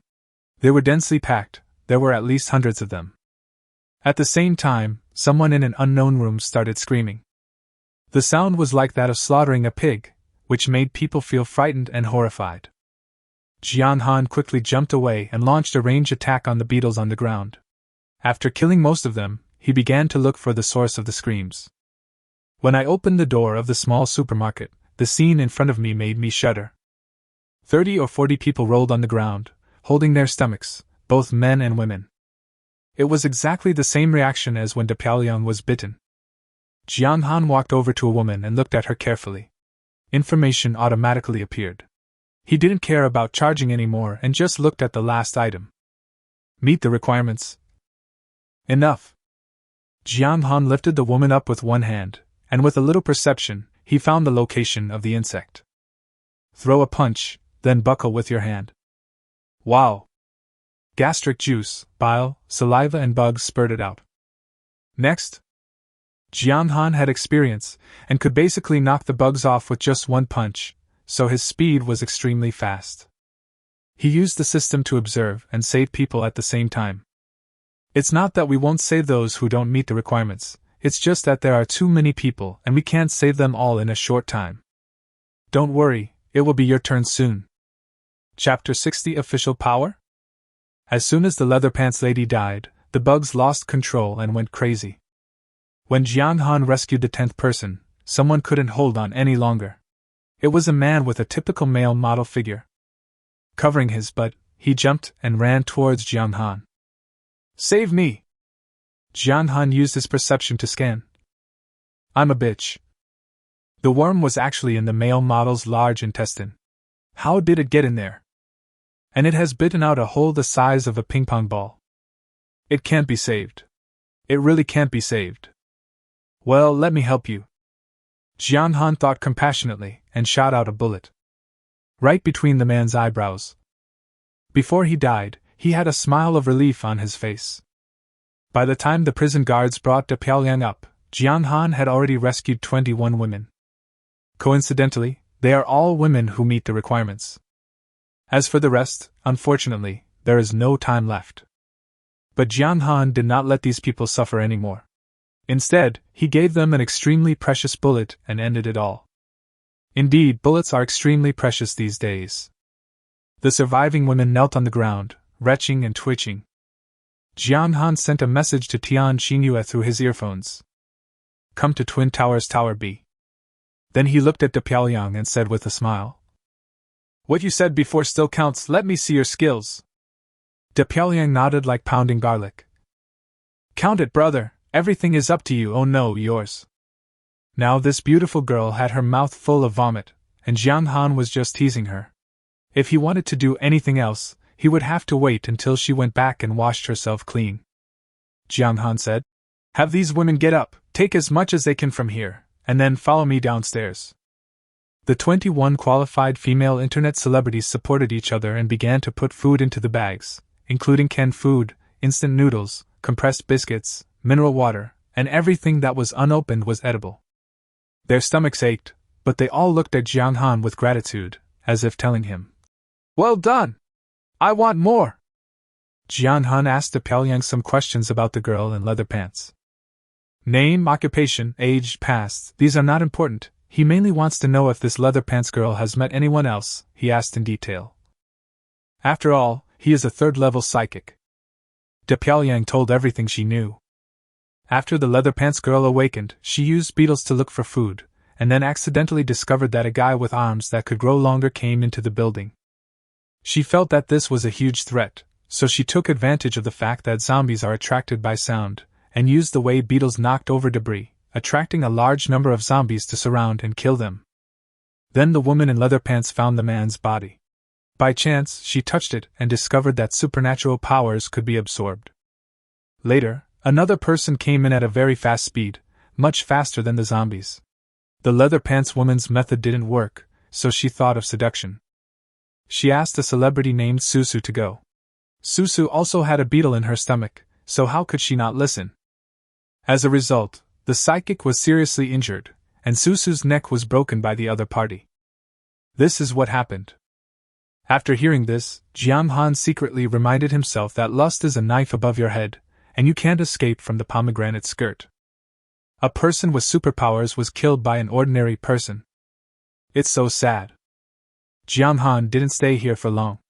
After going downstairs, he called out 4 prison guards who were specifically responsible for protecting De Pyongyang and others and kept in touch with them at all times. He boarded the troop carrier and headed to the next destination. Tianhai International Hotel.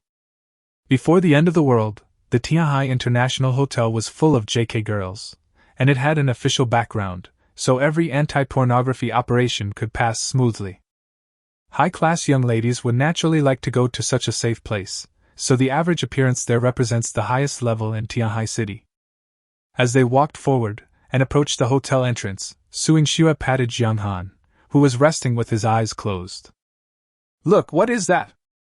Following Xingyue's finger, I saw piles of corpses lying on the ground not far ahead. The corpse of a zombie. Most of them had bullet wounds in the head, and it was obvious that they were shot to death. Jong Xan suddenly became nervous. Was it a troop coming? Is it official power? Apart from this, he couldn't think of anyone else who had the ability to eliminate such a large number of zombies.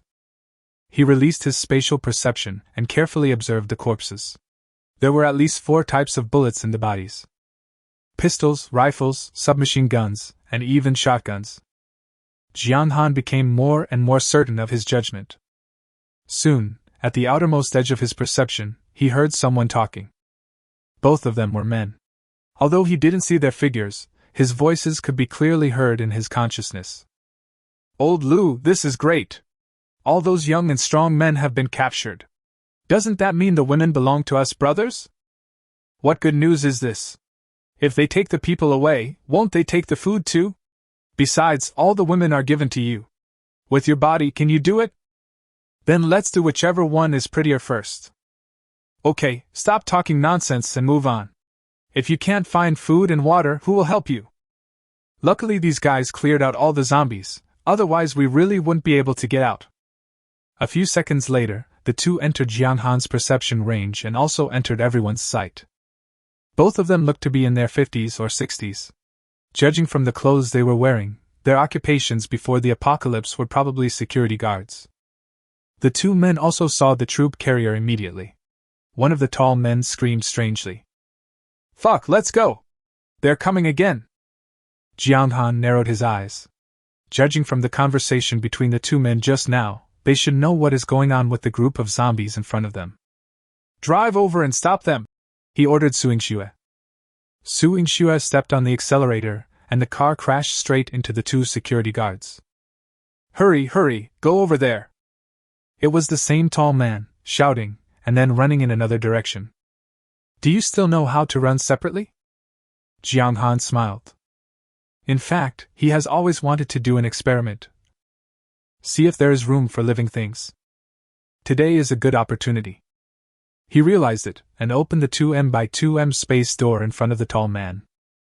The tall security guard ran very fast, half of his body crashed into the car, but the next second, he seemed to see something extremely terrifying. His feet made the same movements as Tom made when he braked suddenly, and his hands were unconsciously moving around, as if he wanted to grab something to stop himself. But he couldn't catch anything and he still entered the space gate. At this time, Su Yingxue also caught up with another security guard. The security guard tripped over the dead body on the ground and fell flat on his face. Bring him up here, Jong Xan said to the prison guard, but his consciousness was observing the tall security guard in the space. Chapter 61 Another Way to Use the Space Gate. The tall security guard floated quietly in the space, staring with a pair of terrified eyes, maintaining the last posture before entering. 10 seconds later, Jong Xan opened the space door 8 meters above his head. Call. The tall security guard fell out and screamed in fear. Then, Jong Xan opened the space door again from a height of 5 meters, allowing him to fall into it steadily. The 3 meters in the middle can be used to sense the opponent's status. He wasn't dead, and apart from the look of fear on his face, there was nothing unusual about him. Jong Xan counted silently in his mind. The second time, he waited for 20 seconds. Then he repeated the same trick and threw the tall security guard down from the top of his head. He clearly noticed that the security guard's eyes were bloodshot. After waiting for 30 seconds for the third time, one of the security guard's eyes exploded, and countless small holes appeared in the capillaries in his brain. Blood gushed out, and 1/3 of his brain turned red. 40 seconds. 50 seconds. Finally, by the 6th time, the tall security guard was completely dead. The death was extremely tragic. This is different from what is written in novels. Living creatures do not die immediately after entering the space, but will die after a period of time.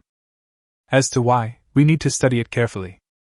At the same time, Jong Xan also discovered another use for the space gate. Kill. As long as you enter my space, even if you have great abilities, you can only be at my mercy. Now we need to consider how to get people in. Judging from the reaction of the tall security guard, he felt uneasy the moment he entered the space gate. In fact, if he hadn't run so fast, he probably wouldn't have entered the space. The prison guards escorted another security guard back to the car. The man was short and fat, and his legs were weak with fear, and he was shaking non-stop. Jong Xan looked at him and said, "Let me ask you something. Who killed the zombies outside?" The short and fat security guard looked at the people in the car in confusion. "Aren't you guys in the same group?" Jong Xan fiddled with his gun. "Should I ask you or you asked me?" "I understand." The short and fat security guard wiped the cold sweat with his sleeve and continued. "A group of people came this morning, driving a car similar to yours. Wow, they're really arrogant." "How many people and how many cars?" "More than 30 people, all holding guns, in 5 cars." "Is it similar to this car?" Jong Xan asked while patting the steering wheel. "Yes." The short and fat security guard nodded, as if recalling something. "2 of them are very similar to yours. The remaining ones are a black sedan and 2 that look like large buses." Jong Xan narrowed his eyes. It looked very similar to his own car. What kind of car was he driving? A troop carrier. Who could drive out in a troop carrier? Is he really from the army? He continued. Did they say who they were? The short and fat security guard shook his head like a rattle. No, who dares to ask? As soon as this group of people came in, they beat to death more than a dozen people who wanted to resist, and then started searching the entire building for supplies and took away all the food. Then they called everyone to the large conference room on the second floor and told those they pointed to step out and follow them. Anyone who resisted would be killed. Oh, and by the way, they took away men who were under 45 and relatively strong. Jong Xan basically understood that there was such a group of people now. They had cars and guns, and perhaps grenades and even heavy weapons, and they were looking for supplies and men. Needless to say, supplies are the most valuable things in the apocalypse, but what do they want to do with men? Is it physical labor or combat? It's impossible that their leader is a woman, right? What kind of woman is this? She has such great needs, just like me. Of course, he didn't really think so, it was just a funny idea. Then he immediately thought of another problem, that is, there are only women and old men left in the Tianhai International Hotel. From this point of view, these people do not affect my plan, and may even be of some help. The woman in the building just lost all her food this morning. How else can she survive except by following me? Jong Xan patted the short and fat security guard's shoulder and said, Very good, I am satisfied with your answer. You can leave now. The other party was obviously a little surprised. Can I really leave now? Certainly. Thank you, thank you. By the way, I wonder where Lao Lu, who came with me, is. Jong Xan smiled meaningfully. Old Lu, you will see him soon. The short and fat security guard obviously didn't understand and was a little angry with Lao Lu, muttering quietly. This kid left me and ran away. I must deal with him when I get back. The other party got out of the car, and Jong Xan kept staring at him with his perception until he walked 7 meters away. Then Jong Xan suddenly opened the door of space. He wanted to see how an ordinary person would react when encountering a space door while walking normally, and whether it was possible to walk directly into it. If that were possible, killing would become much easier. You were walking, and then suddenly disappeared. Haha, interesting. The short and fat security guard had no idea that there was such a terrifying thing in front of him. He walked with his head down, thinking about the woman. It's a bad start. It seems that I won't be able to eat those little cousins. Then 1/3 of his body sank into the space gate. At this moment, he suddenly felt a strong palpitation and uneasiness, and his heartbeat suddenly accelerated. What is this? The short and fat security guard's body jumped back like a spring, and the 1/3 that had already entered was quickly withdrawn, successfully escaping from the space gate. Jong Xan shook his head regretfully. It seemed that it wouldn't work. But he was not discouraged. He immediately closed the door and opened it again behind the short and fat security guard. This time, the short and fat security guard was completely unprepared. He could never have imagined that a door would appear out of nowhere in the place he had just walked through, which was obviously extremely safe, a door that could kill him. Jumping backward is different from walking forward. The short and fat security guard did not have any time to adjust his body condition, so he fell directly into the space door that opened for the second time. Jong Xan did not conduct any more horrifying experiments. He was not a demon, so he only needed to understand how to use his supernatural powers. Let him die without pain.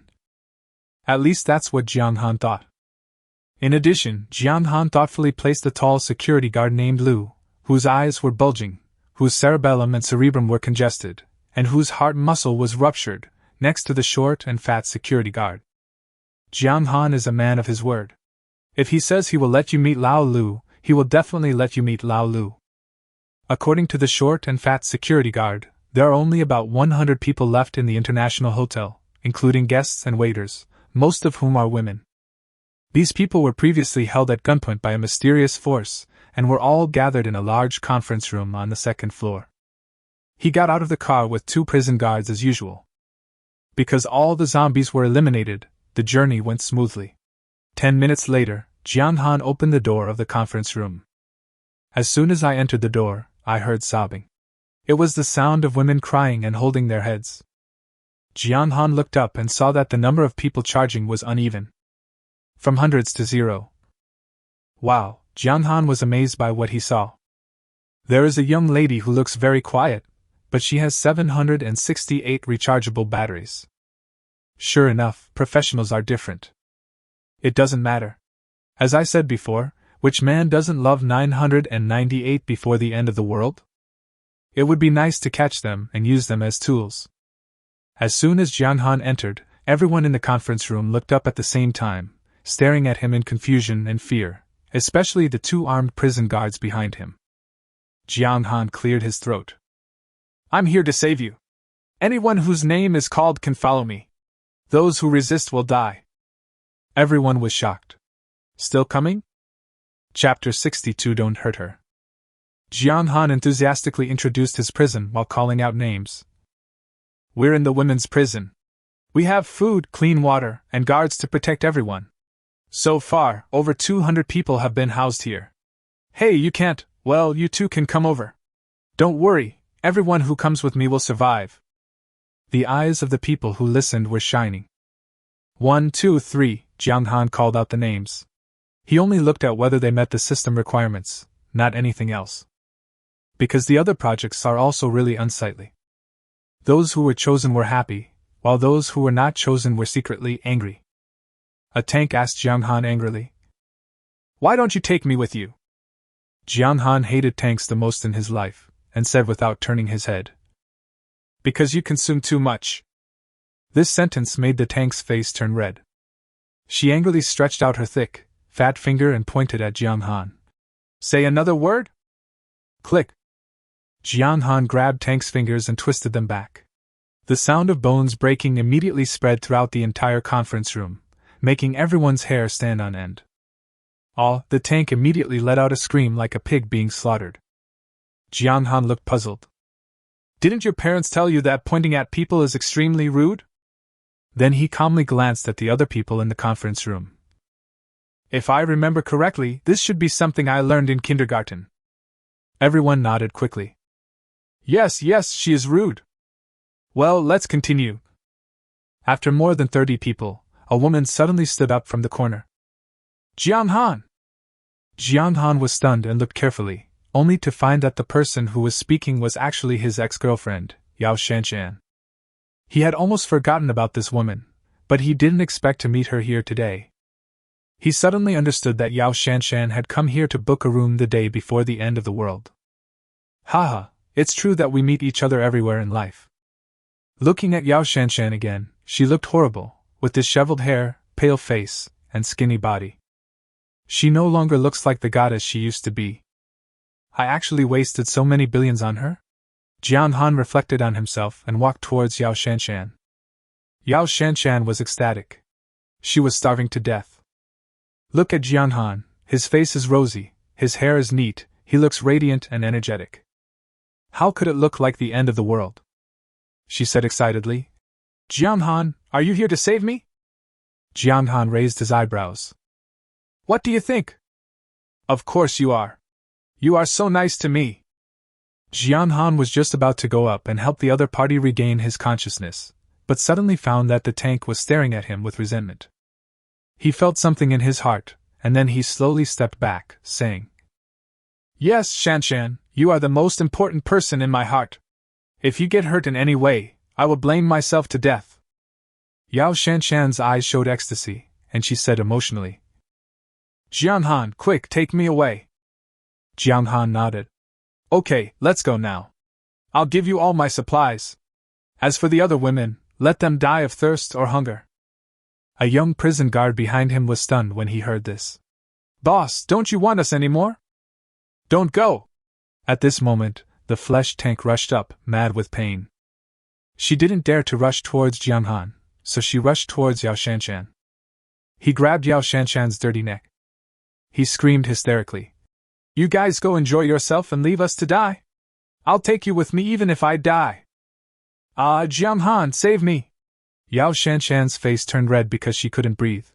She stretched out her right hand and desperately called for help from Jong Han. Jiang Han said just right. Don't hurt her. If anything happens to her, I will go crazy.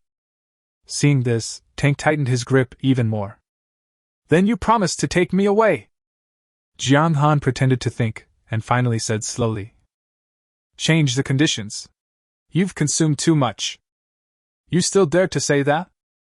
Tank was angry, and his strong arms tightly strangled Yao Shanshan. Do you believe I killed her? Seeing this, the young prison guard raised his gun. Although she didn't know what was going on, since Jiang Han had said not to harm the woman, she had to help the warden rescue the hostages. She had barely uttered a word when another guard interrupted her. Sister, don't move! With your IQ, why don't you go to the cafeteria and learn how to cook from Qin Shirin? Ah? The young prison guard didn't understand, but she still put down her gun obediently. It seemed that she also knew that she was not the type to use her brain. Jiang Han said nervously. Don't kill her. We can talk it over. Let me think about it. Yao Shanshan felt like she couldn't breathe and her chest felt like it was going to explode. She looked at Jiang Han with difficulty, and cried out in her heart. Promise it now, or I'll die. But no sound came out. Have you thought it through? If you don't agree, I'll really kill someone. The tank roared. I've thought it through. Jiang Han looked up. My decision is, no. Because you've consumed too much. Anima. The tank was completely furious. He exerted force with his arm suddenly, and with a snap, Yao Shanshan's neck twisted 120 degrees to the right, and blood started flowing from her nose. Ha ha ha ha ha, it's you who killed her. Go and suffer. Go and blame yourself. The tank laughed wildly and let go of Yao Shanshan. Yao Shanshan's neck was broken and her body fell limply, but she was not dead. She seemed to be conscious, and her eyes were rolling back as she looked at Jiang Han. Jiang Han said seriously, Don't worry, Shanshan. I have the best doctor in the city. As long as you're not dead, I can definitely bring you back to life. When Tank heard that there was still hope, he was unwilling to do anything. He simply lifted Yao Shanshan's head and twisted it to the left. I asked you to save me, I asked you to save me. She seemed unsatisfied and twisted it left and right until the joint of Yao Shanshan's neck became a rag, and then she stopped. This time Yao Shanshan was completely dead, deader than dead. Until her death, she never figured out whether Jiang Han wanted to save her or kill her. Jiang Han curled his lips. Well, the criminals killed the hostages and lost their bargaining chips. I declare the death penalty. After saying that, he looked at the prison guards behind him. The woman who had just persuaded the young prison guard reacted the fastest. Without further ado, she fired a bullet. The tank completed its mission and died a worthy death. Jiang Han waved his hand to signal everyone to be quiet. Everyone, have you seen how dangerous it is out there? Kidnapping and hostage-taking are happening right under our noses, so... He raised his voice and continued. For your safety, please go to jail immediately. Half an hour later, Jiang Han selected more than 70 people and left. He still left 4 prison guards behind, and told Tian Xinyue to pick him up, and he continued to head towards the next target. Tianhai City TV Station. Chapter 63 Red Camouflage Uniform. Half an hour later, Su Yingxue looked at the display screen in the car. Warden, we'll be there in 3 minutes. Jiang Han opened his eyes, stretched, and habitually released his spatial perception. I immediately noticed a dead body ahead. They were in pieces, and their dead condition was the same as those in front of the International Hotel. He had an idea. Could it be that mysterious army? Parking. Su Yingxue quickly stopped, and then she also saw the corpse. Could it be those people? Jiang Han frowned. There were 5 other people in the car besides him. The Su sisters Yan Yu, Lu Shuangshuang and another prison guard. This combat capability is okay for dealing with ordinary people, but if they encounter that mysterious army, these female prisoners will be dead. You know, the Su sisters haven't had a chance to eat it yet. He pointed decisively to the left and said, Go there. The TV station is not an independent building, but is located in a large courtyard, commonly known as the media compound. The official media of Tianhai City are basically all here. TV stations, radio stations, newspapers, a media integration center, and a Tianhai performing arts group. If the mysterious forces were inside, they would most likely enter through the main gate. So Jiang Han's plan was to find a random courtyard wall and jump in to see what the situation was. If there is no danger, or the mysterious troops have left, then he will reap the benefits, call Tian Xinyu over, and take away the remaining women. Anyway, the mysterious forces have no interest in women. But if there is danger, then retreat. After all, with his current strength, it is not a problem for him to escape safely. He looked at the screen and directed Su Yingxue to drive the car outside the north wall. Then he turned around and said to Lu Shuangshuang and the others, "You all stay in the car. If you see anyone, don't alarm them if you can. If you are discovered by the other party, just shoot them. If there are many people coming, send me a message immediately. But one thing is for sure. No one is allowed to get out of the car or open the windows, no matter what the situation. Just shoot them through the firing holes. Do you understand?" Everyone was stunned, as if they had never seen Jiang Han so serious before. They all got anxious. "You want to take the risk on your own? No way!" Su Yingyue was the oldest and pulled Lu Shuangshuang over. "Jiang Han, if you're going down, at least take Shuangshuang with you. Aren't there a lot of people with special abilities out there? What if we run into one? Shuangshuang's shooting is accurate, so she could be of some help." Lu Shuangshuang puffed out her chest and said, "Yes, let me follow you. I can shoot a gun." The others rolled their eyes and said, "Can you please be serious?" In fact, as a prison guard, Lu Shuangshuang knows Jiang Han's strength best. To put it bluntly, if Jiang Han really encounters a person with special abilities and cannot deal with him, then she will be useless, and may even become a burden.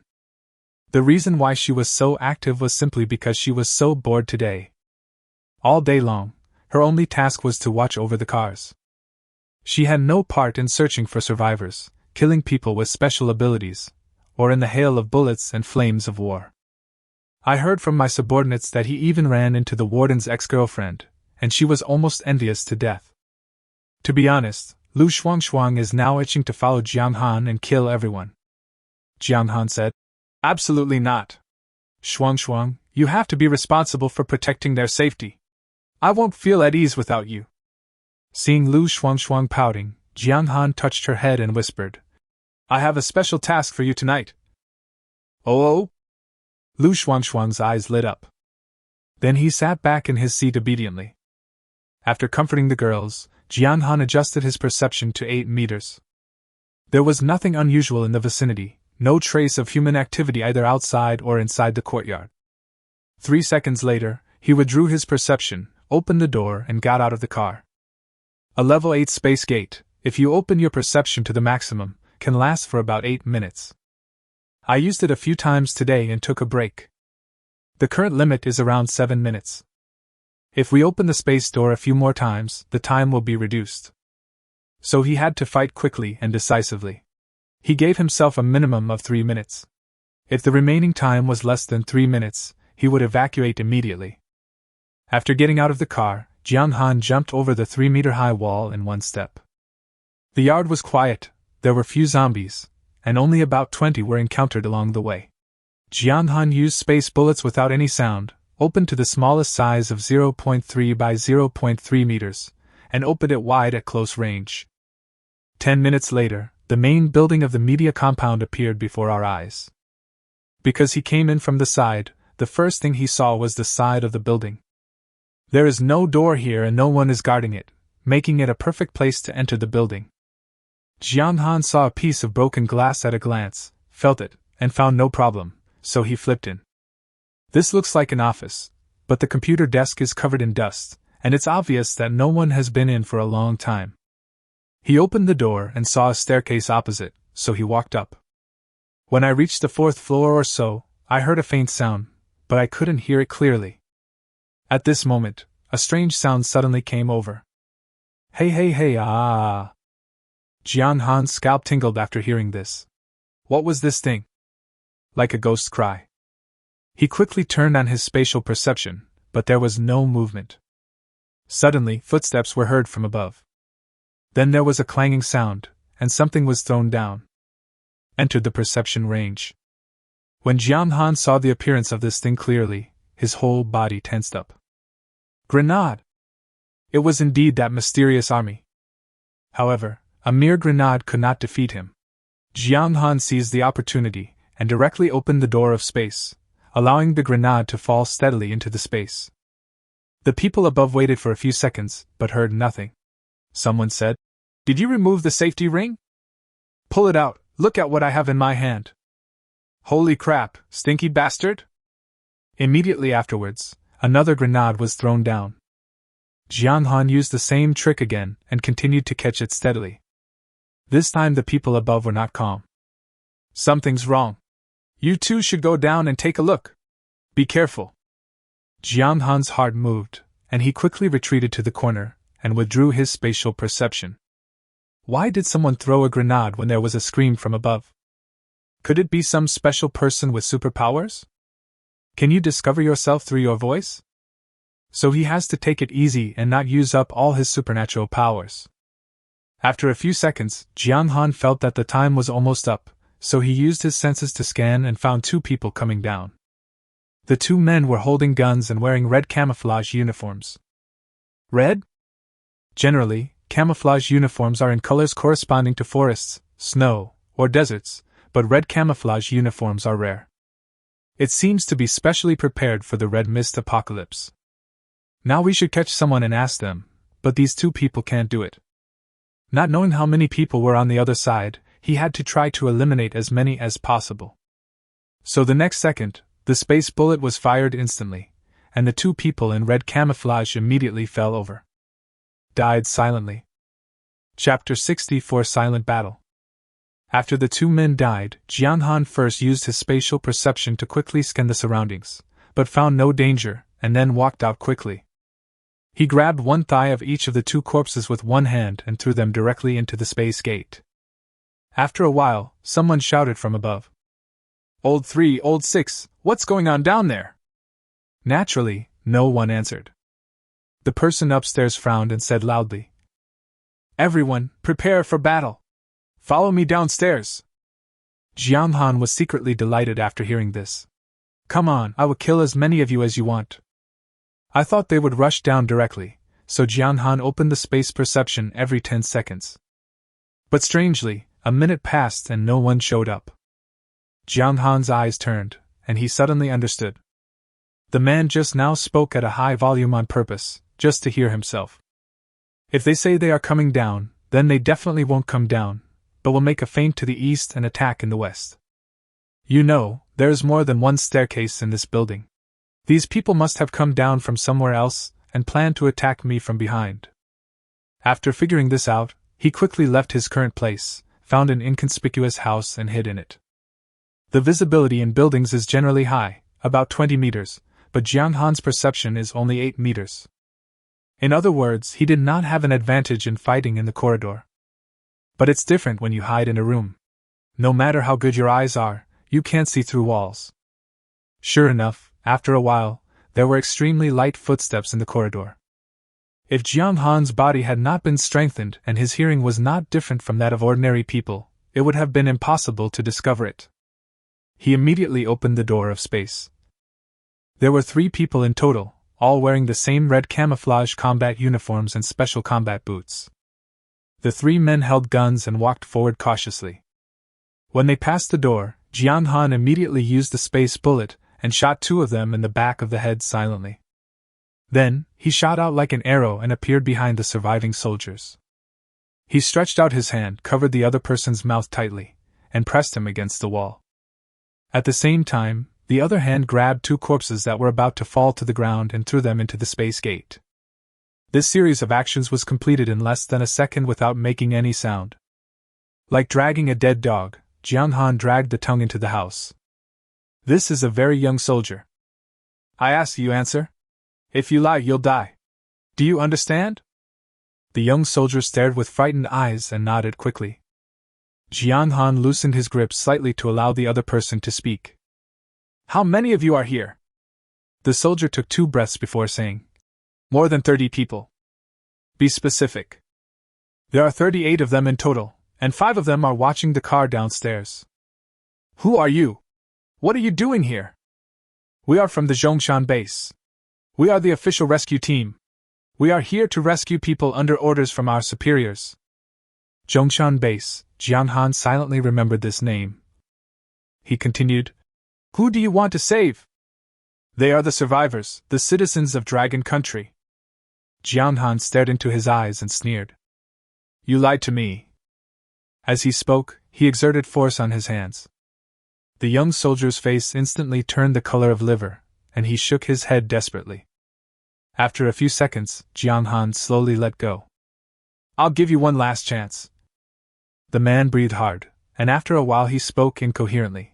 We are here to look for a man. Why only men? I don't know about that. We'll just do whatever our superiors ask us to do. Jiang Han stared at him, feeling his heartbeat at the same time, and after a while he continued to ask. What type of psychic came with you? The young soldier suddenly showed a look of surprise. How do you know? Am I asking this or are you asking this?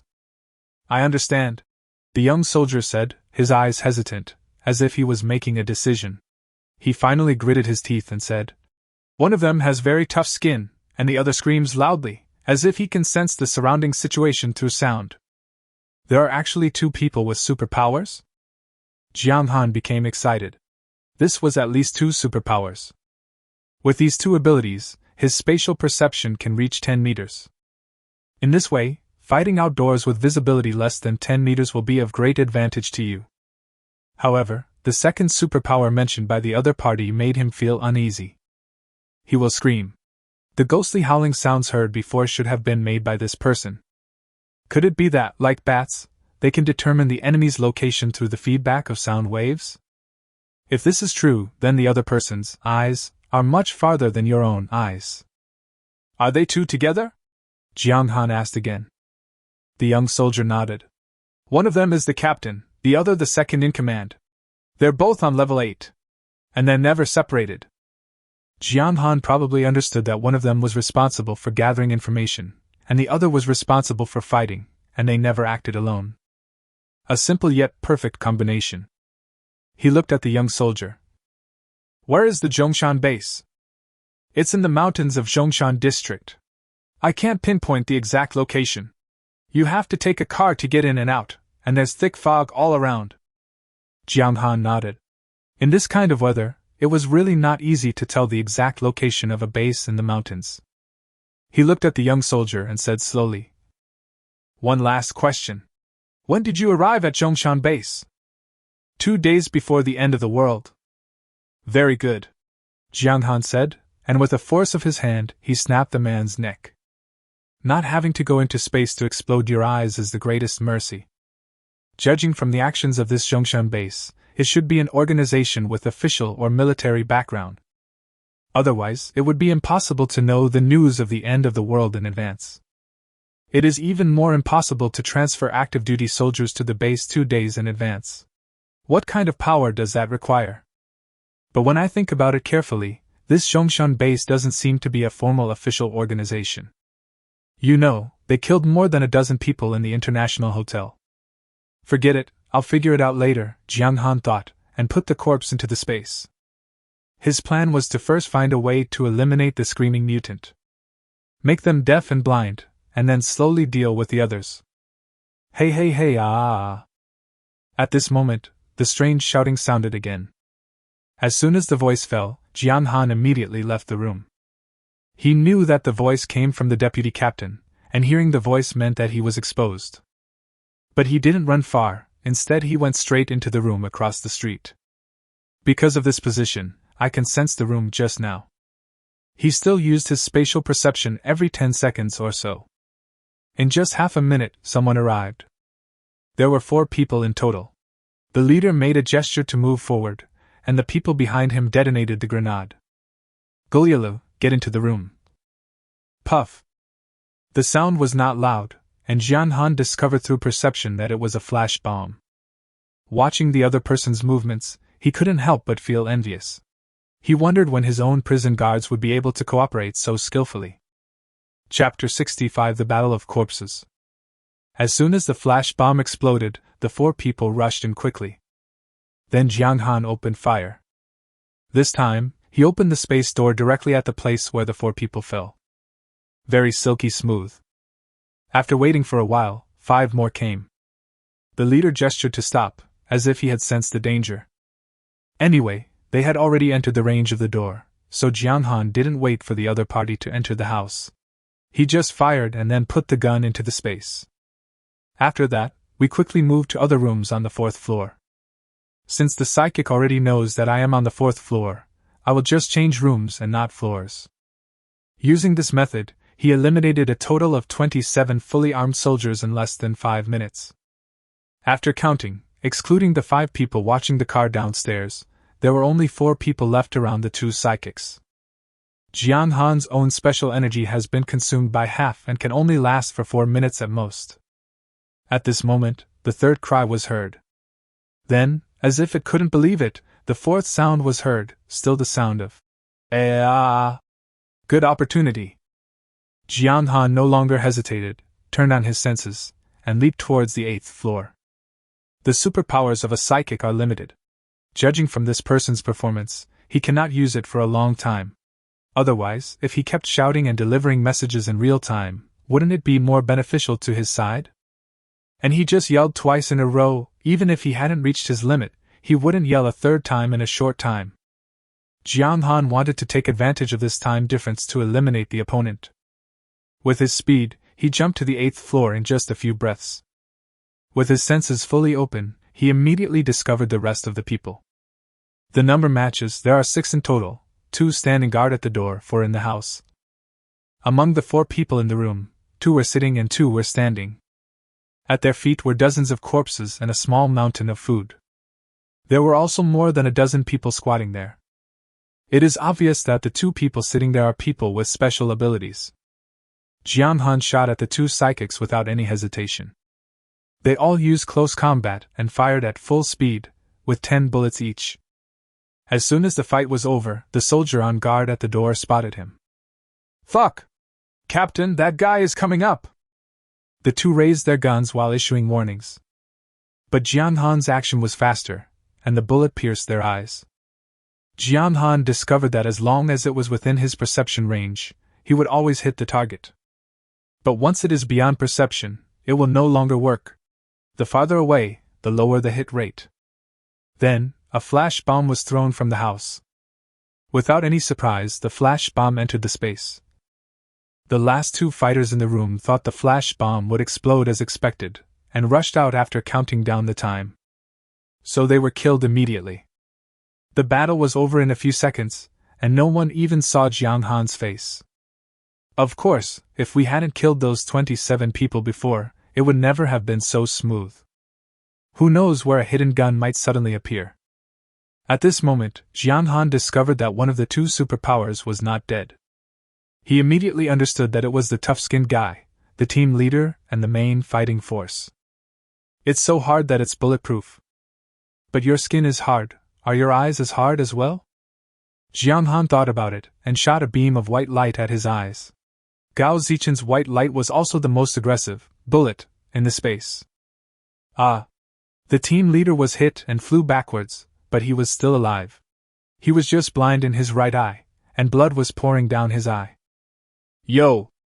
Jong Xan sighed inwardly, it's indeed very hard. Come again! But this time, the team leader seemed to have an epiphany and directly blocked himself with his hands. Then he quickly ran to the left. This is going to touch the deputy captain's body. How can this be? That's mine. Jong Xan quickly opened the space door between the man and the corpse. Just like that, the team leader watched his entire arm disappear.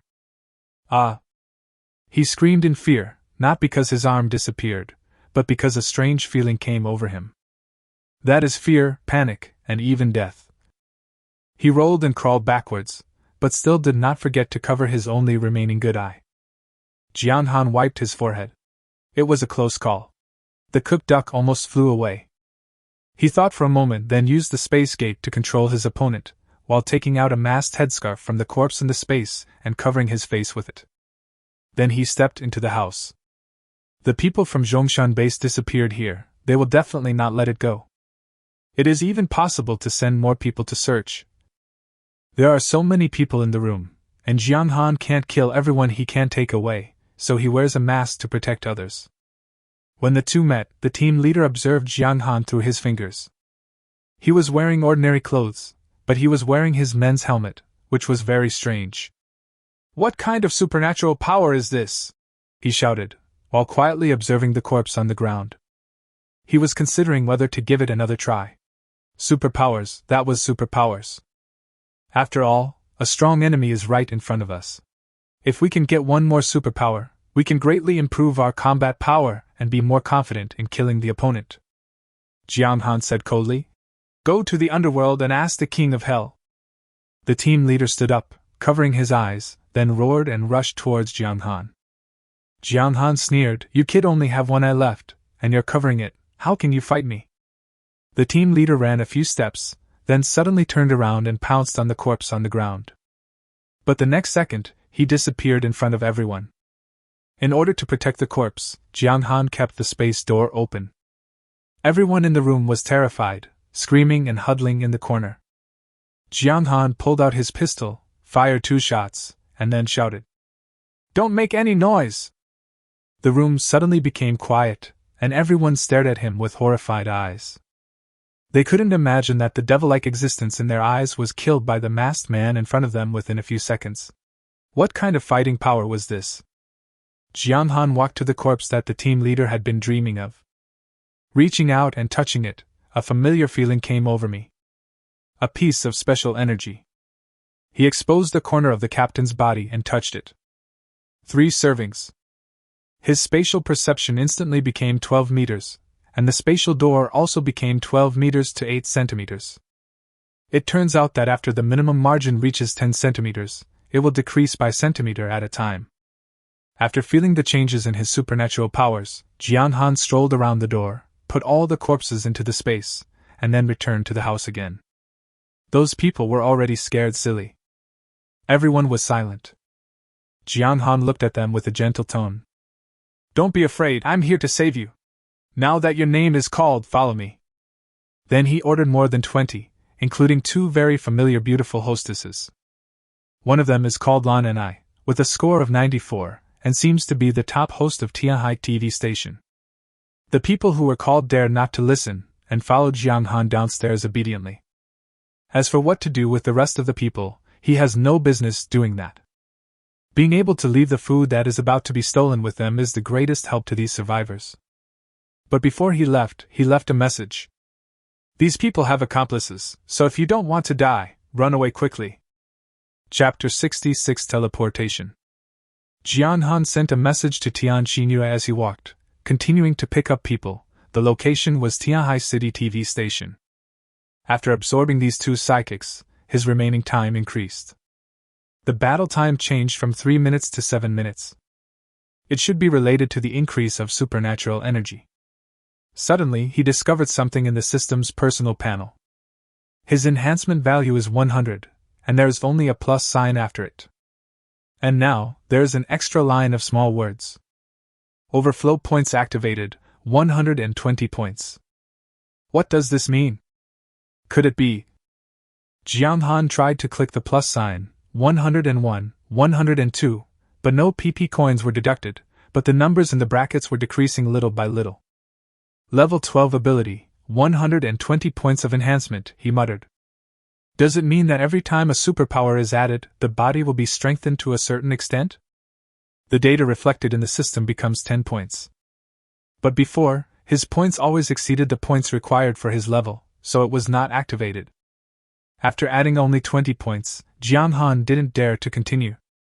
I just felt like there was a ball of fire burning in my lower abdomen. This was a side effect of my physical improvement. This is a bit unsafe. Just bear with it for now. Soon, everyone reached the first floor, and Jong Xan signaled the women to stay where they were and not move. He was going to take care of the remaining 5 people outside. He turned his spatial perception to the maximum.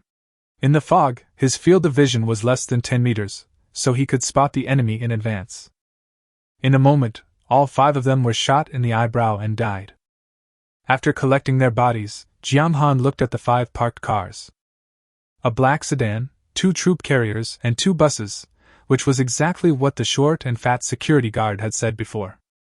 Either they are the same team, or all the teams in Jong Xan base have the same configuration.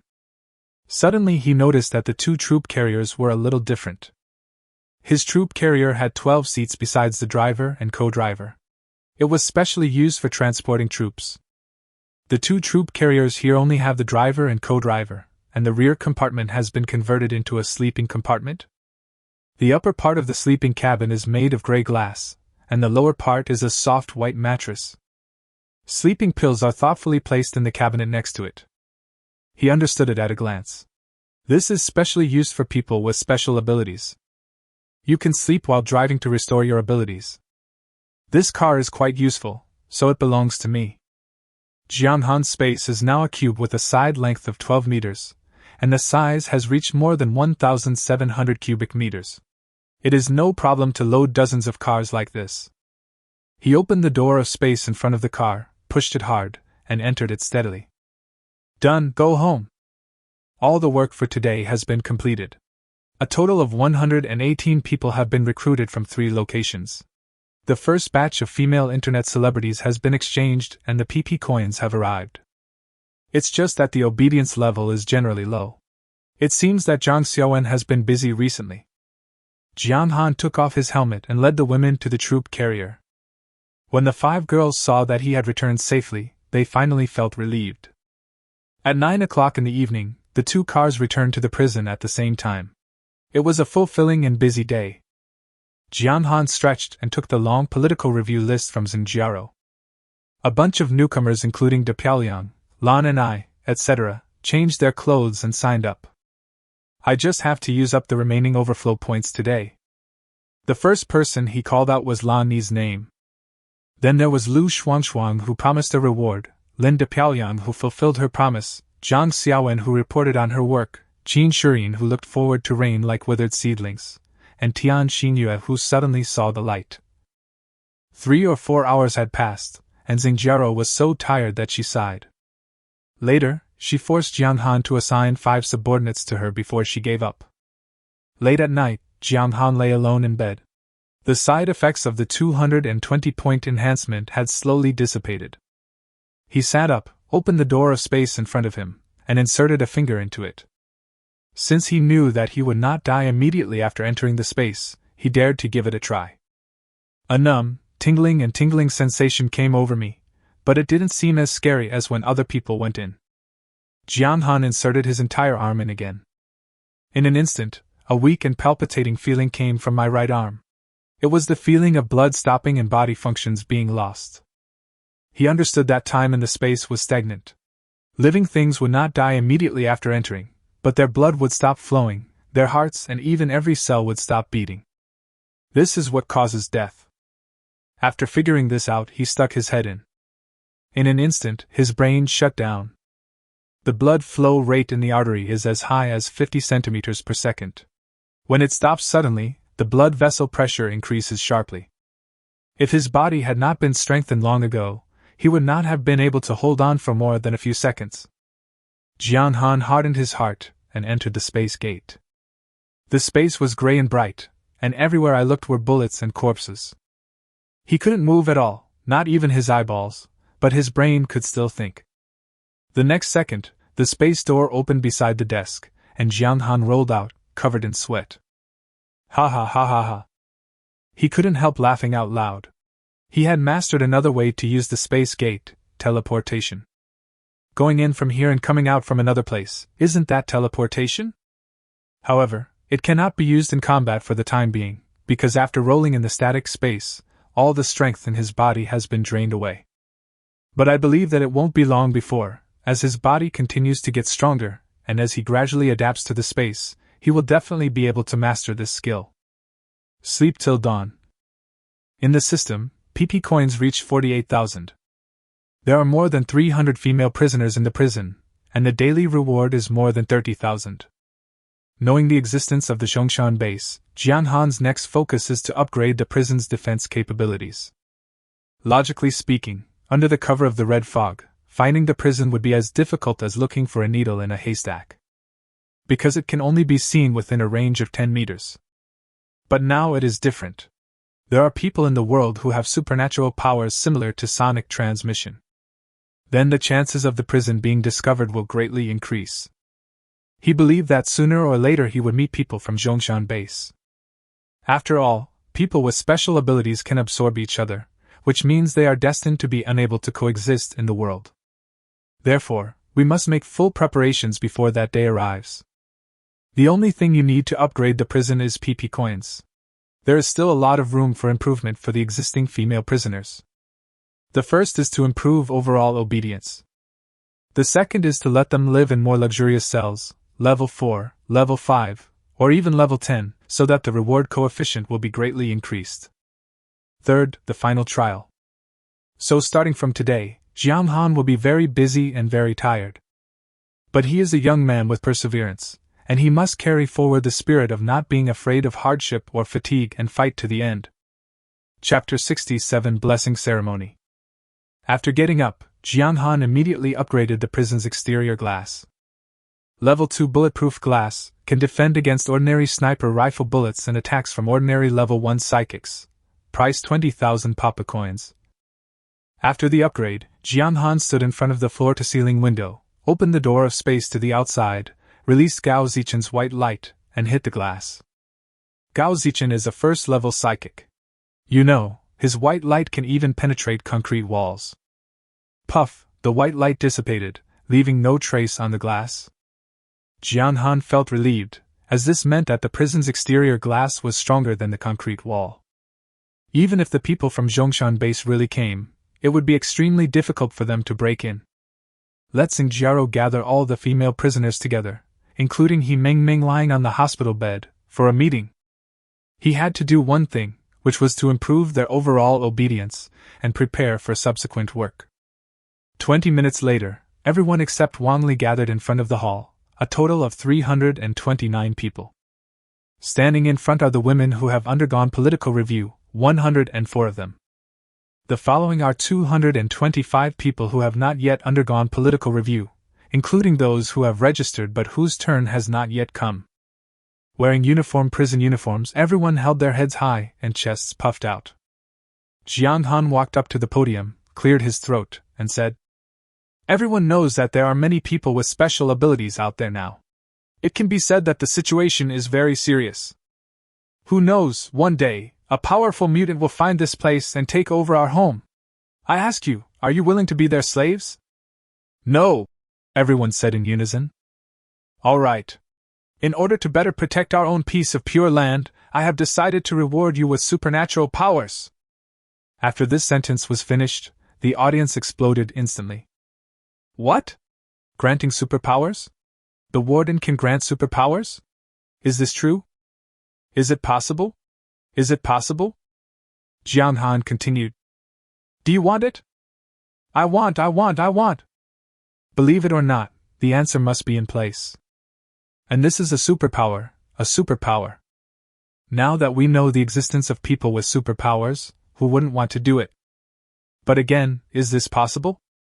Jong Xan naturally saw the confusion among the crowd, and he walked towards the crowd. Granting superpowers is not an easy task, and it will also cause great harm to me, so I have to do it one by one. So who should start first? As he spoke, he walked past several women in the front row. Patting this, touching that, as if looking for the most suitable candidate. The eyes of the girls were all burning with passion, and they all hoped that Jong Xan would choose them. "I've decided to give the first superpower to He Mengmeng, who was injured for me." "Me?" He Mengmeng's eyes were full of surprise, and her whole body was shaking with excitement. It seemed as if he couldn't believe that Jong Xan would choose him. The other women were a little disappointed, especially Xingjiao, who had thought Jong Xan would choose her. She bit her lower lip lightly and glanced at He Mengmeng secretly, as if she was making some kind of decision. Jong Xan touched He Mengmeng's scar and continued. "Those who weren't selected shouldn't lose heart. As long as everyone works wholeheartedly for the prison, everyone has a chance. Okay, let's start the blessing ceremony. Mengmeng, come with me." He Mengmeng was both touched and nervous. She really didn't expect that Jong Xan would give her the first chance. Warden, didn't you say it would cause you great harm? Then. Jong Han looked at her. The damage is indeed great, so I hope you will cherish this opportunity. Yeah. He Meng nodded heavily. Kneel down and cross your hands in front of your chest. Jong Han walked to the center, pointed to the ground, and said seriously. He Meng knelt at his feet obediently. It's not like I haven't kneeled before. Jong Han stretched out his hand and pressed it on He Ming's head, while scanning the crowd. By the way, I'll tell you a little trick for a successful blessing: be pious. If one day it's your turn, I don't want anyone to fail because they weren't mentally prepared. After all, everyone only has one chance to be blessed. If you fail, you will never have any chance to have superpowers again in this life. He Meng at his feet knelt even straighter after hearing this. Everyone stared with wide eyes. In fact, up to now, more than 90% of people did not believe that Jong Han could really give others superpowers. If he could do that, he would be no different from a god. Jong Han closed his eyes and pretended to mutter something, but actually he opened the system.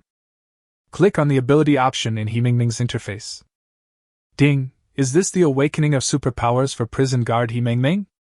Yes. 10,000 yuan deduction. Prison guard He Ming has awakened superpowers. Power type, controlling objects. Level 1. As soon as he finished this tip, He Ming under his feet suddenly trembled. Then he opened his eyes and stared at his hands in disbelief. Mr. Warden, thank you. Everyone watched in silence. Is that all? He has supernatural powers? Jong Han smiled. Show it to everyone. Yes. After He Ming finished speaking, she stood up and looked back at the others. Suddenly, she pointed at a broom not far away. Those were placed there by the level 1 female prisoners because according to their work arrangements, they were responsible for cleaning the entire prison after the meeting. Whoosh, the broom suddenly flew up, then flew 3 circles in the sky, then swept the ground twice, and finally returned to its original position steadily. Wow! Everyone was shocked. Really? This was real.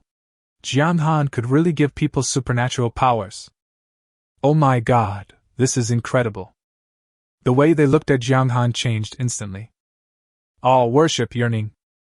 Obedience levels are rising rapidly. Jong Han looked at everyone with satisfaction. He Ming's blessing process went very smoothly. Do you know why? It was because she was devout enough and trusted me enough. Only in this way could the blessing ceremony be completed smoothly. And I will never waste such a precious ability on someone who doesn't trust me. I will select the most loyal person, and she will become the next one to gain superpowers. Meeting adjourned. The women stood there for 3 minutes without moving. Everything that happened today was beyond their comprehension. Being a superpowered person was already incredible enough, but what about Jong Han? He could actually give superpowers to others? What kind of divine power is this? Ignoring the others, Jong Han called He Ming to the office. He found that He Ming's physical enhancement increased from 8 points to 18 points. Sure enough, after awakening the superpowers, the body will also become stronger, 10 points per level. Seeing He Ming's face getting redder and redder, Jong Han felt something in his heart. Could it be that the side effects of the physical strengthening were taking effect? As it happens, he likes integers. In order to make it easier to remember, Jong Han directly added 2 more points. He Ming's face turned even redder. She stared at Jong Han blankly, breathing heavily. I will spend my whole life repaying you. Chapter 68 Level 5 Torture Chamber BT. The two of them had a heated discussion, and then began to discuss matters concerning supernatural powers. According to He Ming's explanation, her ability is to control objects weighing less than 1 kilogram to fly. The lighter the object, the faster it goes. 1 kilogram, Jong Han thought, this should be the level limit of the object control ability. In other words, when she reaches level 2, the objects she can control should become 2 kilograms. Or controlling an object of the same weight will go faster. Jong Han took out a dagger worth 5 papa coins, weighed it in his hand, then gently pinched the tip of the knife and broke it with force. With a snap, the blade broke, and the cross-section was neat and tidy. I'll give this to you. I'll also help you find a better weapon, but you have to remember that supernatural powers require you to slowly comprehend them on your own. He then told Meng Meng about the levels of superpowers, the duration of superpowers, and how superpower users could absorb each other's abilities. Meng Meng was so excited that she wanted to run out and kill a few people right now. After sending Meng Meng away, Jong Han began to work on improving the obedience of the female prisoners. He asked Xingjiao and Zhang Xiaowen to come up together, holding the roster, staring at the system, and started to tick the boxes one by one. In the advanced torture chamber with over 90 points, they are the ones most likely to reach 100 points. If everything goes well, they can earn a few thousand more tomorrow. Zhang Xiaowen was a little surprised when she saw the list. Tian Xinyue, Su Yingyue, Su Linlin, the prison guards, and many of them had just finished their political review yesterday. Warden, are all these people going to go in? Jiang Han nodded. Just say I said so. Everyone must go to the torture chamber. This is preparation for the blessing of supernatural powers. Zhang Xiaowen was shocked. If that's the case, then they must be willing. Can I go? Zhang Xiaowen's obedience has reached 100%. Jiang Han smiled. Of course you can if you want. Well, go pick a few of your men, and I'll expand the interrogation room for you. Then, when the time comes, several people can be tortured together, which will be more efficient. Zhang Xiaowen was stunned. Could the interrogation room be expanded? Of course. You go and notify them, starting with the prison guards on the list. 20 minutes later, Zhang Xiaowen came to the interrogation room with 5 of her subordinates and 5 prison guards who were ready to be tortured, and then she was stunned. Originally it was a small room of only 40 or 50 square meters. Now it is nearly 300 square meters. It was divided into 10 rooms, each of which was hung with various torture instruments. And they are all one-way glass. You can see clearly what is inside from the outside, but it is pitch black inside. At the door is the nearly 40 square meter control room, with a 10 by 5 meter large display hanging on the wall. The monitor is split into 10 small screens, corresponding to the 10 torture chambers. You can also use the remote control to select and enjoy one of them separately. That way the expression of the female prisoner when being tortured can be fully displayed. To be honest, Jiang Han didn't expect that the level 5 interrogation room would be so awesome. He looked at Zhang Xiaowen's stunned expression, and the corners of his mouth rose slightly. Well, not bad, huh? From now on, you will be in charge here and supervise their punishment. Zhang Xiaowen swallowed her saliva and nodded quickly. Ever since Jiang Han showed his miraculous ability to bestow blessings, the women have been spreading rumors that he is here to save all of humanity. So she wasn't too surprised that Jiang Han could turn the interrogation room into this state within 20 minutes, but her admiration and obedience in her heart increased a bit. The first batch of female prisoners who came up all had a look of determination on their faces. Because Zhang Xiaowen said that this is the necessary preparation for the supernatural blessing. Thinking of superpowers, they were all very excited and even willing to go through fire and water. Jiang Han looked at these people. They had all been through political review. He could remember the name of one of them. Meng Chao, the Tide of Tide. He had only been through a political review once, and that was when he was taking a shower with Lu Shuangshuang and a group of other people. And Meng Chao's obedience has reached 98 points.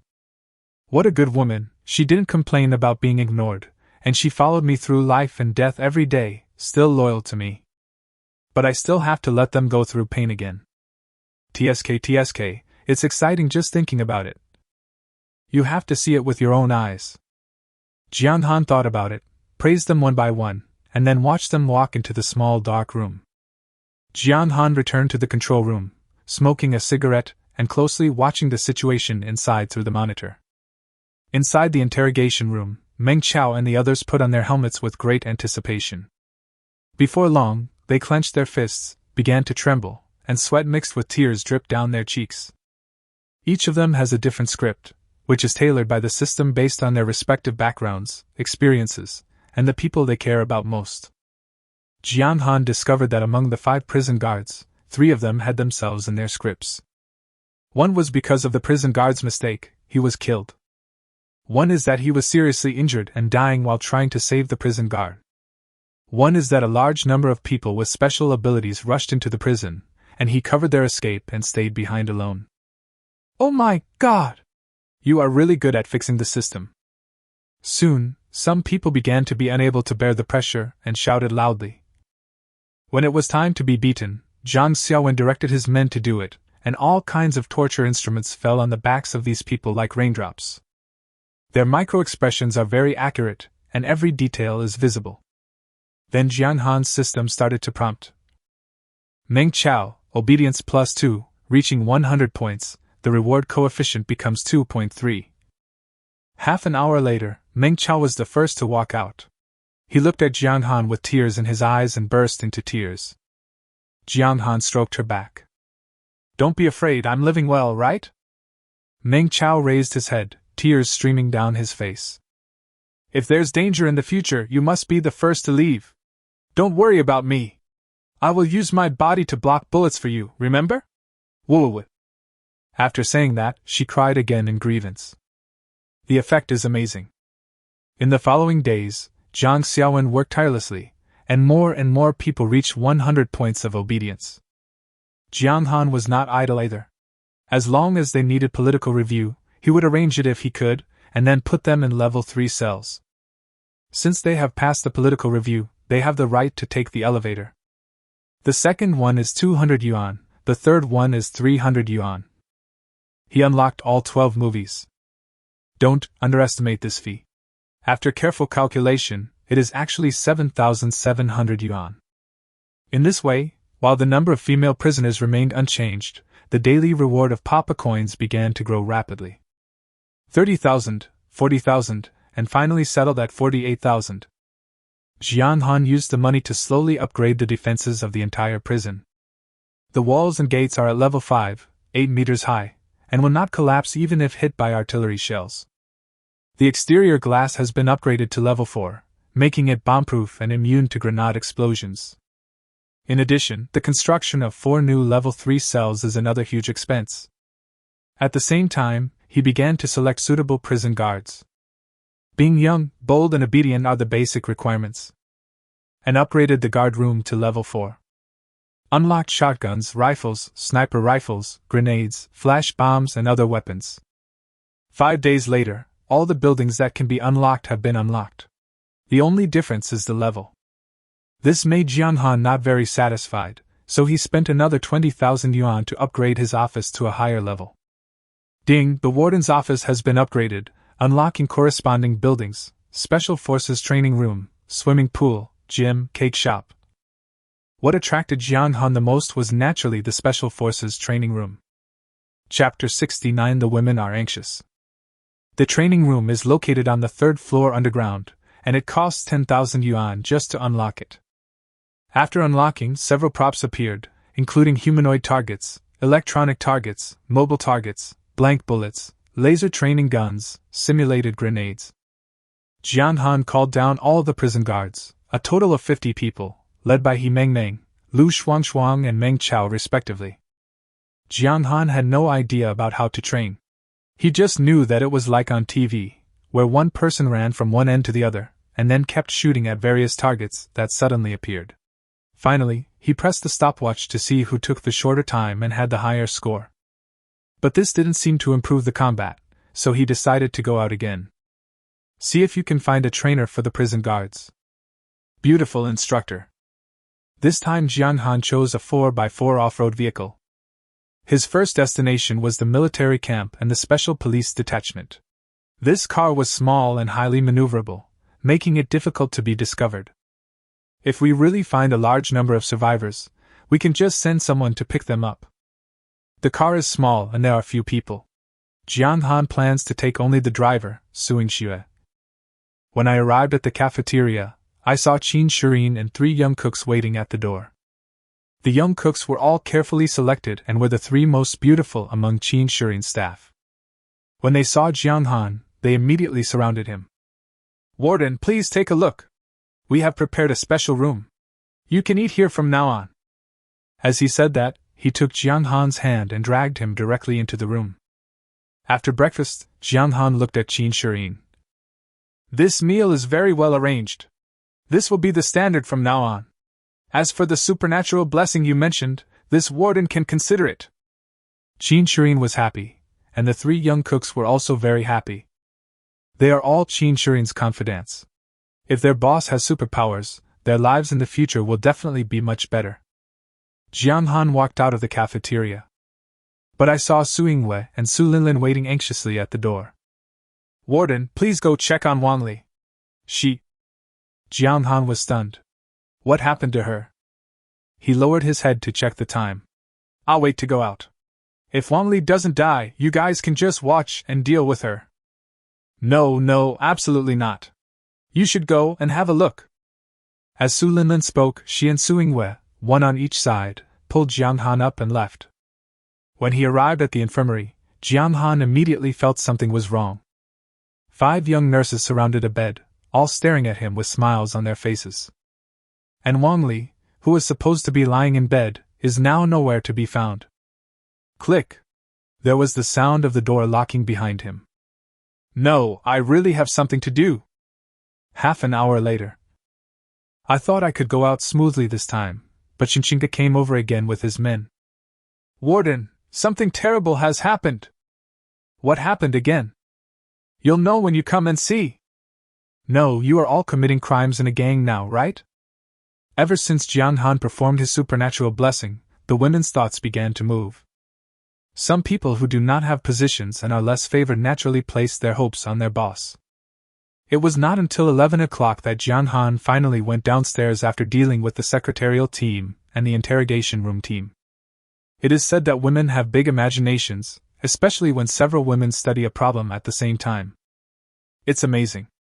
Su Yingxue was wearing a dress and had been waiting by the car. As soon as he got in the car, Jiang Han smelled a fragrance. He looked at Su Yingshue's wet hair. Did you take a shower? Su Yingxue did not answer, but nodded slightly, then started the car. She parked the car outside the gate, about 100 meters away. Then he unbuckled his seat belt and looked at Jiang Han with sharp eyes. Jiang Han, something seems to have gotten into my clothes, please help me check. After another half an hour, the off-road vehicle slowly left the wall. He was thinking in his mind who should be given the next batch of superpowers. Now that I have enough PP coins, it's time to strengthen my own strength. He had an idea to form an elite team and utilize the coordination between various superpowers to form a powerful combat force. If one day we encounter a very powerful enemy, this team will definitely play its due role. It can also protect your own safety to the greatest extent.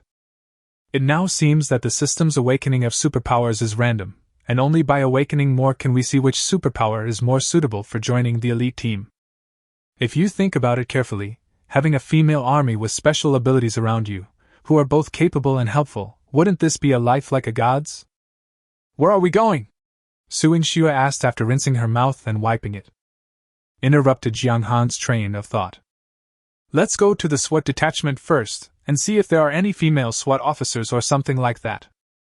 Originally, he wanted to find the Tianhai garrison, but firstly, he didn't know the exact location, secondly, there might be people from the Jong Xan base near the garrison, and thirdly, it was too far away and he wouldn't be able to return at night.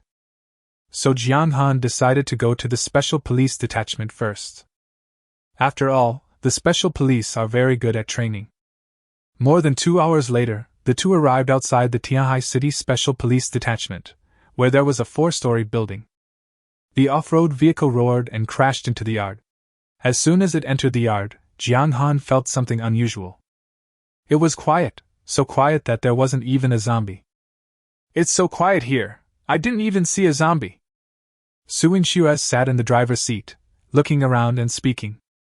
Jiang Han naturally also noticed the abnormality and thought to himself, could it be that there was no one around when the apocalypse broke out? Just like those soldiers at Zhongshan base, did they receive some orders and were transferred early? He sensed the situation within 12 meters around him, then pointed at the SWAT building and said, Come on, follow me inside and take a look. When he arrived at the door, Jiang Han threw the SUV into the space. This is also the advantage of him choosing a small car to go out. He doesn't have to leave the car outside to avoid attracting attention. Su Yingxue looked at him enviously, thinking that supernatural powers were indeed magical. Then she took the initiative to hold Jiang Han's hand. As soon as he entered, Jong Han changed his mind. The people here didn't evacuate in advance. Because there was a lot of dried blood on the ground and bullet holes on the wall, it can be seen that a very fierce battle had taken place here. But what about the body? Chapter 70 Special Police Detachment. Just like in the yard, there were no corpses or zombies. Suing Xue leaned closer, and Jiang Han could feel that she was a little nervous. This is indeed a bit weird. In a battle of this scale, no matter who the two sides are, how is it possible that there is not even a single corpse left? At a time like this, who would have the energy to collect the bodies of others, even if they were their own teammates? The corridor was very quiet. As soon as you entered the door, you would see a red honor wall with photos of outstanding special police officers, both men and women. Jiang Han took a quick look and thought to himself, what a pity. There were a few very beautiful female special police officers here.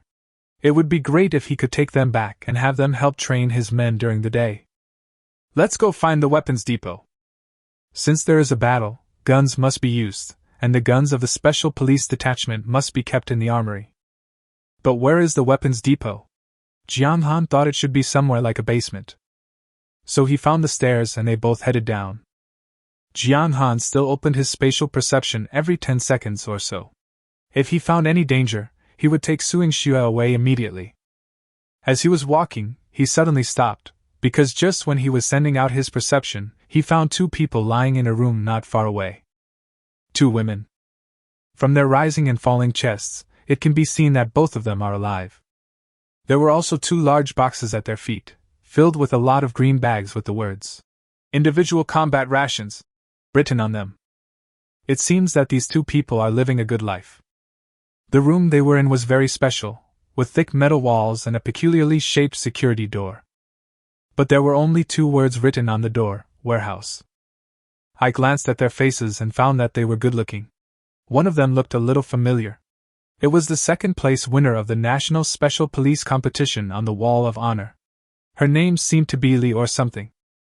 He checked it through the system. Name, Li Tianqing. Age, 26. Charging, 0 people. Appearance, 92 points, meets the requirements. Name, Tong Yao. Age, 25. Charging, 0 people. Appearance, 93 points, meets the requirements. It turns out that he is both beautiful and talented. Isn't this the person I'm looking for? He pulled Suing Xue and walked to the door of the warehouse. He reached out and touched it, then pushed with 30% of his strength. The door didn't move at all. But the sound it made startled the people inside. The one called Tong Yao jumped up from the table. "Captain, that thing is coming again! Let's fight it out." Li Tianqing was relatively calm. "Tong Yao, don't be impulsive. Maybe if we wait a few more days, help will come." "No, Captain, I don't want to wait any longer. I've been here long enough, and everyone is here to protect us. I want to avenge them." "Then you must not let your comrades die in vain." Jiang Han listened, his heart tightened. The conversation between the two women made him realize that there was something extremely terrifying hidden nearby. It was this kind of thing that killed all the members of the Special Police Detachment, leaving only the last two female Special Police officers. What could it be? Whatever it is, it's definitely in the building and could appear at any moment. Another point is that this kind of thing seems unable to enter this warehouse, otherwise the two female Special Police officers would have died long ago. Thinking of this, Jiang Han knocked on the door harder. "Open the door, we are here to rescue people." No matter what that thing is, he must understand it clearly before he can fight it. The two female Special Police officers immediately became excited when they heard someone's voice outside the door. "Captain, it's the rescue team." Li Tianqing also jumped down from the table. "Great, Tong Yao, we are saved." But she didn't open the door immediately, instead she lay cautiously beside the door. "Which unit are you from?" "We are from Papa Women's Prison," Jiang Han said casually. "Oh, that's great, huh?" Li Tianqing was stunned. "Women's prison? What kind of place was that?" Jiang Han slapped his forehead and said, "Damn, that was too casual."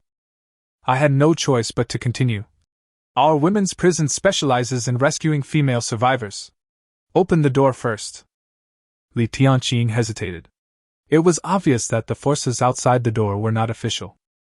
Tong Yao said, Captain, open the door. There may be monsters outside. But Li Tianqing looked at the 2 boxes of individual soldier rations behind him. But they are not an official rescue team. At least they are human beings. Jiang Han clenched his fist and shouted, If you don't open the door, I'll go in by myself. For him, there are more than a dozen ways to enter the house. The simplest thing is to kick it open. At this moment, a head the size of a washbasin suddenly appeared at the edge of his open space perception. The head is purple-gray, covered with black hair like steel needles. In the hair are 2 fist-sized black-green eyes. Jiang Han turned around instantly and met the thing's eyes. Mouse. What a huge mutant rat! At the same time, Suing Xue also discovered the mouse. She was so scared that her muscles tensed up and she screamed. At this moment, the mouse moved, baring its teeth, and rushed towards Jiang Han like a rocket. Jiang Han's mind was clear, and he opened the space door in front of the mutant rat. Swish, half of the body was immersed. But the mutant rat reacted quickly, its 4 short legs desperately rubbing against the ground to stop its forward movement. Then pull out the part that has entered and turn around and leave. Want to run? The next second, Jiang Han opened the space door behind it. Oh no! That thing is coming, Captain! Open the door quickly! Tong Yao in the room heard the sound and looked a little anxious. Li Tianqing naturally also heard Suing Xue's scream. She hesitated for a moment, then gritted her teeth and opened the warehouse door with a click. Come in quickly! Then he pulled Suing Xue into the house. Then he reached out to grab Jiang Han. I secretly complained in my heart. I took such a big risk to open the door, why don't you come in yourself? Of course Jiang Han would not go in. He has confirmed that what Li Tianqing fears is this mutant rat. Li Tianqing was afraid, but he was not. And it is determined to be obtained, this is a special power. Chapter 71 Mutant Rats. Li Tianqing tried to pull Jiang Han, but Jiang Han didn't move at all. What a great strength. Why are you like this?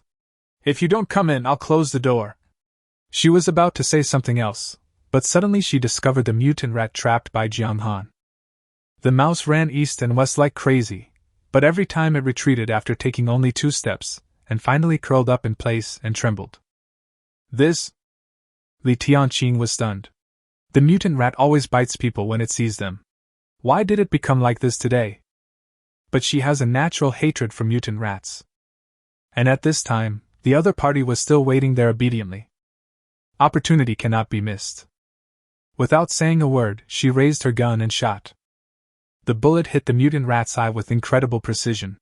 The mutant rat jumped more than a meter high like a spring, then stared at its only remaining good eye and rushed towards Jiang Han frantically as if it was going to fight to the death. Call out. The next moment, it disappeared without a trace. Under the severe pain, it lost its mind and plunged into the space gate. This made Li Tianqing, who was aiming his gun, stunned. Where's the mouse? She murmured. Jiang Han smiled and said, Dead.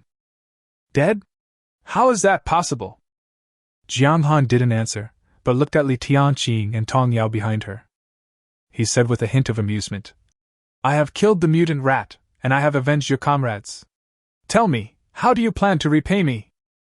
Li Tianqing hurriedly dragged him into the house. Come in first. The other mice will be here soon. Jiang Han's eyes suddenly lit up. Besides? Of course there is, otherwise our team would be able to. When he said this, Li Tianqing's eyes turned a little red. Jiang Han didn't care about that, and directly grabbed the other person's hand. Tell me quickly, how many are there? Are they all in the building? Each mutant rat represents a piece of supernatural energy, and he will collect as many as he can today. Li Tianqing wanted to shake off Jiang Han's hand, but even though she used all her strength, it was still no use. All she could do was yell in shame and anger. Let me go first! Jiang Han then let go. Li Tianqing rubbed his wrist, which was red from being grabbed, feeling somewhat dissatisfied, but still said honestly. I can't say the exact number, but from what I know, it's at least 15. Jiang Han's eyes lit up. 15, and at least 15. This unexpected gain is huge. Seeing that he didn't say anything, Li Tianqing asked again. By the way, you just said that the mutant rat was dead, right? Jiang Han nodded. Yes, the dead can't die anymore. Indeed, a minute later, Jiang Han discovered that all the blood vessels in the mutant mouse's brain had burst. He had quietly opened a small door, reached in, and absorbed the other party's supernatural power. Li Tianqing was shocked when he heard this. Are you a mutant? Do you know about people with special abilities? Yes, we heard about the superpowered person during our last call with the SWAT team. She looked at Jiang Han expectantly, and continued. Since you can kill one, can you kill the others too? Please kill all the rats and avenge my comrades. They died so tragically. Jiang Han touched his chin. Of course the mutant rats must be killed, but... he said. Revenge for your comrades, no problem, but again, how do you two plan to repay me? After all, I'm risking my life, and I might not be able to come back. This? Li Tianqing didn't know how to answer. She looked around and finally pointed at the 2 boxes. That's all we have left. If you like, take it all. Captain, this is our last ration. Tong Yao's voice sounded a little anxious. Li Tianqing waved his hand. It doesn't matter, as long as the mutant rats are eliminated, I will take you out to find food. Jiang Han was happy. You should keep this dry thing for yourself.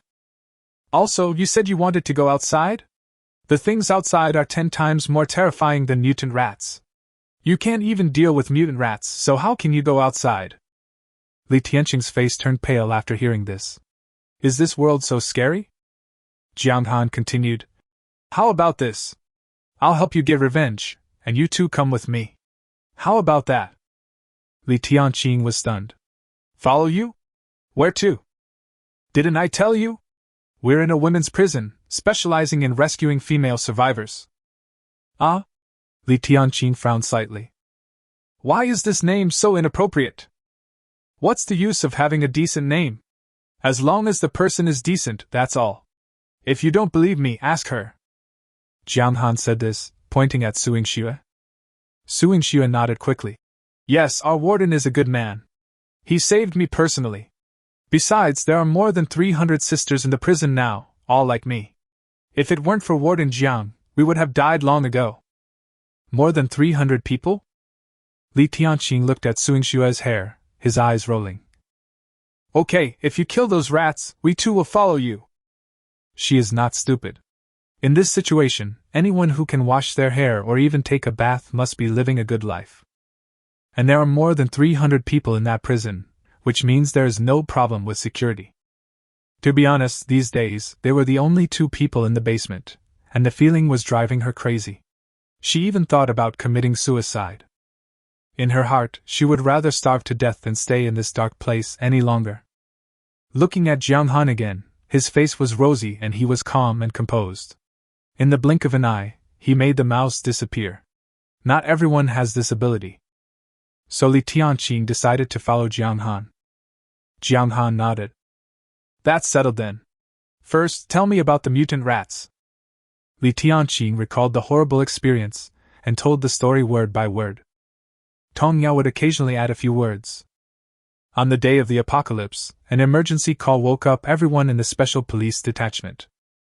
A zombie outbreak has occurred, and everyone has entered a level 1 combat readiness state, always awaiting the next order.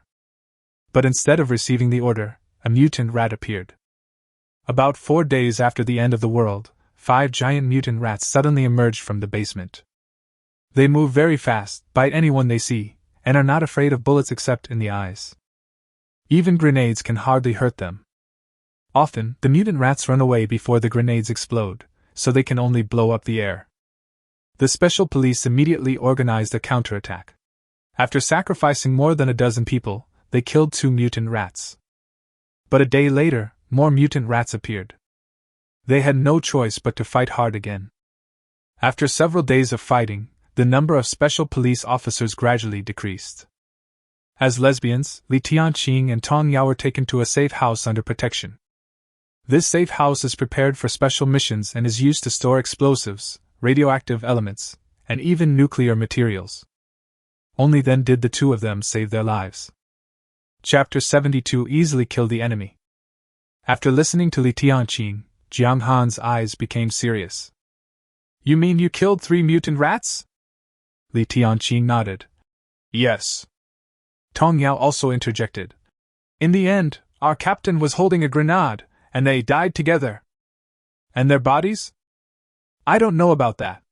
They were probably eaten by their own kind, along with the bodies of our comrades. Jiang Han narrowed his eyes slightly.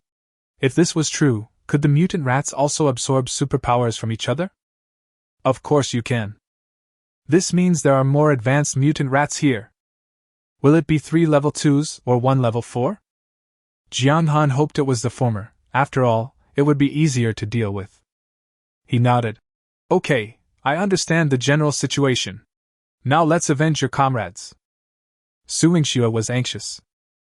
Jiang Han, you're not going out, are you? There are more than a dozen mutant rats outside. Call the prison guards over.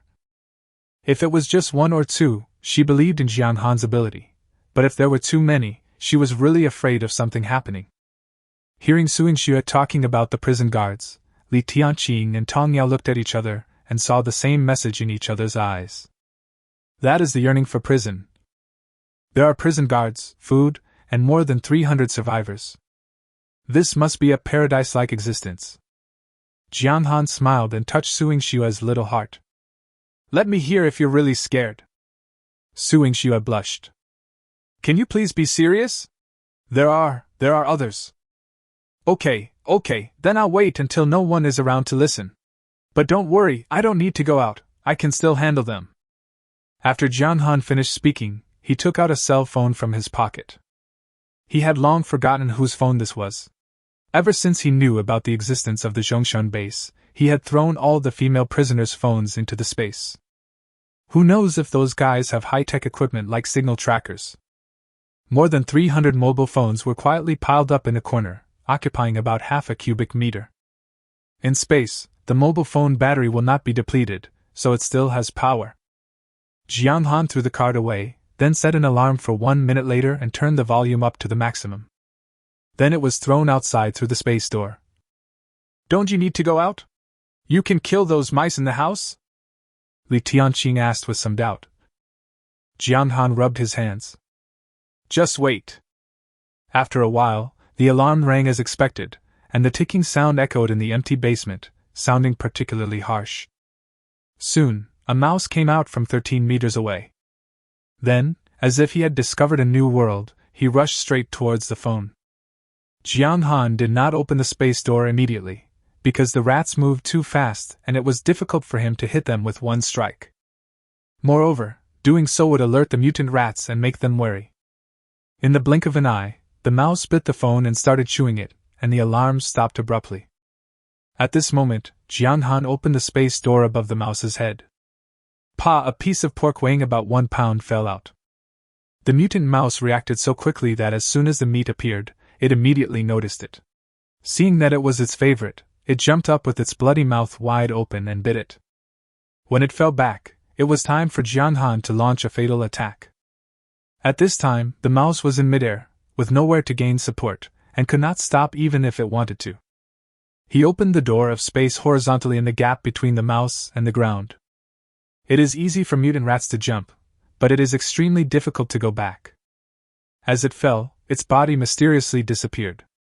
At the last second, the mouse let out a hysterical wail and an expression of extreme terror appeared on its face. Done! Jiang Han took out another mobile phone and followed the same pattern, throwing it directly out of the space door. Soon, the second one, the third one, followed one after another. The 4 people were in the room, and Jiang Han took out a few bottles of drinks and drank them while he was at it. Li Tianqing and Tong Yao were stunned by the sight of these bottles of drinks. It's so amazing, are people with superpowers so powerful? She picked up a bottle of happy water, gulped it down, burped in satisfaction, and then looked at Jiang Han. Should I call you handsome or warden? Call the warden during the day. After all, you have already agreed to go to prison. Li Tianqing's face changed slightly. She naturally heard the other meaning in the words. She looked down at the drink in her hand, gritted her teeth, and endured it. Then he asked in a gloomy tone, "Hey, Mr. Warden, how can you kill the rats just by sitting in this room drinking a drink? And if you say the rats are dead, how can we believe you?" Jong Xan stared at her. "Why, you don't believe it?" Li Tianqing snorted and said nothing, but his expression said it all. "Okay, then I'll let you guys see it first, so that you too won't default on your debt later." As Jong Xan spoke, he waved his hand and 2 huge rat corpses fell to the ground out of thin air. "Oh my God!" Suing Xue and Tong Yao screamed at the same time. The 2 men simultaneously crouched behind Jiang Han, one of them pulling one of his arms. "Jiang Han, you take it away quickly!" Suing Xue was scared to death. She was just a little girl and was afraid of mice, let alone a mutant mouse the size of a table, with its eyes exploded and its face covered in rat blood. Tong Yao was also frightened. "Handsome guy, big brother, Warden!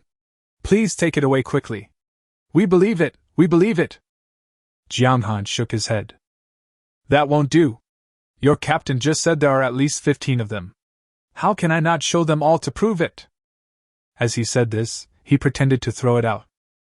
Li Tianqing hid in the corner, his face pale. No need, we believe it. Although she is a special police officer, she is a woman after all, and has a natural fear of rats. Jiang Han laughed, and gently patted the trembling left and right. "It's okay, don't be afraid, just follow me, you'll be absolutely safe." After saying that, he threw another one, which landed at Li Tianqing's feet and almost made the female special police officer pee. At the same time, I thought to myself, these 2 female special police officers are to be reused. How can they be employed without passing the political review and reaching 100 points of loyalty? So, go back and give me a political review, otherwise I will lock you up with the mutant rats. 20 minutes later, Jiang Han killed 17 mutant rats in total, and then absorbed their abilities one by one. Spatial perception reaches 29 meters.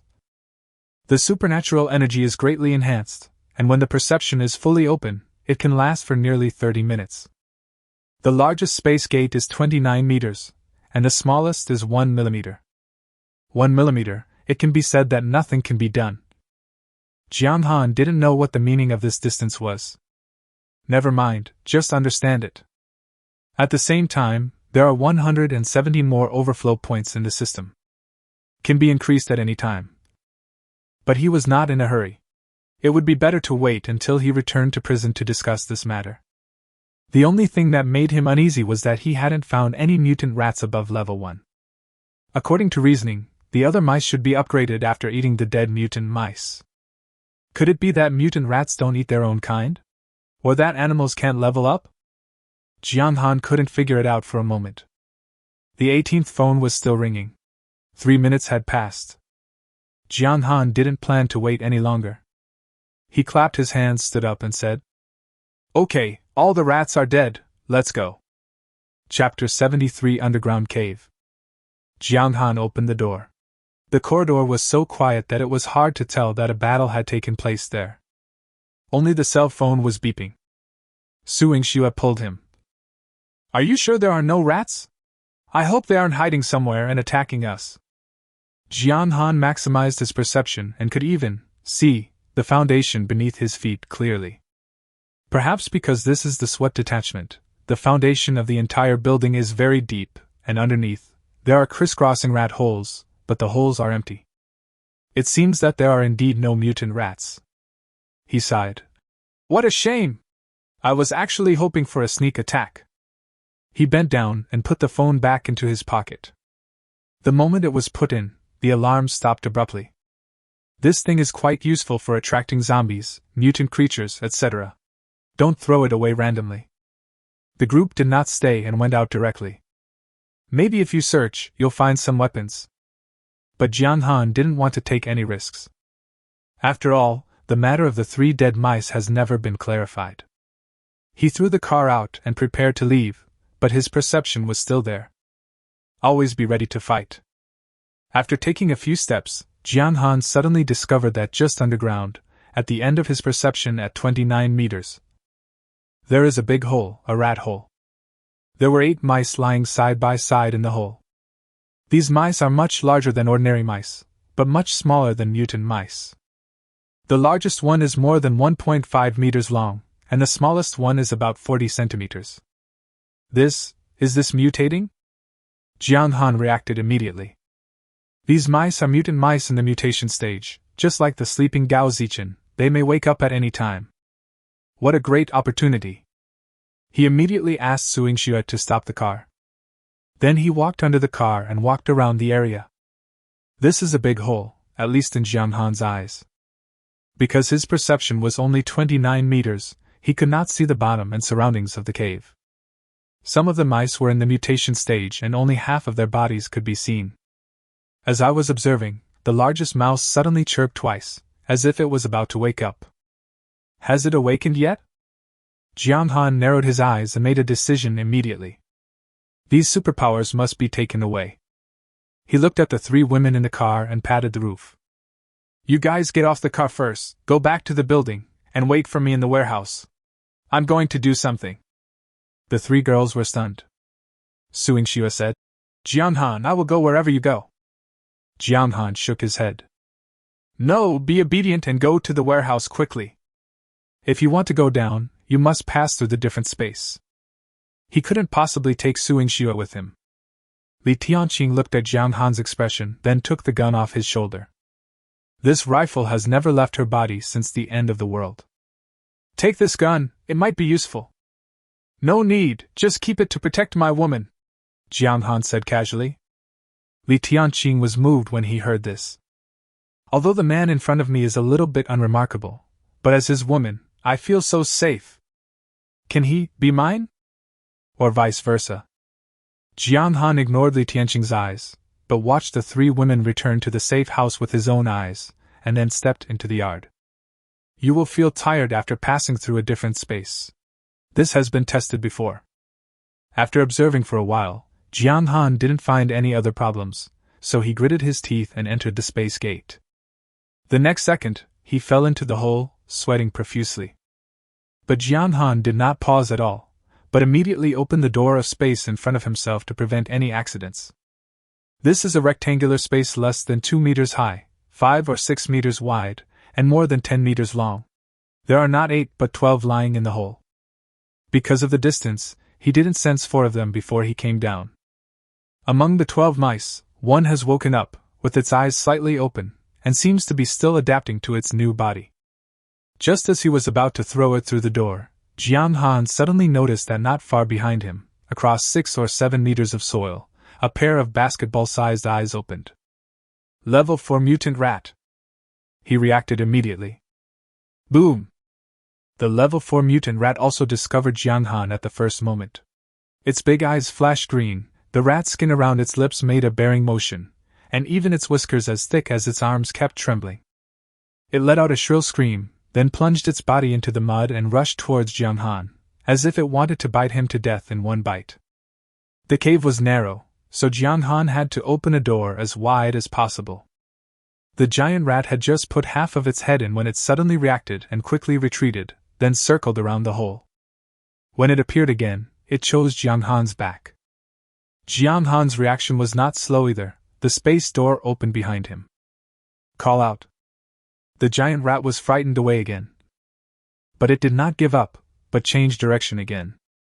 In this way, the giant rat seemed tireless and randomly appeared from the holes made, but each time it was scared away by the space gate. One man and one mouse played a game, and it was real whack-a-mole. Jong Xan also thought about attacking, but that would require flipping the space door and turning the release side towards the giant rat. He didn't have the time. Every time you open the door, if you are even 0.1 second late, the giant rat will occupy the space first. Then the door won't open. The consequences could be fatal. At the stalemate stage, the first-level mutant rat that had been in a semi-awakened state suddenly woke up completely. It squeaked, turned over and got up, its 2 egg-sized eyes staring at Jong Xan, as if it had just discovered him as an uninvited guest. Chirp!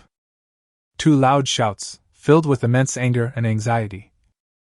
It didn't come from the mutant rat that had just awakened, but from the level 4 giant rat. It became anxious and angry, and its speed increased by another 3 points. The first-level mutant rat also sensed the danger, and moved its 4 short legs at the same time, pouncing towards Jong Xan. When Jong Xan used the space gate, his body was not affected and he could move freely within the range. But he couldn't use the space gate to deal with the mutant rats, because the giant rats outside would rush in if he made any mistake. Fighting with such a huge rat in such a small space is definitely very dangerous. So, this is the only thing I can use. Jong Xan looked at his fist. The first-level mutant rat arrived in the blink of an eye, and Jong Xan punched it. The 220-point enhancement, accompanied by a whistling wind, slammed heavily into the mutant rat's forehead. Duang! The first-level mutant rat was knocked 5 or 6 meters away, and Jong Xan also took 2 steps back. It's so hard.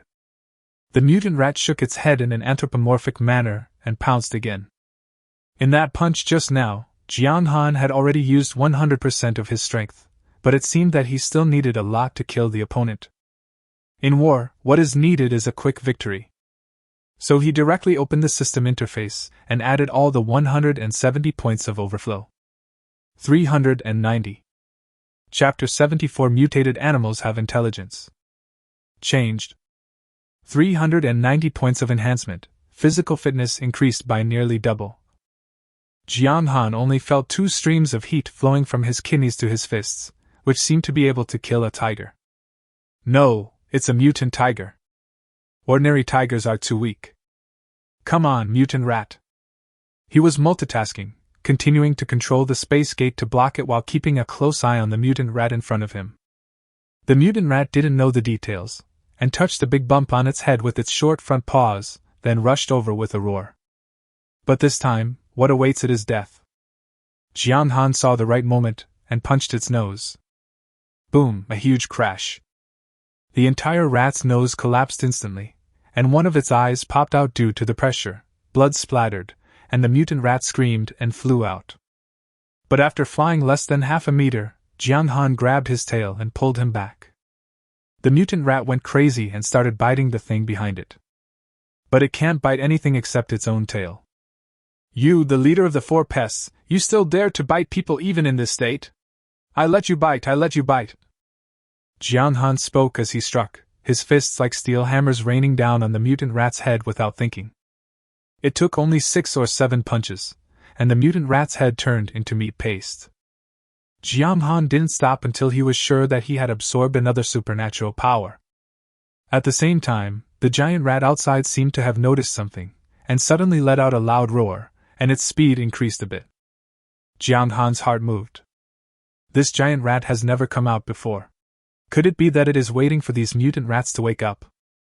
Is it to protect them? Or absorb them? Jong Xan thought it was the latter. After all, it even ate the corpses of its own kind. That way everything makes sense. A lucky mutant rat dragged away 3 corpses killed by the Special Police Detachment, and then evolved. At the same time, I also learned that superpowers can absorb each other. Either by chance or by some other means, it discovered these mutant mice that were about to mutate. In order not to miss the best time for absorption, it did not go to find Jong Xan. It seems that for animals, along with their size, their intelligence also seems to be upgrading. 10 minutes later, the man and the mouse were still in a stalemate. Jong Xan has used up half of his supernatural power. The mutant rat was even worse off. It seemed to have no strength left. Its movements became slower and slower, and its roars became quieter and quieter. It seems that whether it is a person with special abilities or a mutated animal, there is a special energy in their body. Once it is exhausted, they need to sleep to make up for it. Jong Xan didn't want any accidents to happen during the final attack, so he had to help the giant rat recover its weakened spirit. Don't you care about these mutant rats? Okay. He walked over to the 11 mice and grabbed the second largest one. This mutant mouse is about 1.4 meters long and sleeps like a dead pig. Jong Xan grabbed the back of its neck with one hand and slapped it with the other. After a while, the mouse was awakened by the beating. With blank eyes, he looked around, then screamed in fear, and tossed his 4 short legs around. Jong Xan threw it directly to his feet, raised his big foot, and stepped on its neck. The crunching sound of bones rubbing against each other was extremely harsh, and made one's scalp tingle. "Hurry, come and save your little baby, he's going to be crushed to death by me." As Jong Xan spoke, his spatial perception paid close attention to the giant rat. Sure enough, the giant rat was enraged again and rushed into the cave frantically again. Jong Xan increased his strength, and the mouse under his feet could not withstand the pressure. Its eyeballs and tongue were squeezed out of the skull, and blood splattered on the spot. But Jong Xan discovered that after the mutant rat died, the energy he absorbed was less than 1%, and his spatial perception increased by about 0.8 meters. It seems that he is not fully awakened and his superpowers are insufficient. He touched his chin and then looked at the smallest mutant rat, which was 40 centimeters long. "I'm not good at math, so you two should work together." As he spoke, he grabbed Jack by the tail and started throwing him left and right like Tom did to Jack. After a while, the mouse's liver flew out of its mouth. Coincidentally, including this small one, it is exactly one portion of special energy. The fourth-level giant rat was exhausted after several angry sprints. It lay outside the cave, panting heavily. Jong Xan now had time to launch an attack. He turned the space door over, opened it 5 centimeters, and aimed it at the giant rat's eyes. Whoosh, whoosh, whoosh, a series of bullets shot out. Woohoo! The giant rat howled miserably and rushed over again. After repeating this several times, he finally lay outside and didn't move anymore. Upon closer inspection, he actually dozed off. It seems that he has consumed too much of his supernatural power and can't hold on any longer. Jong Xan used the same old method and blinded its right eye. This time, the giant rat just shivered twice and then had no reaction. Jong Xan observed the other party's heart and found that it had stopped beating. It was certain that the giant rat was dead. He walked through the cave crouching and finally saw the corpse. "It's so big, even bigger than my SUV. When it is full of energy, it is really hard to say who will win or lose in the fight in the cave." As he stretched out his hand, supernatural power came, just as he thought, for copies. Mission accomplished. He looked at the remaining 9 mutant rats. "Killing them now will definitely not give you 9 powers. What if I wait a few days until they wake up? Maybe you won't get any at all. So kill." Jong Xan walked over one by one, and soon, he got 5 special powers. There are 40 copies in total, and they can be clearly sensed within 40 meters. Jong Xan's mind moved, the door of space opened, and he appeared directly in the safe house. When the 3 girls saw him, they exclaimed almost at the same time. Especially Xue. Jong Xan had been gone for nearly half an hour. She was extremely worried. When I saw him, I ran up to him. "Jong Xan, let me see quickly, there's blood." What she was talking about were Jong Xan's 2 fists, which were still stained with rat blood because he had used too much force. Jong Xan stretched out his hand. "Help me wash." "Oh?" Xue's voice was like a mosquito, because she had discovered something was wrong. "How is this?" Indeed, Jong Xan's side effects had occurred. In fact, they had occurred a long time ago. He shook his hands, which had been carefully cleaned. Li Tianqing and Tong Yao blushed. This. They wanted to run, but were stopped by Jong Xan. Don't go into details. The best weapon to control human beings is fear. Chapter 75 Refined Management. While Jong Xan was fighting the level 4 giant rat, Xue had already told the 2 women about the general situation in the prison. They longed for the clean and tidy cells, the cafeteria that could accommodate more than 300 people at the same time, and the hot water for bathing. Is there such a place in the end times? In addition, Jong Xan had just finished a fight and the murderous aura was still on him, so the 2 women only struggled internally for a few seconds. This time, the side effects subsided for an hour and a half. So, Jong Xan can only drive by himself. When they arrived at the prison, the first thing they did was to go to the infirmary. The next morning, Jong Xan made a detailed breakdown of the prison personnel. First, a 50-member prison guard team was determined, with Yi Mengmeng, Lu Shuangshuang, Meng Chao, Tian Xinyue, and Yan Yu serving as captains 1 to 5 respectively. Among them, Tian Xinyue and Yan Yu were the ones he decided on last night. One of them had followed him through life and death many times and had always performed well, and the other was a school beauty with a score of 93 in the sports department. They should both be able to do the job. There are 5 teams of prison guards, each with a captain and 10 team members, plus a doctor, for a total of 12 people in each team, which is exactly the number of members in a troop transport vehicle. The 5 doctors used the 5 nurses under Su Yingwei and Su Linlin. These people had no problem treating common injuries. They usually stayed in the infirmary, but would accompany the team when they encountered an outdoor mission. Jian Han let each team occupy a cell of the highest level, and immediately upgraded them to level 4. The remaining rooms were left empty and renovated to build a large bed. Now that he has more PP coins, Jian Han doesn't care about these things. These 60 people all have an obedience level of 100. If the commission from the level 4 cell is added, they can provide nearly 13,000 PP coins every day. 5 teams of prison guards take turns on duty day and night, and are responsible for the overall security of the prison. When they are not on duty, they train to enhance their combat effectiveness. The second is a secretarial team of 6 people headed by Xingjiaro, who are responsible for all daily management of the prison, such as how each female prisoner performs, whether they have learned dance and yoga as required, who should be tried, etc. The third group is an assistant team of 6 people headed by Shinchinga, who are responsible for miscellaneous chores in the prison, such as the faucet in the bathing center is broken, there is no toilet paper in the bathroom, someone's prison uniform is torn and needs to be replaced, etc. The fourth group was the interrogation room team of 6 people, led by Zhang Xiaowen. Jian Han added a task for them. All those who signed up for the trial were first put into the interrogation room, and when they were mentally and physically adapted, they were sent back to the police. As for those who have been examined, we go in once a week to ensure their obedience, and keep all the women in the building in perfect condition. The fifth is a medical team of 7 people headed by Su Yingwei and Su Linlin. Doctors are strategic talents, so they need to select some suitable people and continuously expand the medical team. Jian Han's goal is 20 people. The medical team will be divided into 2 parts. Su Yingwei will be mainly responsible for accompanying him on missions, while Su Linlin will be responsible for the safety and health of the people at home. The sixth is a team of 20 cooks headed by Qin Shirin. Their job is to take care of the meals for more than 300 people. They must strictly implement identity management. Those who are not properly reviewed and those who are not on the list are treated the same, that is, steamed buns, pickles, and a tomato and egg soup. A buffet meal should have at least 12 dishes per meal, with a balanced diet of meat and vegetables. There should be more than 4 staple foods. You can drink alcohol occasionally, and you can enjoy a cake on your birthday.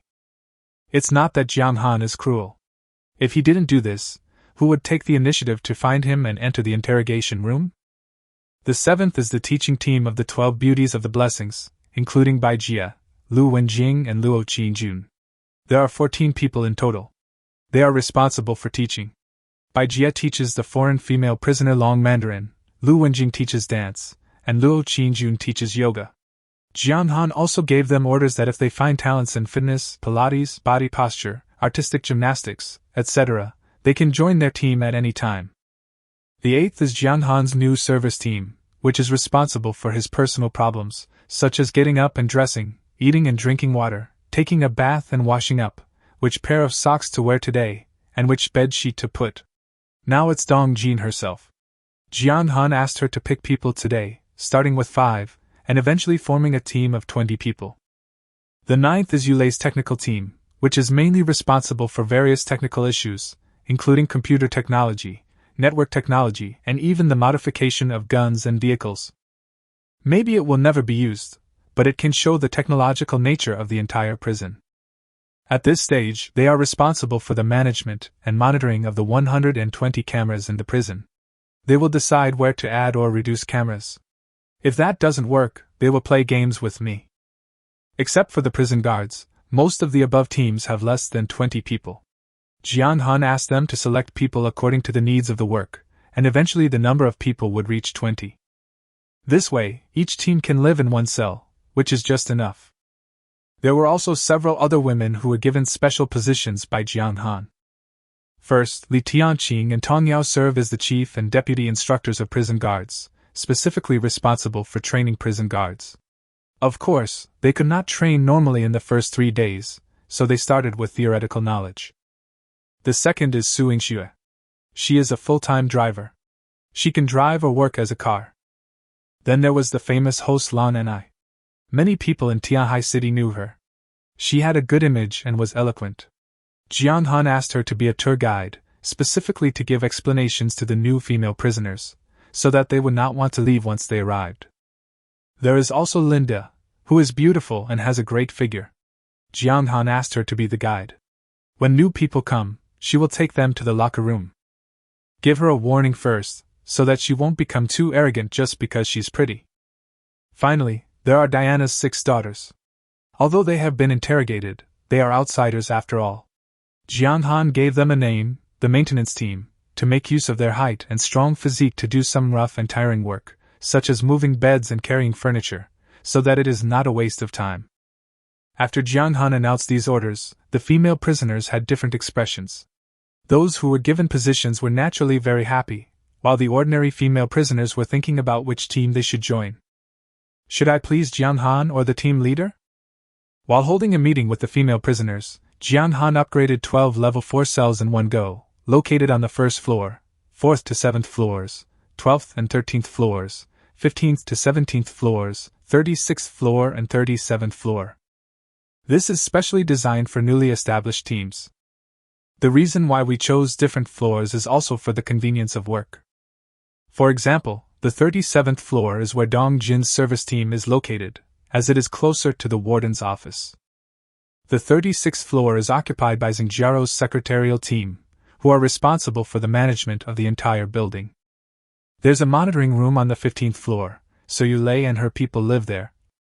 Ding! Level 4 cell has been unlocked, and the corresponding unlocked items include 12 shades of lipstick, 12 series of perfumes, essence water, cream, moisturizer, mascara, nail polish, makeup remover.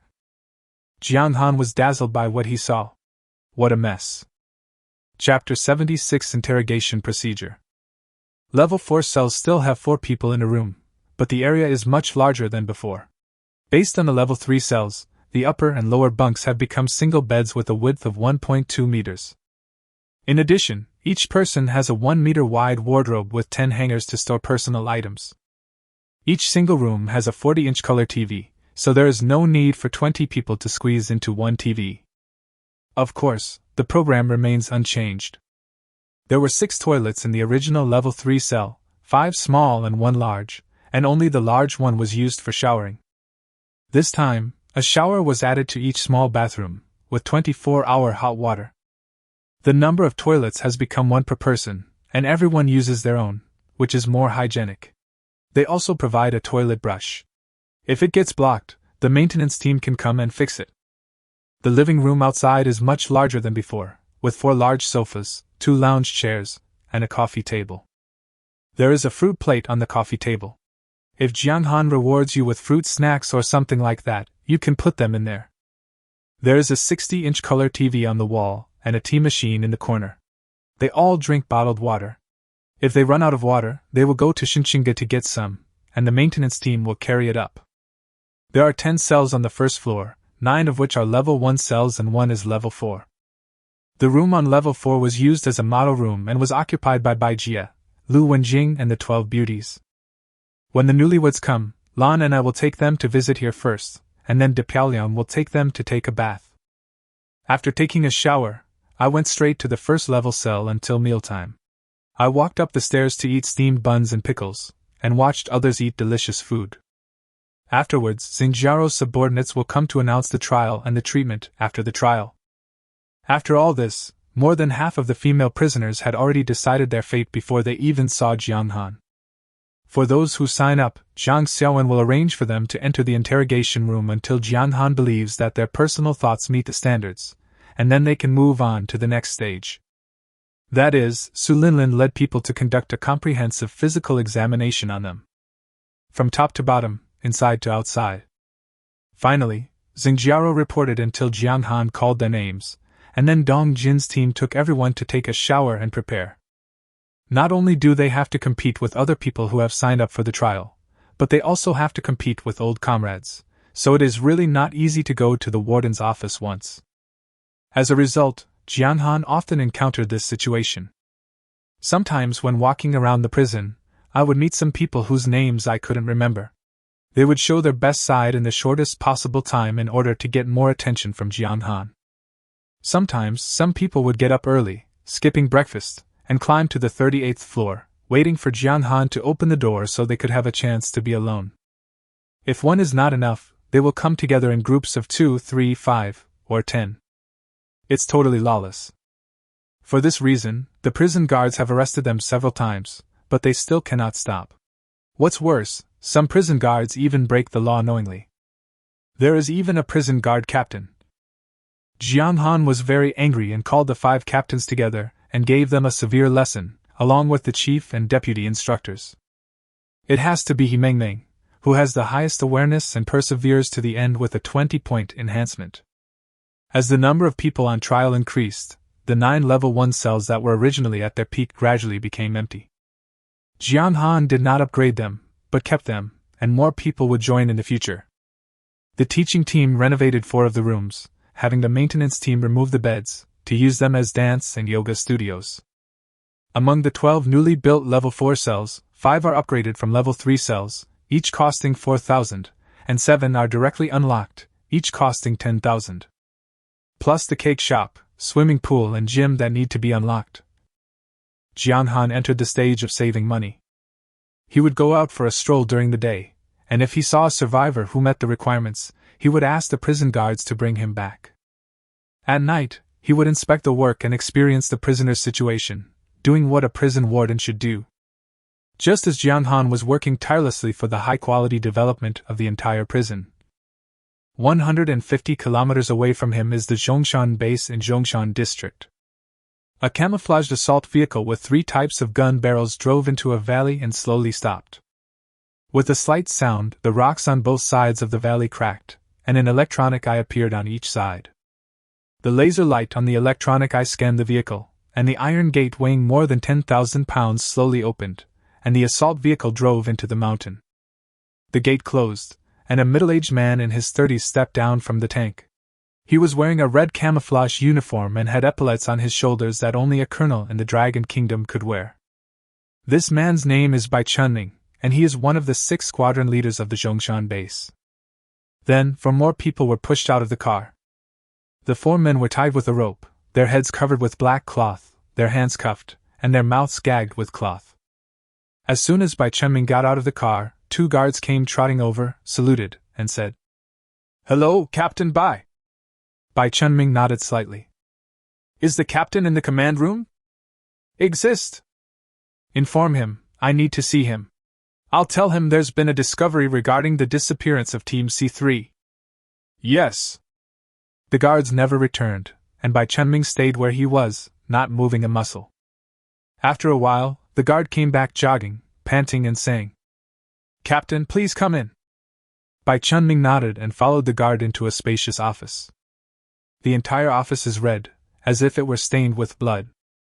There is a display screen covering an entire wall in the room, which is divided into several sections and displays the real-time situation in every corner of the Jong Xan base. There was a desk in front of the display screen. A man, about 24 or 25 years old, was sitting at the desk. He had his feet on the desk and looked lazy and indifferent. He was playing with a small knife in his hand, and there seemed to be blood on the knife. When Bai Chunming came in and saw a man younger than himself, he couldn't help but straighten his back. He saluted respectfully with a standard military salute. "Hello, Captain?" The young man took his feet off the table, walked over to Bai Chunming, circled around him, and then patted Bai Chunming on the shoulder. "Chunming, it seems I was right about you.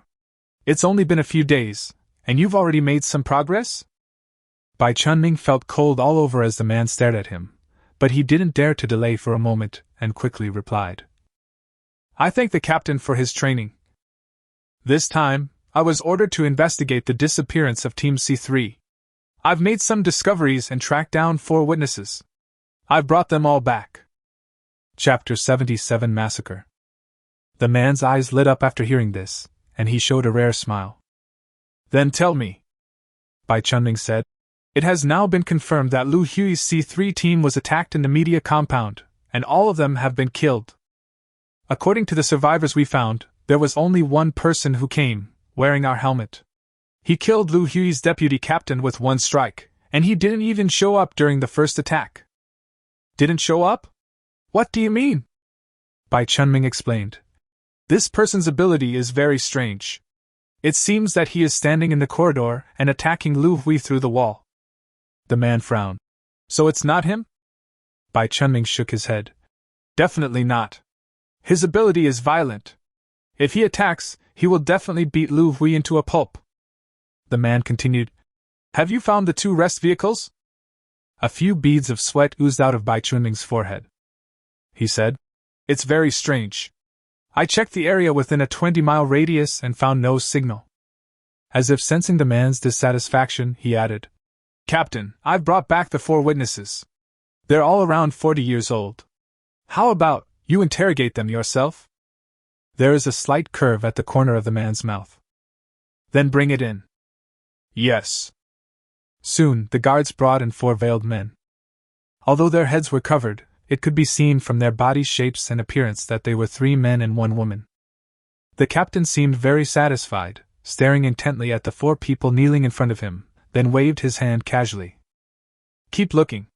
Use the media compound as the center and send people to search the 5-kilometer radius. Feel free to contact me if you need help. Yes, Bai Chunming said, backing out of the door. As soon as he left, the man immediately took out the remote control from his pocket and pressed it on the big screen. The original split-screen display immediately turned into a full-screen display. On the screen, a knife is pointed at a man's buttocks. Upon closer inspection, one could see that the knife was exactly the same as the one he had just been playing with. The screen was a close-up, and the knife landed on a certain spot with incredible precision, then spun around smoothly.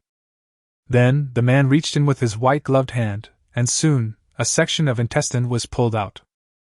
From beginning to end, the inhuman screams never stopped coming from the screen's built-in surround sound system.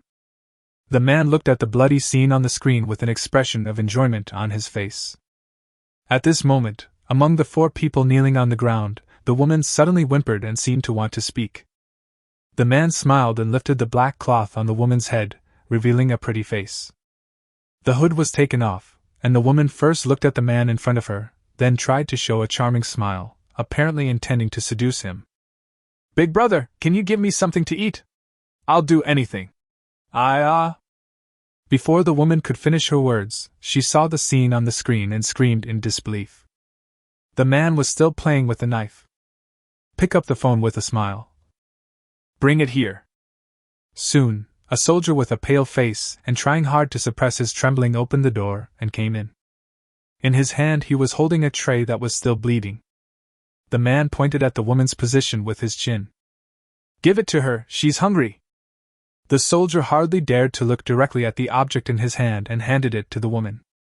The woman vomited after just one look. The man stared at the woman with a perverted smile.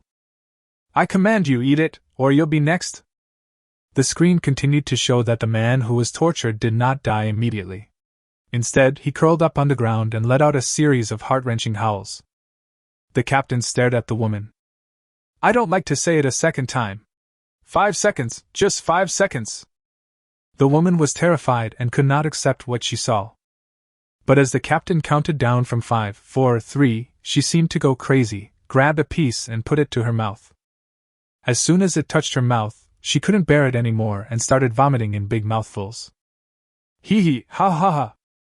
The man suddenly laughed wildly and patted the soldier who was carrying the tray. Who said only zombies eat people? Who said only zombies eat people? Look, even those who haven't turned into zombies are still eating happily.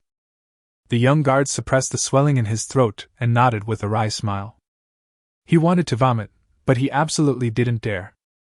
If he vomits in front of this man, what awaits him will be 10 times worse than what the person on the screen will suffer. Jong Xan sighed. Naturally, he didn't know someone was looking for him. In 3 days, his balance reached 150,000. Unlocked a level 1 gym for each of the 12 teams. Although there are only the simplest treadmills, exercise bikes and strength training machines inside. But at least it can release their excess energy. It can also shape beautiful legs, expand breasts, and lift hips. He spent 70,000 to upgrade the exterior bulletproof glass to level 4, which is said to be able to withstand artillery bombardments. In addition, the cake room was unlocked and upgraded to level 3. Swiss rolls and puff tarts are the most common products. Mango pancakes, tiramisu, Italian tea jelly, etc. can all be made. As per the old rules, level 1 female prisoners are not eligible to eat. Ordinary female prisoners are entitled to 2 per week, those who join the team are entitled to 4 per week, and team leaders are entitled to 8 per week. In addition, Jong Xan also unlocked a swimming pool on the second floor, which cost 10,000 yuan, and unlocked items such as goggles, swimming cap, earplugs, swimming ring, bikini, etc. After spending all the money, there was still 58,000 left. Jong Xan decided to bless him with supernatural powers today. The female prisoners were gathered together, eagerly waiting for Jong Xan's announcement, feeling extremely nervous. Jong Xan first reviewed the troops.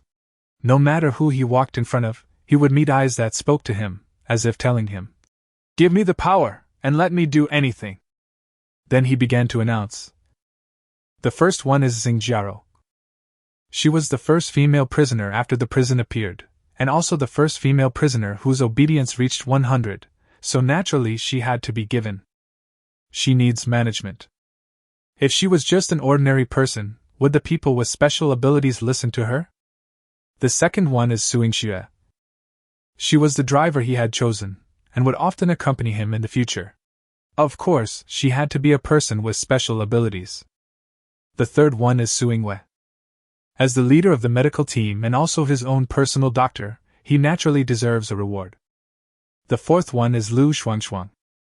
Needless to say, he is the second in command among the prison guards, and his prestige is second only to He Mengming. Whether fighting alone or following him out, he must have sufficient strength. The fifth one. Jong Xan glanced around, pointing to a woman standing upright. Zhang Xiaowen. In recent times, Zhang Xiaowen can be said to have made the greatest contribution. Nearly 130 people have achieved full marks, which is inseparable from her day and night interrogation. The 5 women were overjoyed, and their subordinates behind them were also happy. Those who were not selected pouted and secretly swore in their hearts that they would have to think more about the tricks. The 5 people knelt on the ground. Jong Xan was still pretending to be mysterious, muttering to himself, and then opened the system panel. After spending 50,000 yuan, they were all shocked. Then they all looked up at Jong Xan, their eyes filled with surprise and piety. Chapter 78 Eyes. Jong Xan looked at the 5 women.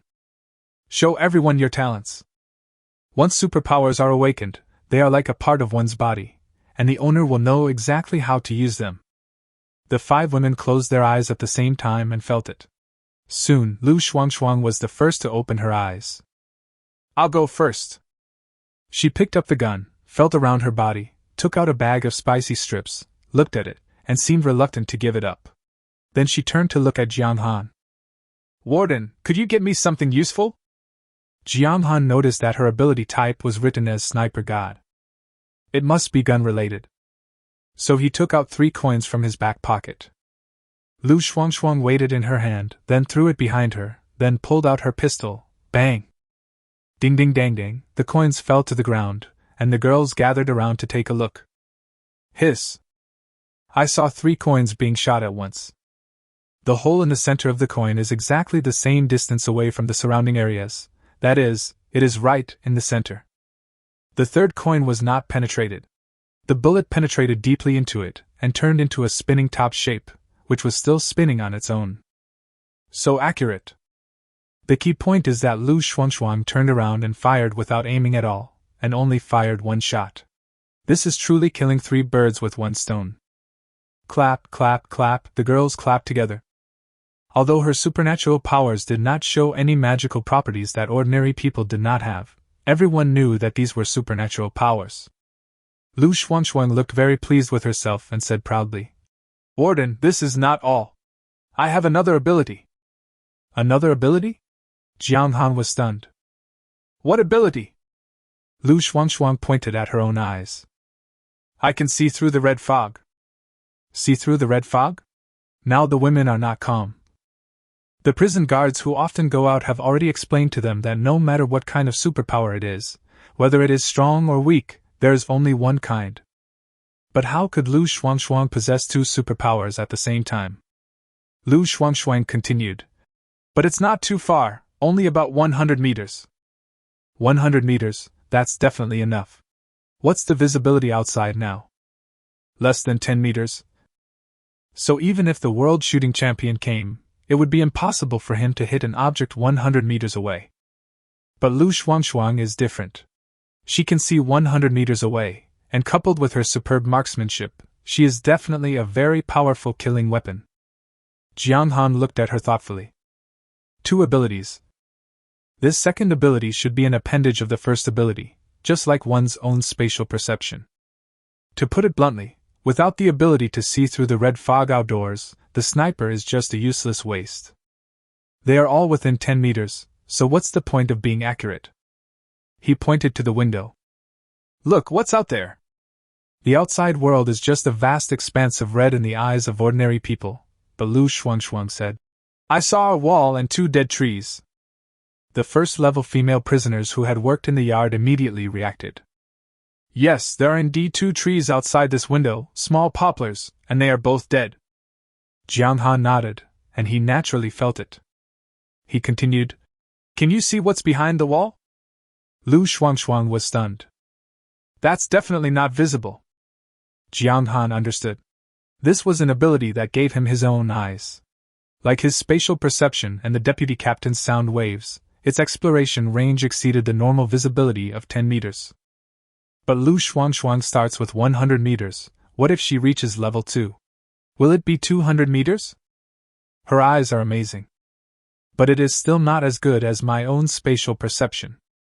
First of all, spatial perception is 360 degrees, no, it should be 1080 degrees without blind spots.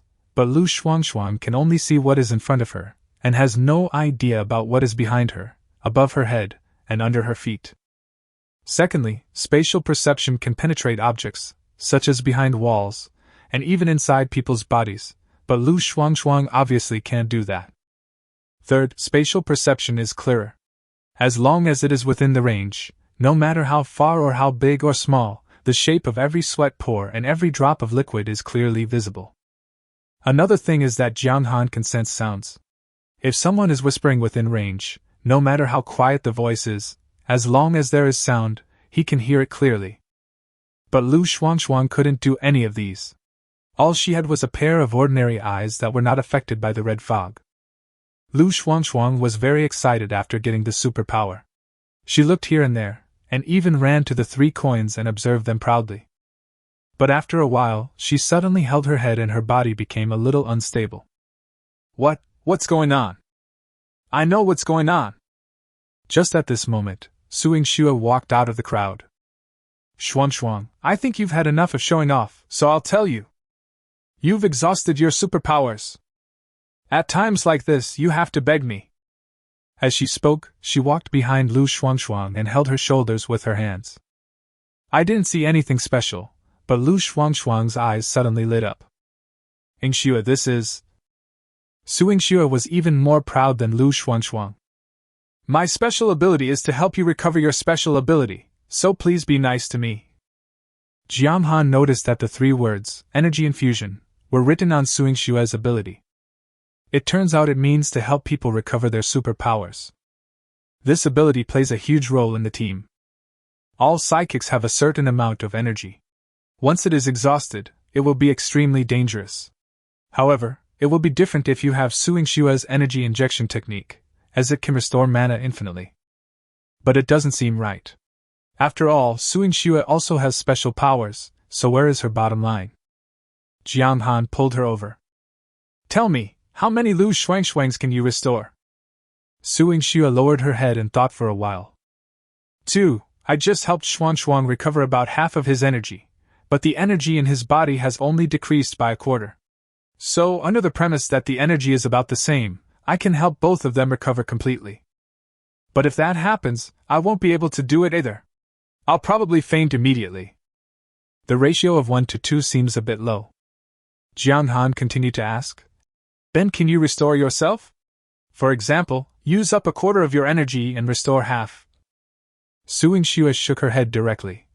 No, this is useless to me. Jiang Han sighed in disappointment. It seemed like the bug couldn't be fixed. But he quickly thought, what if he had two Suing Xue? They could help each other and make progress together, right? You need to wait until the next infusion appears. He looked at Suing Wei again. It's your turn now. Tell me what superpowers you have. Suing Wei lowered her head and smiled. My special ability can't be used here, please wait a moment. After saying that, he turned and ran towards the elevator. Jiang Han smiled, next one.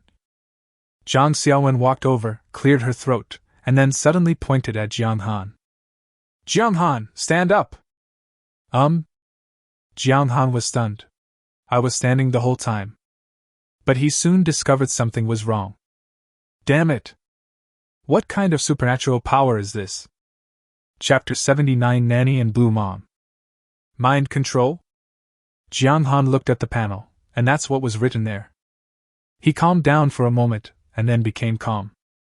The power of a small level 1 psychic could not exert any power in front of a level 40 boss. He could only make a small sneak attack when he was not paying attention. But if you meet an ordinary person, it should be much more useful. Sure enough, Zhang Xiaowen seemed not satisfied with the performance just now, and pointed at Dong Jin with her backhand. You sleep! A magical scene happened. Dong Jin suddenly shook his body and almost fell down if someone hadn't supported him.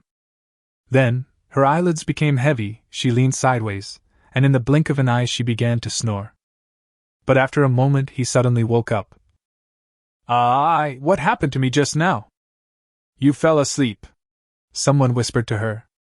Dong Jin exclaimed, and immediately reacted. Zhang Xiaowen, don't play with me! It seems that Zhang Xiaowen's level is too low, even if it is an ordinary person, it can't last long. But this is enough. When masters fight, the outcome is often decided in the blink of an eye. Every breath is crucial, let alone sleep. Jiang Han touched his chin. This ability seemed to be really suitable for Zhang Xiaowen's identity as the captain of the interrogation team. At this time, Suing Wei came down, followed by someone. Wang Li. This woman had 5 ribs broken and has been bedridden. There is no trace of sickness at this moment. His face was rosy and he looked energetic, as if he had just woken up. Her neck, which had marks from being strangled yesterday, had now returned to its white color. Wang Li! Are you okay? Su Linlin and 5 nurses came running over. They had become very familiar with each other these days. Seeing that Wang Li can actually walk, they exclaimed that it was amazing. The women naturally thought that Su Yingwei had awakened a healing ability. Indeed, the system says healing.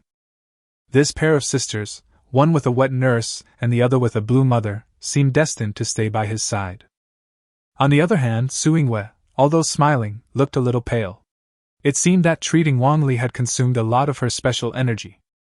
Wang Li bowed to each member of the medical team, thanking them for their care over the past few days, and finally her eyes fell on Jiang Han. She bit her lip, even a little excited. Thank you, benefactor! So saying, he bowed down and worshipped.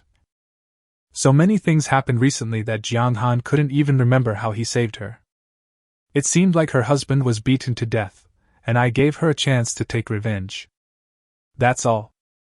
Also, she killed Scar Chang with her bare hands. Jiang Han patted Wang Li's shoulder and gestured for her to stand up. Don't call me benefactor, it's awkward. Just call me warden like they do.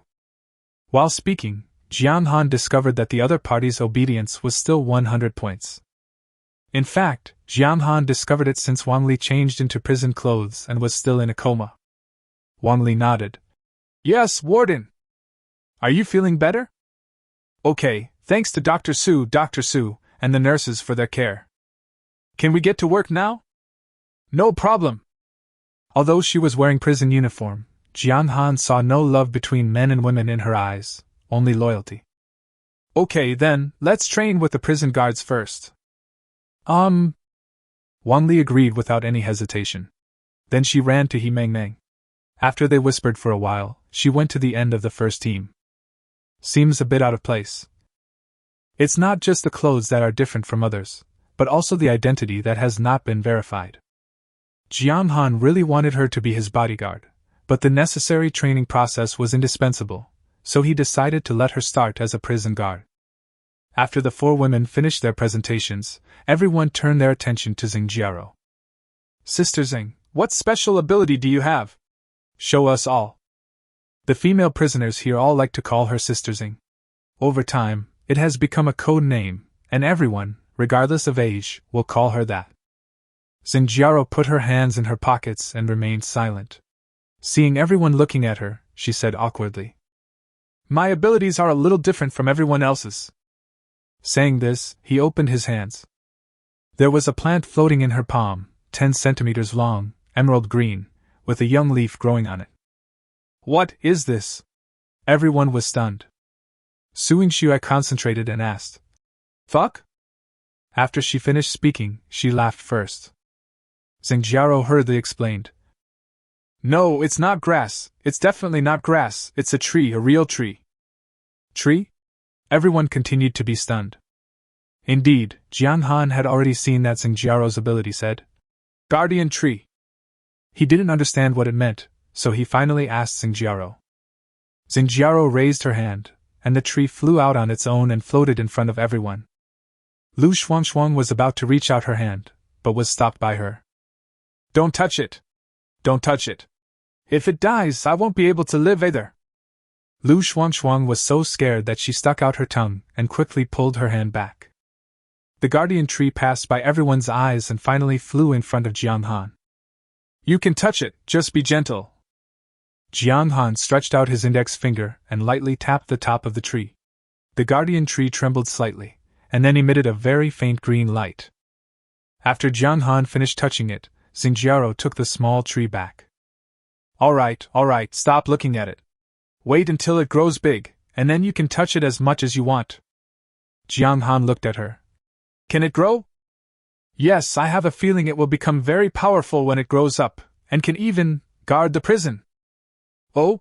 Jiang Han immediately became interested. "Then tell me in detail what abilities it has. Also, how do we make it grow?" Xingjiao said. "The bigger it gets, the thicker and tougher its branches will become, and I can control it, to attack or defend." Sure enough, Xingjiao's special ability is very suitable for guarding the house. Jiang Han continued to ask, "Does it have to follow you all the time?" "No, I need to find a place to plant it. Once it takes root, it will grow faster. Since it's a sacred tree guarding the house, plant it in the lobby on the first floor and let it guard the entire prison building." Xingjiao lowered her head and thought for a moment. "But not now. It's very weak now, so I have to keep an eye on it. Once it reaches level 10, I'll plant it in the hall." Jiang Han thought about it for a moment. "How about this? From today on, you will have a room of your own and will protect your sacred tree." "By the way, how did he grow up?" Xingjiao said. "The best way to grow up is to absorb superpowers and—" She leaned over to Jiang Han's ear and whispered. Jiang Han raised his eyebrows. "Really? You must be lying to me." "No, really not, I don't dare," Xingjiao explained anxiously. "No, I have to try again later to see if you are deceiving this warden." Xingjiao immediately became delighted. Jiang Han noticed that the 5 women's enhancement points increased by 10 points, generally reaching 18, except for Lu Shuangshuang, who had 19. He spent another 900 yuan to give them a total of 20 yuan. Looking at their appearance, Jiang Han knew that the side effects had taken effect. "Go upstairs, the warden wants to give you a lecture." Chapter 80 Li Family Mansion. When Jiang Han walked out of the office, it was already 1 o'clock in the afternoon. He ate a quick meal and prepared to go out for a walk again. No matter how small a fly's legs are, they are still flesh. If you see a woman, save her. This time, Jiang Han brought the Su sisters and Lu Shuangshuang with him. The Su sisters, one recovers health and the other recovers mana, will basically stay by my side from now on. Lu Shuangshuang has a visual range of 100 meters, which is higher than himself, so he has to stay by his side at this stage. Although she can't use her X-ray vision all the time, it can be very helpful when she needs it. When awakening his superpowers this time, Jiang Han noticed that Lu Shuangshuang was the only one with eyes. Other people, regardless of the strength of their abilities, do not possess this ability. This made him think of the people at Jong Xan base. The people he killed were a team, and the deputy captain was the eye. How many teams are there in the entire Jong Xan base? Does each team have an eye? The awakening of a person with superpowers is a low probability event, and awakening the superpower of eye function is an even lower probability among the low probability ones. By this calculation, how many people with special abilities are there in the entire base? Jiang Han was thinking. The car seemed a bit crowded. It seemed that he would have to change a car next time he went out. Find a way to unlock the third garage as soon as possible, and see if there is something more comfortable like a combat RV. As he was thinking, he suddenly felt someone in front of him. 40 meters away. Stop the car, Jiang Han said in a low voice. At this time, Lu Shuangshuang also used her X-ray vision. The two of them discovered the abnormality almost at the same time. Not far ahead, there is a gas station with several cars inside. 2 vans and a tanker truck to be exact. In addition, there were more than a dozen people fiddling with the gas pump. It's obvious they're stealing oil. But the next moment, a man in a suit caught Jiang Han's attention. He moved his hand, and suddenly a large amount of gasoline gushed out from a large pipe stuck in the ground. The gasoline did not splash out, but flew out of the pipe in an orderly manner as if it had consciousness, like an oil dragon, and steadily drilled into the tanker truck parked on the ground. Psychic. Jiang Han narrowed his eyes. What kind of supernatural power was this? Like He Mingning's ability to control objects? And the control was of liquids. The oil flowed very quickly, and in about half a minute the tanker was full. The man in the suit clapped his hands. Go home! Damn it, I haven't had enough fun yet, and they forced me to come out and steal their oil. Go back and see how I deal with you. The others smiled and nodded in agreement. A group of people got in the car and drove away. From the last few words the man in the suit muttered to himself, Jiang Han made 2 judgments. First, what does he want to play? He's a male mutant, what can he play after the apocalypse? Second, he was interrupted while playing and had to come out to find oil. Who can interrupt the enjoyment of a person with special abilities? It should be a more powerful psychic, or some organization. With this in mind, Jiang Han said to Suing Xue, drive forward, slowly. I need to follow those cars. He wanted to follow, and see if there were any other women, or other people with special abilities in the other party's lair. Suing Xue naturally couldn't see the car, so she could only drive forward slowly. Tracking someone consumes a lot of energy. Jiang Han turns on his perception every half a minute to check the other person's location to ensure that he doesn't lose them. At the same time, he also told Lu Shuangshuang to close her eyes and rest just in case. After driving for about an hour, the 2 vans turned a corner and drove into a large courtyard with a tanker truck. Parking! Before entering the yard, Jiang Han had already discovered that there was someone at the door. These are 2 security guards, with pistols on their waists. The car stopped about 30 meters outside the yard. Jiang Han called Lu Shuangshuang and asked her to see where they were. Lu Shuangshuang narrowed her eyes slightly, looked around for a while and said, I know this place, the Li family mansion. This is Bin Road. Bin Road, Li family mansion? Could it be someone from the Li group? As a Tianhai native, he certainly knew that the Li group started out in real estate and also involved in entertainment, catering and other industries. Its influence spread throughout the city and even the province. It was definitely a high and mighty place before the end of the world. Li family official? This Tian Qing is from the Li family. Suing Xue muttered to herself. Oh? Jiang Han was a little surprised. Li Tian Qing is from the Li family? How did you know? Suing Xue said. Of course she told me. No, it should be Tong Yao who told me. When you left that day, I chatted with the 2 of them. Since someone was going to be imprisoned, of course I had to ask clearly. Who exactly is she in the Li family? Could she be Li Zhongqing's daughter? The head of the Li group is called Li Zhongqing, which is something many people know. Unexpectedly, he accidentally took in a super-rich second generation. Suing Xue shook her head. No, it is said that she is just Li Zhongqing's niece, but she is very close to the Li family. Do you want me to call Tianqing and ask? No need. Jiang Han refused. If the person with superpowers just now has any relatives with Li Tianqing, some things will be difficult to do if she comes. He looked at the Su sisters and Lu Shuangshuang. You two wait in the car, Shuangshuang, and I will go in and see what's going on. He wanted to quietly see what was going on inside the Li family. Are there any women who meet the requirements? Are there any other people with special abilities? Su Yingxue drove the car to the corner, and Jiang Han got out. The outer wall here is more than 3 meters high. Jiang Han picked up Lu Shuangshuang, exerted force with his legs, and jumped over steadily. After walking a few steps, I sensed a villa. The villa was very large, and 8 people appeared within the perception range. 5 women, 3 men. The women were all young and pretty, very pretty. Jiang Han noticed that 3 of the women looked somewhat similar to Li Tianqing, with tall figures, oval faces, crescent eyes, and long, snow-white necks. Jiang Han saw their names through the system. Tianqi, Tianyi, and Tianhua all have the surname Li. Ages 22 to 24. It seems that these 3 are Li Zhongqing's daughters. 3 sisters. The other 2 women were slightly older, one was 28 and the other was 27. The 28-year-old is called Lu Yuding, the 27-year-old is called Lu Mei. The next second, Jiang Han knew their identities. Because Li Tianqi walked to Lu Yuding. Sister-in-law, he seems to be back. You should go down quickly. Lu Yuding said. I don't want to go, Tianqi, I really don't want to go. Before Li Tianqi could reply, he saw a man behind Lu Yuding walking towards him. Ting, don't be so stubborn. Lu Yuding's originally normal face immediately showed a strong anger. Li Iwan! You are such a useless piece of shit!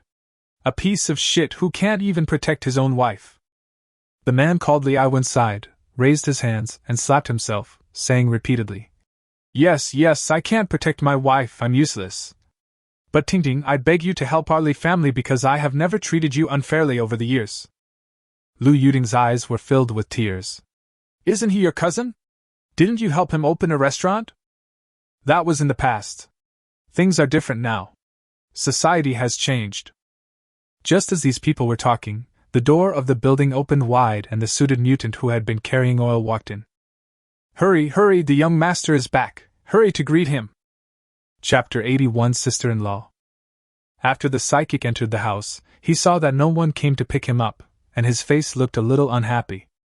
He looked upstairs, then said slowly, I attach great importance to the spirit of contract. If you break the rules, don't blame me. Here they come, your 2 sisters-in-law are here to look for some younger sisters. Li Iwan shouted from upstairs, with some intention of explaining. Then he looked at Lu Yuding. Ting, please go. Another man in his 30s also advised Lu Mei.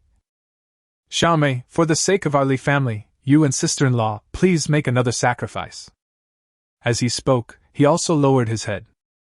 Are you still men? In addition to them, there was an old man in his 60s sitting on a chair nearby. Jiang Han recognized this person. He was Li Zhongqing, the founder of the Li Group, who had appeared on TV and in newspapers several times. Li Zhongqing's face turned ugly, and he slammed the table. Stop talking, both of you, and get down now! Dad! Lu Yuding and Lu Mei blurted out, looking at each other at the same time, and saw despair in each other's eyes. At this moment, the door was kicked open. The psychic walked in with a bad look on his face, scaring everyone so much that they stepped back. You 2 went upstairs without permission, violating my rules. Li Iwan was startled and hid behind Lu Yuding. Ibin, listen to me, they're not here to find us, they're here to find Tianqi and the others. Ai Bin. Ai Wen, then the other one is Ai Wu. Jiang Han deduced the relationships between these people based on their names and titles. As a man, it doesn't matter, but he can be sure that the 5 women are sisters-in-law. And they are all above 90 points, wow. Jiang Han thought about it and stood in awe. I saw Ibin squinting his eyes at Li Iwan. I've made it very clear before, right? From now on, I will protect the Li family and ensure their survival. All you need to do is make a small contribution and give me your 2 sisters-in-law. But you broke the rules, so... He didn't make any move, but Li Iwan suddenly let out a strange cry. Ah! He covered his head and fell to the ground. No! Li Zhongqing stood up immediately when he saw his son's appearance. Don't, uncle will agree to anything you ask, just don't hurt your brother. Jiang Han noticed that just now, all the blood in Li Aiwen's body rushed to his head, and just when it was about to break through his carotid artery it stopped. What a powerful method! He was certain that Li Aiben's ability was to control liquids, including gasoline and blood. If it happens to you, you may also get infected if you are not careful. But on second thought, it doesn't make sense. Li Aiwen is an ordinary person, and his physical enhancement is only 10, but what about me? 500 points. Even if Li Aiben could control blood to kill people, with the strength of his supernatural power to control blood, it would probably be impossible for him to break through the 500 points of strengthened blood vessels. But what about the eyes? Will they explode? After all, they are very fragile, even after being strengthened. Jiang Han shook his head and thought, forget it, it's enough for him to know about this ability. He decided to take action. It would be best to create some chaos. Let Li Aiben kill the 3 men, and then he would kill Li Aiben. Only some backboneless women are left. Li Aiben continued. You really promise me everything? Li Zhongqing quickly went to help his son. Aiben, as long as you don't hurt them, I'll do anything you ask for. Li Aiben chuckled and said, Then I'll just say it straight. As he spoke, he pushed up his gold-rimmed glasses, and the eyes behind the lenses kept looking at Li Tianqi, Li Tianyi and Li Tianwei, and continued. In addition to the 2 sisters-in-law, I also want these 3. Li Zhongqing's face turned pale with anger, but he returned to normal in an instant.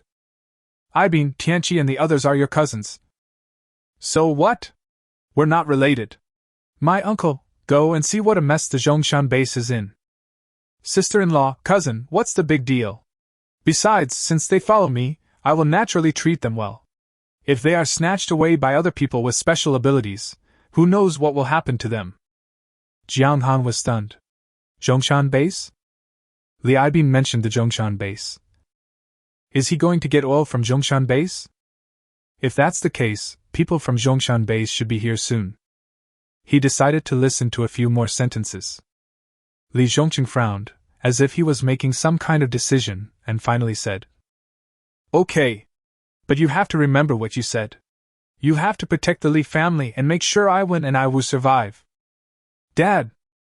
The 3 girls blurted out. They had long known that their father favored sons over daughters, but sacrificing their daughters in order to let their sons survive was still beyond their ability to bear. Li Zhongqing's face darkened. All right. You all should go down with Aiben.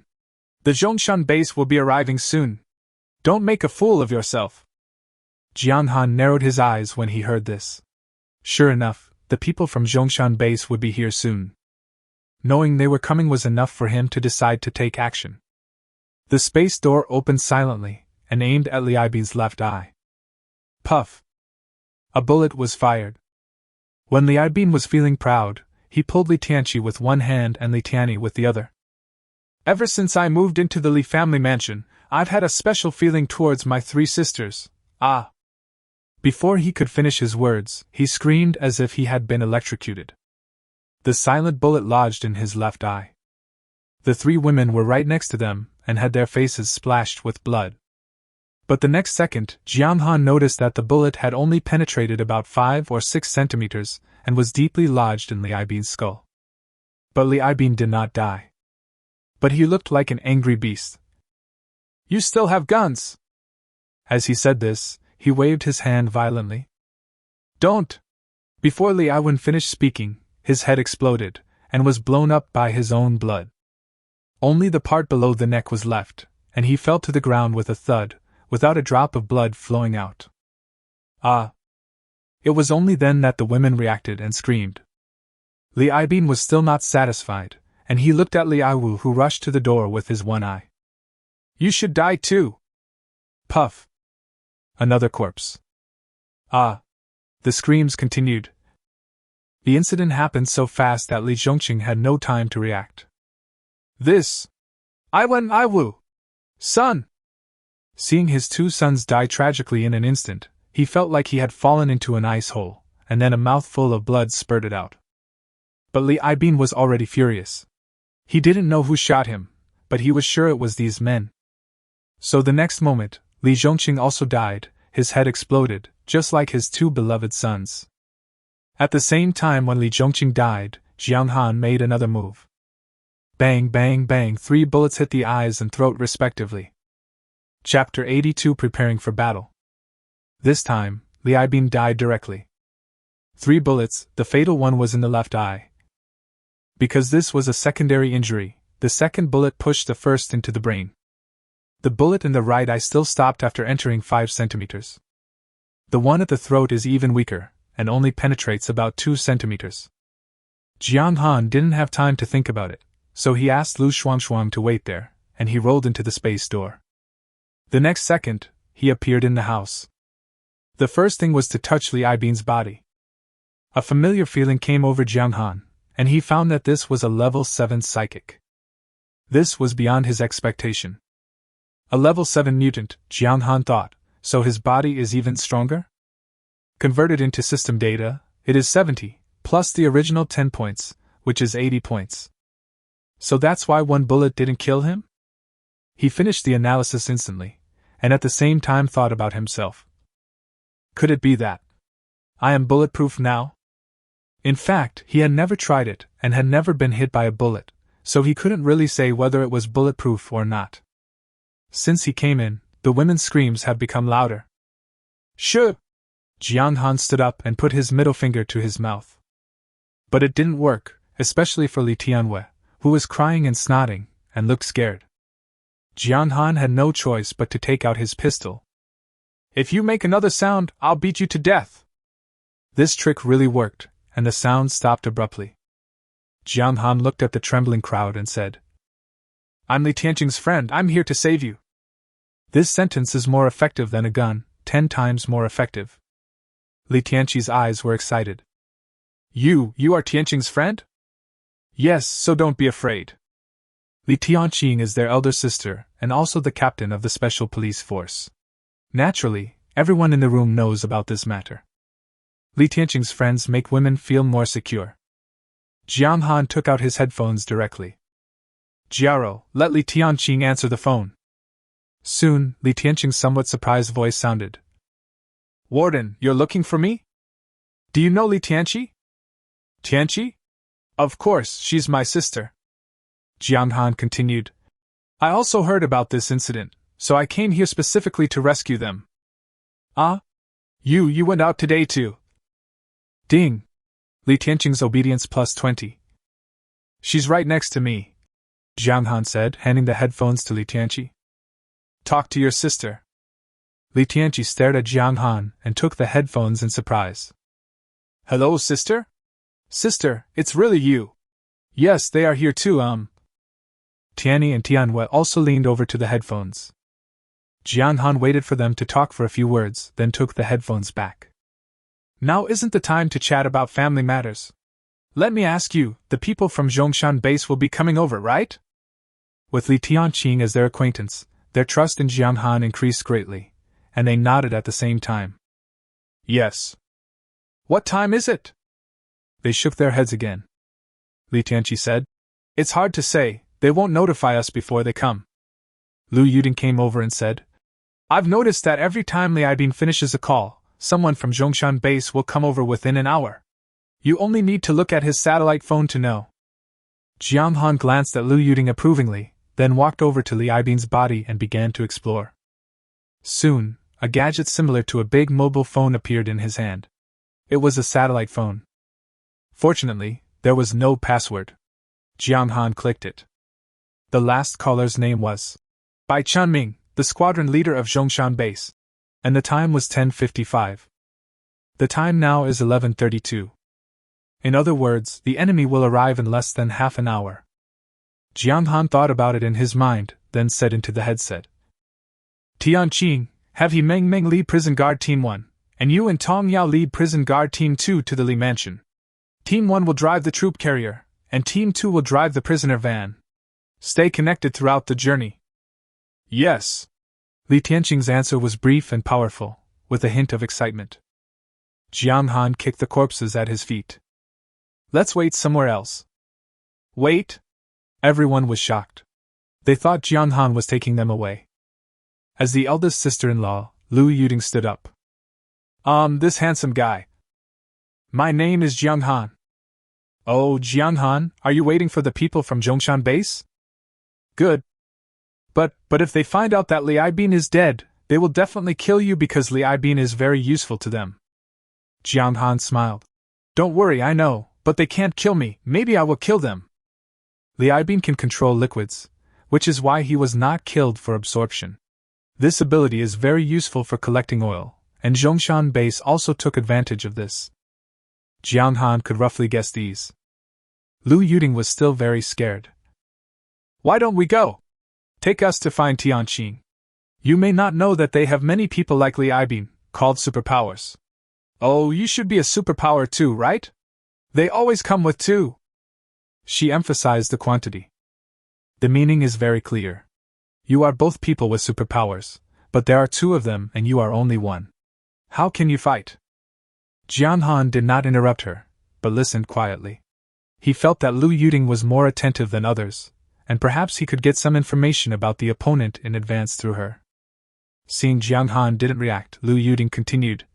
They both have superpowers. One can shoot ice out of thin air, and the other is terrifying. He always has a lot of bugs on his body. Insect? Jong Han suddenly remembered that he had met a person with such superpowers in the Twin Towers. It can control insects, and sense the situation within a certain range through insects. This can be considered a supernatural power with eyes. And these eyes can see farther than I can. Okay. He nodded. I understand. But as I said, if they can't kill me, I might kill them.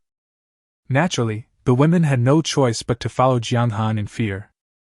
Jong Han threw himself on the sofa and sent a message to Lu Shuangshuang. First, I told her the general situation here, and then asked her to gather with the Su sisters and drive to find a suitable sniper point. Don't get too close, just get as close as you can to the gate, and then be ready at all times. He still has great confidence in Lu Shuangshuang's abilities. After all, she has the ability of a sniper and has her own vision. Next is to wait. Jong Han sat in the living room, drinking the tea brought by Tianqi while waiting. He recalled the last time he met a person with the ability to control insects. Although the opponent's detection range is farther than mine, its speed is definitely not as fast as mine. The ability of insect control only relies on insects. And insects take time to crawl. The opponent cannot release it early, and will only use it when he is within a certain range. And these insects can only pass the message back when they are close to themselves. His perception has now reached 47 meters. So how long does it take for an insect to crawl over from 47 meters away? At least 1 minute. So, he only needs to release his spatial perception once every minute. Chapter 83: The Mysterious Jong Xan Base. While waiting, Lu Yuding briefly told Jong Han what they knew about the Jong Xan base. At the beginning of the apocalypse, Li Aibin, who had been staying at the Li family mansion for many years, was bitten by a zombie, but he did not turn into a zombie. Instead, he had a fever and fell into a coma. Li Zhongqing wanted to save his nephew, so he called the Public Security Bureau and the hospital, and even used his connections in the military. But later, instead of waiting for rescue, Li Aibin woke up. At the beginning, Li Aibin was still respectful to his uncle Li Zhongqing and his two elder brothers as before. At the same time, the entire Li family felt amazed and lucky about his supernatural powers. After all, in the apocalypse, with the protection of people with superpowers, the safety of the whole family is guaranteed. Until the 10th day of the apocalypse. Lu Yuding remembered very clearly that a mysterious army suddenly arrived that day and surrounded the Li family mansion. Then a man named Bai Chunming came in and claimed to be the captain of the Jong Xan base. He was very powerful. Just by raising his hand, Li Aibin was sweating all over. Afterwards, Bai Chunming asked Li Aibin to demonstrate his special abilities and then took him out.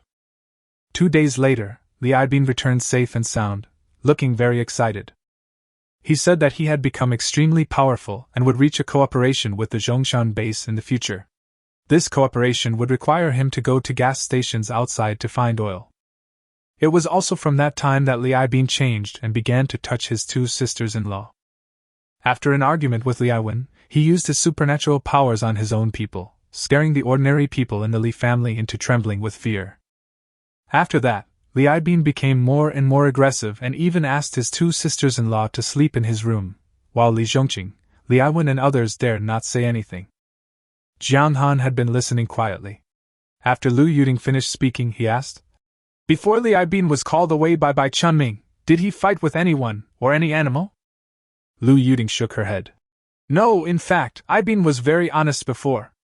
After he first got his superpowers, he just played with mineral water and drinks at home." Jiang Han lowered his head and thought silently. Li Aibin has 7 powers. As far as he knows, there is only one way to increase his powers, and that is to absorb the corpses of people with special powers or mutant animals. Li Aibin has never fought before, so how could he possibly absorb the corpse? It was only during those 2 days when I went out with Bai Chunming. And Bai Chunming is so powerful, that is to say, the superpower was given to him by Bai Chunming. Kill someone and let him touch it. But why? As a person with superpowers, who wouldn't want to become stronger? Why would Bai Chunming share his superpowers with a complete stranger, Li Aibin, for no apparent reason? If it were him, he would definitely kill Li Aibin immediately and absorb his superpowers. This is what a superpower user should do. Jiang Han looked at his watch. It was time again. He released his senses and retracted them after about 2 seconds.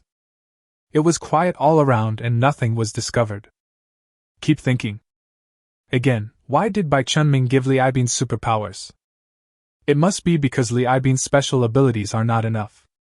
He could probably guess that Bai Chunming needed Li Aibin's ability to help him, and Li Aibin was only a first-level ability user at first. The power is not enough, and one use is not enough to fill a tanker truck. That's why Bai Chunming gave his superpower to Li Aibin. In fact, think about it, Bai Chunming is not at a disadvantage. He can kill Li Aibin after he has lost his usefulness. And these special energies are only temporarily stored in Li Aibin. Thinking of this, Jiang Han's heart moved, and he continued to ask, "What happened when Bai Chunming first came? Tell me in detail." Lu Yuding nodded. "They brought about 30 people, wearing the same red camouflage uniform, and surrounded the Li family mansion. Only 2 people entered." "2? What's the other one like?" "It was a woman, quite ordinary looking, and she didn't say a word." "This must be Bai Chunming's deputy, acting as his eyes, but I don't know what special ability he has." Jiang Han nodded and said, "Okay, let's continue." Lu Yuding continued. "After they came in, they asked for Aibin. When Aibin came out, Bai Chunming casually raised his hand and he knelt down." "Kneeled down?" Jiang Han raised an eyebrow.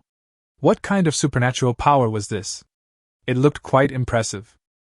"Yes, I knelt down, my clothes were soaked, and I shouted, 'Don't kill me.'" "Then what?" "Then Bai Chunming asked him if he had special abilities, what they were, and asked him to demonstrate them." Jiang Han understood that Bai Chunming came here to kill Li Aibin for the first time. This can also be seen from the soldiers with loaded guns and ammunition he brought with him. It was only after he found out that Li Aibin was useful to him that he did not take action directly.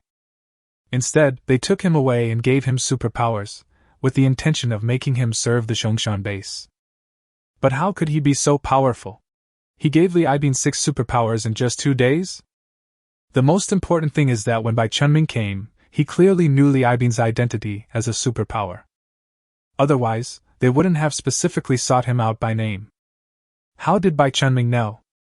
The phone calls were the ones made by Li Zhongqing. Jiang Han checked the range of perception again, and found everything was normal. Then he asked again. "After Li Aibin was bitten, how many calls did Li Zhongqing make to save him?" Lu Yuding recalled. "There were many, including those from the Public Security Bureau, the hospital, and even a friend in the army. I got through. We got through because we have a satellite phone at home, and they asked a lot of detailed questions about Aibin's situation, but they just didn't send anyone over. I called all of them, including the Public Security Bureau and the hospital, and asked them in great detail. Could it be that?" An idea came to mind. Are the people in the Jong Xan base really official forces? They used various emergency calls after the apocalypse to identify possible supernatural beings. Then send people to kill them and plunder their supernatural powers. Li Aibin is just an exception because his special abilities are useful to the people at Jong Xan base. If this is true, then the psychics in this Jong Xan base must be very powerful. After all, they have access to a large amount of information resources. But there is one last question. Will the authorities really do this? Jiang Han shook his head. He couldn't explain it clearly. It was time again, and he released his spatial perception again. This time, a winged ladybug was immediately spotted, having flown 30 meters away. His heart moved, and he confirmed it again. This is a black ladybug, very small, and its flight path is straight, heading towards the villa. Here they come! People from Jong Xan base. Jiang Han stood up quickly, took out his headphones. Shuang, check immediately to see what's happening at the entrance of the Li family mansion. Lu Shuang was just lying flat on the back seat as Jiang Han said, closing her eyes and resting. After hearing Jiang Han's order, he sat up suddenly, opened his eyes and looked forward. The place she and the Su sisters chose was very good. It was in a pedestrian alley about 90 meters opposite the Li family mansion. It is a shop with a half-open roller shutter door. Even if it wasn't the end of the world, it would be difficult to be noticed if you parked like this. Lu Shuang only looked at it for 2 seconds before immediately replying. Warden, there are 12 people at the gate of the Li family mansion, all holding guns. They look very similar to the people in the Jong Xan base you described. Kill them all. Pay attention, there is a person who is related to the bugs, kill him first. Chapter 84 Captain's Privileges.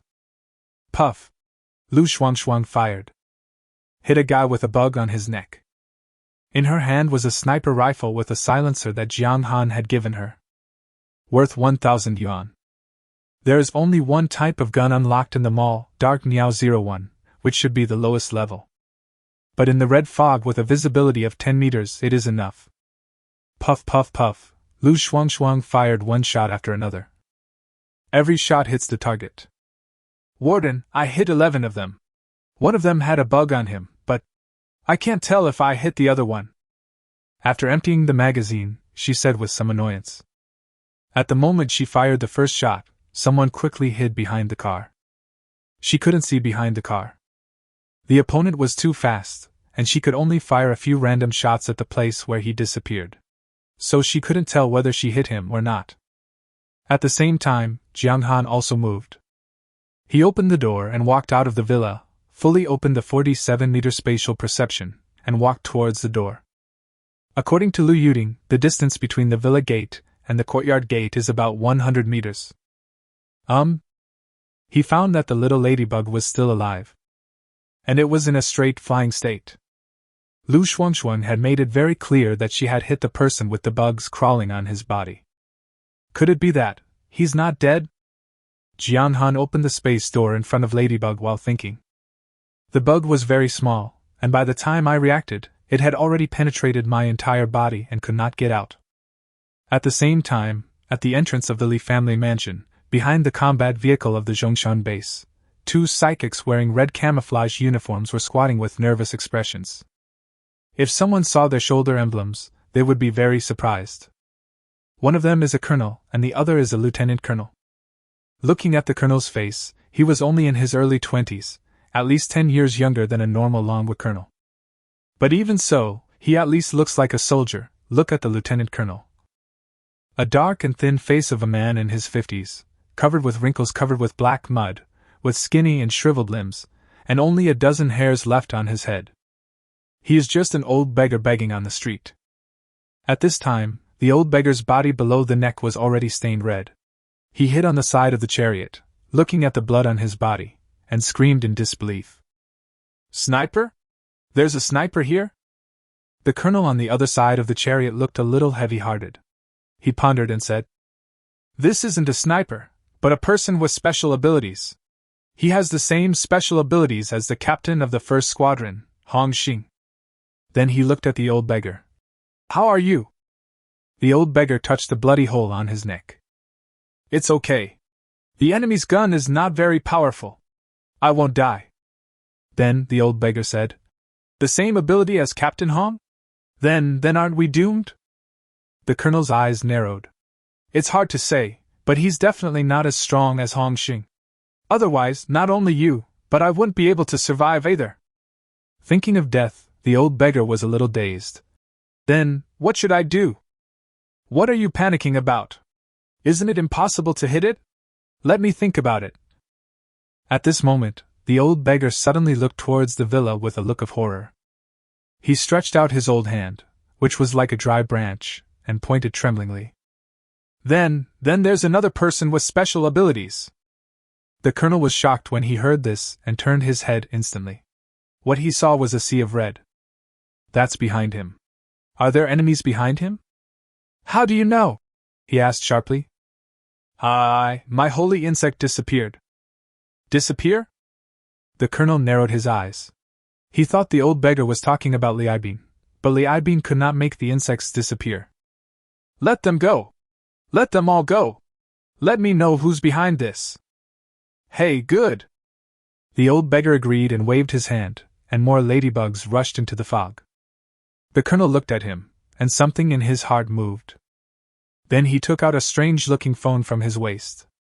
The call was connected, and a middle-aged man's voice came from the other end.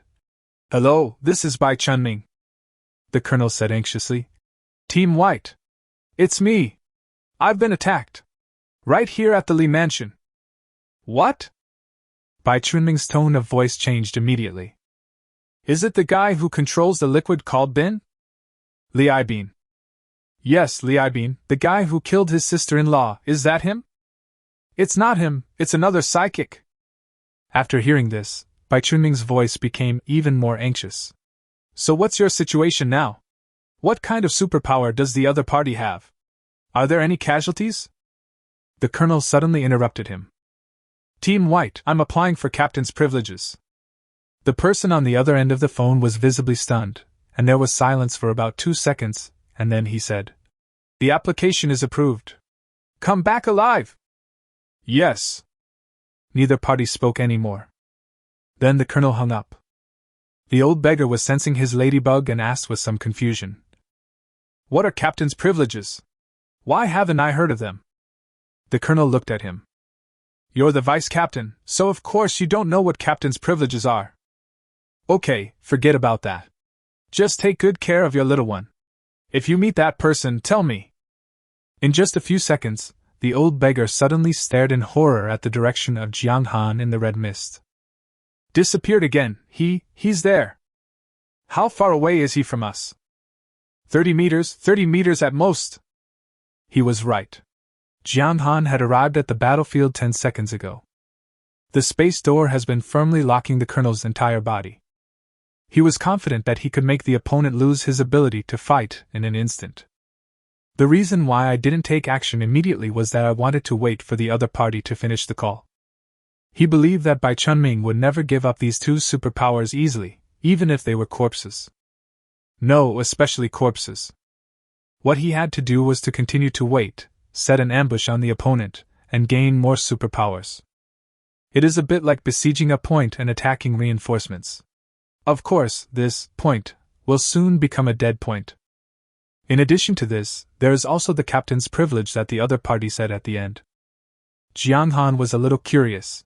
What kind of privilege made the team leader bring it up at such an urgent time? Could it be? Soon, the colonel confirmed Jong Xan's idea. When the old beggar finished saying the number 30 meters, the colonel suddenly showed a ferocious look. Swoosh, a long and thin icicle went straight to the old beggar's eyes. So fast. But Jong Xan was faster because he was well prepared. The door of space opened between the two of them. The 30-centimeter ice cone penetrated instantly. The change was so sudden that the smile on the colonel's face was still fierce and ferocious, but also contained a hint of anticipation. The old beggar's face was filled with disbelief. He never thought that the other party would kill him. Because there are regulations at Jong Xan base that people are not allowed to kill each other. In an instant, he understood that this was the captain's privilege. In times of crisis, the captain can kill the deputy captain next to him to increase his combat power, and ensure that his superpowers will not fall into the hands of others. You want to kill me? He blurted out, but the next second, he found that his captain began to bleed. Chapter 85 Returning Home. The old beggar was stunned for half a second before he understood. It was a bullet. Bullets rained down on the colonel's body. On the head, chest, and even eyes. Wait, where do all these bullets come from? Bang, bang, bang. The colonel fell down, unable to fight back. But those strange bullets continue. They appeared out of thin air 10 centimeters in front of the colonel, and continued to shoot at his right eye with incredible accuracy. One shot follows another, each one hitting the butt of the previous one, as if blacksmiths were taking turns hammering the same piece of steel. As their ability levels increase, the bodies of the psychics become stronger and stronger, and it becomes more difficult to kill them with bullets. The old beggar looked at the incredible scene before him and recalled secretly. Wasn't he about to shoot me in the eye just a second ago? How come now, I'm the one being shot in the eye? But soon, he reacted. The captain is dead, he is dead. This is a superpower. So his hands trembled as he moved towards the corpse. But it disappeared immediately. Immediately afterwards, an inexplicable fear surged into the old beggar's heart, and he screamed and backed away as if he had been electrocuted. I saved you, and this is how you repay me? At this moment, Jong Xan's voice was heard in the thick fog, making the old beggar tremble. You, who are you? He looked around in horror and confusion, but could not see any figure. That's exactly what I want to ask you. Jong Xan did not show up, but just asked in the red fog. At the same time, 2 more bullets were fired, hitting the colonel's forehead and shoulder respectively. Then he opened the space door behind him. Pushed by the bullet, the colonel's body leaned back and fell steadily into the space. I reached in and felt around, and found 9 portions.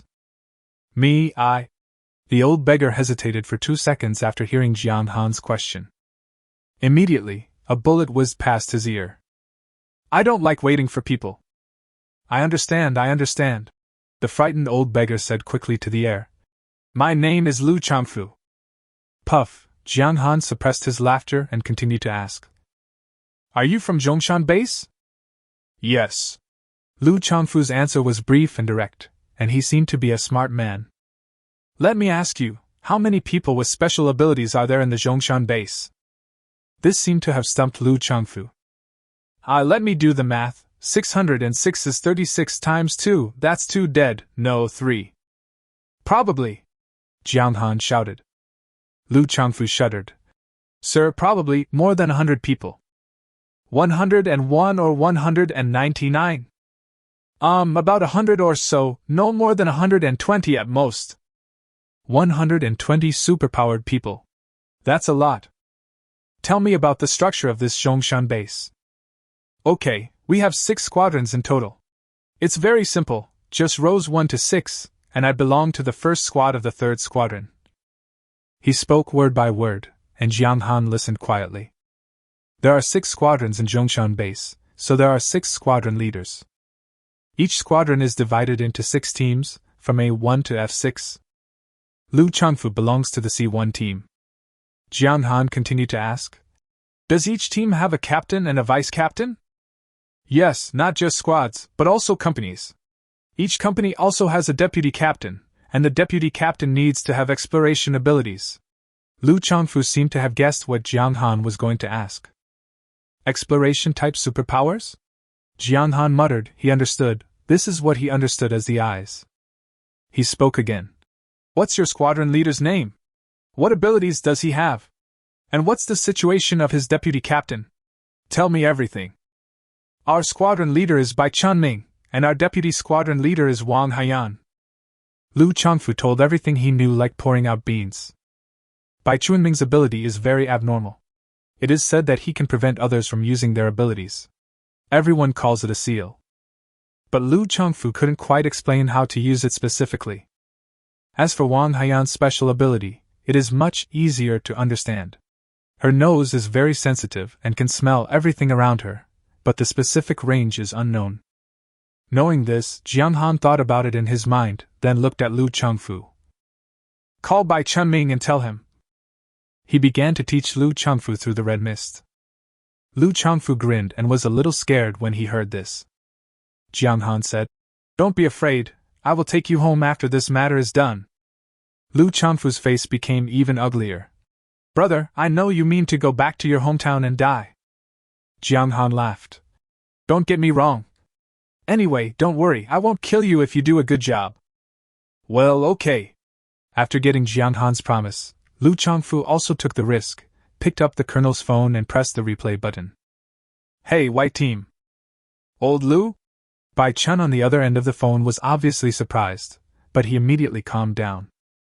Where's Chi Peng? He's injured and in danger. Just as I put down the phone, a bolt of lightning struck. Bai Chunning asked a few more questions, which were similar to Jiang Han's judgment, which were nothing more than who the other party was, how many people with special abilities there were, etc. And what happened to Li Bing? Lu Chongfu followed Jiang Han's instructions and said that he had only encountered a lightning-type mutant. But he is a very powerful lightning-type psychic, that's all. Within a reasonable range, the lower the other party's guard, the better. Sure enough, Bai Chunming began to analyze. If he's alone, it'll be hard for him to find you, so just stay where you are. I'll be right there. Don't use your bugs, or you'll alert the enemy. Well, there's one more thing. Bai Chunming paused before saying. If Chi Ping dies, his body. Captain Bai, don't worry. I, old Lu, am not the kind of person who forgets his loyalty when he sees profit. Not to mention that Chi Ping can't die, even if he really does die, I will definitely keep his body for you. Bai Chunming on the other end of the phone was obviously relieved when he heard this. Okay, Lao Lu, don't worry, I won't treat you unfairly. After hanging up the phone, Lu Chongfu said with some pride. Brother, how is it? My acting is pretty good, right? You heard it too. He will be here soon. Jiang Han clapped his hands. Very good. I have another question. How did you get to Jong Xan base? Don't tell me you're a soldier. Oh no, I'm not a soldier. I used to be a handyman for the city government. He's actually a handyman? Yes, the day before the zombie outbreak, the city leaders seemed to have received some news, and no one was allowed to leave the yard. Then I was taken to the Jong Xan base. Well, this also coincides with Jiang Han's intelligence. Then how did you get your powers? Drink water. Drink water? Did they force you to drink it? Lu Chongfu shook his head. No, I only have two choices. Either work or drink water. I see those who have awakened superpowers have 3 wives and 4 concubines, so I drink it. Okay, I have no problem with that. You can come out now, Mr. Handyman. Bang, Lu Shuang's gun fired. Jiang Han looked at Lu Chongfu, who was shot, and murmured. I didn't lie to you. It wasn't me who killed you. Chapter 86 Ambush. Seeing that Lu Chongfu really had no heartbeat, Jiang Han walked out of the red fog, reached out and touched it, and got 3 superpowers. So far, he has 59 special powers. Let Lu Shuang and the Su sisters drive in. Jiang Han was thinking about what to do next. According to his analysis, Bai Chunming should arrive in an hour.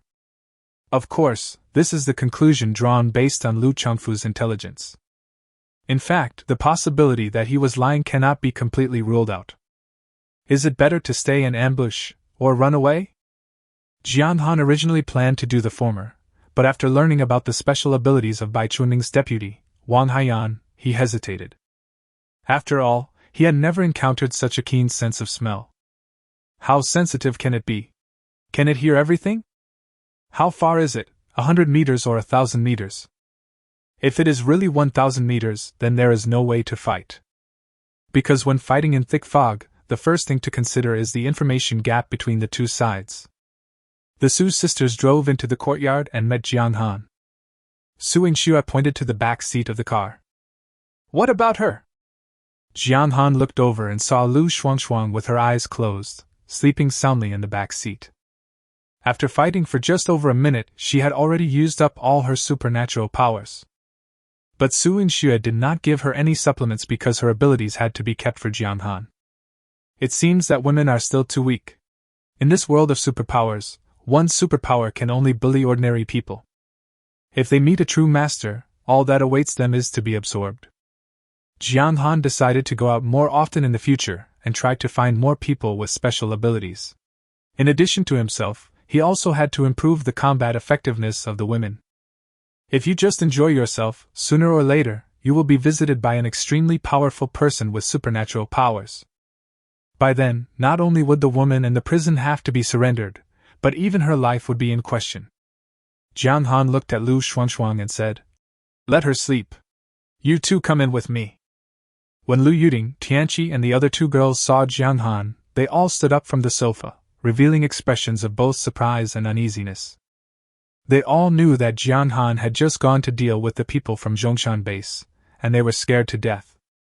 In their opinion, Jong Han alone had no chance of winning. But Jong Han still came back. Lu Yuding hurried forward. "The people from Jong Xan base, I killed them, just like killing chickens," Jong Han said simply and easily. He had to let the women see his strength. "The Jong Xan base that seems unshakable to you is just an ant that can be easily killed by me." Sure enough, the 5 girls' eyes changed when they looked at Jong Han. They were filled with shock and more dependence. Jong Han continued, "We'll talk about the rest later. Right now, there's something urgent that needs to be done. We have to move. You guys drive and follow me. Let's go to another place and wait for the weather to clear up. You can't stay in a place of trouble for long. Since you know there are risks here, just go to another place." The 5 girls had no objection to this. Lu Yuding nodded and said, "Okay, let's go clean it up now." "No need to clean up, I have everything. It just requires you to pay a price." Of course, he didn't say the latter sentence. He had plenty of time when he got to prison. Su Yingxue drove an off-road vehicle in front to lead the way, and Su Yingwei followed in a van. If Bai Chunming wanted to come, he should come from the east, and if his people wanted to come, they would come from the north, so Jong Han directed the car to the northwest. 15 minutes later, through headphones and positioning, Jong Han met up with Yi Meng and others. When Tianqi, Lu Yuding and others met, they were naturally surprised and happy. It seemed that Tong Yao also knew Tianqi and the others. They held hands and talked about this and that, and were so happy that tears were about to come out. Now is not the time to chat. Jong Han called several key persons in charge over and gave them orders. Team 2 drove the bus and was responsible for taking the 5 girls from the Li family mansion back home. The rest of the people held a small meeting. Soon, the bus left, and Jong Han told everyone about his hesitation. He wanted to hear everyone's opinions on whether to retreat first to ensure his own safety, or take the risk of ambush. "If you asked me, fight!" Yi Meng was the first to stand up, looking excited. This is her first actual combat after gaining superpowers, and she is always eager to try it out. She suggested splitting the troops into 2 groups, with one group lying in ambush in the Li family mansion, and waiting for the enemy to arrive, while the other group would rush out and attack from both sides. Jong Han shook his head after hearing this. It was too crude. Now it wasn't a question of ambush, but who discovered who first. If the enemy discovered them first, the ambush would turn into an ambush, and the one to be attacked would not be the Jong Xan base, but their women's prison. He looked at Li Tianqi. Among these people, this woman should have the most say. After all, she was the captain of the special police and had participated in real battles. Li Tianqi understood. She thought for a moment, and then said, "First of all, I agree with fighting. Although I'm not a psychic, I've heard that psychic powers are very valuable and will definitely be very useful to the warden. And the other party is the squadron leader of the Jong Xan base, so psychic power is definitely indispensable.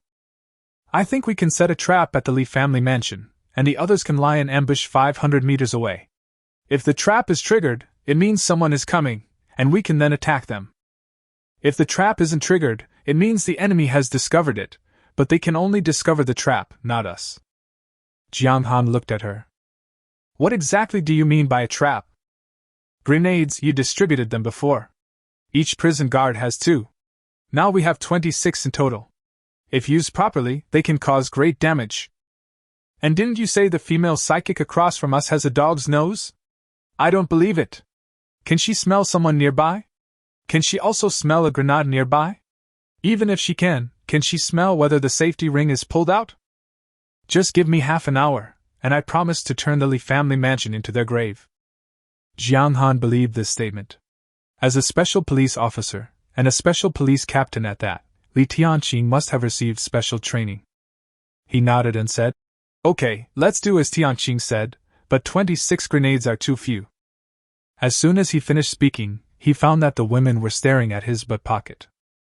Jong Xan knew that there was a rumor among the female prisoners that he possessed the ability of the male protagonist in the most popular rebirth novel Before the End of the World. It has its own infinite space. There are enough supplies in the space for them to live for a lifetime. Jong Xan never denied this. That's good too, it can protect my real trump card. In that case, come on. He started to pull out high explosive grenades, smoke bombs, flash bombs. Each one was 20 yuan, and Jong Xan bought 50 of them at once. Li Tianqing seemed a little unsatisfied. Do you have a jumping mine in your pocket? The kind that explodes in midair when you step on it. It's very lethal. Jong Xan shook his head. No. That thing hasn't been unlocked yet. Li Tianqing muttered. I don't know how to collect it. At this time, a young female prisoner said, Since the other party has a dog's nose, the warden should give her some pepper so that she can't smell anything. Li Tianqing quickly shook his head. No, her ability is a dog's nose, but she's not a real dog. If she could smell the pepper, she'd definitely infer an ambush, and even think we knew about her ability. The little female prisoner suddenly realized what was going on and thought to herself that he was worthy of being the captain of the special police force. 76 grenades packed into 2 large boxes. Li Tianqing waved his hand. Everyone in the team, follow me to the Li Mansion. Chapter 87 Instructor Li's Instructor. Inside the Li family mansion, Li Tianqing and Tong Yao were divided into 2 teams, each with 6 prison guards, laying mines on the left and right sides of the yard. Watch carefully. Li Tianqing squatted down, fiddling with the dagger in the cracks between the blue bricks. To make a grenade trap, it must be strong and sturdy, otherwise there may be accidents. As she explained, she inserted a grenade with the safety ring removed into the cracks between the bricks. When setting a trap, you must fully consider the direction the enemy will come from and how they will react, ensuring they inflict maximum damage. This grenade is a submine. Its purpose is that when the trigger mine explodes, the ground vibrates, causing greater damage. Now I will teach you how to make a trigger mine. She spoke very seriously, and the prison guards listened even more attentively. They had never expected that they could also play out this kind of plot that they had only seen on TV before. After a while, Li Tianqing clapped his hands. Okay, the detonator has been set up. As long as someone touches this wire, it will explode. By this time, the enemy's main force should have entered this yard. The other mines will explode behind them. Job done, let's go. Li Tianqing and Tong Yao each took their men onto the troop carrier, which started and headed northwest. A prison guard sitting in the back row raised his hand. Instructor, I have a question. Li Tianqing sat in the front passenger seat, looked in the rearview mirror and said, Ask. If the enemy only sends 1 or 2 people to explore the way, then wouldn't our mines be in vain? Yes, the situation you described is indeed possible, and very likely. That would require a remote-controlled bomb, which our current equipment cannot handle. However, our main goal today is to find out when the enemy will arrive, so if the grenade explodes, we'll be considered successful. The prison guard nodded, as if he understood. Li Tianqing continued. Today is everyone's first time laying mines. Let me ask you, what do you think is the most important thing about laying mines? The women talked about all sorts of things.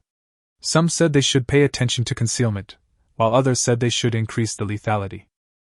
At this time, a woman squatting on the ground said, Instructor, I think the most important thing is to remember the location of the grenade and not blow yourself up. Li Tianqing looked at her in surprise. Not just because of her answer, but also because of her posture. Everyone else had a seat except her. Li Tianqing recalled the frail woman before him, then said, Wang Li said it very well. We lay mines to kill the enemy, not to kill ourselves. So remembering every mine we lay is the most important thing. But why are you squatting on the ground? At this time, the young prison guard beside Wang Li sighed helplessly. There weren't enough seats. Sister Li said she was the last one to arrive, so... The prison guard team is mainly composed of female students. 27-year-old Wang Li is the oldest, so everyone calls her Sister Li. Li Tianqing looked at the back row and understood. The troop carrier has a standard 12-seater capacity, plus the driver and co-driver in the front, for a total of 14 seats. When Jong Xan was assigning prison guards, he also took this into consideration, so he decided to set up a 12-person system with 10 people in each team, plus a team leader and a team doctor. Later Wang Li joined and the team became 13 people. In addition, Tong Yao and Li Tianqing are coming with us today, so there are not enough seats. Wang Li smiled and said, "It's nothing. I was the last one to arrive, so of course I have to squat." Li Tianqing looked at this married woman who was about the same age as him with some approval, and then said, "That's right. When I was in the Special Operations Brigade, my instructor asked me the same question, and your answer is the same as mine. But just because you answer correctly doesn't mean you can do it. Let me test you. How many grenades did we plant today?" Wang Li blurted out. "Today, Instructor Li and I are in charge of the north side of the Li family mansion. We've laid 38 mines in total, including 3 decoy mines and 35 submines. The 3 decoy mines are located at the villa entrance, the flower bed, and underneath a corpse." The other prison guards in the car looked at her blankly. They all participated in the whole process, but none of them could accurately tell where each grenade was. "Wow, Sister Li is amazing!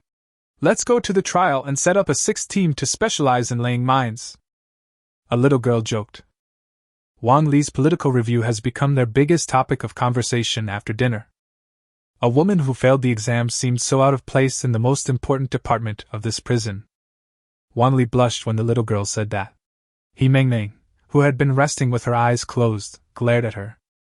"You're the only one who talks too much. Why don't you get up and give Sister Li your seat?" The little girl stuck out her tongue and dragged Wang Li to her seat. Everyone changed the subject, and someone suddenly remembered. "Instructor Li, have you ever been a Special Forces soldier?" "Special Forces? Then can you break bricks one-handed?" Li Tianqing said with a bit of pride. "I served as a Special Forces soldier for 2 years, and only joined the Special Police Detachment later. As for breaking bricks with one hand, of course I can do it." "Wow! Everyone, welcome Instructor Li to give us a performance." Clap, clap, clap, some people even applauded enthusiastically. Li Tianqing waved his hand. "Actually, this is nothing. As long as you master the skills, most people can do it. I will teach you later." At this time, Tong Yao interrupted and said, "It's boring to break bricks with one hand. Why don't you ask Instructor Li's instructor?" "Instructor Li's instructor?" Everyone was a little confused. But Li Tianqing was not confused. She shouted softly, "Xiao Yao!" His expression was somewhat serious. Tong Yao quickly turned around and stopped talking. Then the girls reacted. "Oh!" They all stretched out a long note at the same time. "Instructor Li, please tell us about your instructor." A tall figure emerged in Li Tianqing's mind. He was a man 10 years older than me, a man who had won 2 first-class merits and 3 second-class merits.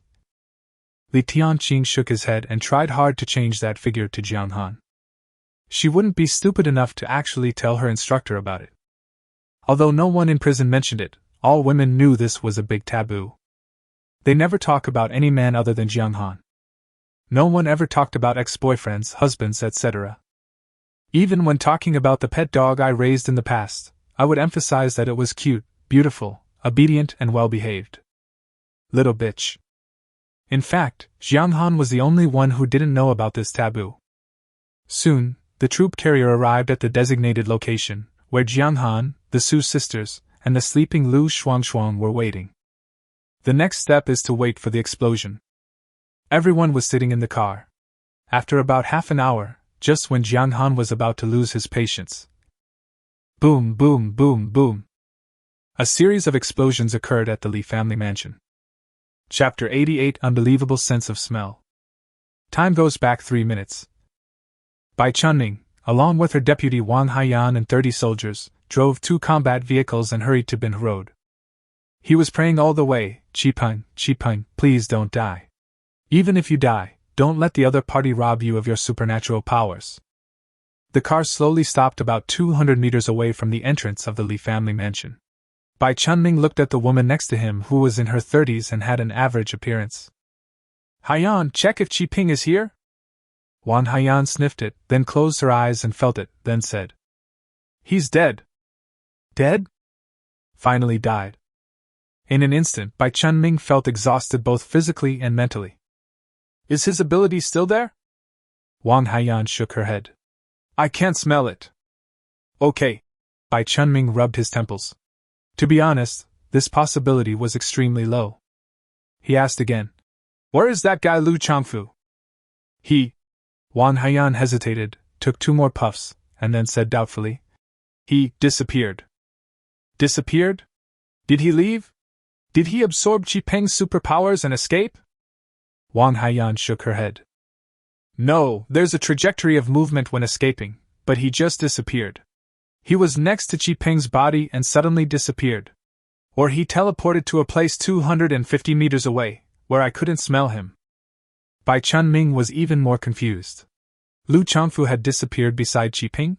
What was going on? But Bai Chunming never doubted Wang Haiyan's words. The reason why he could stand out among so many exploration-type superpowers was that he had been his comrade for 7 or 8 years. And Wang Haiyan's special ability. Her special ability is not comparable to those of the captain's deputies. She can not only smell the smell of objects, but also their location and status. Most importantly, you can smell the approximate time and thus infer what happened. With the help of this assistant and the information provided by the base, Bai Chunming has successfully found and killed nearly 100 people with special abilities. Of course, he did not treat Wang Haiyan badly, and always let her keep half of her supernatural power.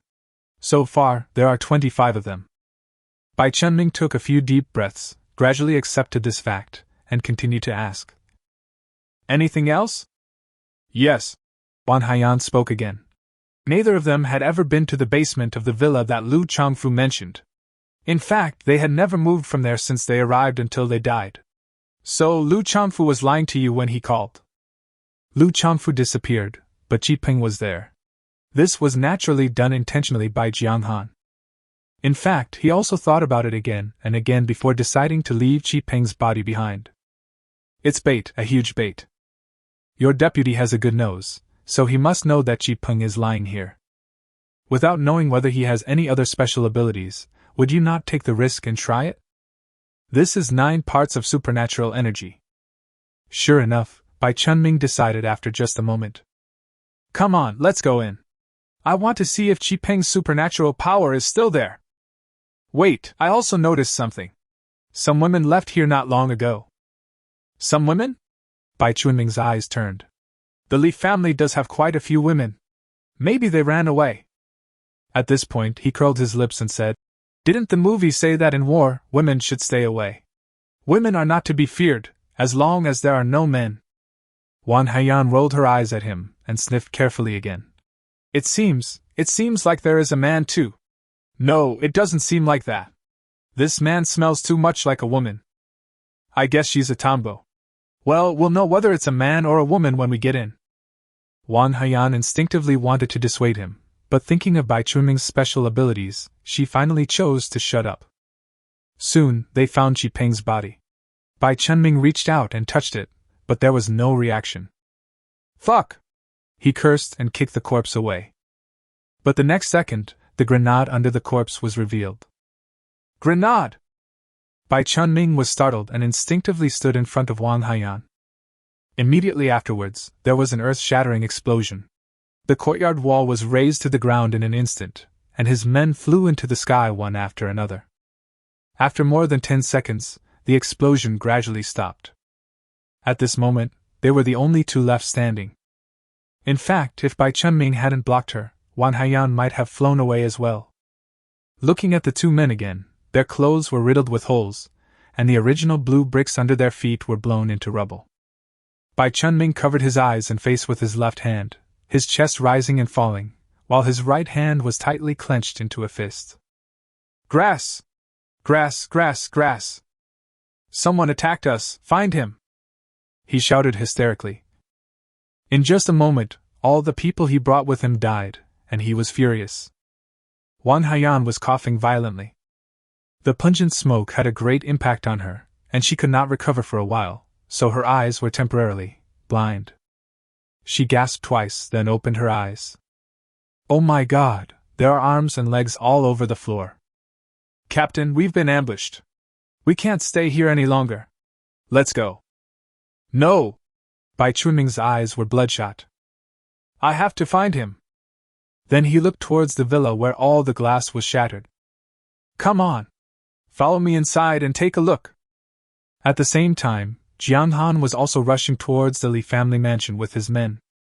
The SUV was in front, and Su Yue was driving. Su Yue sat in the back, looking a little listless. Next to her was the energetic Lu Shuangshuang. They had walked this road several times before, so they drove very fast. It will take at most 3 minutes to get there. Soon, when they were still 300 or 400 meters away from the Li family mansion, Jiang Han patted Lu Shuangshuang. Shuangshuang, hurry! Lu Shuangshuang looked ahead intently, and soon the Li family mansion came into view. I saw the mansion. The wall collapsed, and there were lots of bodies. There were people. 2 people came out of the villa. What kind of person? A man and a woman, both wearing red camouflage uniforms, are from the Jong Xan base. Jiang Han's eyes lit up. A man and a woman, that was them. Soon, Jiang Han, whose perception range had increased, also found the courtyard wall, and then he also found the 2 people. With just one glance, Jiang Han could tell that they were all superpowered. Their clothes were torn to shreds, but their bodies were intact. It only proves one thing, that their bodies are very strong, and only high-level psychics have such strong bodies. In addition, the 2 people's figures and appearances are exactly the same as what Lu Chengfu said. So Jiang Han immediately concluded that these 2 were the captain and deputy captain of the 3rd Squadron of Zhongshan Base. Bai Chunming and Wang Haiyan. Without saying anything, he opened the door to space. Bullets poured out. Aim at their whole body, especially their eyes. Ah! The 2 men were completely unprepared, and their eyes, heads, and even their entire bodies were instantly hit by hundreds of bullets. Ah! Bai Chunming reacted quickly.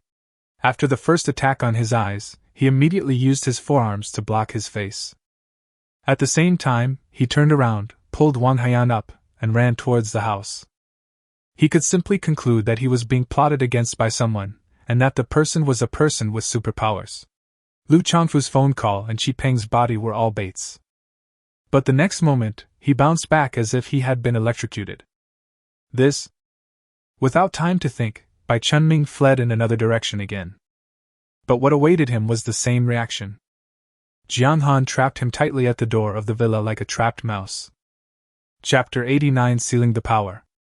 Jiang Han discovered that Bai Chunming's body was really strong. Hundreds of bullets were fired, but it just couldn't be hit. Soon, He Mengming also arrived, holding the dagger in reverse, with an excited look on his face. Warden, where are they? It's a bit like risking your life. Li Tianqing, Tong Yao, Lu Shuangshuang, and a group of prison guards all stood behind Jiang Han. Each of them took up their weapons and pointed them cautiously in the direction Jiang Han was staring at. Of course, no one except Lu Shuangshuang could see anything.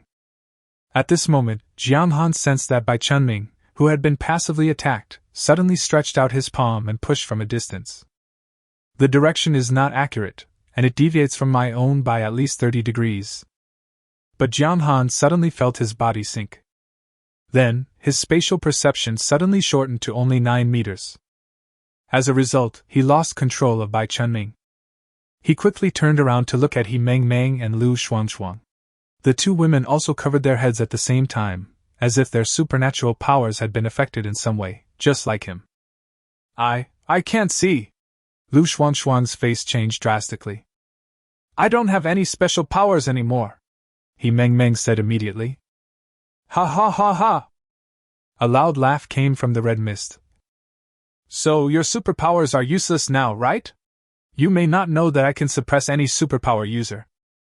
In the face of absolute strength, any conspiracy or trickery is futile.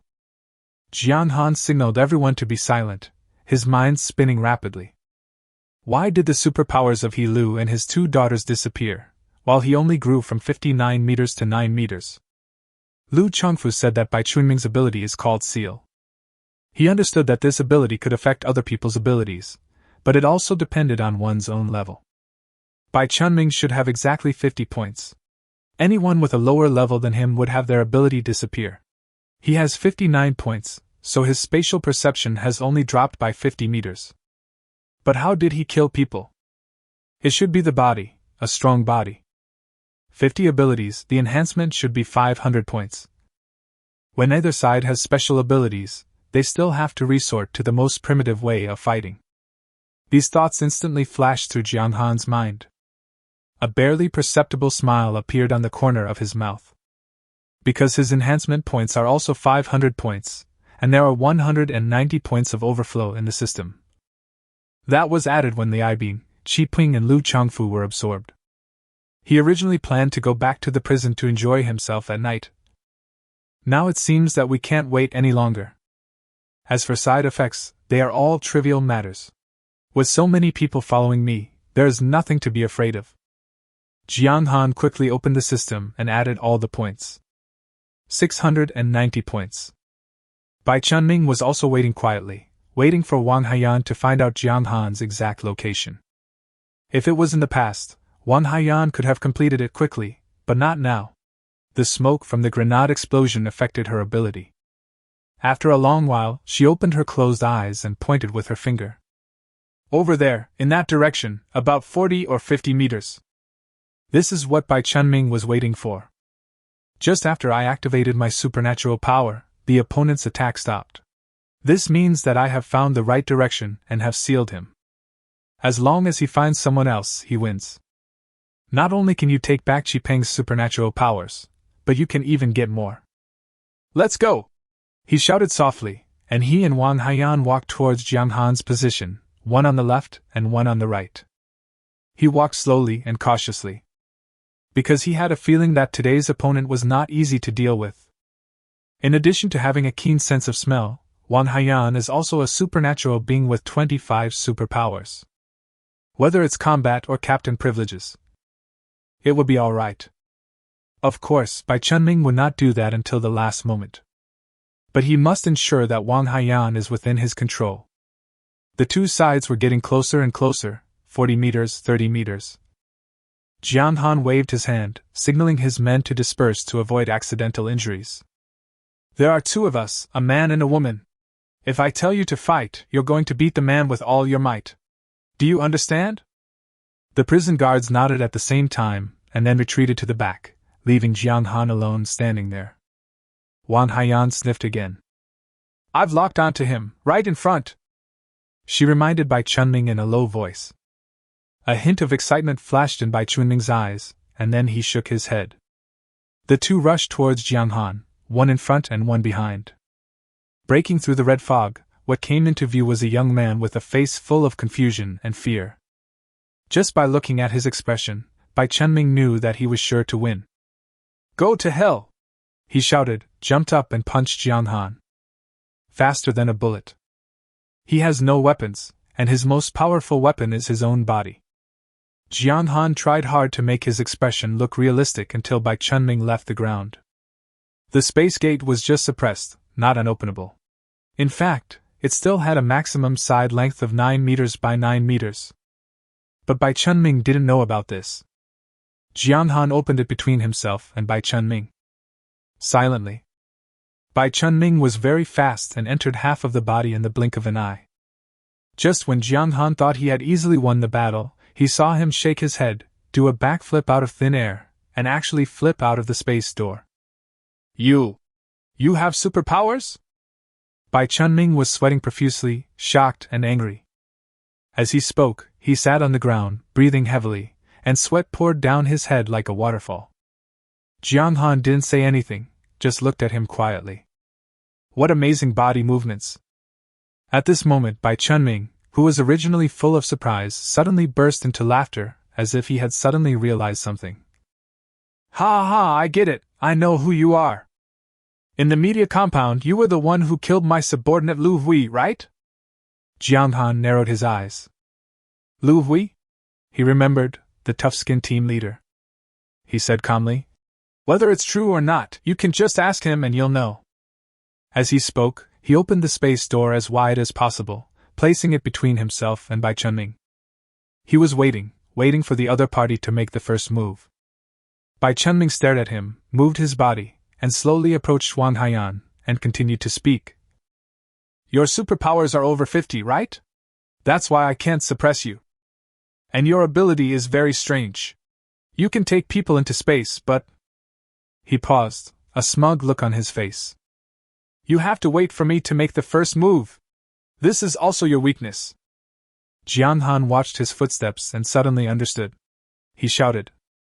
Beat! Duh.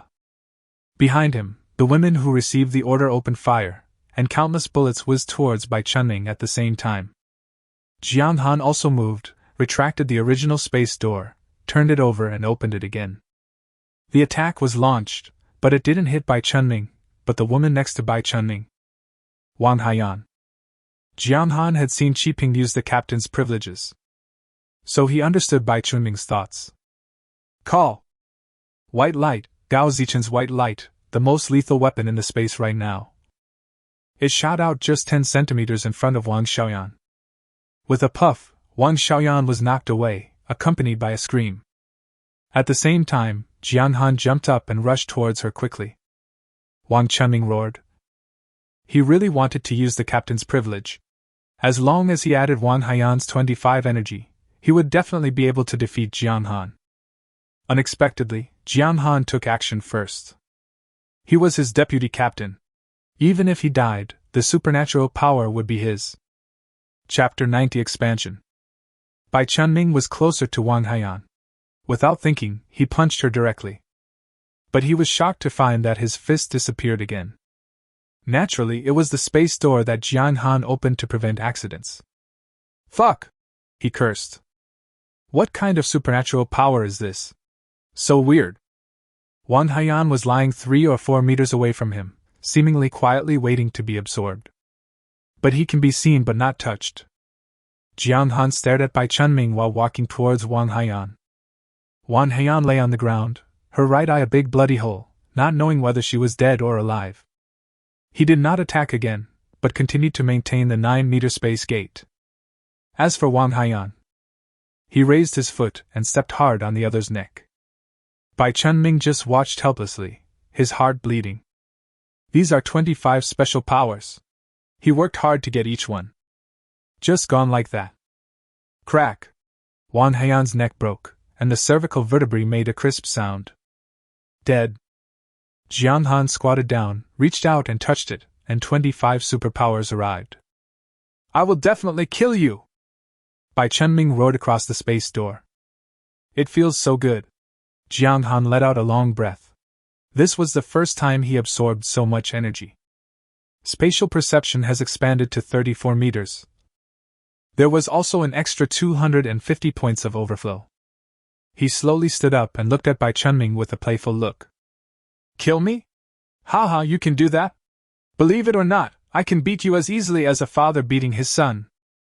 The wrinkles on Bai Chunming's nose trembled violently, similar to the movement of a wild dog about to bite someone. If you're a man, fight me with real weapons! Jiang Han curled his lips in disdain. Don't think I don't know.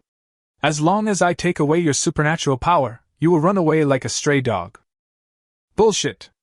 I'm afraid you wouldn't dare. What did you say? I don't dare? Jiang Han seemed to be irritated. He twisted his neck, bent his wrists, and stretched the 2 tendons on his waist, making a gesture as if he was going to fight a big battle. Let's make a deal first. I'm going to remove my superpowers, and you're not allowed to run away. Bai Chunming snorted coldly. I've been injured twice, both times with bullets hitting my chest. I've never known how to run away since I was born. Okay, don't brag to me. Let me put it this way, if you really run away, you are not your mother's child, you are a dog's child, so just tell me if it's okay or not. Hearing these words, Bai Chunming was furious. He wanted to go up and tear Jiang Han into pieces.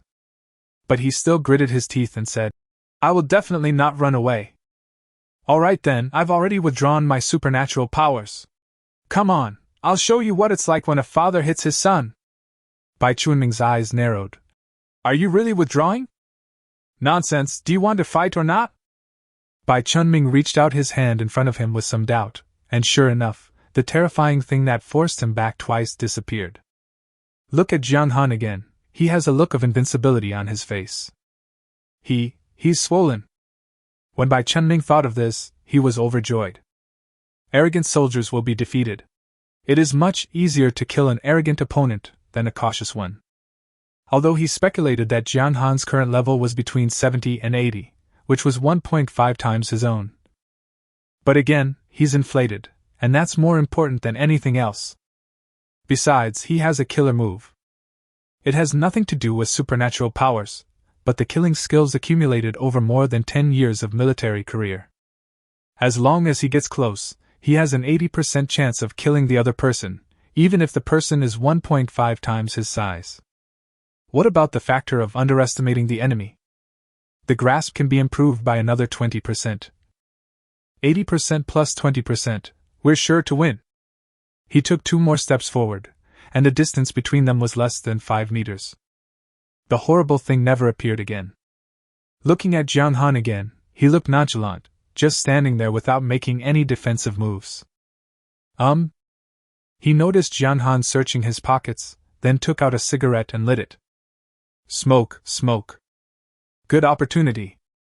Bai Chunming no longer hesitated and rushed towards Jiang Han like a cannonball. 3 meters, 2 meters, half a meter. Hit it! He was extremely excited because Jiang Han didn't react at all. If I win, I will also be a big boss with 100% superpowers. But the next second, just as his fist touched Jiang Han's hair, the familiar feeling of terror came again. He rushed into the space gate. This time, Jiang Han opened the door 3 centimeters in front of him. And it's always on. A large square box of 3 meters by 3 meters. He did all this just to wait for Bai Chunming to take action. Rage him, trick him, and kill him. Bai Chunming's speed was too fast, and he was completely defenseless, so he went halfway in. At the same time, Jiang Han also moved, quickly bypassing the space gate and running behind Bai Chunming. Go in. Then, he was kicked hard in the butt. This time, Bai Chunming no longer had any ability to resist. Fell into a different space. As luck would have it, he ran into Lu Hui, the man he had been thinking about. As their eyes met, Bai Chunming's consciousness gradually fell into darkness. As soon as Bai Chunming entered the space, Jiang Han immediately felt the return of his sealed supernatural power. 84 meters. After absorbing Bai Chunming, it will reach 134 meters. It's over. Jiang Han clapped his hands. The women gathered around him immediately. Warden! Husband! So powerful! Jiang Han laughed heartily. The Li family mansion had really brought him a lot of benefits. Jiang Han pointed in the direction of the troop carrier. Everyone get in the car, I'm going to drive. We have a driver, how can we let the warden drive himself? As Meng Neng was talking, she suddenly felt something was wrong. Oh. She understood. Because Jiang Han absorbed a lot of superpowers, so he wanted to drive. We make cars. After a while, the combat vehicle began to shake violently. Sisterly, please watch the door carefully outside, Dinner time. Jiang Han and the prison leadership sat together for dinner. Hot pot. Fragrant and steaming. While eating, Jiang Han explained to them his experience in fighting against people with special abilities. This time, I met 5 people with special abilities. Liquid control, ice, insect control, smell sensitivity and seal. What kind of superpowers have what weaknesses, what precautions should be taken, how to fight next time you meet one, etc. The girls seemed to be listening very seriously, but underneath they started to fight openly and secretly. After a while, someone dropped his chopsticks. After a while, someone who doesn't like spicy food wants to change seats. Why do you need a hot pot if you don't like spicy food? A while later, someone else spilled a drink on Jiang Han's pants while toasting. This made Jiang Han very angry. Those who did not listen carefully must be severely punished. By the way, the newly obtained 750 overflow points are also added. By now, he has 134 pieces of superpowers. Until the dead of night, Jiang Han held a piece of paper in his hand. This was found on by Chunming's body, and he carefully put it in his chest pocket. There were 4 addresses written on it. Chapter 91 Captain Chinfeng. What is this? Is this the location of the superpowered person? Jiang Han made some guesses based on the information he had previously obtained about the Jong Xan base. The Jong Xan base can infer where the people with special abilities are based on the alarm calls, and then tell the 6 squadrons separately. The list in his hand is the information held by Chunming's 3rd Squadron. Hongqiang Steel Plant, Hengfu Garden, Jiangyang District, Banbidian Village, Jinshan District, Longwei Industrial Bank Guangning Road Branch. Jiang Han decided to visit each of them one by one tomorrow and give the women some training so that they could become his helpers in the future. Zhongshan Base Control Room. Or that cold man called the captain. At this moment, he was sitting in the office chair, with the rank of Major General on his shoulders shining brightly. At his feet, kneeling was a square-faced man in his 50s with his arms tied behind his back. There was also a woman in her 40s lying there, naked, with her eyes closed. Next to these 2 people, there were corpses on the ground, including men, women, old and young, but these corpses had one thing in common. Shriveled, shrunken, gray and black, without any blood. It seemed that some unknown monster had sucked all the blood out of the body, turning it into a mummy. Director Yin. The captain put his feet on the table, still playing with his knife, and continued. I must praise you. Your wife is still so beautiful at her age. It makes my men very happy. It would be even more perfect if your daughter were added to the mix. The man called Director Yin lowered his head.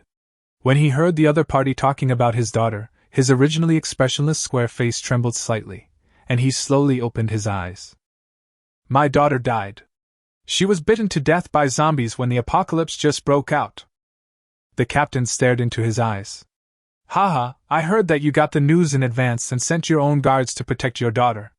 Could she be in a concentration camp now? Director Yin's eyes didn't move at all. He simply said, I also hoped she was still alive in the concentration camp. Unfortunately, she died. If you don't believe me, you can capture my former guards and ask them. The captain raised an eyebrow. You'd better say that all your guards were killed during the rebellion. Who should I ask? Director Yin remained silent, and the captain spoke again. Okay, next question. I was promoted to lieutenant, and all the indicators were clearly qualified. Why are they holding me back? Director Yin sighed. I've answered you countless times. This is an organizational decision, not something I can influence alone. The captain narrowed his eyes. Don't give me official words. We all know why I wasn't chosen. Isn't it just because I didn't give you a gift? Look at my current level. Do you know who this belongs to?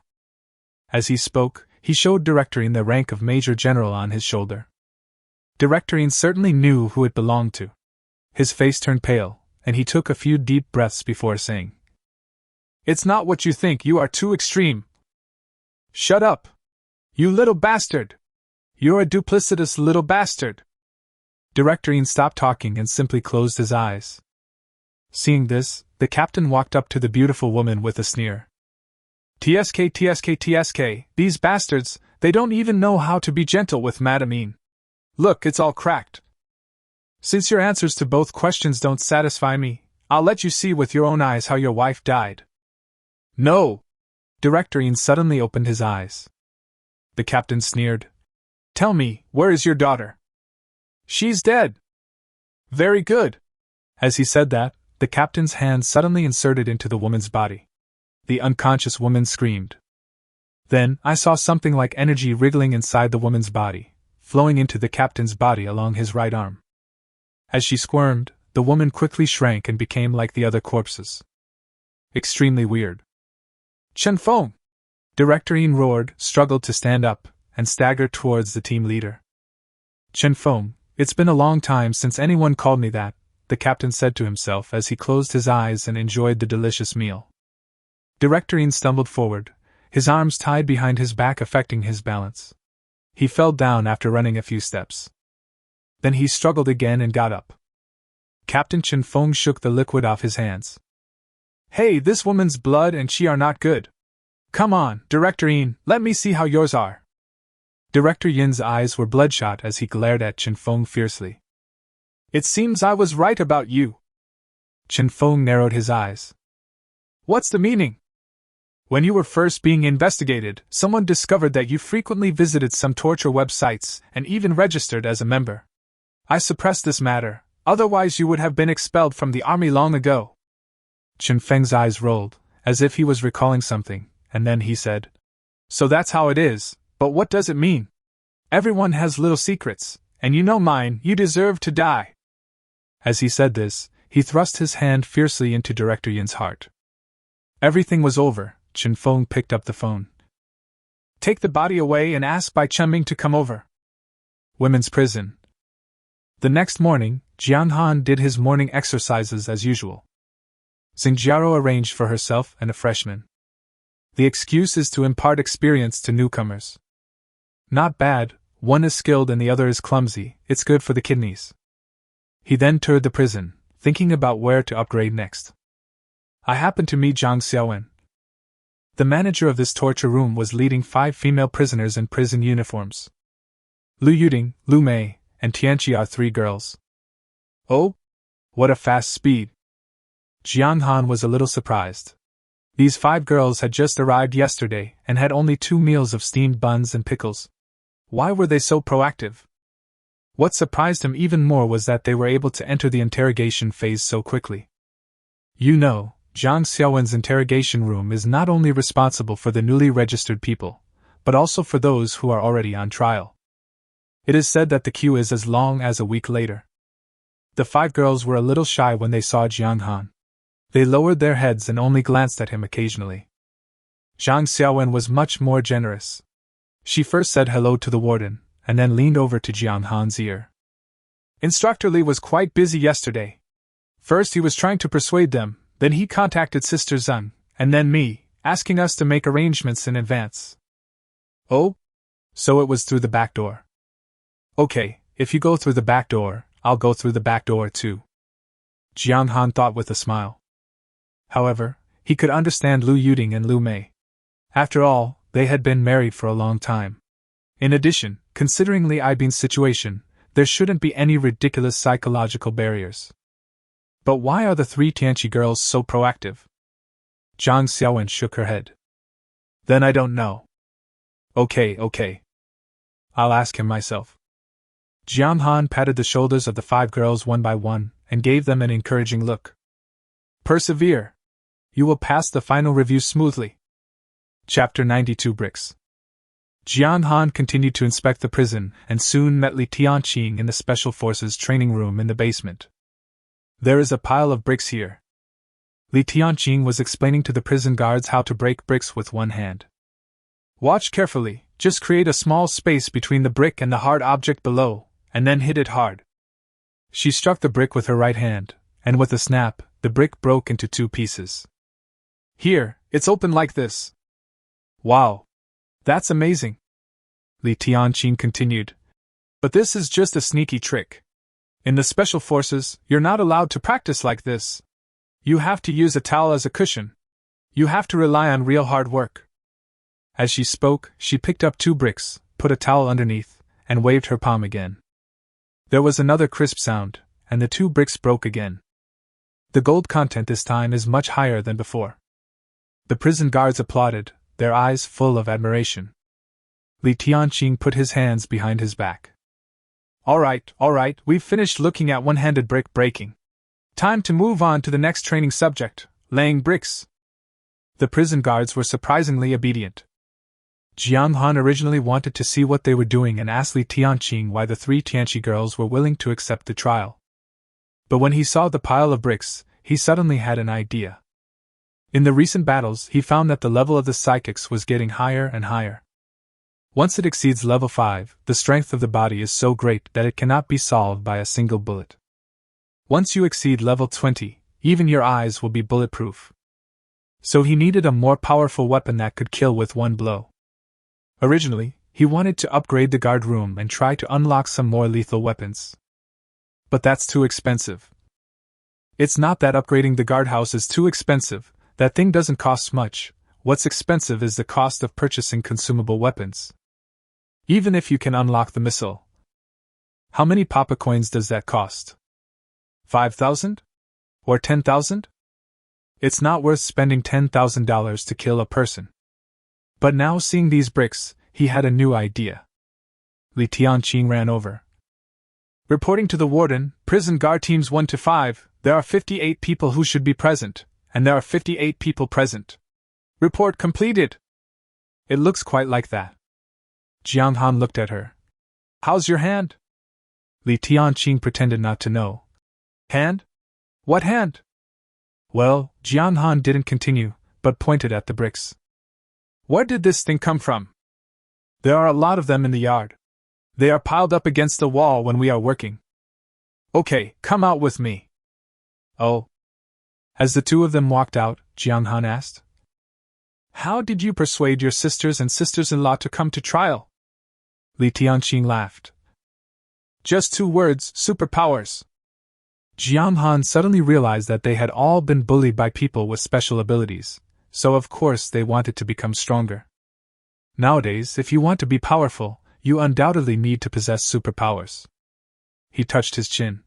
Then have you told them that even if there is a trial, it is not certain that they will be blessed with supernatural powers? Li Tianqing took Jiang Han's hand and said, Don't worry. I've already said that the trial is only the first step. If you want to be blessed, you must devote yourself wholeheartedly. So, just wait and enjoy. So you could let me enjoy it by asking Xingjero and the others to come through the back door? Li Tianqing scratched his forehead. The conditions in those ordinary cells are too poor. As for the trial, it's only a matter of time. The sooner they pass, the sooner they can live and eat better. As they spoke, the two walked to the pile of bricks. Jiang Han patted the bricks that had piled up into a small hill, further confirming his plan. Okay, do some work with me as a punishment. Li Tianqing's eyebrows danced with joy. Everyone in the prison knew what these 2 words meant. Punishment. She looked around and said, Warden, you're getting better and better at playing. What are you thinking about? Help me throw the bricks. Throw bricks! Afterwards, Jiang Han opened the space door in front of him and pushed it, and a row of bricks flew into the space.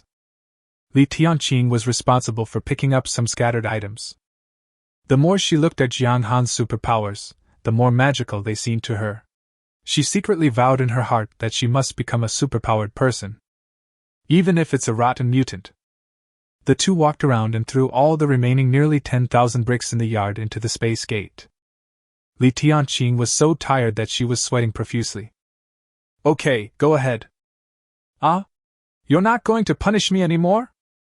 Isn't this the end of the punishment? That won't work. Li Tianqing rolled his eyes. Do you know which unit I was in when I was a soldier? The field army, the field army. Wild.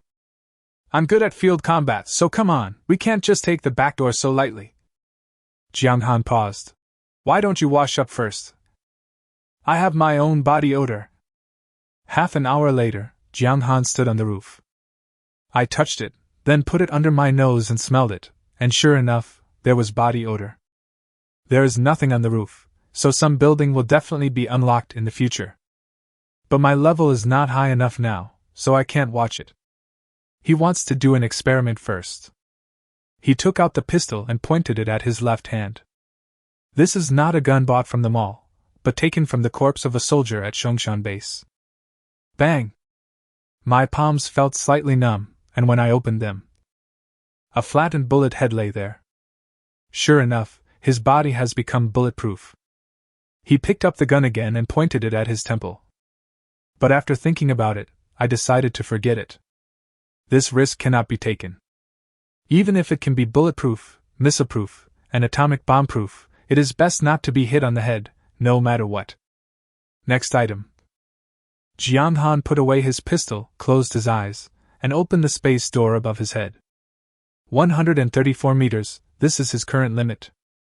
Whoosh! Nearly 10,000 bricks that had just been collected fell from the sky and smashed heavily onto the ground. As soon as he finished, Jiang Han opened the space door under his feet. The same is 134 meters. Near the 3rd floor of the prison. About 6 seconds later, the brick roared into the space again. Now, they have an initial speed of about 40 meters per second. But this is far from enough. Jong Xan did the same thing and opened the space door above his head for the second time. The brick with the initial speed flew out again, and this time, it fell back into space in just 5 seconds. Come again! The speed continues to increase. 4 seconds, 3 seconds. After 30 times, the brick flew faster than the speed of sound, emitting huge sonic booms. Boom, boom, boom. It makes my eardrums hurt. After another 30 times, the speed reached the limit that Jong Xan could control. What is the limit? The human reaction time is 0.2 seconds, which is the interval between opening and closing the door. Jong Xan might be faster, but he stopped. After all, if it cannot be caught, it will cause huge damage to the ground and the main body of the prison. 0.2 seconds, 260 meters, converted into a speed of more than 1,000 meters per second. What concept? Equivalent to the initial speed of a sniper rifle. But the bricks are heavier, so the damage is greater. He believed that even if Bai Chunming came, he would not be able to withstand his brick. And the most important thing is that it is cheap and you don't have to spend a penny. With this powerful weapon in hand, Jong Xan felt more confident. Set off. Go find the superpowers. Chapter 93 Training Female Prisoners. The first place Jong Xan chose was the Hongqiang steel plant. Because this is the closest. It is located outside the East Third Ring Road, just an hour's drive from the prison. Jong Xan brought 3 people, the Su sisters and He Mengmeng. After all, it was just a piece of paper, and he couldn't be sure that the address on it was the one with superpowers. Even if they really are people with superpowers, we don't know whether they are strong or weak, or how many there are. He had his own plan. If he could only get one ability, he would give it to Su Yingwe. She kept it to save her life. If there are 2, then give one to Su Yingxue. She is here to increase the duration of the battle. If there are any more, give them to He Mengmeng. She is the captain of a team and can go out and find female prisoners for herself. Soon, the car arrived outside the steel mill. Jong Xan could sense the smoke from a distance. That's the smoke from burning. Several people got out of the car, and Jong Xan threw the SUV into the space gate. He wanted the women to learn some combat skills as well, because one day they would have to face the enemy alone, including the Su sisters. After walking a few steps forward, Jong Xan saw people, about 20 of them, all men, rough guys in their 40s. They are cooking, and in the pot is. Jong Xan narrowed his eyes. People. It was a man who had been cut into pieces. Why did he know it was a man? Because there was a man wearing a helmet holding a bowl of steaming meat, with a stewed kun on top. The man in the helmet walked up to a dark-faced man. Boss, can you make up for it? The dark-faced man glanced at him sideways. Damn it, there's no woman around, so I'll vent my anger on you after I'm done. The man in the safety helmet chuckled twice, placed the bowl on the big man's table, and then hurried back to divide the meat. Okay, I'll use you guys to practice. He waved his hand and walked towards the steel mill workshop with the 3 women. There were some zombies on the road, and Jong Xan didn't need to take action now. The 3 women each held a pistol and cleared them as they walked. Soon, we arrived outside the workshop. There was a big iron gate. Jong Xan pointed at the gate and said, There's a person with superpowers inside. Kill him and the superpowers will be yours. The 3 women were stunned at the same time. A person with superpowers? Superpowers. They became excited. But Jong Xan continued, But you are not allowed to use guns. But you can use this.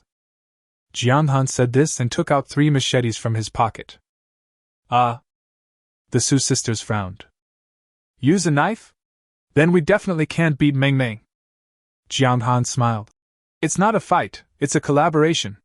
I have my own plan for who to assign the superpowers to. Don't worry, as long as you obey, I guarantee that each of you 3 will get at least 1 superpower today. The 3 women looked at each other and nodded.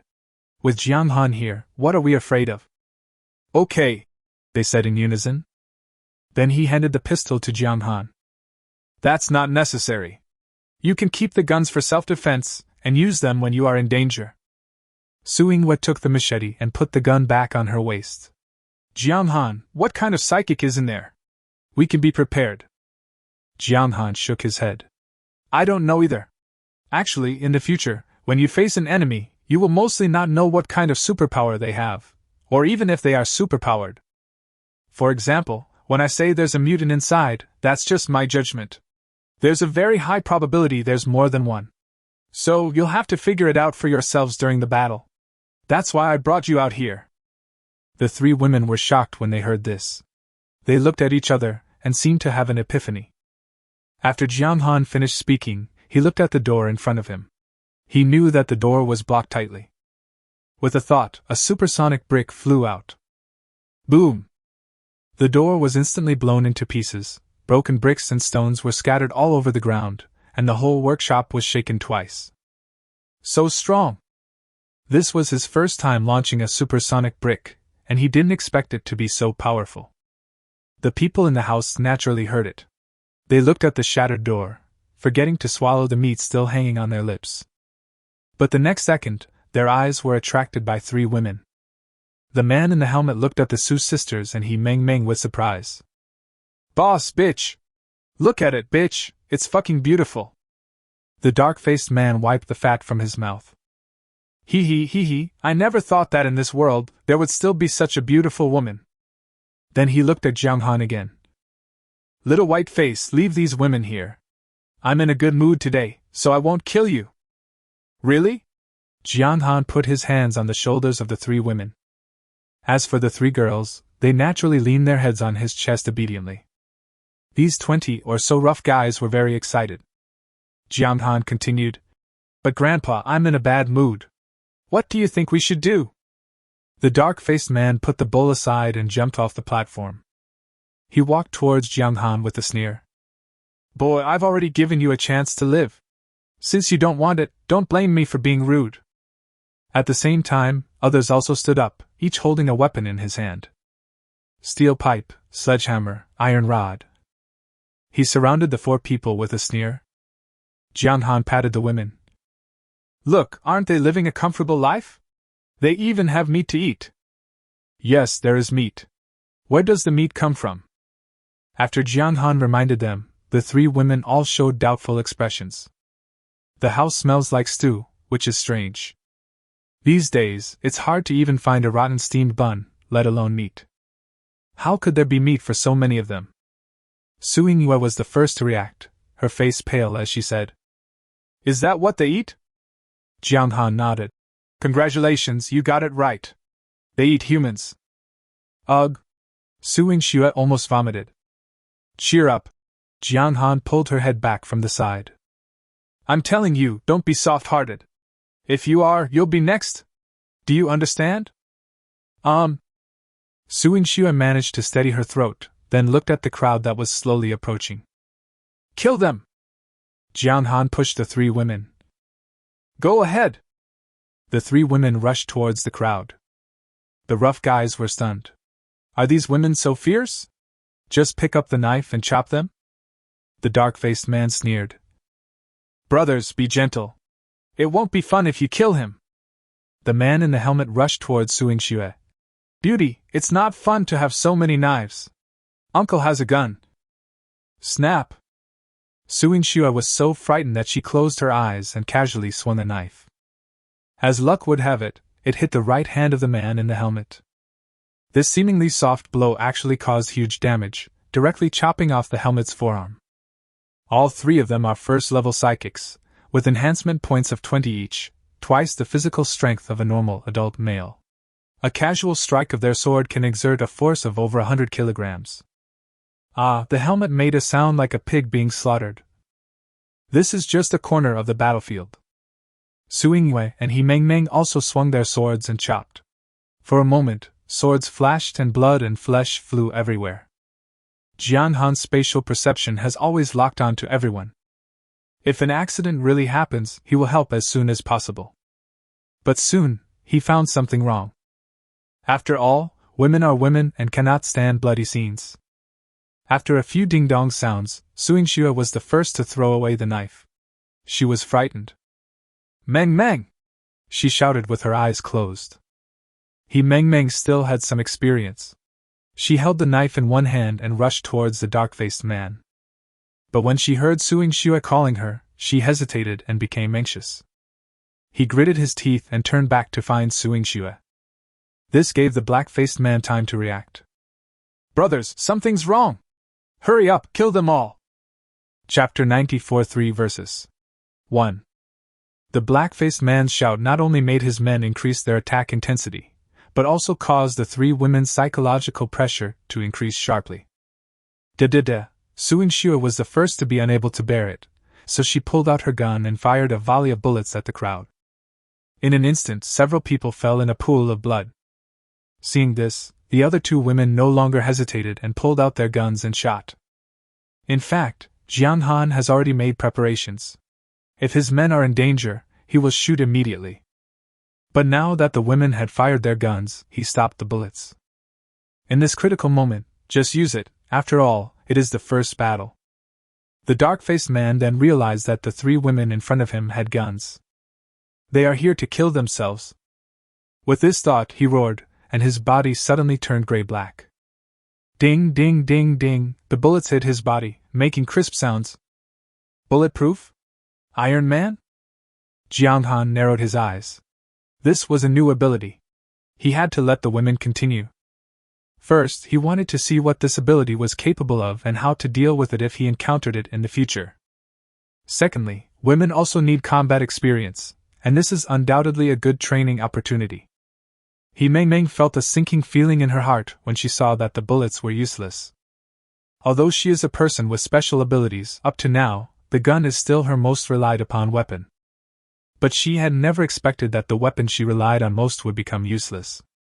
The dark-faced man was very fast and rushed to the three women in a blink of an eye. "Scatter!" Meng sensed the danger and shouted sternly. The Su sisters did not react and just stood there in a daze. They were stunned, but the big man was not. He roared and threw a heavy punch directly at Xue's face. The wind from the fist made Xue's hair fly and sway. She was stunned and didn't know how to dodge or fight back. Whoosh!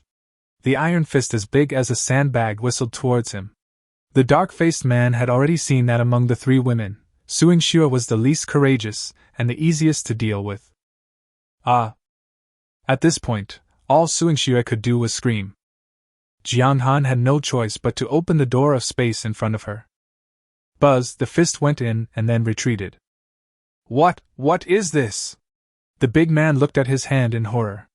The feeling just now was so terrifying. In the moment of being stunned, Meng reacted and flipped her hand. A small piece of iron that was sharpened to an extremely sharp point flew out of her hand. Go to hell! Her iron piece seemed to have a soul. It circled from the left and went straight into the big man's eyes. But the speed of the iron sheet was too slow, and the black-faced man waved his hand and... bang! The iron sheet was blown away directly. Once again caught in a chaotic battle, Jong Xan just watched silently from the side. Meng was the main fighting force, and the Su sisters could not help at all. They held their guns, not knowing whether to fire or not. The dark-faced man was strong and muscular, and after a few rounds, Meng was powerless to resist. He saw an opening and punched out. Meng had to dodge desperately, but her movements were too slow and she was hit on the shoulder. The whole person took off into the air and flew. Jong Xan shook his head, the space door opened, and the supersonic bricks were instantly released. Boom! It hit the head of the excited big man. The battle is over. The black-faced man was hit so hard that his head was knocked off and he instantly recovered his physical form. The headless corpse flew backwards dozens of meters and hit the wall of the workshop hard, sticking firmly like a meat patty. Plop, plop. When the Su sisters saw that the big man was dead, they all collapsed to the ground.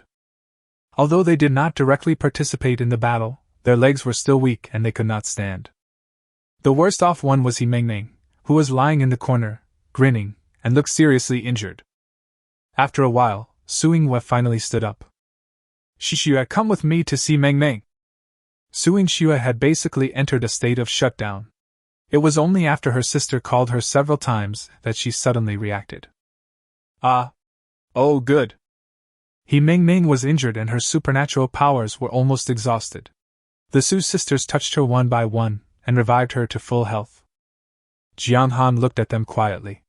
To be honest, he was very dissatisfied with this battle. It wasn't until the three of them stood up that he said, "Now, who am I going to announce the superpower to?" The three women watched eagerly, hoping that Jiang Han would give them his supernatural powers. Jiang Han cleared his throat and said, "I declare this guy's supernatural power to be mine." The three women were stunned at the same time. "You won't give it to us?" Jiang Han continued.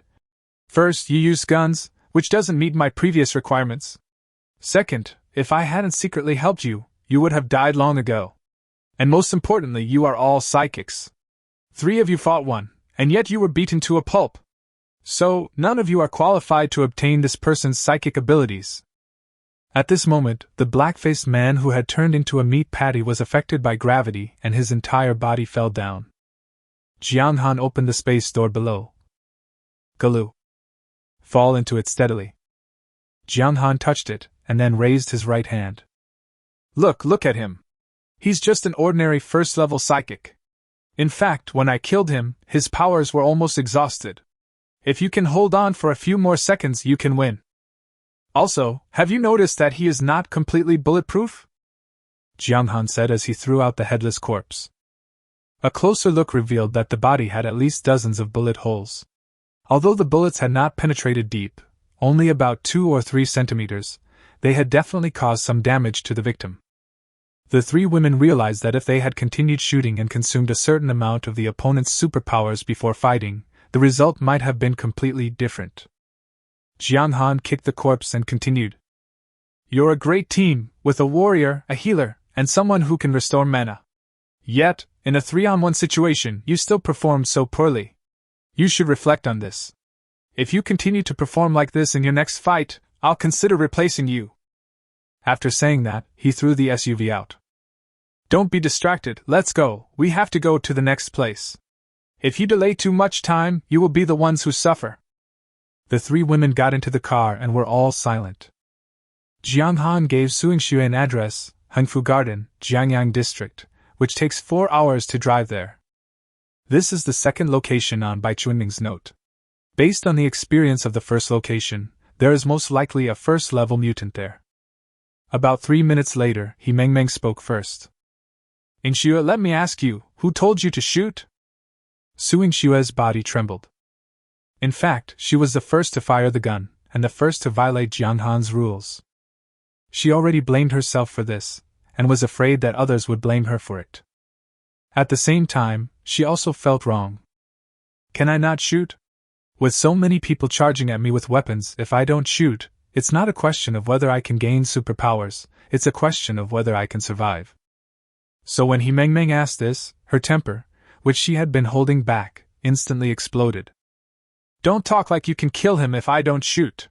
If I don't shoot, will you still be sitting here alive?" Chapter 95 Red-Haired Youth.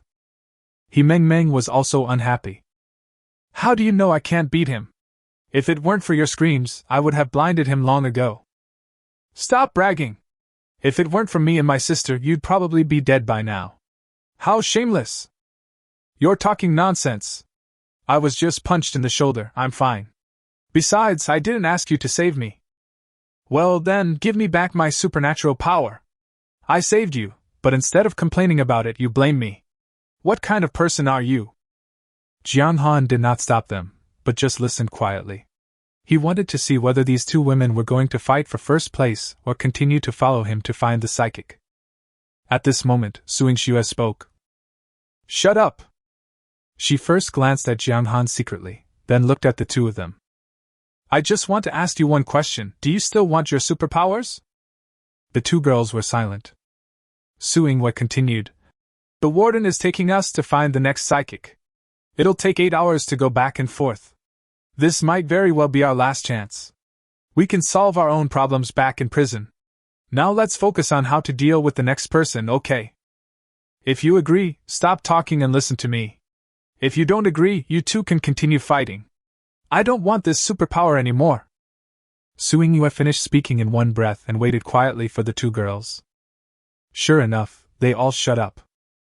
No matter how much they quarrel, they are still their own people. It is an internal conflict among the people and can be resolved at any time. But now, they have to think about the next battle. Jong Xan said that if their performance is still mediocre this time, then they should consider changing players. Seeing that they were silent, Suing-wei continued. Now listen to me. According to the distance we traveled, we have 4 hours. I have lost a quarter of my energy, and Xue has lost half. These 4 hours are enough for recovery. Meng, you're the only one among the 3 of us who doesn't have a driver's license, but you have to drive now. You all learned in prison, right? Driving for an hour shouldn't be a problem. After an hour, my abilities should be restored, and then I'll be driving. Also, no matter who's driving, they need to drive faster and pay more attention, and try to shorten the 8-hour drive to 7, or even 6. I think if that happens. Having said this, she leaned towards Jong Xan, stretched out her arms to hug his neck, and whispered in his ear. I think the warden will take us to another place. Jong Xan touched the little face that came close to him. No need to drive fast, as long as it's safe, as long as we can successfully kill the next mutant, I will still take you to the next place. Oh yeah. Suing-wei kissed Jong Xan hard on the face. After stopping the car, Suing-Xue and He Meng changed seats. When they were under the car, they looked at each other and smiled at the same time. After all, they were roommates for 4 years in college, and a quarrel was nothing compared to something as big as superpowers. On the road again, He Meng stepped on the accelerator. In order to be a good captain, she practiced driving very hard and quickly adapted to driving an off-road vehicle. Thinking of Suing-Yue's words, she focused more and tried to increase the speed of the car. The Su sisters took off their shoes in the back, laid the back seat flat, squeezed together, and tried their best to force themselves to fall asleep. Jong Xan had nothing to do, so every once in a while, he would turn on his spatial perception to see if there was anything going on around him. About an hour later, Suing-wei woke up and asked He Meng to go to the back to rest while she drove. Just as Jong Xan was desperately searching for the psychic, in the control room of Jong Xan base, Captain Chen Feng looked at the 5 squadron leaders in front of him with a somewhat unpleasant expression. 4 of the 5 felt a chill on their backs when he stared at them. But there was one exception. This is a young man in his early 20s with red hair. He is holding a big gun in his hand. The gun is more than a man tall. The young man's head was drooping, his chin resting on the muzzle of the gun, and he looked drowsy. People were terrified that an accidental discharge would blow his chin and head apart. Chen Feng seemed to choose to ignore his special behavior. He stood up and said to the other 4 people with a serious expression, I believe everyone has heard about this. Bai Chunming died yesterday afternoon, but I didn't get the news until this morning. The other 4 remained silent. They had just heard about Bai Chunming's death. They naturally knew the special ability of the captain of the 3rd Squadron, the SEAL. It is very useful to deal with ordinary psychics. Together with his deputy Wang Haiyan, such a pair of combinations were actually killed, and even one of his squads plus more than 30 soldiers were killed. They all thought about it in their minds. If it were them, could they do it? Obviously it can't be done, even if it's a sneak attack, it can't be done. So this is a master who is even more powerful than them. Chen Feng looked at the red-haired young man and said half-jokingly, Hongxing, don't fucking fall asleep. I'll give this task to you. How about that? The red-haired young man was called Hongxing. He opened his eyes lazily when he heard Chen Feng calling him. Don't worry, big brother. The other 4 squadron leaders knew that apart from Hongxing, there was no one else in the entire Zhongshan base who dared to speak like this in front of Chen Feng. Chen Feng said with a smile, Brother, if you have any requests, just tell me, I will definitely satisfy you. Hongxing stretched himself lazily. Brother, Lao Bai is dead. He still has 4 combat teams. Before he could finish, Chen Feng waved his hand. They are all yours, but there is one thing, you must find this man and bring back his body. Chen Feng's expression was very serious when he said the last sentence. Hongxing still had that nonchalant look on his face. Brother, don't worry, I'll bring this kid back alive to you. You can absorb his special abilities. Chen Feng was very confident about Hongxing's words. He walked over and patted Hongxing on the shoulder. I'll treat you to a drink when I come back. It's a deal. I'm leaving, big brother. After Hong Xing finished speaking, without waiting for Chen Feng to answer, he picked up his gun and walked straight out of the control room. Chen Feng smiled, then returned to his previous expression and looked at the remaining 4 squadron leaders. This person must be very good at sneak attacks. He must be surrounded by very powerful exploration-type psychics, or he himself must be one. So everyone should be careful during this period. Okay, everyone go about your own business. Warner, you stay for a while. The others left, and the only female among the 4 stayed. She was the woman called Warner. Chen Feng waited until everyone else had left, and looked at this heroic woman who was about the same height as him. Warner, I promoted you, made you a squadron leader, and even a major. Now I want to ask you, can I trust you? Mo Warner immediately showed an expression of shock and confusion, and then straightened her already straight body even more. I am willing to die for the captain. Oh? Really? Chen Feng narrowed his eyes, as if trying to judge whether what the other party said was true or false. Then he suddenly said, Since that's the case, I won't be polite. I want you right now, right here.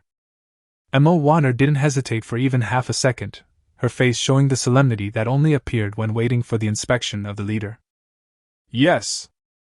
As she spoke, her delicate hand reached for her collar and unbuttoned the first button with great pleasure. Half a minute later, Mo Warner's clothes were thrown to the ground. But she still stood at attention. Chen Feng looked at it for a while, then bent down to pick up the piece of clothes.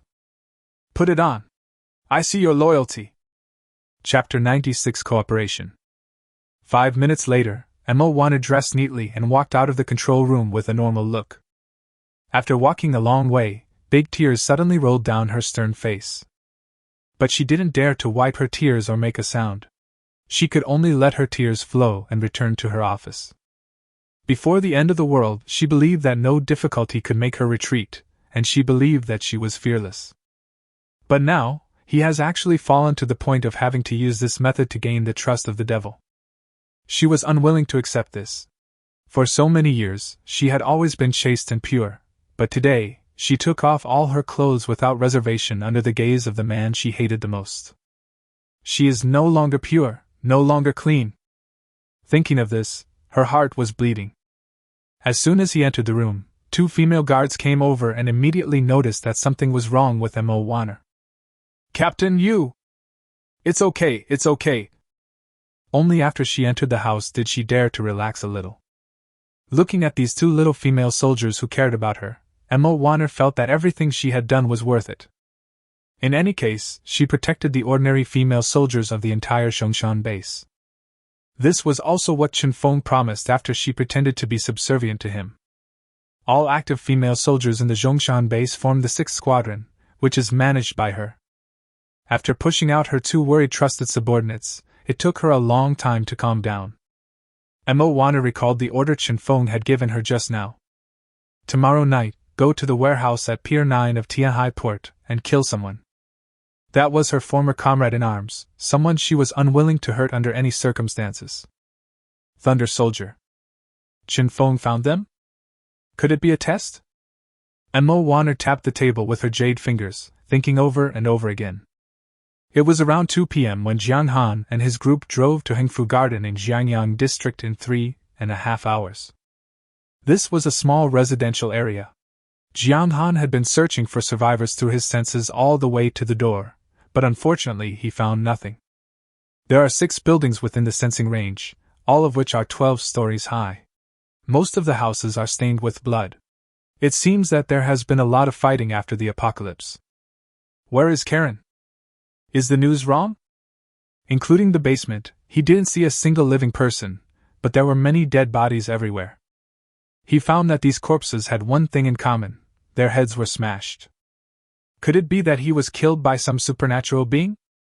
He Meng Meng and Suing Xue had already woken up, and seemed to have forgotten the unpleasantness just now. At the same time, they asked Xiang Jianghan. Warden, where is the superpower? Jianghan shook his head. Forget about the superpowers, we didn't even find a single living person. The 3 women were a little disappointed. They drove for such a long time to get here. If they didn't meet any psychics, wouldn't it be a waste of time? Jong Xan opened the car door and said, "Come on, let's take a look around. The community is very large, maybe the person is hiding in some corner." He walked deeper and soon discovered something. This is the last building, the top floor is a mezzanine, and it is considered the most luxurious house in the entire community.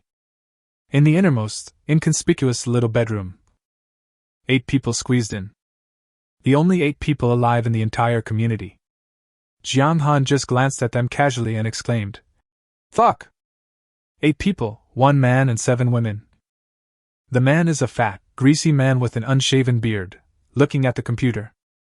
There is a sushi country pornographic movie on the computer, but it is an animated film. 7 young and beautiful women, wearing strange clothes, watch together with the middle-aged fat man. Their clothes are similar to those of the characters in anime: blue, purple, pink, green. Anyway, there is no normal one. Jong Xan remembered that this seemed to be called cosplay. The fat man seemed to be getting more excited, staring at the screen without blinking, breathing heavily.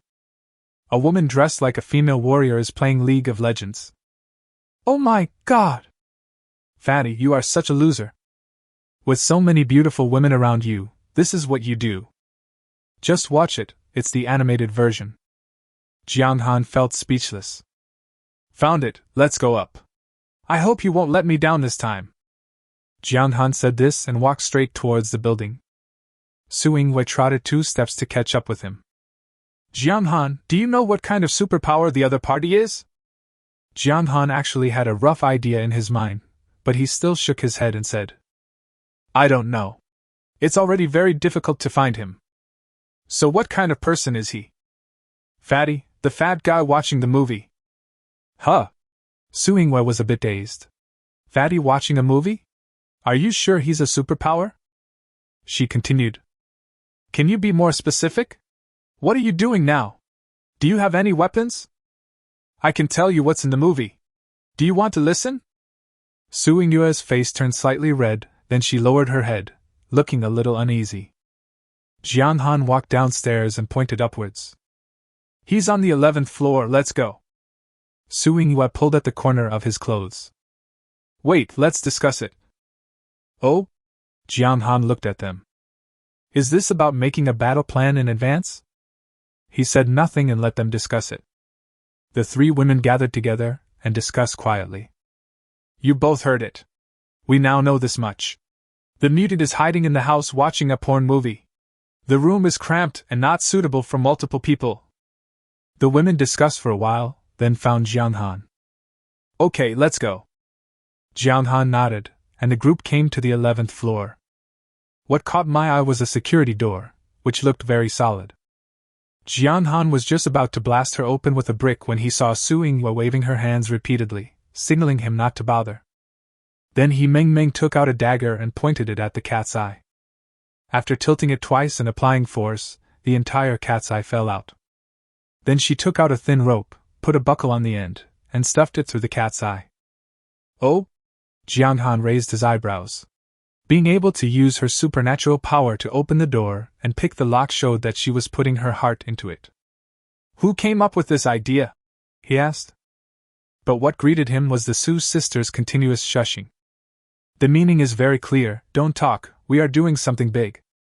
He Meng closed her eyes, seemingly controlling the string. With a strong pull, the door opened with a click. "I can't believe it's so easy. Fatty, please come out quickly, otherwise you will die with regrets." Jong Xan was watching the fat man's every move and was worried about him. Did this guy do this kind of thing too much and become useless? The 3 girls entered the house and immediately heard the sound of babbling. Su Yingwei pointed upstairs. Then they went up the stairs until they found the bedroom. The Su sisters leaned against the door, one on each side, and listened for a while. After confirming that the noise came from this room, they gestured towards He Meng. 3, 2, 1.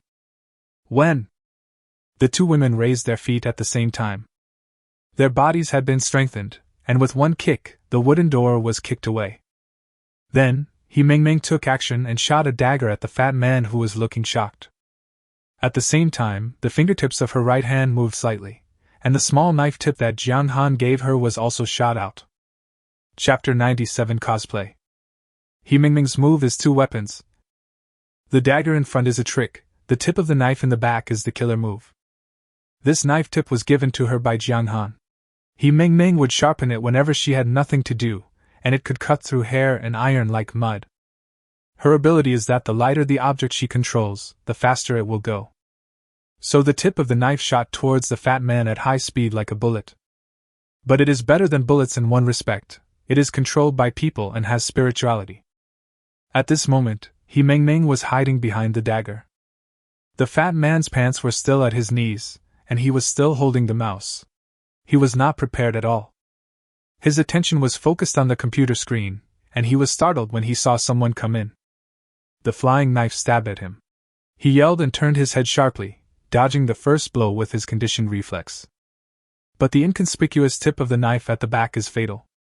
The fat man was unaware and was stabbed in the eye. Ah! He screamed and fell backwards, along with the rotating computer chair, falling heavily to the ground. Ah! It was not until this moment that the cosplayers in the room reacted, screaming and hugging each other, trembling. He Mingming succeeded in one strike, without any hesitation, and controlled the blade to fly out of the fat man's right eye, bringing out a watery and bloody eyeball. Then he swung his hand again and shot at his left eye. Puff! There was another light sound, and the fat man became blind. He covered his bleeding eyes with one hand and tried desperately to pull up his baggy shorts with the other. Who are you? The fat man yelled, and then his hands suddenly changed and became 3 times the size of a normal person's, the size of a urinal. His hands were black in color, and besides being large, they also looked hard. What is this? A special enhancement for a certain part? Jong Xan shook his head. It would be great if you could use your special ability somewhere else. The fat man went crazy and punched to the side. His transformed hands were extremely powerful. With a casual wave, the table and the computer were smashed to pieces. Another punch, and a big hole was punched in the wall. Relying on his memory before he became blind, he rushed towards the door, protecting himself with one hand and desperately hitting the air with the other. The 3 women seemed to have been prepared. They all silently stepped back, leaving space at the doorway empty. Seeing this, Jong Xan nodded secretly. This battle is definitely won. The fat guy is obviously a melee type, while He Mingming is a long-range attacker. If the battlefield is large enough, it will be more advantageous for them. Jong Xan dodged the fat man's attack, then walked into the house with a smile and came to the cosplayers who were still in shock. Don't be afraid, don't be afraid. I don't kill women. None of the 7 girls dared to speak, and they all looked at him in horror. Jong Xan sat down in the middle, touching one's clothes and looking at another's attire. Who are you? He asked, looking at a girl with purple hair and white silk. This is the only one among the 7 that has 0 people charged. Fatty, you deserve to die. It's been such a long time, and you still have 0 charge? Succubus kuching, the girl answered timidly. A big question mark appeared in Jong Xan's head. Then he looked at the other. And you? Rem. Okay. It seems you have to come with me and help me popularize the knowledge in this area. I think you must be willing to do so. The 7 girls looked at each other and did not answer. Then Jong Xan took out his pistol and said, Oh, I haven't cleaned my gun for a long time. As he said that, he grabbed the black skirt of the succubus kuching. Come help me clean my gun. Okay, big brother will go with you, the girls quickly replied. There was a lot of ping-pong outside. This was Jong Xan's favorite state. The women were fighting while he was enjoying himself in the house. I believe that it won't be long before this dream can be fully realized. However, although he was sitting, his spatial perception was always firmly locked on the battlefield. As long as there was an accident, he would take action immediately. Soon, a minute passed. He Mingming's attacks never stopped, leaving countless wounds on the fat man's body, but unfortunately none of them were fatal. Because he always had one hand protecting his head. At this moment, Suing Xue, who had been watching the game, suddenly jumped to He Mingming's side, reaching out and touching her shoulder. Soon, He Mingming's almost exhausted supernatural powers were replenished. Looking at the fat man again, he was already at the end of his strength. His fists were only half the size of their peak period. He was sweating profusely and panting. His hands became smaller, and the area he could protect was naturally smaller. He Meng saw the right moment, and the dagger flew out again, piercing his throat from between his fingers. Done! The fat man staggered back 2 steps and fell heavily to the ground. He died of suffocation. He Meng was shocked and died. She finally killed a person with superpowers. But she seemed not to have fought enough, looking at Suingwe. Sister Yu, can you please save me? I haven't had enough yet. Okay, just be quiet for a moment. Come on, let's go in and ask the warden who the superpower should be given to. The other 2 people's hearts moved at the same time. Yes, there are 3 of them, and there is only one body here. Who should it be given to? Who will it be given to? When they entered the room, they saw Jong Xan sitting on the bed cleaning his gun. You're having a comfortable time. The 3 girls thought of this at the same time, but they didn't say anything. Instead, they all looked at Jong Xan with smiles on their faces. Warden, the man is dead. Jong Xan put away his gun and clapped his hands. Very good, very good. I'll go take a look. Walking to the side of the corpse, Jong Xan thought for a moment, then pointed at Suingwe and said, Inua's performance before was the most outstanding. She was the one who stopped the quarrel between you 2 and formulated the battle plan. Otherwise, it wouldn't have gone so smoothly. I say, do you both agree? The other 2 didn't really agree. He Meng felt that she was the main fighting force, and without her, it would be impossible to kill this fat man. Suingwe felt that she played the most crucial role. In a duel between 2 first-level psychics, what were they competing for? Their psychic powers. Without my last replenishment to He Meng, could she have delivered the fatal final blow? But will they tell? Of course not, because they are not stupid. Jong Xan has hundreds of women, hundreds of them. Only a fool would object to his decision. Yeah. I think the warden is right. Without Sister Yu's advanced plan, we wouldn't have been so successful this time, He Meng said. Yes, it should be given to my sister.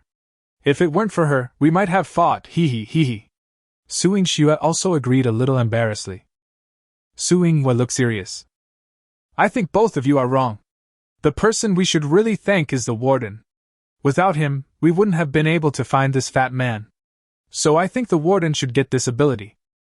The other 2 girls were stunned. What a guy, after all this fuss, you are better than us in rank, oh no, in awareness. You are more conscious than both of us. Jong Xan naturally kept his word. He patted Suingwe's shoulder. Go ahead, and experience the feeling of upgrading yourself. Suingwe had actually been impatient for a long time. After hearing what Jong Xan said, she stopped refusing and walked over and touched the fat man's body. Soon, she stood up with a look of surprise on her face. I feel like my superpowers have grown. Anything else? Jong Xan looked at her with a smile. Suingwe's face suddenly turned red, and her watery eyes stared at Jong Xan's face. I think. She suddenly remembered that Jong Xan once said that the absorption of superpowers would be accompanied by the strengthening of the body, which would have side effects. Chapter 98: The Village Chief's Patience. Suingwe's pretty face became redder and redder, and her eyes became brighter and brighter. Not everyone can withstand the side effects. Help her. Jong Xan thought about it. There is a suitable place here. Then he took out 2 quilts from his pocket and spread them on the sofa as sheets. Who knows what fat people have done? We still need to pay attention to personal hygiene. Come on, sit down and rest for a while, he said with concern. But I don't want to rest. What about you 2? Do you want to take a break? Half an hour later, Jong Xan contacted the headquarters. Today, the 5th team was in charge of field work, and that was Yan Yu's team. He asked them to drive the prison van to Hengfu Garden to pick up the people, while he continued to rush to the next location. Banbidian Village, Jinshan District. The 7 women briefly talked about the fat man. Fatty is an avid anime fan. Before the apocalypse, he watched LOL every day. After the apocalypse, he awakened his supernatural powers. In the past, he was a socially anxious person who was bullied everywhere. The awakening of his superpowers activated the deepest desires in his heart. Like a madman, he searched the whole community for a girl who met his aesthetic standards. Later, the people in the community formed a joint defense team to specifically target him, but they were all killed by the Fat Man. There were only 7 of them left.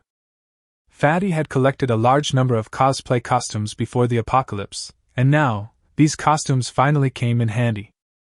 Relying on the food left by the joint defense team and the 2 generators of the property, they changed into various clothes and accompanied the Fat Man through more than 10 days of silent life. Besides eating and drinking, the Fat Man only has one thing left. So now they have even developed the Qilin arm. Jong Xan has no interest in these past events. He was interested in the Fat Man's collection. These are important props for learning this knowledge in the future, and must be taken away. He asked the 7 girls to stay and pack up the teaching materials and wait for rescue. In order to prevent accidents, he also specifically emphasized that he was going out to do something and would be back soon. He believed that these 7 women were neither stupid nor bold enough to run away on their own. Then the 3 of them started the car and continued to head towards the next location. Jinshan District has the most mountainous areas among the 16 administrative districts of Tianhai City. It is adjacent to Jianyang District. When we arrived, it was already past 6 o'clock in the evening. It was completely dark and the road was bumpy, so Jong Xan fell asleep until he was awakened by a violent shaking. "Oh! I think I hit something!" Su Yingxue exclaimed and stepped on the brakes. Jong Xan used his senses to investigate. He saw several wire fences, connected by wooden stakes driven into the ground every 5 or 6 meters. There are small bells hanging on the wire. This seems to be a self-made cordon. Su Yingxue didn't pay attention and broke the barbed wire directly, and pulled out a few wooden stakes in the process. At this moment, the sound of barking dogs rang out in the village. Then, someone approached them quickly. These are villagers, holding weapons such as hoes and sickles. Soon, the SUV was surrounded. The leader was a tall old man, followed by a big wolfhound with bared teeth. "Where did you come from, you young fool? You broke our anti-animal net!" Behind the old man, a young man shouted loudly. "Don't go!" the others shouted. These are ordinary people, ordinary villagers. Jong Xan could tell. Because he had nothing to do just now, he used his spatial perception to observe the 3 women in the car. Suddenly, I discovered that Su Yingwei, a second-level psychic, had stronger muscle fibers than the other 2. Even though it's just a tiny bit, there's still a difference.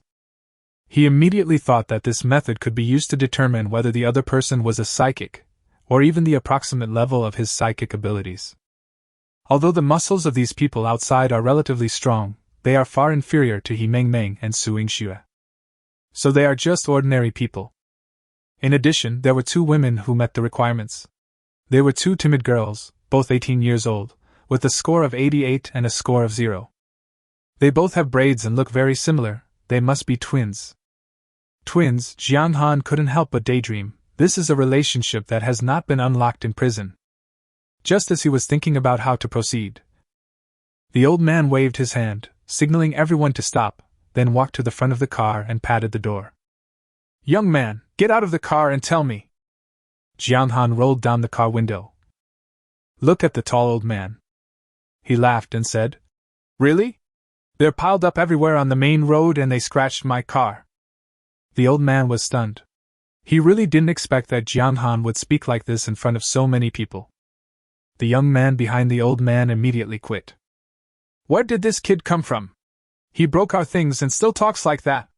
Second grandpa, do you want to kill him?" "Yes. Village chief, let him get down." Everyone's emotions began to ignite. "Very good." Jong Xan got out of the car with a smile. "Go ahead and curse and fight, that way I'll have a good reason to kill you and take the twins away." The tall old man called Second Grandpa was the village chief. He squinted his old eyes and looked at Jong Xan. Soon, with 20 years of experience as a village chief and judging people, he judged that the young man in front of him was definitely not someone to be trifled with. The other party was too calm, and seemed to be afraid of nothing. He suddenly thought that this person might be the same as Amin in the village. So he quickly said, "Sorry, bro, we are blocking the way. Please go." This time it was Jong Han's turn to be surprised. He didn't expect that the village chief could be so tolerant. Watching the other party's slowly retreating steps, Jong Han probably understood. The village chief judged that he was not easy to mess with and did not want to suffer a loss. But you have to take action. Thinking of this, Jong Han took out a piece of bread. Open the package and eat it. Everyone was stunned. Food! Although they could still eat, it was just enough to keep themselves from starving to death. So immediately 2 people swallowed their saliva. Second grandpa, he has bread. The village chief also stared at the bread in Jong Han's hand. After a few seconds he turned around and said, "If they have bread, it belongs to them. What does it have to do with you?" Now he was almost certain that the young man in front of him was extraordinary. Anyone who can drive out at this time is definitely not an ordinary person. He must have some superpowers like Amin. The village chief did not want to cause trouble. No matter how hard and difficult his life was, he was still alive. But if he offends someone he shouldn't, he and his entire family will die. Jong Han chewed the bread slowly and carefully, making the greedy people's stomachs growl. But they didn't dare to take any action until the village chief gave the order. Jong Han smacked his lips and continued, "Hey, bread looks big, but it's actually pretty useless. If you want to satisfy your hunger, you'd better go for beef jerky. It not only satisfies your hunger, but more importantly, it satisfies your cravings." As he spoke, he took out another piece of beef jerky. "Second grandpa, he's eating again, and it's beef jerky," someone else said. The village chief's eyes were dazed for a moment, and then he glared at the man fiercely. "When I catch a wolf, I'll make you some jerky." "I don't want wolf jerky. I want beef jerky." "Shut up! I'll smack you to death if you keep talking nonsense." The man didn't dare to say anything. But he didn't say anything, but someone did. Woof woof woof, it's the dog next to the village chief. The next second, the dog couldn't help it and pounced towards Jong Han. When Jong Han kicked the dog, and when he looked again, it had disappeared. "Hey! Look, how dangerous it is. Remember to tie the rope next time." Chapter 99, Amin's Mistake. Old Black. The village chief's heart was almost broken, as this was the only dog left in the village. It was an old dog he had raised for 5 years, used to guard the house. No matter how greedy or hungry he was, he couldn't bear to kill. Now he's dead. His eyelids twitched twice, and then he forced himself to suppress the urge to kill Jong Han. "Okay, I'll tie it next time." "Oh?" Jong Han was stunned. "You're quite patient, old man." "Okay, in that case, let's go. Remember to put a leash on the dog next time." Jong Han pointed at him and said seriously. The village chief's face turned pale and he didn't answer. Then, Jong Han opened the car door and pretended to get in. Crash! As soon as the door opened, a lot of food fell out. Bread, beef jerky, ham, potato chips, rice crust. "What the hell? Come on, grab him!" This time, the village chief couldn't bear it anymore. Whoosh! The villagers who received the amnesty order rushed up in a swarm. They raised their sickles and hoes together. They had been thinking about this for a long time. At the same time, 3 women also got out of the car, each holding a machete. Jong Han stood there and said, "In the apocalypse, food is life. They want to take our lives, just to prevent us from living." When facing ordinary people, Jong Han was worried that they would be too soft-hearted. After hearing this, the 3 women looked at each other, and then rushed towards the crowd. Soon, 6 or 7 people were chopped down, but these villagers were brave and fierce, and they swung their weapons at the 3 women even more frantically. "Quick, go call Ah Ming!" The village chief saw that something was wrong. The man who made people afraid did not take action, but a few women got out of the car. And it was these women who had beaten them so hard that they had no power to fight back. What about that man? He must be even more powerful. So he quickly asked someone to find the most powerful person in the village. Amin. This sentence made Jong Han excited. Amin? Could it be that psychic? Someone ran away quickly, out of Jong Han's perception, but he did not stop him. That must be the person who went to find Amin to report the news. Bang bang bang, There was a rapid knock on Amin's door. Because Amin went out hunting during the day, he is still sleeping. If it is not an extremely urgent matter, no one will come to disturb him. Aiming, please get up! The messenger outside the door shouted anxiously. Amin is a young man, and he is indeed a person with special abilities. He woke up suddenly when he heard someone knocking on the door. What's going on? Is the rabbit here again? This was his first reaction. No, there are outsiders in our village, and a fight has broken out. What? After hearing this, Amin jumped up from the bed, took a bow and arrow, put the quiver on his back, and ran out with the messenger. Soon, Amin came because Jong Xan discovered him in the spatial perception. His muscle fibers were slightly thicker than those of the girl he Meng, and much thinner than those of Su Yingwei. Psychic. But the young man Ming asked the messenger. How many people are here? Who's the leader? 4 of them, 1 man and 3 women. The man is the leader. Kill him. Ming muttered. Catch the leader first, then draw your bow and arrow. Swoosh, an arrow shot towards him at high speed. The target is Jong Xan. Jong Xan had been paying attention to him. Seeing that he dared to shoot him through the red fog from a distance of 100 meters, and was so accurate, he suddenly understood. This is also a special ability that comes with eyes. The original version of Lu Shuangshuang? Lu Shuangshuang used a gun, which could also shoot from a distance of 100 meters. Amin uses a bow and arrow, so let's call him the original version. Those who hold bows and arrows also have eyes. Jong Xan kept the sentence in mind and then opened the door of space. After the arrow shot in, he quickly closed it, then opened it next to the villager who had just scolded him. Puff, an arrow pierced the chest. The villager stared at his chest in disbelief. This arrow looked so familiar, and then he died. Aiming!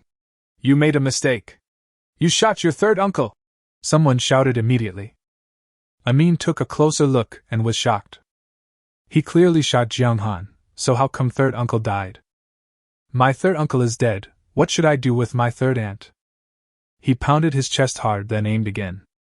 This time, he glanced for an extra second, which was something he had never done since his superpowers awakened. Puff. Ming, you shot the wrong guy again. You shot your uncle to death. What the hell? My uncle loves me the most, and I even drank my aunt's milk. Amin almost collapsed. Come again. Aiming, you fucking. This time, the man couldn't shout anymore because Aiming shot him to death. Jong Xan felt that it was almost time, so he stood in front of the car and shouted. There's a psychic 100 meters to the north who can see through the red fog. Be careful. Upon hearing this, the 3 women immediately gave up the enemies in front of them and rushed towards the location Jong Xan mentioned. Jong Xan continued to stand where he was. He could see far away, so it was not easy for the women to get close to him, and they needed his help. Whoosh, whoosh, whoosh, Amin was like crazy, shooting arrow after arrow. But the strange thing was that no matter how he aimed, he always shot dead the villagers. Under Jong Xan's protection, he Meng rushed to Ming smoothly. In a flash, she pushed Ming with her jade hand, and all the arrows in the quiver on his back took off. They broke free from the quiver and flew freely into the sky. There were many arrows in the quiver, and he Meng felt dizzy. The heavier and more numerous the objects she manipulates, the more supernatural powers she needs to consume. Ming had just shot his uncle to death, and in a rage he reached behind his back. Huh! It's empty? Impossible! Just as I was stunned, the Su sisters arrived. Everyone had a knife and chopped off the head. Without his bow and arrow, Amin's fighting power was greatly reduced. Su Yingwei's physique was much better than his, and with the help of the machete. So Amin was defeated immediately. He was stabbed 3 or 4 times, each wound reaching deep into the bone, and he finally fell in a pool of blood and died. Although the village chief did not see Amin die, he knew it was over when people in the village started getting shot with arrows. Amin had never missed a target before, let alone such an outrageous one. This could only mean that they had encountered a master. A master that even Amin can't deal with. He grabbed a young man next to him. Go, hurry to my house and smash those 2 jars of wine to attract the rabbits. Hey, hey! The man caught by the village chief agreed, ran away, and then was shot in the back of the head. This sentence also caught Jong Xan's attention. Rabbit? What rabbit? The village chief wanted to die together, so. Mutant rabbit? Thinking about the barbed wire he encountered when he first arrived, Jong Xan suddenly realized that there were mutant rabbits nearby. Soon, all the villagers died. Either shot by an arrow or by a gun, except the twins. Everything returned to silence. Jong Xan walked to Amin's body, and it was time to distribute superpowers again. This ability. Jong Xan was about to continue speaking when he saw He Meng Meng rubbing her head. Warden, I have something to say. Jong Xan looked at him and said, Go ahead. He Meng Meng continued, I suggest giving this ability to Yingxue, because. At this point, she seemed to be unable to hold on any longer and shouted anxiously. Yingxue, come here first, hurry up and give me some water, I'm going to faint. Chapter 100 Give me a show. In fact, even if He Meng Meng didn't say it, Jong Xan also wanted to give this ability to Su Yingxue. Because she can restore mana, she is an irreplaceable psychic. Since He Meng Meng said so, then it's just right to go with the flow. Oh? Why? Tell me. After Su Yingxue touched her shoulder, He Meng Meng became energetic. She looked in the direction of the SUV. I just heard from the village chief that he seems to be trying to attract some rabbit. I think it must be a mutant rabbit. We want this rabbit too. If Yingxue becomes a level 2 mutant, it will allow me to recover a few more times. That way, our chances of winning will be even greater. Jong Xan nodded. What she said seemed to make sense. Okay, then let's do as you say, Yingxue. Go ahead. Su Yingxue was naturally happy. She whispered something in He Meng Meng's ear and then quickly ran to Ming's body. He reached out and touched it, then pulled Jong Xan up and ran towards the car. Hurry up, I can't wait.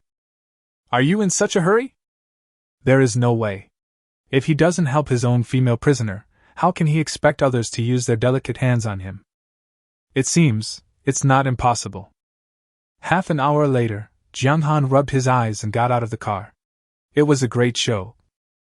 Su Yingxue and He Meng Meng had already learned the whole story from the trembling twin sisters. A huge mutant rabbit appeared nearby. Every time it came, it would destroy many houses and buildings. Amin was helpless because it was too fast. After a while, everyone discovered the pattern of the mutant rabbit. Whenever someone opened a bottle of wine, the rabbit would come. This fruit wine is brewed by the villagers themselves. The raw materials are wild fruits from the mountains. It tastes sweet and is the best bait to attract mutant rabbits. The village chief issued a death order that no one could open the wine in their house, and this was the only way to maintain the peace in the village. He Meng Meng also found a few jars of fruit wine and placed them on the ground. When the car door opened, the women looked inside. Huh? Jong Xan looked at the twins holding hands. How many mutant rabbits are there? The two girls shuddered involuntarily when they heard Jong Xan's words. One. We've only seen one. Jong Xan nodded and continued to ask.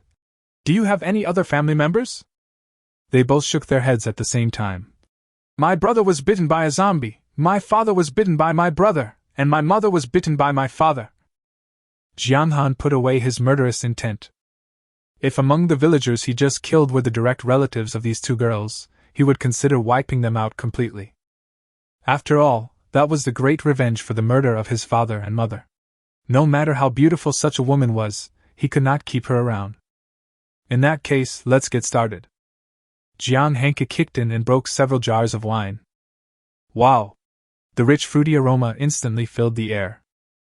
The next step was to wait. Everyone drove the car to a safe location where it was not easy to be discovered, but could sense the fruit wine well. Jiang Han took out some food, which was not very rich, just a charcoal stove, a few plates of mutton, a few plates of beef, a pot of vegetables and some small condiments. It's time for dinner, let's have some simple hot pot. Looking at the hot pot in front of them, the twins began to swallow their saliva. The redness on Su Yingxue's face had not yet faded. Thinking about what had just happened, she felt that Jiang Han was too mean. He is bad, so I want to be bad too.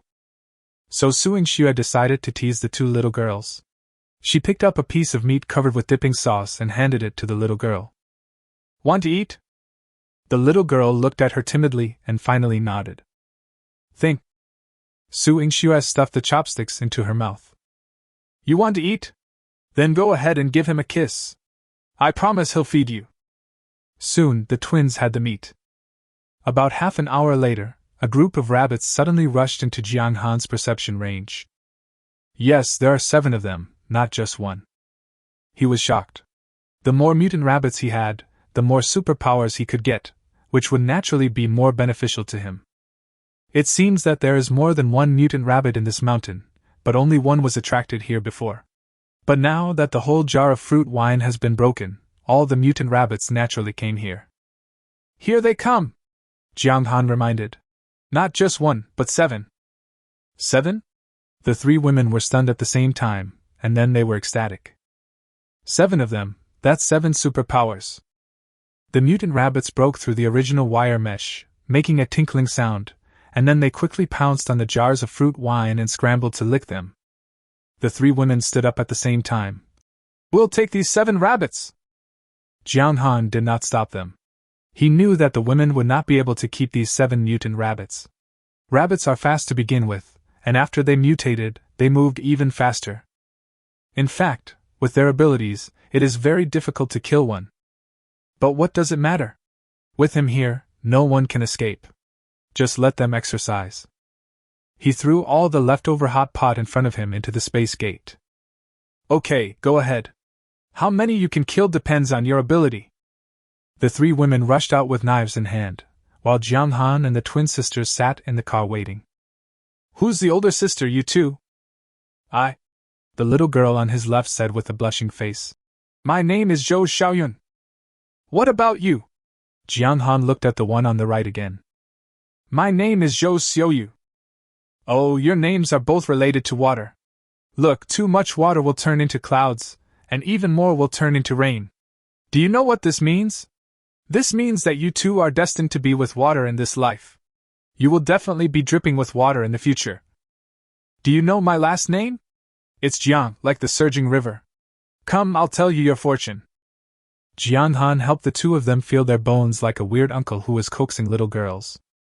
But his spatial perception never left the battlefield. He found that these mutant rabbits still retained their previous habits and were afraid of people.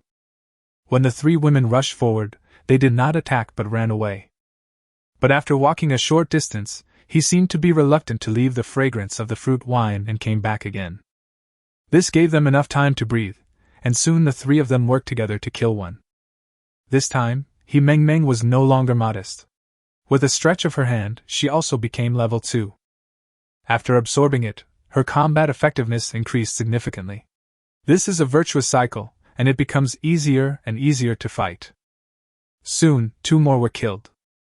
This time, the Su sisters gave their superpowers directly to He Meng Meng. At level 4, He Meng Meng's physique changed rapidly. She could lift more objects and move faster. But He Meng Meng's face also quickly turned red. She seemed a little anxious. Hurry, we have to hurry. The Su sisters naturally knew what was going on. Su Xue jokingly said. Why, are you anxious to put on a show for the warden? I won't. The longer you have time, the better your show will be. Lured by the fruit wine, the mutant rabbits would not go far, which provided great help to the women. After 20 minutes, they killed all 7 mutant rabbits. Chapter 101 What's in the Level 5 cell? At 11:30 p.m., the group finally returned to the prison.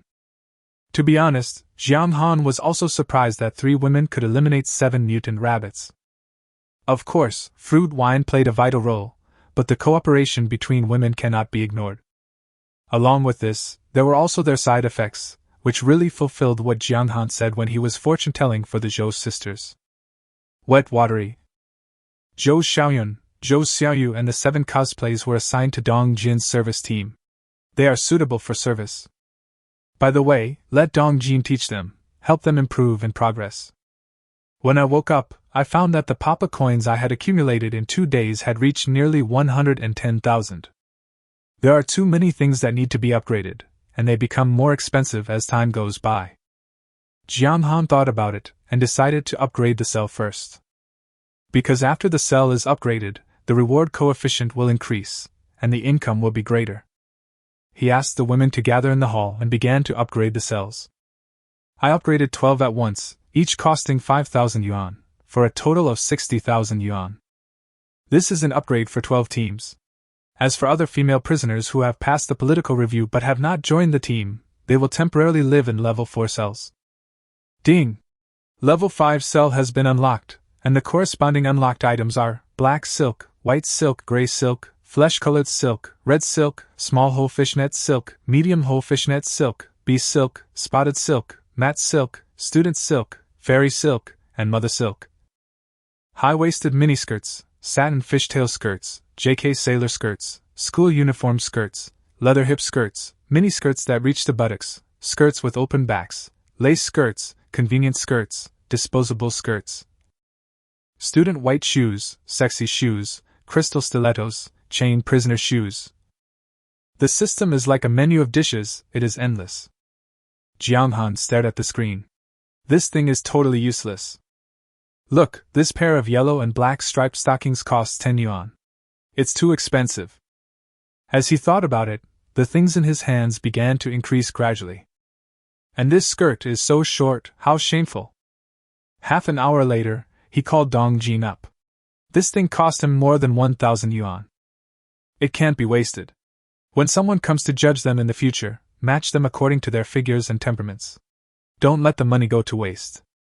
Level 5 cells still have 4 people in a small cell and 20 people in a large cell. The bed became wider, the mattress became softer, the quilt became a silk quilt, and there were 2 pillows, one for the head and one for the back. The floor was changed from tiles to wooden floor, the door was changed to solid wood door, and the wall was changed to wallpaper. In addition, a leather sofa, refrigerator, washing machine, 65-inch color TV, surround sound system, coffee machine. Then he started to upgrade the next one. Warden's office. The living standards of female prisoners have improved, so of course he can't treat himself badly. 30,000 yuan was spent. Ding! The warden's office has been upgraded, unlocking the corresponding buildings, massage room, foot massage shop, spa center, third garage, etc. The office area is 350 square meters. The number of bedrooms has increased from 2 to 4. It was still his separate bedroom, a special trial room. The other 2 rooms are where female prisoners line up and wait. We offer aromatherapy bath, bubble bath, pedal bath. Provide short films, playing cards, professional clothing, body position diagrams. We offer nurse uniforms, stewardess uniforms, policewoman uniforms, dog uniforms, etc. Provide hot packs, cold compresses, stretch bands, fascia guns.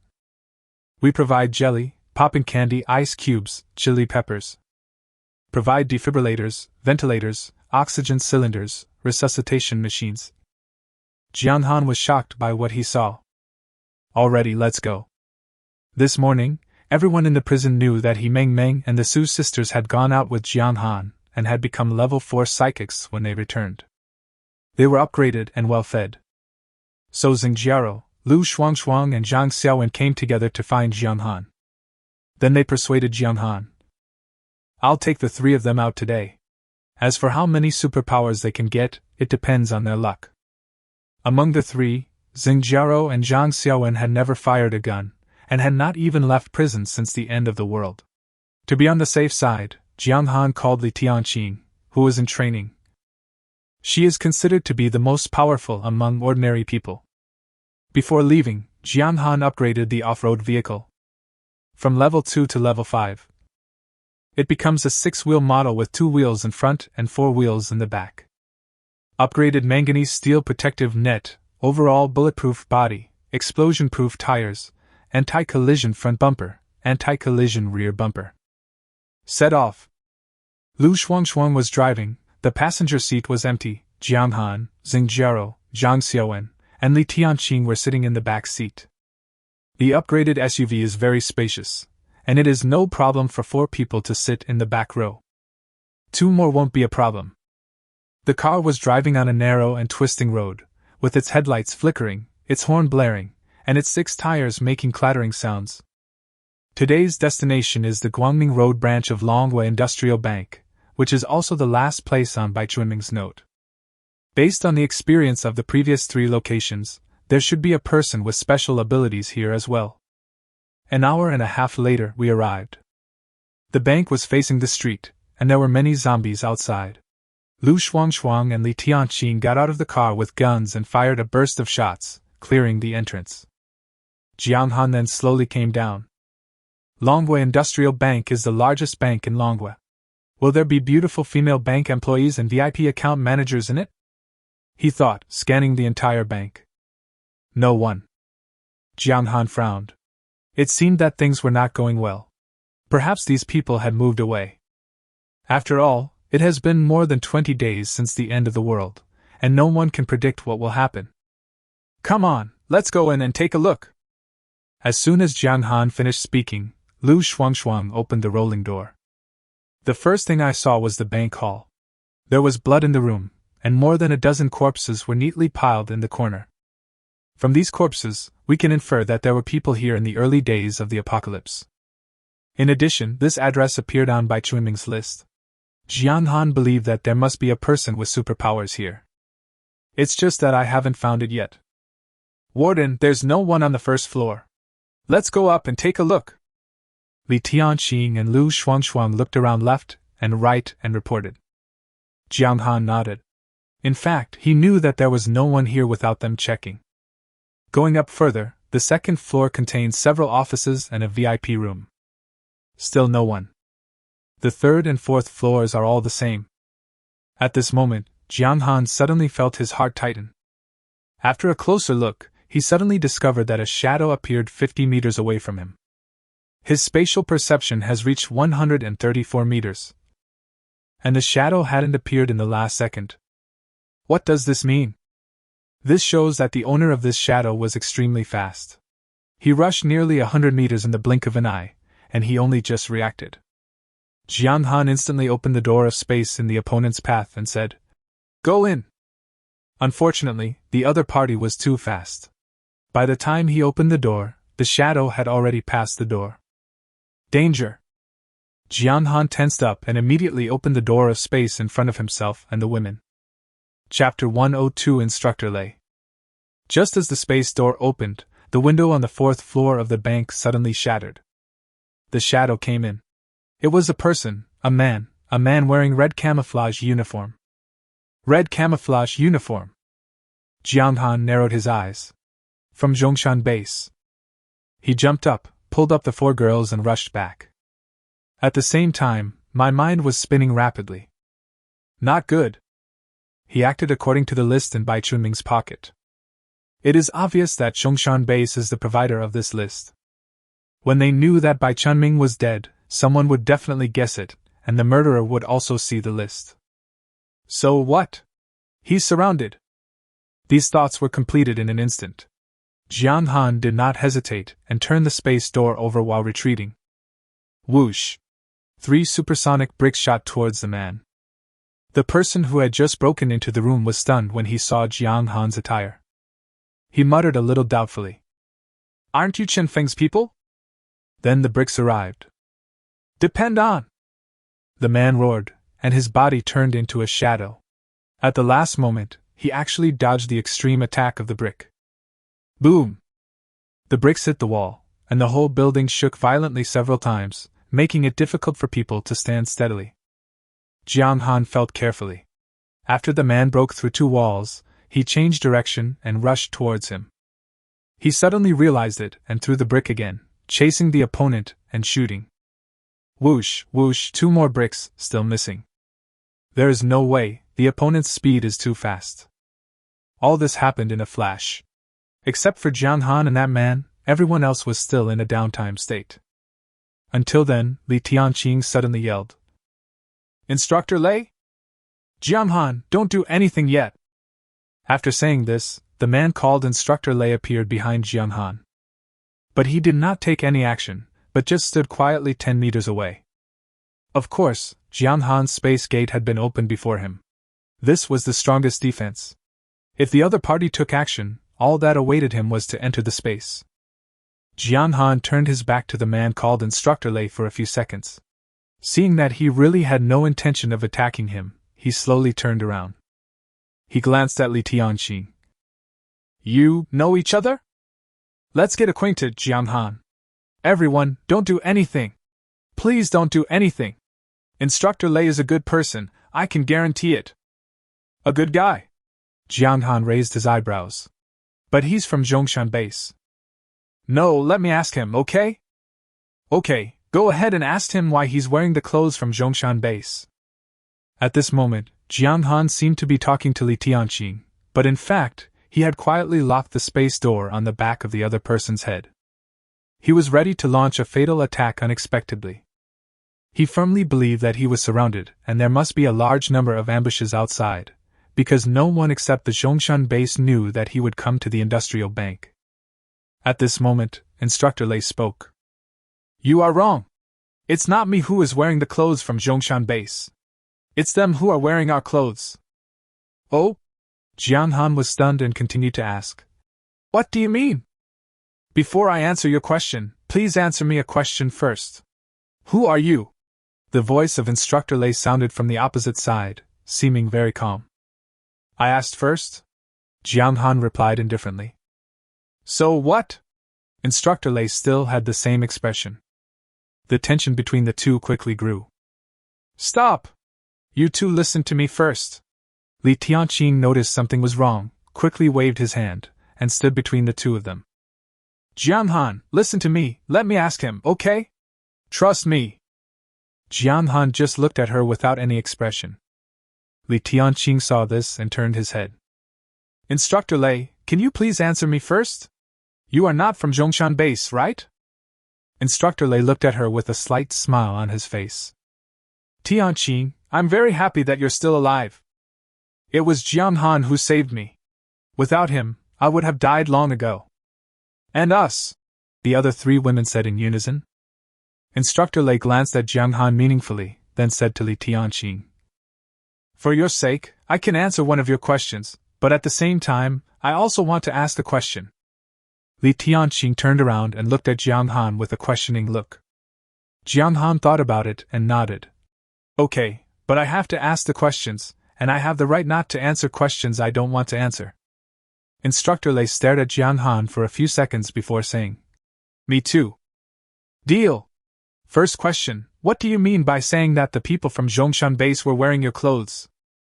Instructor Lei narrowed his eyes, as if recalling something, and said quietly, The current Zhongshan base was seized from us. The current leaders of the base are a group of rebels who have awakened superpowers. They killed many people and stole all the supplies, including the camouflage uniforms we prepared. That's why I said they were wearing our clothes. Jong Han nodded, understanding. No wonder they claimed to be official and yet acted so cruelly. He said, It's your turn. Instructor Lei's eyes rolled around, and then he asked, Why are you here? If I'm guessing correctly, you should be from Zhongshan base. Jong Han said, Because I got a note from someone at Zhongshan base, and the note included this address, so I came here. Instructor Lei narrowed his eyes slightly. Is it by Chunming? You killed him? Jong Han kept his eyes fixed on the back of the other person's head and said, This is already the second question. Okay, it's your turn. Instructor Lei was a little helpless. Jong Han asked his second question. It seems that you are planning to ambush the Zhongshan base. I want to ask you, how did you know this address? Instructor Lei took out a pack of cigarettes and gestured towards Jong Han. Seeing Jong Han shake his head, he lit up his own cigarette. At the beginning of the apocalypse, we established a shelter and discovered a way to gain superpowers, collecting a large amount of information. After the rebellion, we escaped, but the information was left at the base. I remember several addresses on it, including this one. Based on my several investigations, I discovered that they were slaughtering these people with special abilities and absorbing their special abilities. I also discovered the patterns of their activities.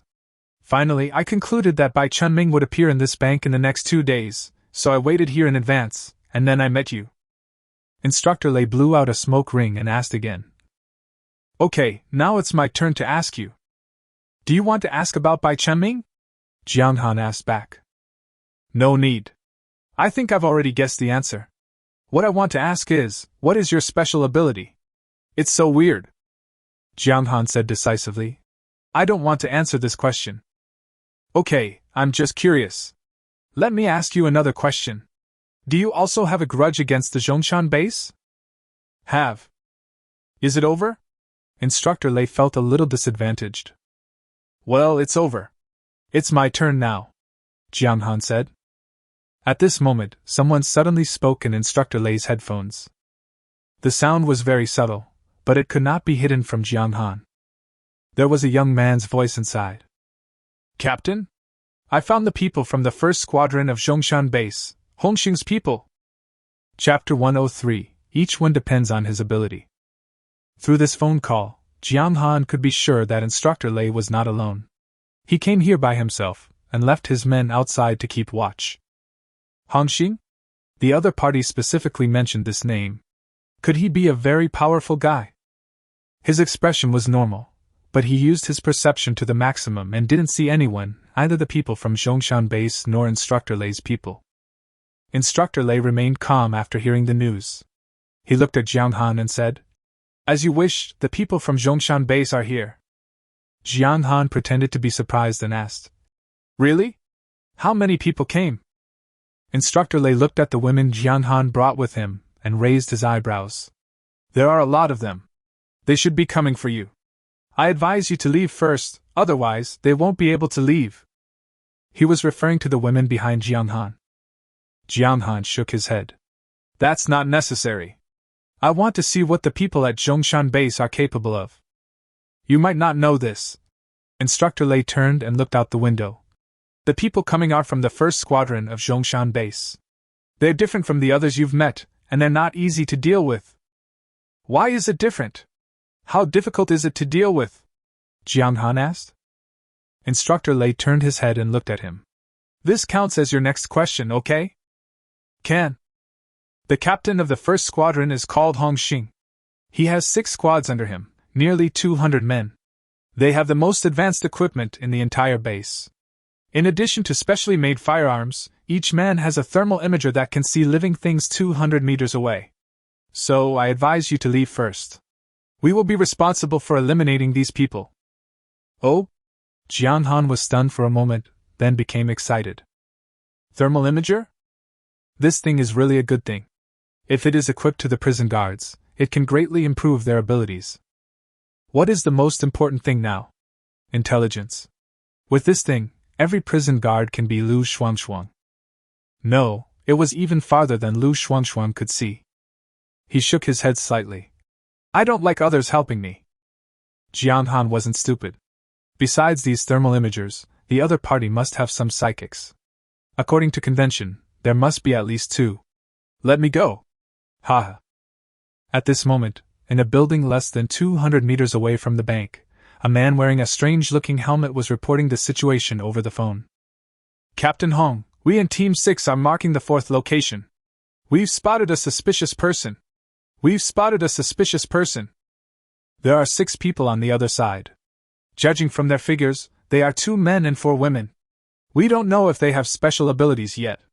Please give us your instructions. The person on the other end of the phone was Hongxing, the captain of the 1st Squadron who received orders from Chinfeng yesterday. Similar to Jong Xan's judgment, Hongxing quickly thought of the information Bai Chunming had, so he arranged for his men to go to the 4 locations that Bai Chunming had recently learned of to check, and his 5th and 6th teams were responsible for the bank. Hongxing was dozing off on the sofa in the office at the time. When he heard the news, he sat up suddenly. Sun Tao, these people must be the ones who killed Bai Chunming. You are no match for them. Don't move. Wait for me. Yes. Inside the bank, Instructor Lei's heart stirred after hearing Jong Xan's words. With a flickering gaze, he asked, Do you want their special abilities? Or do you want those thermal imagers? Whatever it is it worth losing your life for something worthless? Jong Xan said quietly, This is exactly what I wanted to give you. Ha ha! Ha! Instructor Lei laughed heartily upon hearing Jong Xan say this, and then said, Well, thermal imaging devices are useless to me. Feel free to take them if you want. But as for superpowers, let's each rely on our own abilities. How about that? Oh? It depends on your ability? Jong Han could see that the other party seemed very confident. He waited in his mind, then said, You mean that we should each rely on our own abilities and not let our subordinates interfere? I understand correctly, don't I? Instructor Lei looked at the 4 women in the room, then at Jong Han. Okay, just the 2 of us. But you still owe me a question. After the competition, I have to ask you. It's a deal. Instructor Lei turned off his headphones. Old cat, tell them not to do anything. I'll do it myself. Then he looked at Jong Han. Then, let's start? Begin. Jong Han moved as he spoke. But he did not rush out of the building, but rushed in the opposite direction, to the president's office. Instructor Lei was stunned, but did not think about it. Instead, he suddenly jumped up and rushed out of the window he had entered through before like a gust of wind. The reason why Jong Han came to the president's office was because he wanted to use an ability, teleportation. He never found the enemy within his perception range, and since Lei said that the enemy could see 200 meters away, he roughly guessed the enemy's position. The fastest way to reach the battlefield is to teleport. In terms of speed, he couldn't match that Instructor Lei. Even if he couldn't run without any scruples in the presence of outsiders. What's more, this outsider is an expert, so expert that he is not even sure of his ability. As soon as he entered the room, Jong Han opened the door of space in front of him. Whoosh, the whole person is immersed. The next second, he appeared at a corner on the road. That was the position he had found long ago. As soon as he appeared, Jong Han ignored his pounding heart and turned on his spatial perception to the maximum, immediately locking onto the group of people. There are 64 of them in total, indeed, each one wearing a special helmet. Among the 64 people, for our psychics, their muscle fibers vary in thickness. The thickest one should be around level 20, and the thinnest one is probably level 4 or 5, slightly thicker than He Meng Meng. These people were on the 6th floor of an office building, from where they could overlook the entire bank. At the same time, he also discovered Instructor Lei. This guy was too fast and rushed straight towards the office building. No more than 50 meters. Jong Han did not bother him, because there was no need. No matter how fast the other party was, he could not be faster than him. With a thought, the door of space instantly opened in front of the highest level psychic. This person with special abilities is none other than Sun Tao, who had just spoken to Hong Xing. As the captain of Team 5, he is the overall person in charge of this operation. Sun Tao had been observing the 6 people in the room through the thermal imaging camera. Just now, he saw 2 of the 6 yellow shadows suddenly disappear. This information just entered his eyes. Before it reached his brain, Jong Han's supersonic brick arrived. Boom! It hit his focused face directly. Sun Tao flew backwards. At the same time, Jong Han opened the door of space behind him at the fastest speed. Sun Tao disappeared without a trace, like a goalkeeper hit by a powerful football. Next, Jong Han did not stop, but attacked the second most powerful psychic. Boom boom boom, after one round, all 4 psychics were smashed into space. Chapter 10 for the last question. Instructor Lei's expression changed after hearing a loud noise. What's that rumbling sound? Is that guy launching an attack? So fast. Such a short distance, and there is actually someone faster than him? Okay, we have to speed up and grab as many as we can. Instructor Lei thought so and rushed into the office building. What caught his eye was a mess. Many of his former subordinates were looking around with guns raised, bewildered. Instructor Lei quickly began to lock onto the special-powered people. After a circle, he was shocked. Where are the humans? Where are the superpowers? Not one. What is this speed? The most important thing is that Jong Han is not here either. Killing someone from 100 meters away? He had always thought that Jong Han's ability was strange, but he didn't expect it to be this strange. He saw it clearly. Before setting off, Jong Han ran backwards, but he finished the battle before him. Even 4 battles. 3 seconds later, Jong Han also arrived. He didn't teleport, but jumped up through the small window that Instructor Lei entered. At this moment, Instructor Lei felt a sense of fear. The other party's abilities were strange and bizarre, and he couldn't figure them out. Jong Xan was also very surprised. He had been observing the muscle fibers of Instructor Lei. At first, he thought that the other party should have 120 points of superpowers, slightly weaker than himself. But just now, when he sprinted, the muscles all over his body suddenly swelled up. According to Jong Xan's judgment, the muscles had increased at least tenfold. Reached the 1,000-copy level. Their eyes met, and neither of them spoke.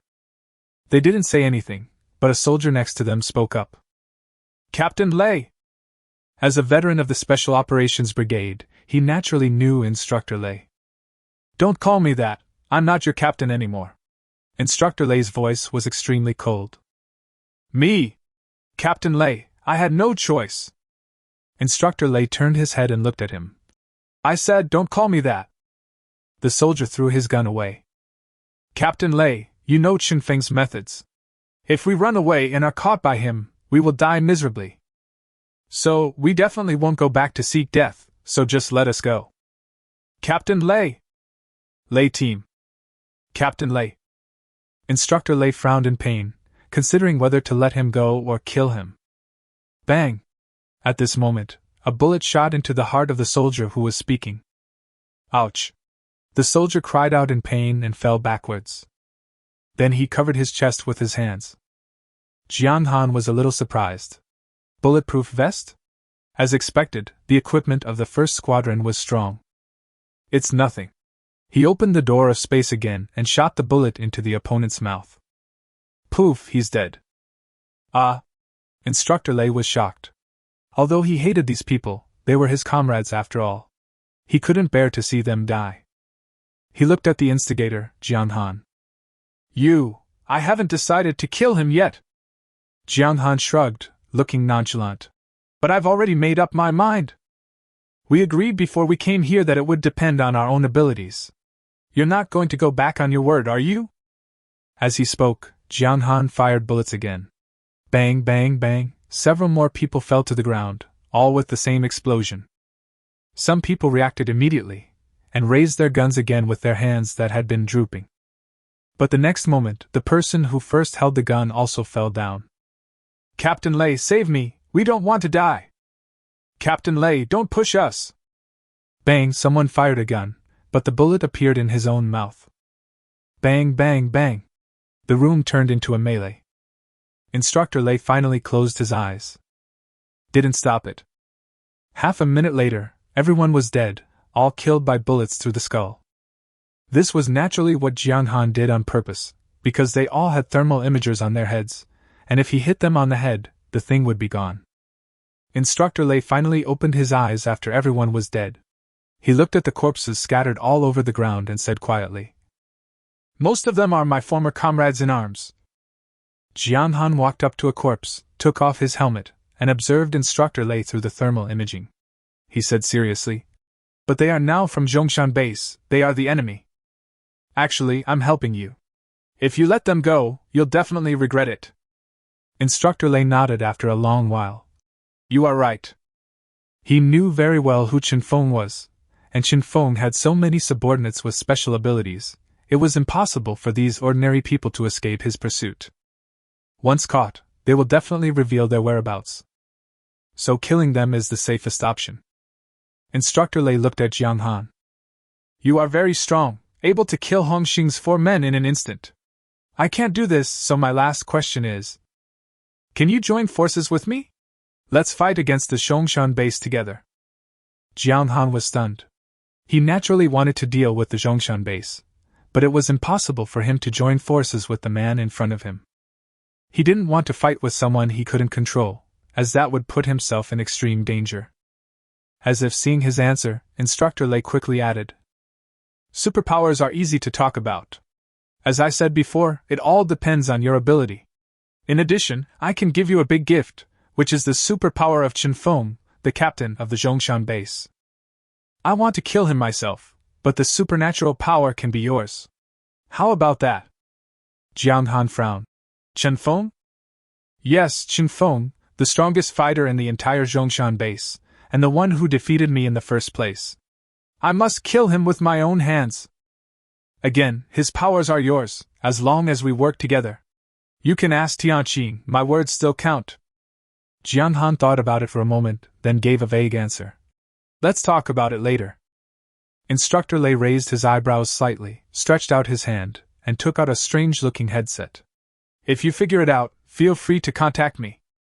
As he said that, he threw the headphones to Jiang Han. Then he turned and looked out the window. I'm leaving now. My brothers are waiting for me. See you later. As he spoke, he put one leg on the windowsill and suddenly said, Oh, by the way, my name is Lei Bing, the soldier in the army. After saying that, Lei Bing exerted force on his feet and jumped off the windowsill. Jiang Han, the cold Han. 2 seconds later, the deep voice of Lei Bing was heard from the red mist. Remember. Jiang Han saw that the other party had indeed left, then he bent down and took off his helmet. Soon, 41 intact helmets were loaded into the space. 20 minutes later, Jiang Han returned to the bank.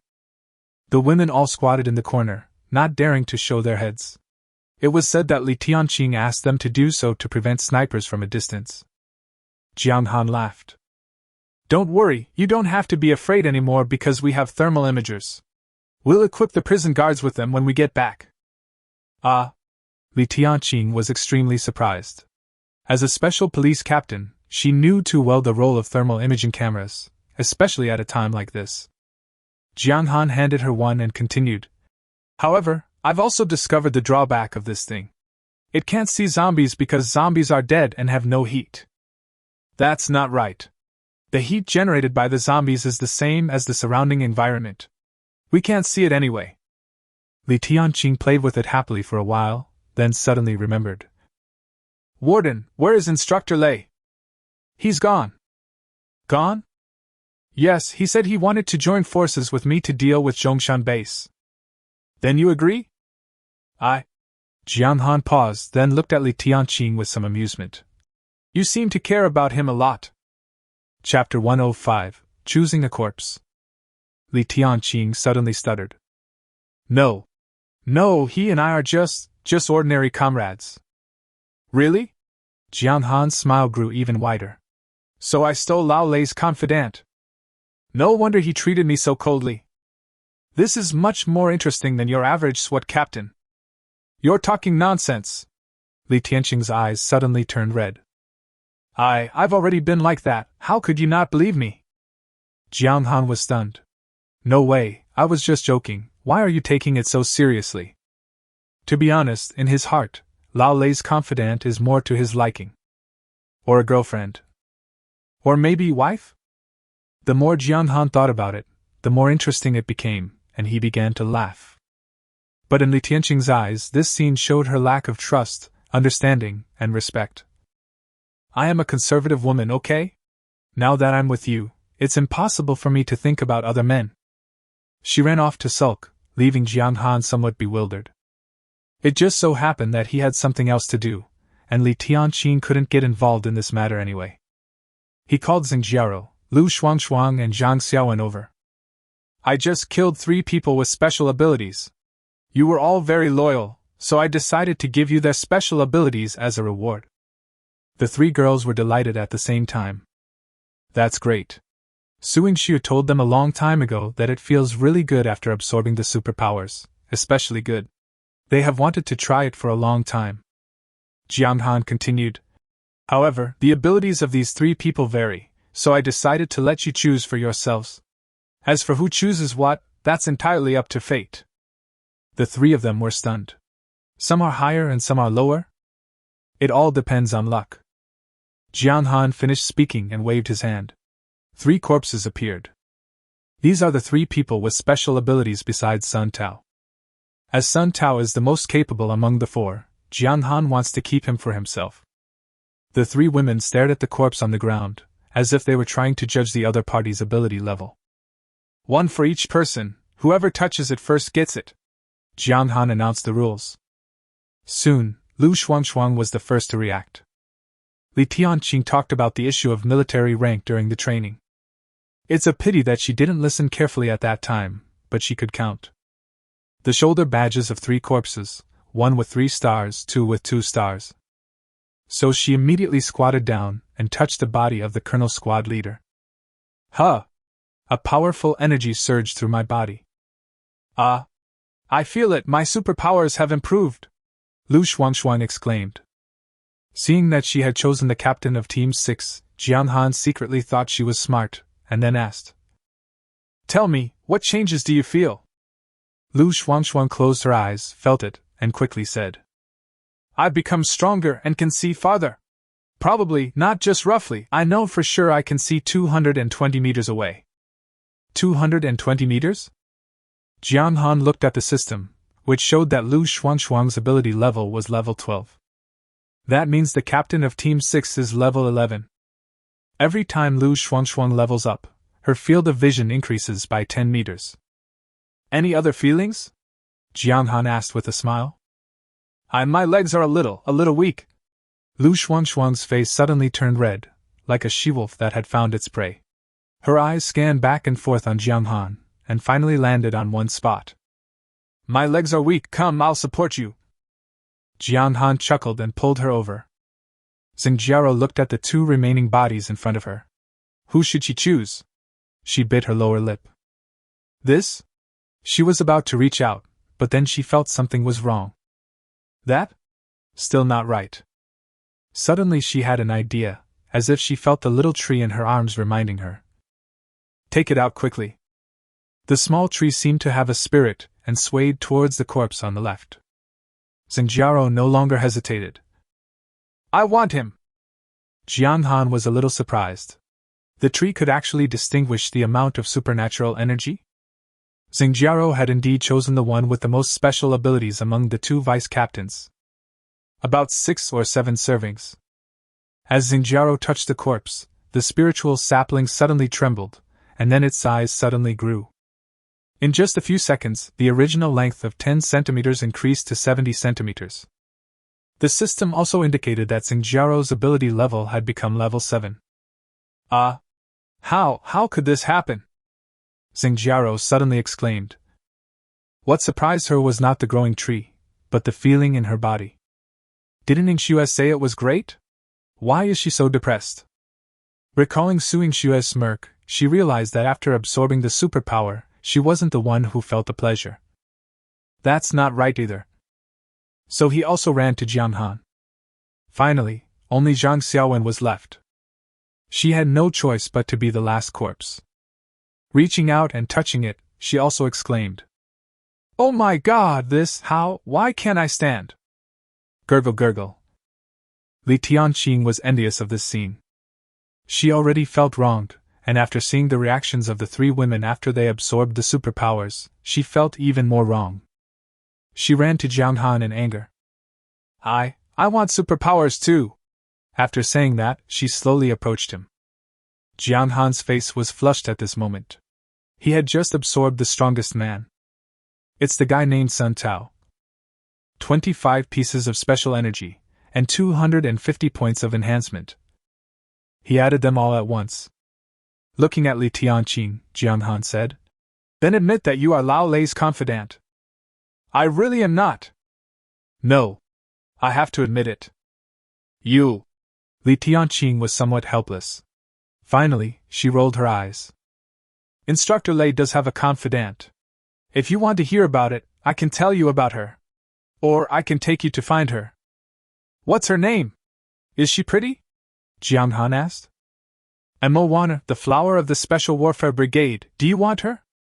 Bring it on. More than an hour later. Lu Shuangshuang became Lu Shuangshuang, Xingjiao became Zhang Jiao, Zhang Xiaowen became Zhang Riowen, and Li Tianqing became Li Kaiqing. Everyone gained a lot. Go home. When they arrived at the prison, the people with special abilities gathered together to share their experiences of upgrading and side effects, while Li Tianqing ran to the warden's office and talked about Mo Wanner and Lei Bing.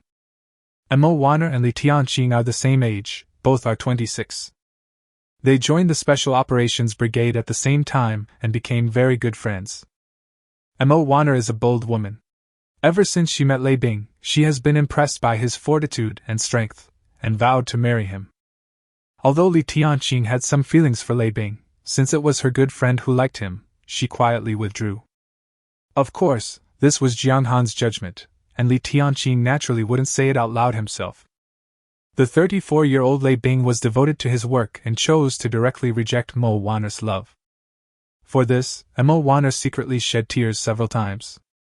Finally, Li Tianqing said, "I just don't know if Wanner is still alive. If she is, I'll help you find her. It would satisfy your BT psychology. That should be okay, right? Is she as pretty as you?" Li Tianqing rolled her eyes at him. "You'll make your own judgment when the time comes." "Okay, I'll make my own judgment." HU. While the man and woman were discussing something obscene, the heroine, Mo Wanner, sneezed loudly. She rubbed her straight nose, stretched out her long legs, and walked towards the warehouse at Pier 9 of Tianhai Port. She was wearing a very strange dress. The dress was completely black and looked like leather but not leather, cloth but not cloth. It was hard to tell what the material was. There was a black dagger stuck in her waist, which looked extremely sharp. About a kilometer away from the pier, Mo Wanner was standing there, with her long hair gathered up into a neat bun. Then, she closed her eyes tightly, frowned slightly, and seemed to be using some kind of power. When she opened her eyes again, a shocking scene happened. Her body quickly faded, and soon, she disappeared completely. This is her special ability, invisibility. Very suitable for assassination. Chapter 106 Assassination. To be on the safe side, Mo Wanner needed to maintain this state for the remaining kilometer. Her ability can last for about 60 minutes, and there may be a fierce battle soon, so she has to hurry. Soon, a zombie blocked her way, but she did not change direction, but walked straight through the zombie. But the zombie didn't react at all. After becoming invisible, Mo Wanner's body can exist in a virtual form, which cannot be hit or touched. And this ability has not been discovered by anyone so far. No matter whether it is through sound waves or smell, no one can find her. With this, she successfully gained Chen Feng's favor and became one of the 6 squadron leaders, and also protected the female soldiers under her command. Soon, the Pier 9 warehouse appeared in front of us. There was no light inside, it was pitch black. Mo Wanner slowly approached the gate, and whoosh, her entire body passed through the heavy door silently. Perhaps because it was on the first floor, the red fog in the warehouse was no less than that outside. After identifying the direction, she quickly found the stairs leading to the basement. The order Chen Feng gave him was to kill the people hiding in the basement of the warehouse. The basement was very large, and Mo Wanner searched room by room. Soon, she found a person in the innermost room. Thunder Soldier. Just a casual glance at the bed and she was sure of the other person's identity. Finally saw. Although Mo Wanner had made sufficient mental preparations before coming, her heart still suddenly tightened when she actually saw Lei Bing. The two had a comradeship for 4 years. No, it was more than just comradeship. For Mo Wanner, he was the only man she had ever loved. She could kill herself, but she would never kill Lei Bing. In addition to the feelings, there are also Lei Bing's actions. It was he who risked his life to fight Chen Feng in order to save the survivors of Jong Xan base. Although she failed, her courage to face death made her love him even more. Lei Bing was seriously injured at this time, shot in the chest, and a large amount of blood stained the green bedsheet red. His eyes were closed tightly, his brows were deeply furrowed, and he seemed to be enduring great pain. For a moment, Mo Wanner felt like her heart was broken. She really wanted to pounce on him right now, lie on his broad chest, and cry bitterly. But she didn't, because she had to stay calm, she had to stay calm. This was what she had told herself countless times before coming here. She is not stupid. Chen Feng gave her a task to assassinate Lei Bing and also gave the specific time and location. If Lei Bing hadn't been injured, she might have believed it. But now Lei Bing was injured, and it was so serious, a question came to my mind. Why doesn't Chen Feng do it himself? Although Mo Wanner didn't know the exact number, she knew that Lei Bing must have a lot of supernatural power. Such a great supernatural power was given directly to me? This is impossible. So, this is a test. Although the person lying on the bed looks like Lei Bing, there are so many different superpowers out there now. Who knows if there is anyone with superpowers who can imitate others? She quickly regained consciousness, her mind spinning rapidly. What to do? Killing the opponent is a must. The key is how to kill and in what state to kill. She had to make Chen Feng feel that he believed that the person in front of him was Lei Bing. This was the key point. Then, her eyes quickly turned red and she started crying. Tears as big as beans rolled down her pretty face. She reached out to wipe them away, leaving some tear marks on purpose, and then slowly walked to the bed. He took out a dagger, took a few deep breaths, and then stabbed the dead Lei Bing's neck hard. To be honest, Emma Wanna's heart shrank into a ball. What if her judgment was wrong, this man was indeed Lei Bing, and this was not a test, then she would kill the person she loved most with her own hands. But she couldn't stop, things had come to this point, she had no choice but to continue acting. It would be even more dangerous if someone discovered the flaw. Lei Bing, you are so badly injured, let me help you. I believe you would rather die at the hands of your own people. Emma Wanna could only think so. The dagger was getting closer and closer to her neck, and her heart was getting heavier and heavier. Just when the tip of the knife was half a millimeter away from piercing the skin, Emma Wanna stopped. It wasn't that she stopped on her own initiative, but she was controlled by a huge force that prevented her, a level 60 psychic, from moving forward at all. Her heart suddenly relaxed. Sure enough, this was a test. In this case, she has to continue acting. Her expression was a little surprised, and then she gritted her teeth, exerted her strength with both hands, and put the weight of her entire body on the dagger. But still no progress. So awesome! Emma Wanna sighed in her heart. Who is this? Is it Chen Feng? What kind of supernatural power is this? Not only can you discover yourself, but you can also control yourself firmly. For such a long time, Emma Wanna has been trying to understand Chen Feng's ability so that she can accumulate more experience for future battles. Even if he can't defeat him, it will be a help to Lei Bing. There's a good opportunity right in front of me. Ah! She cried out in surprise, responding to her own behavior at this moment, while carefully observing the knife in her hand. She discovered that there was a tiny red dot right at the tip of the knife. The red dot was very similar in color to the red mist, and it would be impossible to detect it unless you looked closely. Could it be this red dot? What is this thing? How can it have such great strength? Just then, someone spoke from behind. Okay, Wanna, let's stop here. Who? Emma Wanna screamed, looked back, and at the same time, the dagger in her hand quickly slashed towards the other person's neck. The person who spoke was Chen Feng, who had been waiting for a long time. When she saw Emma Wanna attacking her, she did not make any move. Captain? Just when the blade was about to pierce Chen Feng's body, Emma Wanna stopped in time, revealed her body, and then showed a look of panic. Captain, what is this? Then she showed an expression of sudden enlightenment. You don't believe me? Chen Feng smiled slightly. No, this is an essential test before being reused, a test by the organization. At the same time, Lei Bing on the bed suddenly laughed, then sat up from the bed. Captain Mo seems to be crying? Lei Bing said. But it was a woman's voice, extremely strange. Emma Wanna quickly wiped her red and swollen eyes with her hands. You are not a Lei Bing? Of course not. As the woman spoke, the muscles on her face began to change rapidly, and she turned into an enchanting and charming woman, still wearing the combat uniform of Thunder Soldier. Emma Wanna seemed very surprised. Who are you? You actually have such a special ability? The woman still laughed. As for me, I'm your captain's deputy. I'm here specifically to wait for Captain Mo. And me. A man's voice came from the corner again. Hongxing? Emma Wanna felt a wave of fear. It turned out that her every move had been under the eyes of these three people. That was a close call. Chapter 107: The Real Assassination Target. Emma Wanna noticed that Hongxing's hiding place was originally a group of inconspicuous red mist.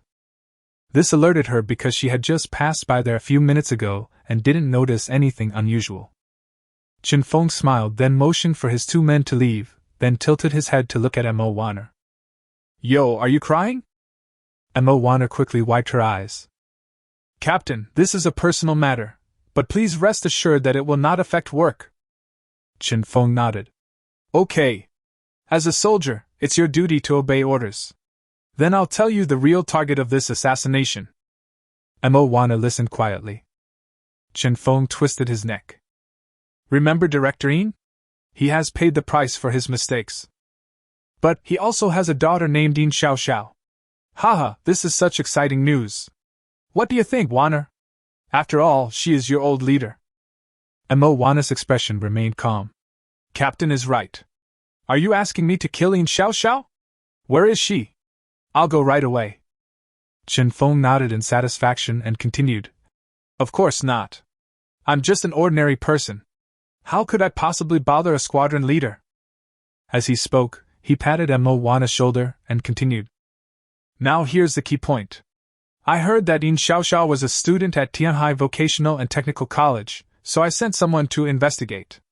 Guess what happened? How is it? Wana cooperated. I discovered something very interesting. At the beginning of the apocalypse, there was a student named Jong Xan in the academy. He claimed in the group chat that he owned a women's prison that specifically housed all kinds of beautiful women.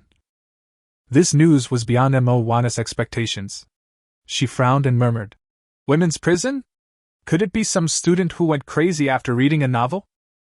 Chen Feng paced back and forth with his hands behind his back. Yes, I thought the same as you at first, but those students told me that Jiang Han had been to the school and took away a lot of women, beautiful women. At the same time, I sent someone to unlock the students' phones. In their phones, I saw the pictures he posted in the group, food and clean water, so this women's prison really exists, and Jiang Han must have a large amount of supplies. Wana seemed to understand. You want me to kill this man named Jiang Han? Chen Feng nodded. Yes, find him and kill him. I don't have any clues about this person. I don't know what abilities he has or even if he has superpowers. So you are the best candidate. Here is his photo. Chen Feng said, handing an enlarged photo to Wana. That was Jiang Han's ID photo when he entered school. But there's one thing, I want the supplies he has. Find out before you kill him. Wana took the photo, looked at it carefully, and then said, I understand. I'll do it right away. Go ahead, if you need anything, feel free to contact me. Yes. Wana saluted with a standard military salute, then turned and left. After leaving the warehouse at Pier 9, Wana let out a long sigh. Chen Feng probably only found out about the women's prison yesterday, because yesterday a team from Hongxing accepted a mission and went to a certain school. Just got the news, let yourself do it. What does it mean? It means Chen Feng believes her. This is a good start. After Wana left, Hongxing entered the room again. Brother, this girl's ability is really weird. If it weren't for you, I wouldn't even know she came in. Chen Feng chuckled. Don't worry, I can see him. Her special abilities are invisible to me. Really? Big brother, what kind of special ability do you have? Hongxing asked with great interest. Chen Feng turned his head, and a pair of intimidating little eyes stared at him. If someone asked me this question, I would be a corpse now. But Hongxing looked indifferent and said, What a pity, I am not someone else. Ha ha ha. Chen Feng suddenly laughed out loud. My good brother, I don't trust you, don't I? He punched the other man hard, and then continued. I really can't tell you about her main ability, but I can tell you how I discovered this girl. My ability comes with a kind of perception, let's call it spatial perception. As long as someone enters my perception range, I can detect them, no matter if they are ethereal or invisible. Spatial perception? Hongxing was stunned for a moment. It sounds amazing. Not only that, I can sense everything in this space, for example, your heartbeat. You can know this? Yes, if one day I find out that you lied to me, I won't be polite, just like in the video we watched. As he said this, Chen Feng made a fist-clenching gesture. Hongxing still laughed. Don't worry, if that day comes, I will twist my head off for you without you having to do anything. What the hell do I need your head for? I'll twist it off for you, Chen Feng said with a smile. Oh, by the way, I've discovered something. This Wana is a virgin. Once he finishes this, I'll give her to you as I said before, and then I'll watch you ravage her with my own eyes. I promise to satisfy Big Brother. Ha ha ha ha. In the warehouse at Pier 9, two people's obscene laughter was heard. Moana naturally didn't know about this. She drove towards the base at an extremely fast speed. Until 11 o'clock at night, she returned to her office. As soon as I entered the door, the two little female soldiers came running over. Captain, you're back? Are you okay? Moana shook her head. It's okay. It's pretty much what I thought. After she finished speaking, she looked at the door and saw that there was no one else. She closed the door tightly and drew all the curtains. Then she took the hand of one of the little female soldiers and asked, Xiao Xiao, I have something to ask you. Do you know a classmate in your school named Jong Xan? One of her two personal soldiers was none other than Yin Xiao Xiao, the daughter of Director Yin whom Chen Feng had been desperately searching for and the most beautiful girl on campus at Tianhai Vocational and Technical College. After the rebellion broke out, Director Yin knew that he could not escape the clutches of the evil, so he entrusted his daughter to his most trusted subordinate, Moana. And Moana did not let him down and protected Yin Xiao Xiao very well. Yin Xiao Xiao frowned. Jiang Han?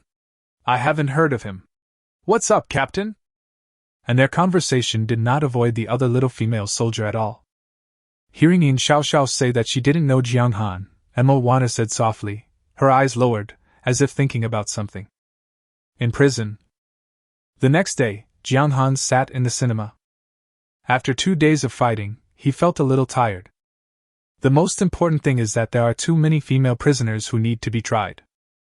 In addition, he needed to reheat the food, so he decided to take a day off. A movie was playing on the big screen at this time. The picture was very exciting, but not as exciting as in the cinema. Jiang Han sat down while the female prisoners came over one by one to report on their work. In order to demonstrate human rights, they also sat down while reporting. And whoever reports well and effectively will be given some souvenirs by Jiang Han. Although these souvenirs are common to female prisoners, they are more numerous than others. Hundreds of millions. Even if the report is not good, Jiang Han will not blame them too much, but will just encourage them to work harder next time. But one thing is that if any female prisoner can pass the souvenir distribution stage, Jiang Han will give her a huge reward. And this reward is superpowers. So the female prisoners went crazy. Although each of them only had 3 minutes to report, they all gave 200% effort. Chapter 108 Supernatural Performance. The female prisoners reporting to the cinema kept changing until lunchtime, when the movie was over. 5 women received souvenirs, namely Meng Chao, captain of the 3rd Prison Guard Team, Xinxinga, captain of the assistant team, Dong Jin, captain of the service team, Li Tianqing, instructor, and Qin Shirin, cook. This was naturally what Jiang Han intended to do. Except for Li Tianqing, the others were basically elderly people who were the first group to enter the prison. They were each in charge of a different team, and they made great contributions to the normal operation of the entire prison. As for Li Tianqing, she has been performing well recently. Her obedience has long reached 100%. She also made great efforts in dealing with Bai Chunming. In addition to her relationship with Lei Bing, Jiang Han decided to make this woman work for him completely. The 5 girls cherished Jiang Han's souvenirs very much. If you put it on your head, you're afraid it will fall. If you hold it in your mouth, you're afraid it will melt. The next item, the supernatural blessing, the 5 women bathed and changed clothes. Piety, the piety that Jiang Han has always emphasized, must be reflected at all times and in all places. Soon, they knelt in the hall and began the ceremony under the gaze of everyone.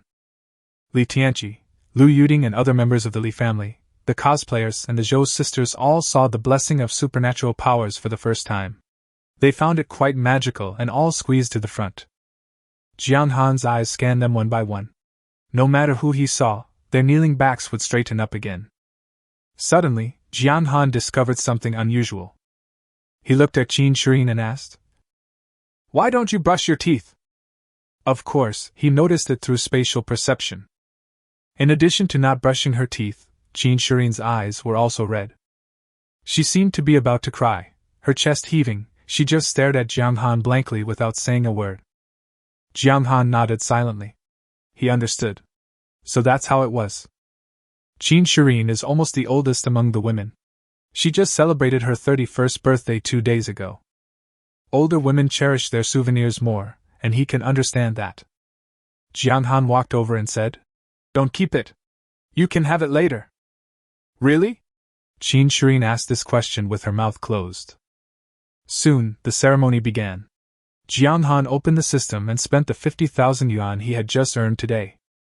This Papa coin is really not worth spending. Next came the much-anticipated supernatural power show. Jiang Han looked at them. "Who's going first?" All the women closed their eyes and felt their bodies. Soon, Li Tianqing was the first to stand up. Her face was filled with an unconcealable smile. Then he opened his eyes, and whoosh! 2 beams of white light shot towards the corner of the wall. "Oh my god, it's exactly the same as Gao Zichen's!" He Meng had participated in that battle and quickly reacted. Jiang Han discovered that the name given to Li Tianqing's special ability in the system was Cyclops. It's my turn," Meng Chao said after seeing Li Tianqing finish her performance, and then he went on stage second. She waved her hand, and suddenly a stream of water as thick as a finger shot out, circled in the air, and then hit the corner of the wall again. The name given by the system is Water Arrow. The attack power of the Water Arrow is obviously not as high as that of Cyclops. When it encounters a wall, it immediately scatters into a pool. But Jiang Han discovered that this Water Arrow could produce water. He was moved. You know, water is so precious in the end times. It may not be obvious in prison, but in other places, this kind of psychic is definitely more sought after than a pure combat psychic. Moreover, Meng Chao's water arrows can be controlled, which makes him more powerful than Cyclops. Water, it really suits your name. Next, Shinqinga. She went on stage scratching her head. How do I perform this ability of mine? Everyone looked at each other in bewilderment. How could they perform this? You didn't know how to perform your own special ability? Shinqinga cleared his throat. Then I'll start. As she spoke, her mouth opened wide, as if she was shouting something, but no sound came out. After a few seconds, Shinqinga shrugged. I'm done with my performance. Everyone was stunned. No way, you just performed a lonely show? But Shinqinga continued. Who hung that thing in the locker room? It fell to the ground. Go wash it quickly and make sure it's clean. That's the greatest reward you can give to the warden. Immediately a little girl cried out. I hung up. The warden just blocked my mouth, so I washed it. Everyone quickly realized. How do you know it fell? Shinqinga puffed out his chest proudly and said, I just know it. Jiang Han saw that her special ability was ultrasound, and the state she was in just now was the posture when emitting ultrasound. Another superpower with eyes. And in some aspects, he is even better than Lu Shuangshuang. Because Shinqinga can see through objects. For example, now, no matter how many levels Lu Shuangshuang reaches, she will not be able to see through the wall and find the clothes hanging in the locker room. After Shinqinga finished her performance, the next one was Dong Jin. Dong Jin, like Shinqinga, said a little embarrassedly, Oh, it seems my powers aren't very easy to perform. She scratched her head, then looked at Li Tianqing, who had performed the Cyclops before, and Meng Chao, who had performed the water arrow. Could you guys come and help? The two were a little confused, but still walked up. Dong Jin closed his eyes, and then suddenly pushed towards the two of them. Others didn't feel anything, but these two's eyes lit up. Xiao Jin, your ability. Li Tianqing calmed down for a moment, then faced the corner again. Whoosh, this time, the white light she emitted was thicker than before. Meng Chao followed closely behind, and her water arrows were also thicker than before. Jiang Han noticed that the name given in the system was amplification. This is a power that can increase the attack power of the psychic, and can be used on multiple people at the same time. And it seems that they can select special people, because Jiang Han was standing next to Li Tianqing and Meng Chao just now. But he didn't feel anything. This makes it much more practical and won't be used on people who shouldn't be amplified, such as two people fighting each other. Next, Qin Shireen, Jiang Han said. Qin Shireen first made a swallowing motion, then spoke. My special ability, but I really can't perform it. Coming again? Qin Shirin continued. Let me tell you about my special ability. Well, how should I put it? It seems that I am destined to be a cook. My special ability is still making food, but the food I make can help everyone restore their special energy.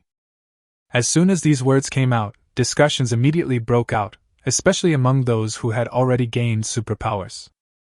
As people with special abilities, they really understand the importance of special abilities. Why was Suing Xue able to stay with Jiang Han for so long? Wasn't it because of her awakened supernatural powers? Qin Shirin continued. If you want to perform, then wait until dinner time. I'll show you my skills. Jiang Han took a look at the system and saw 2 words written on it, God of Cooking.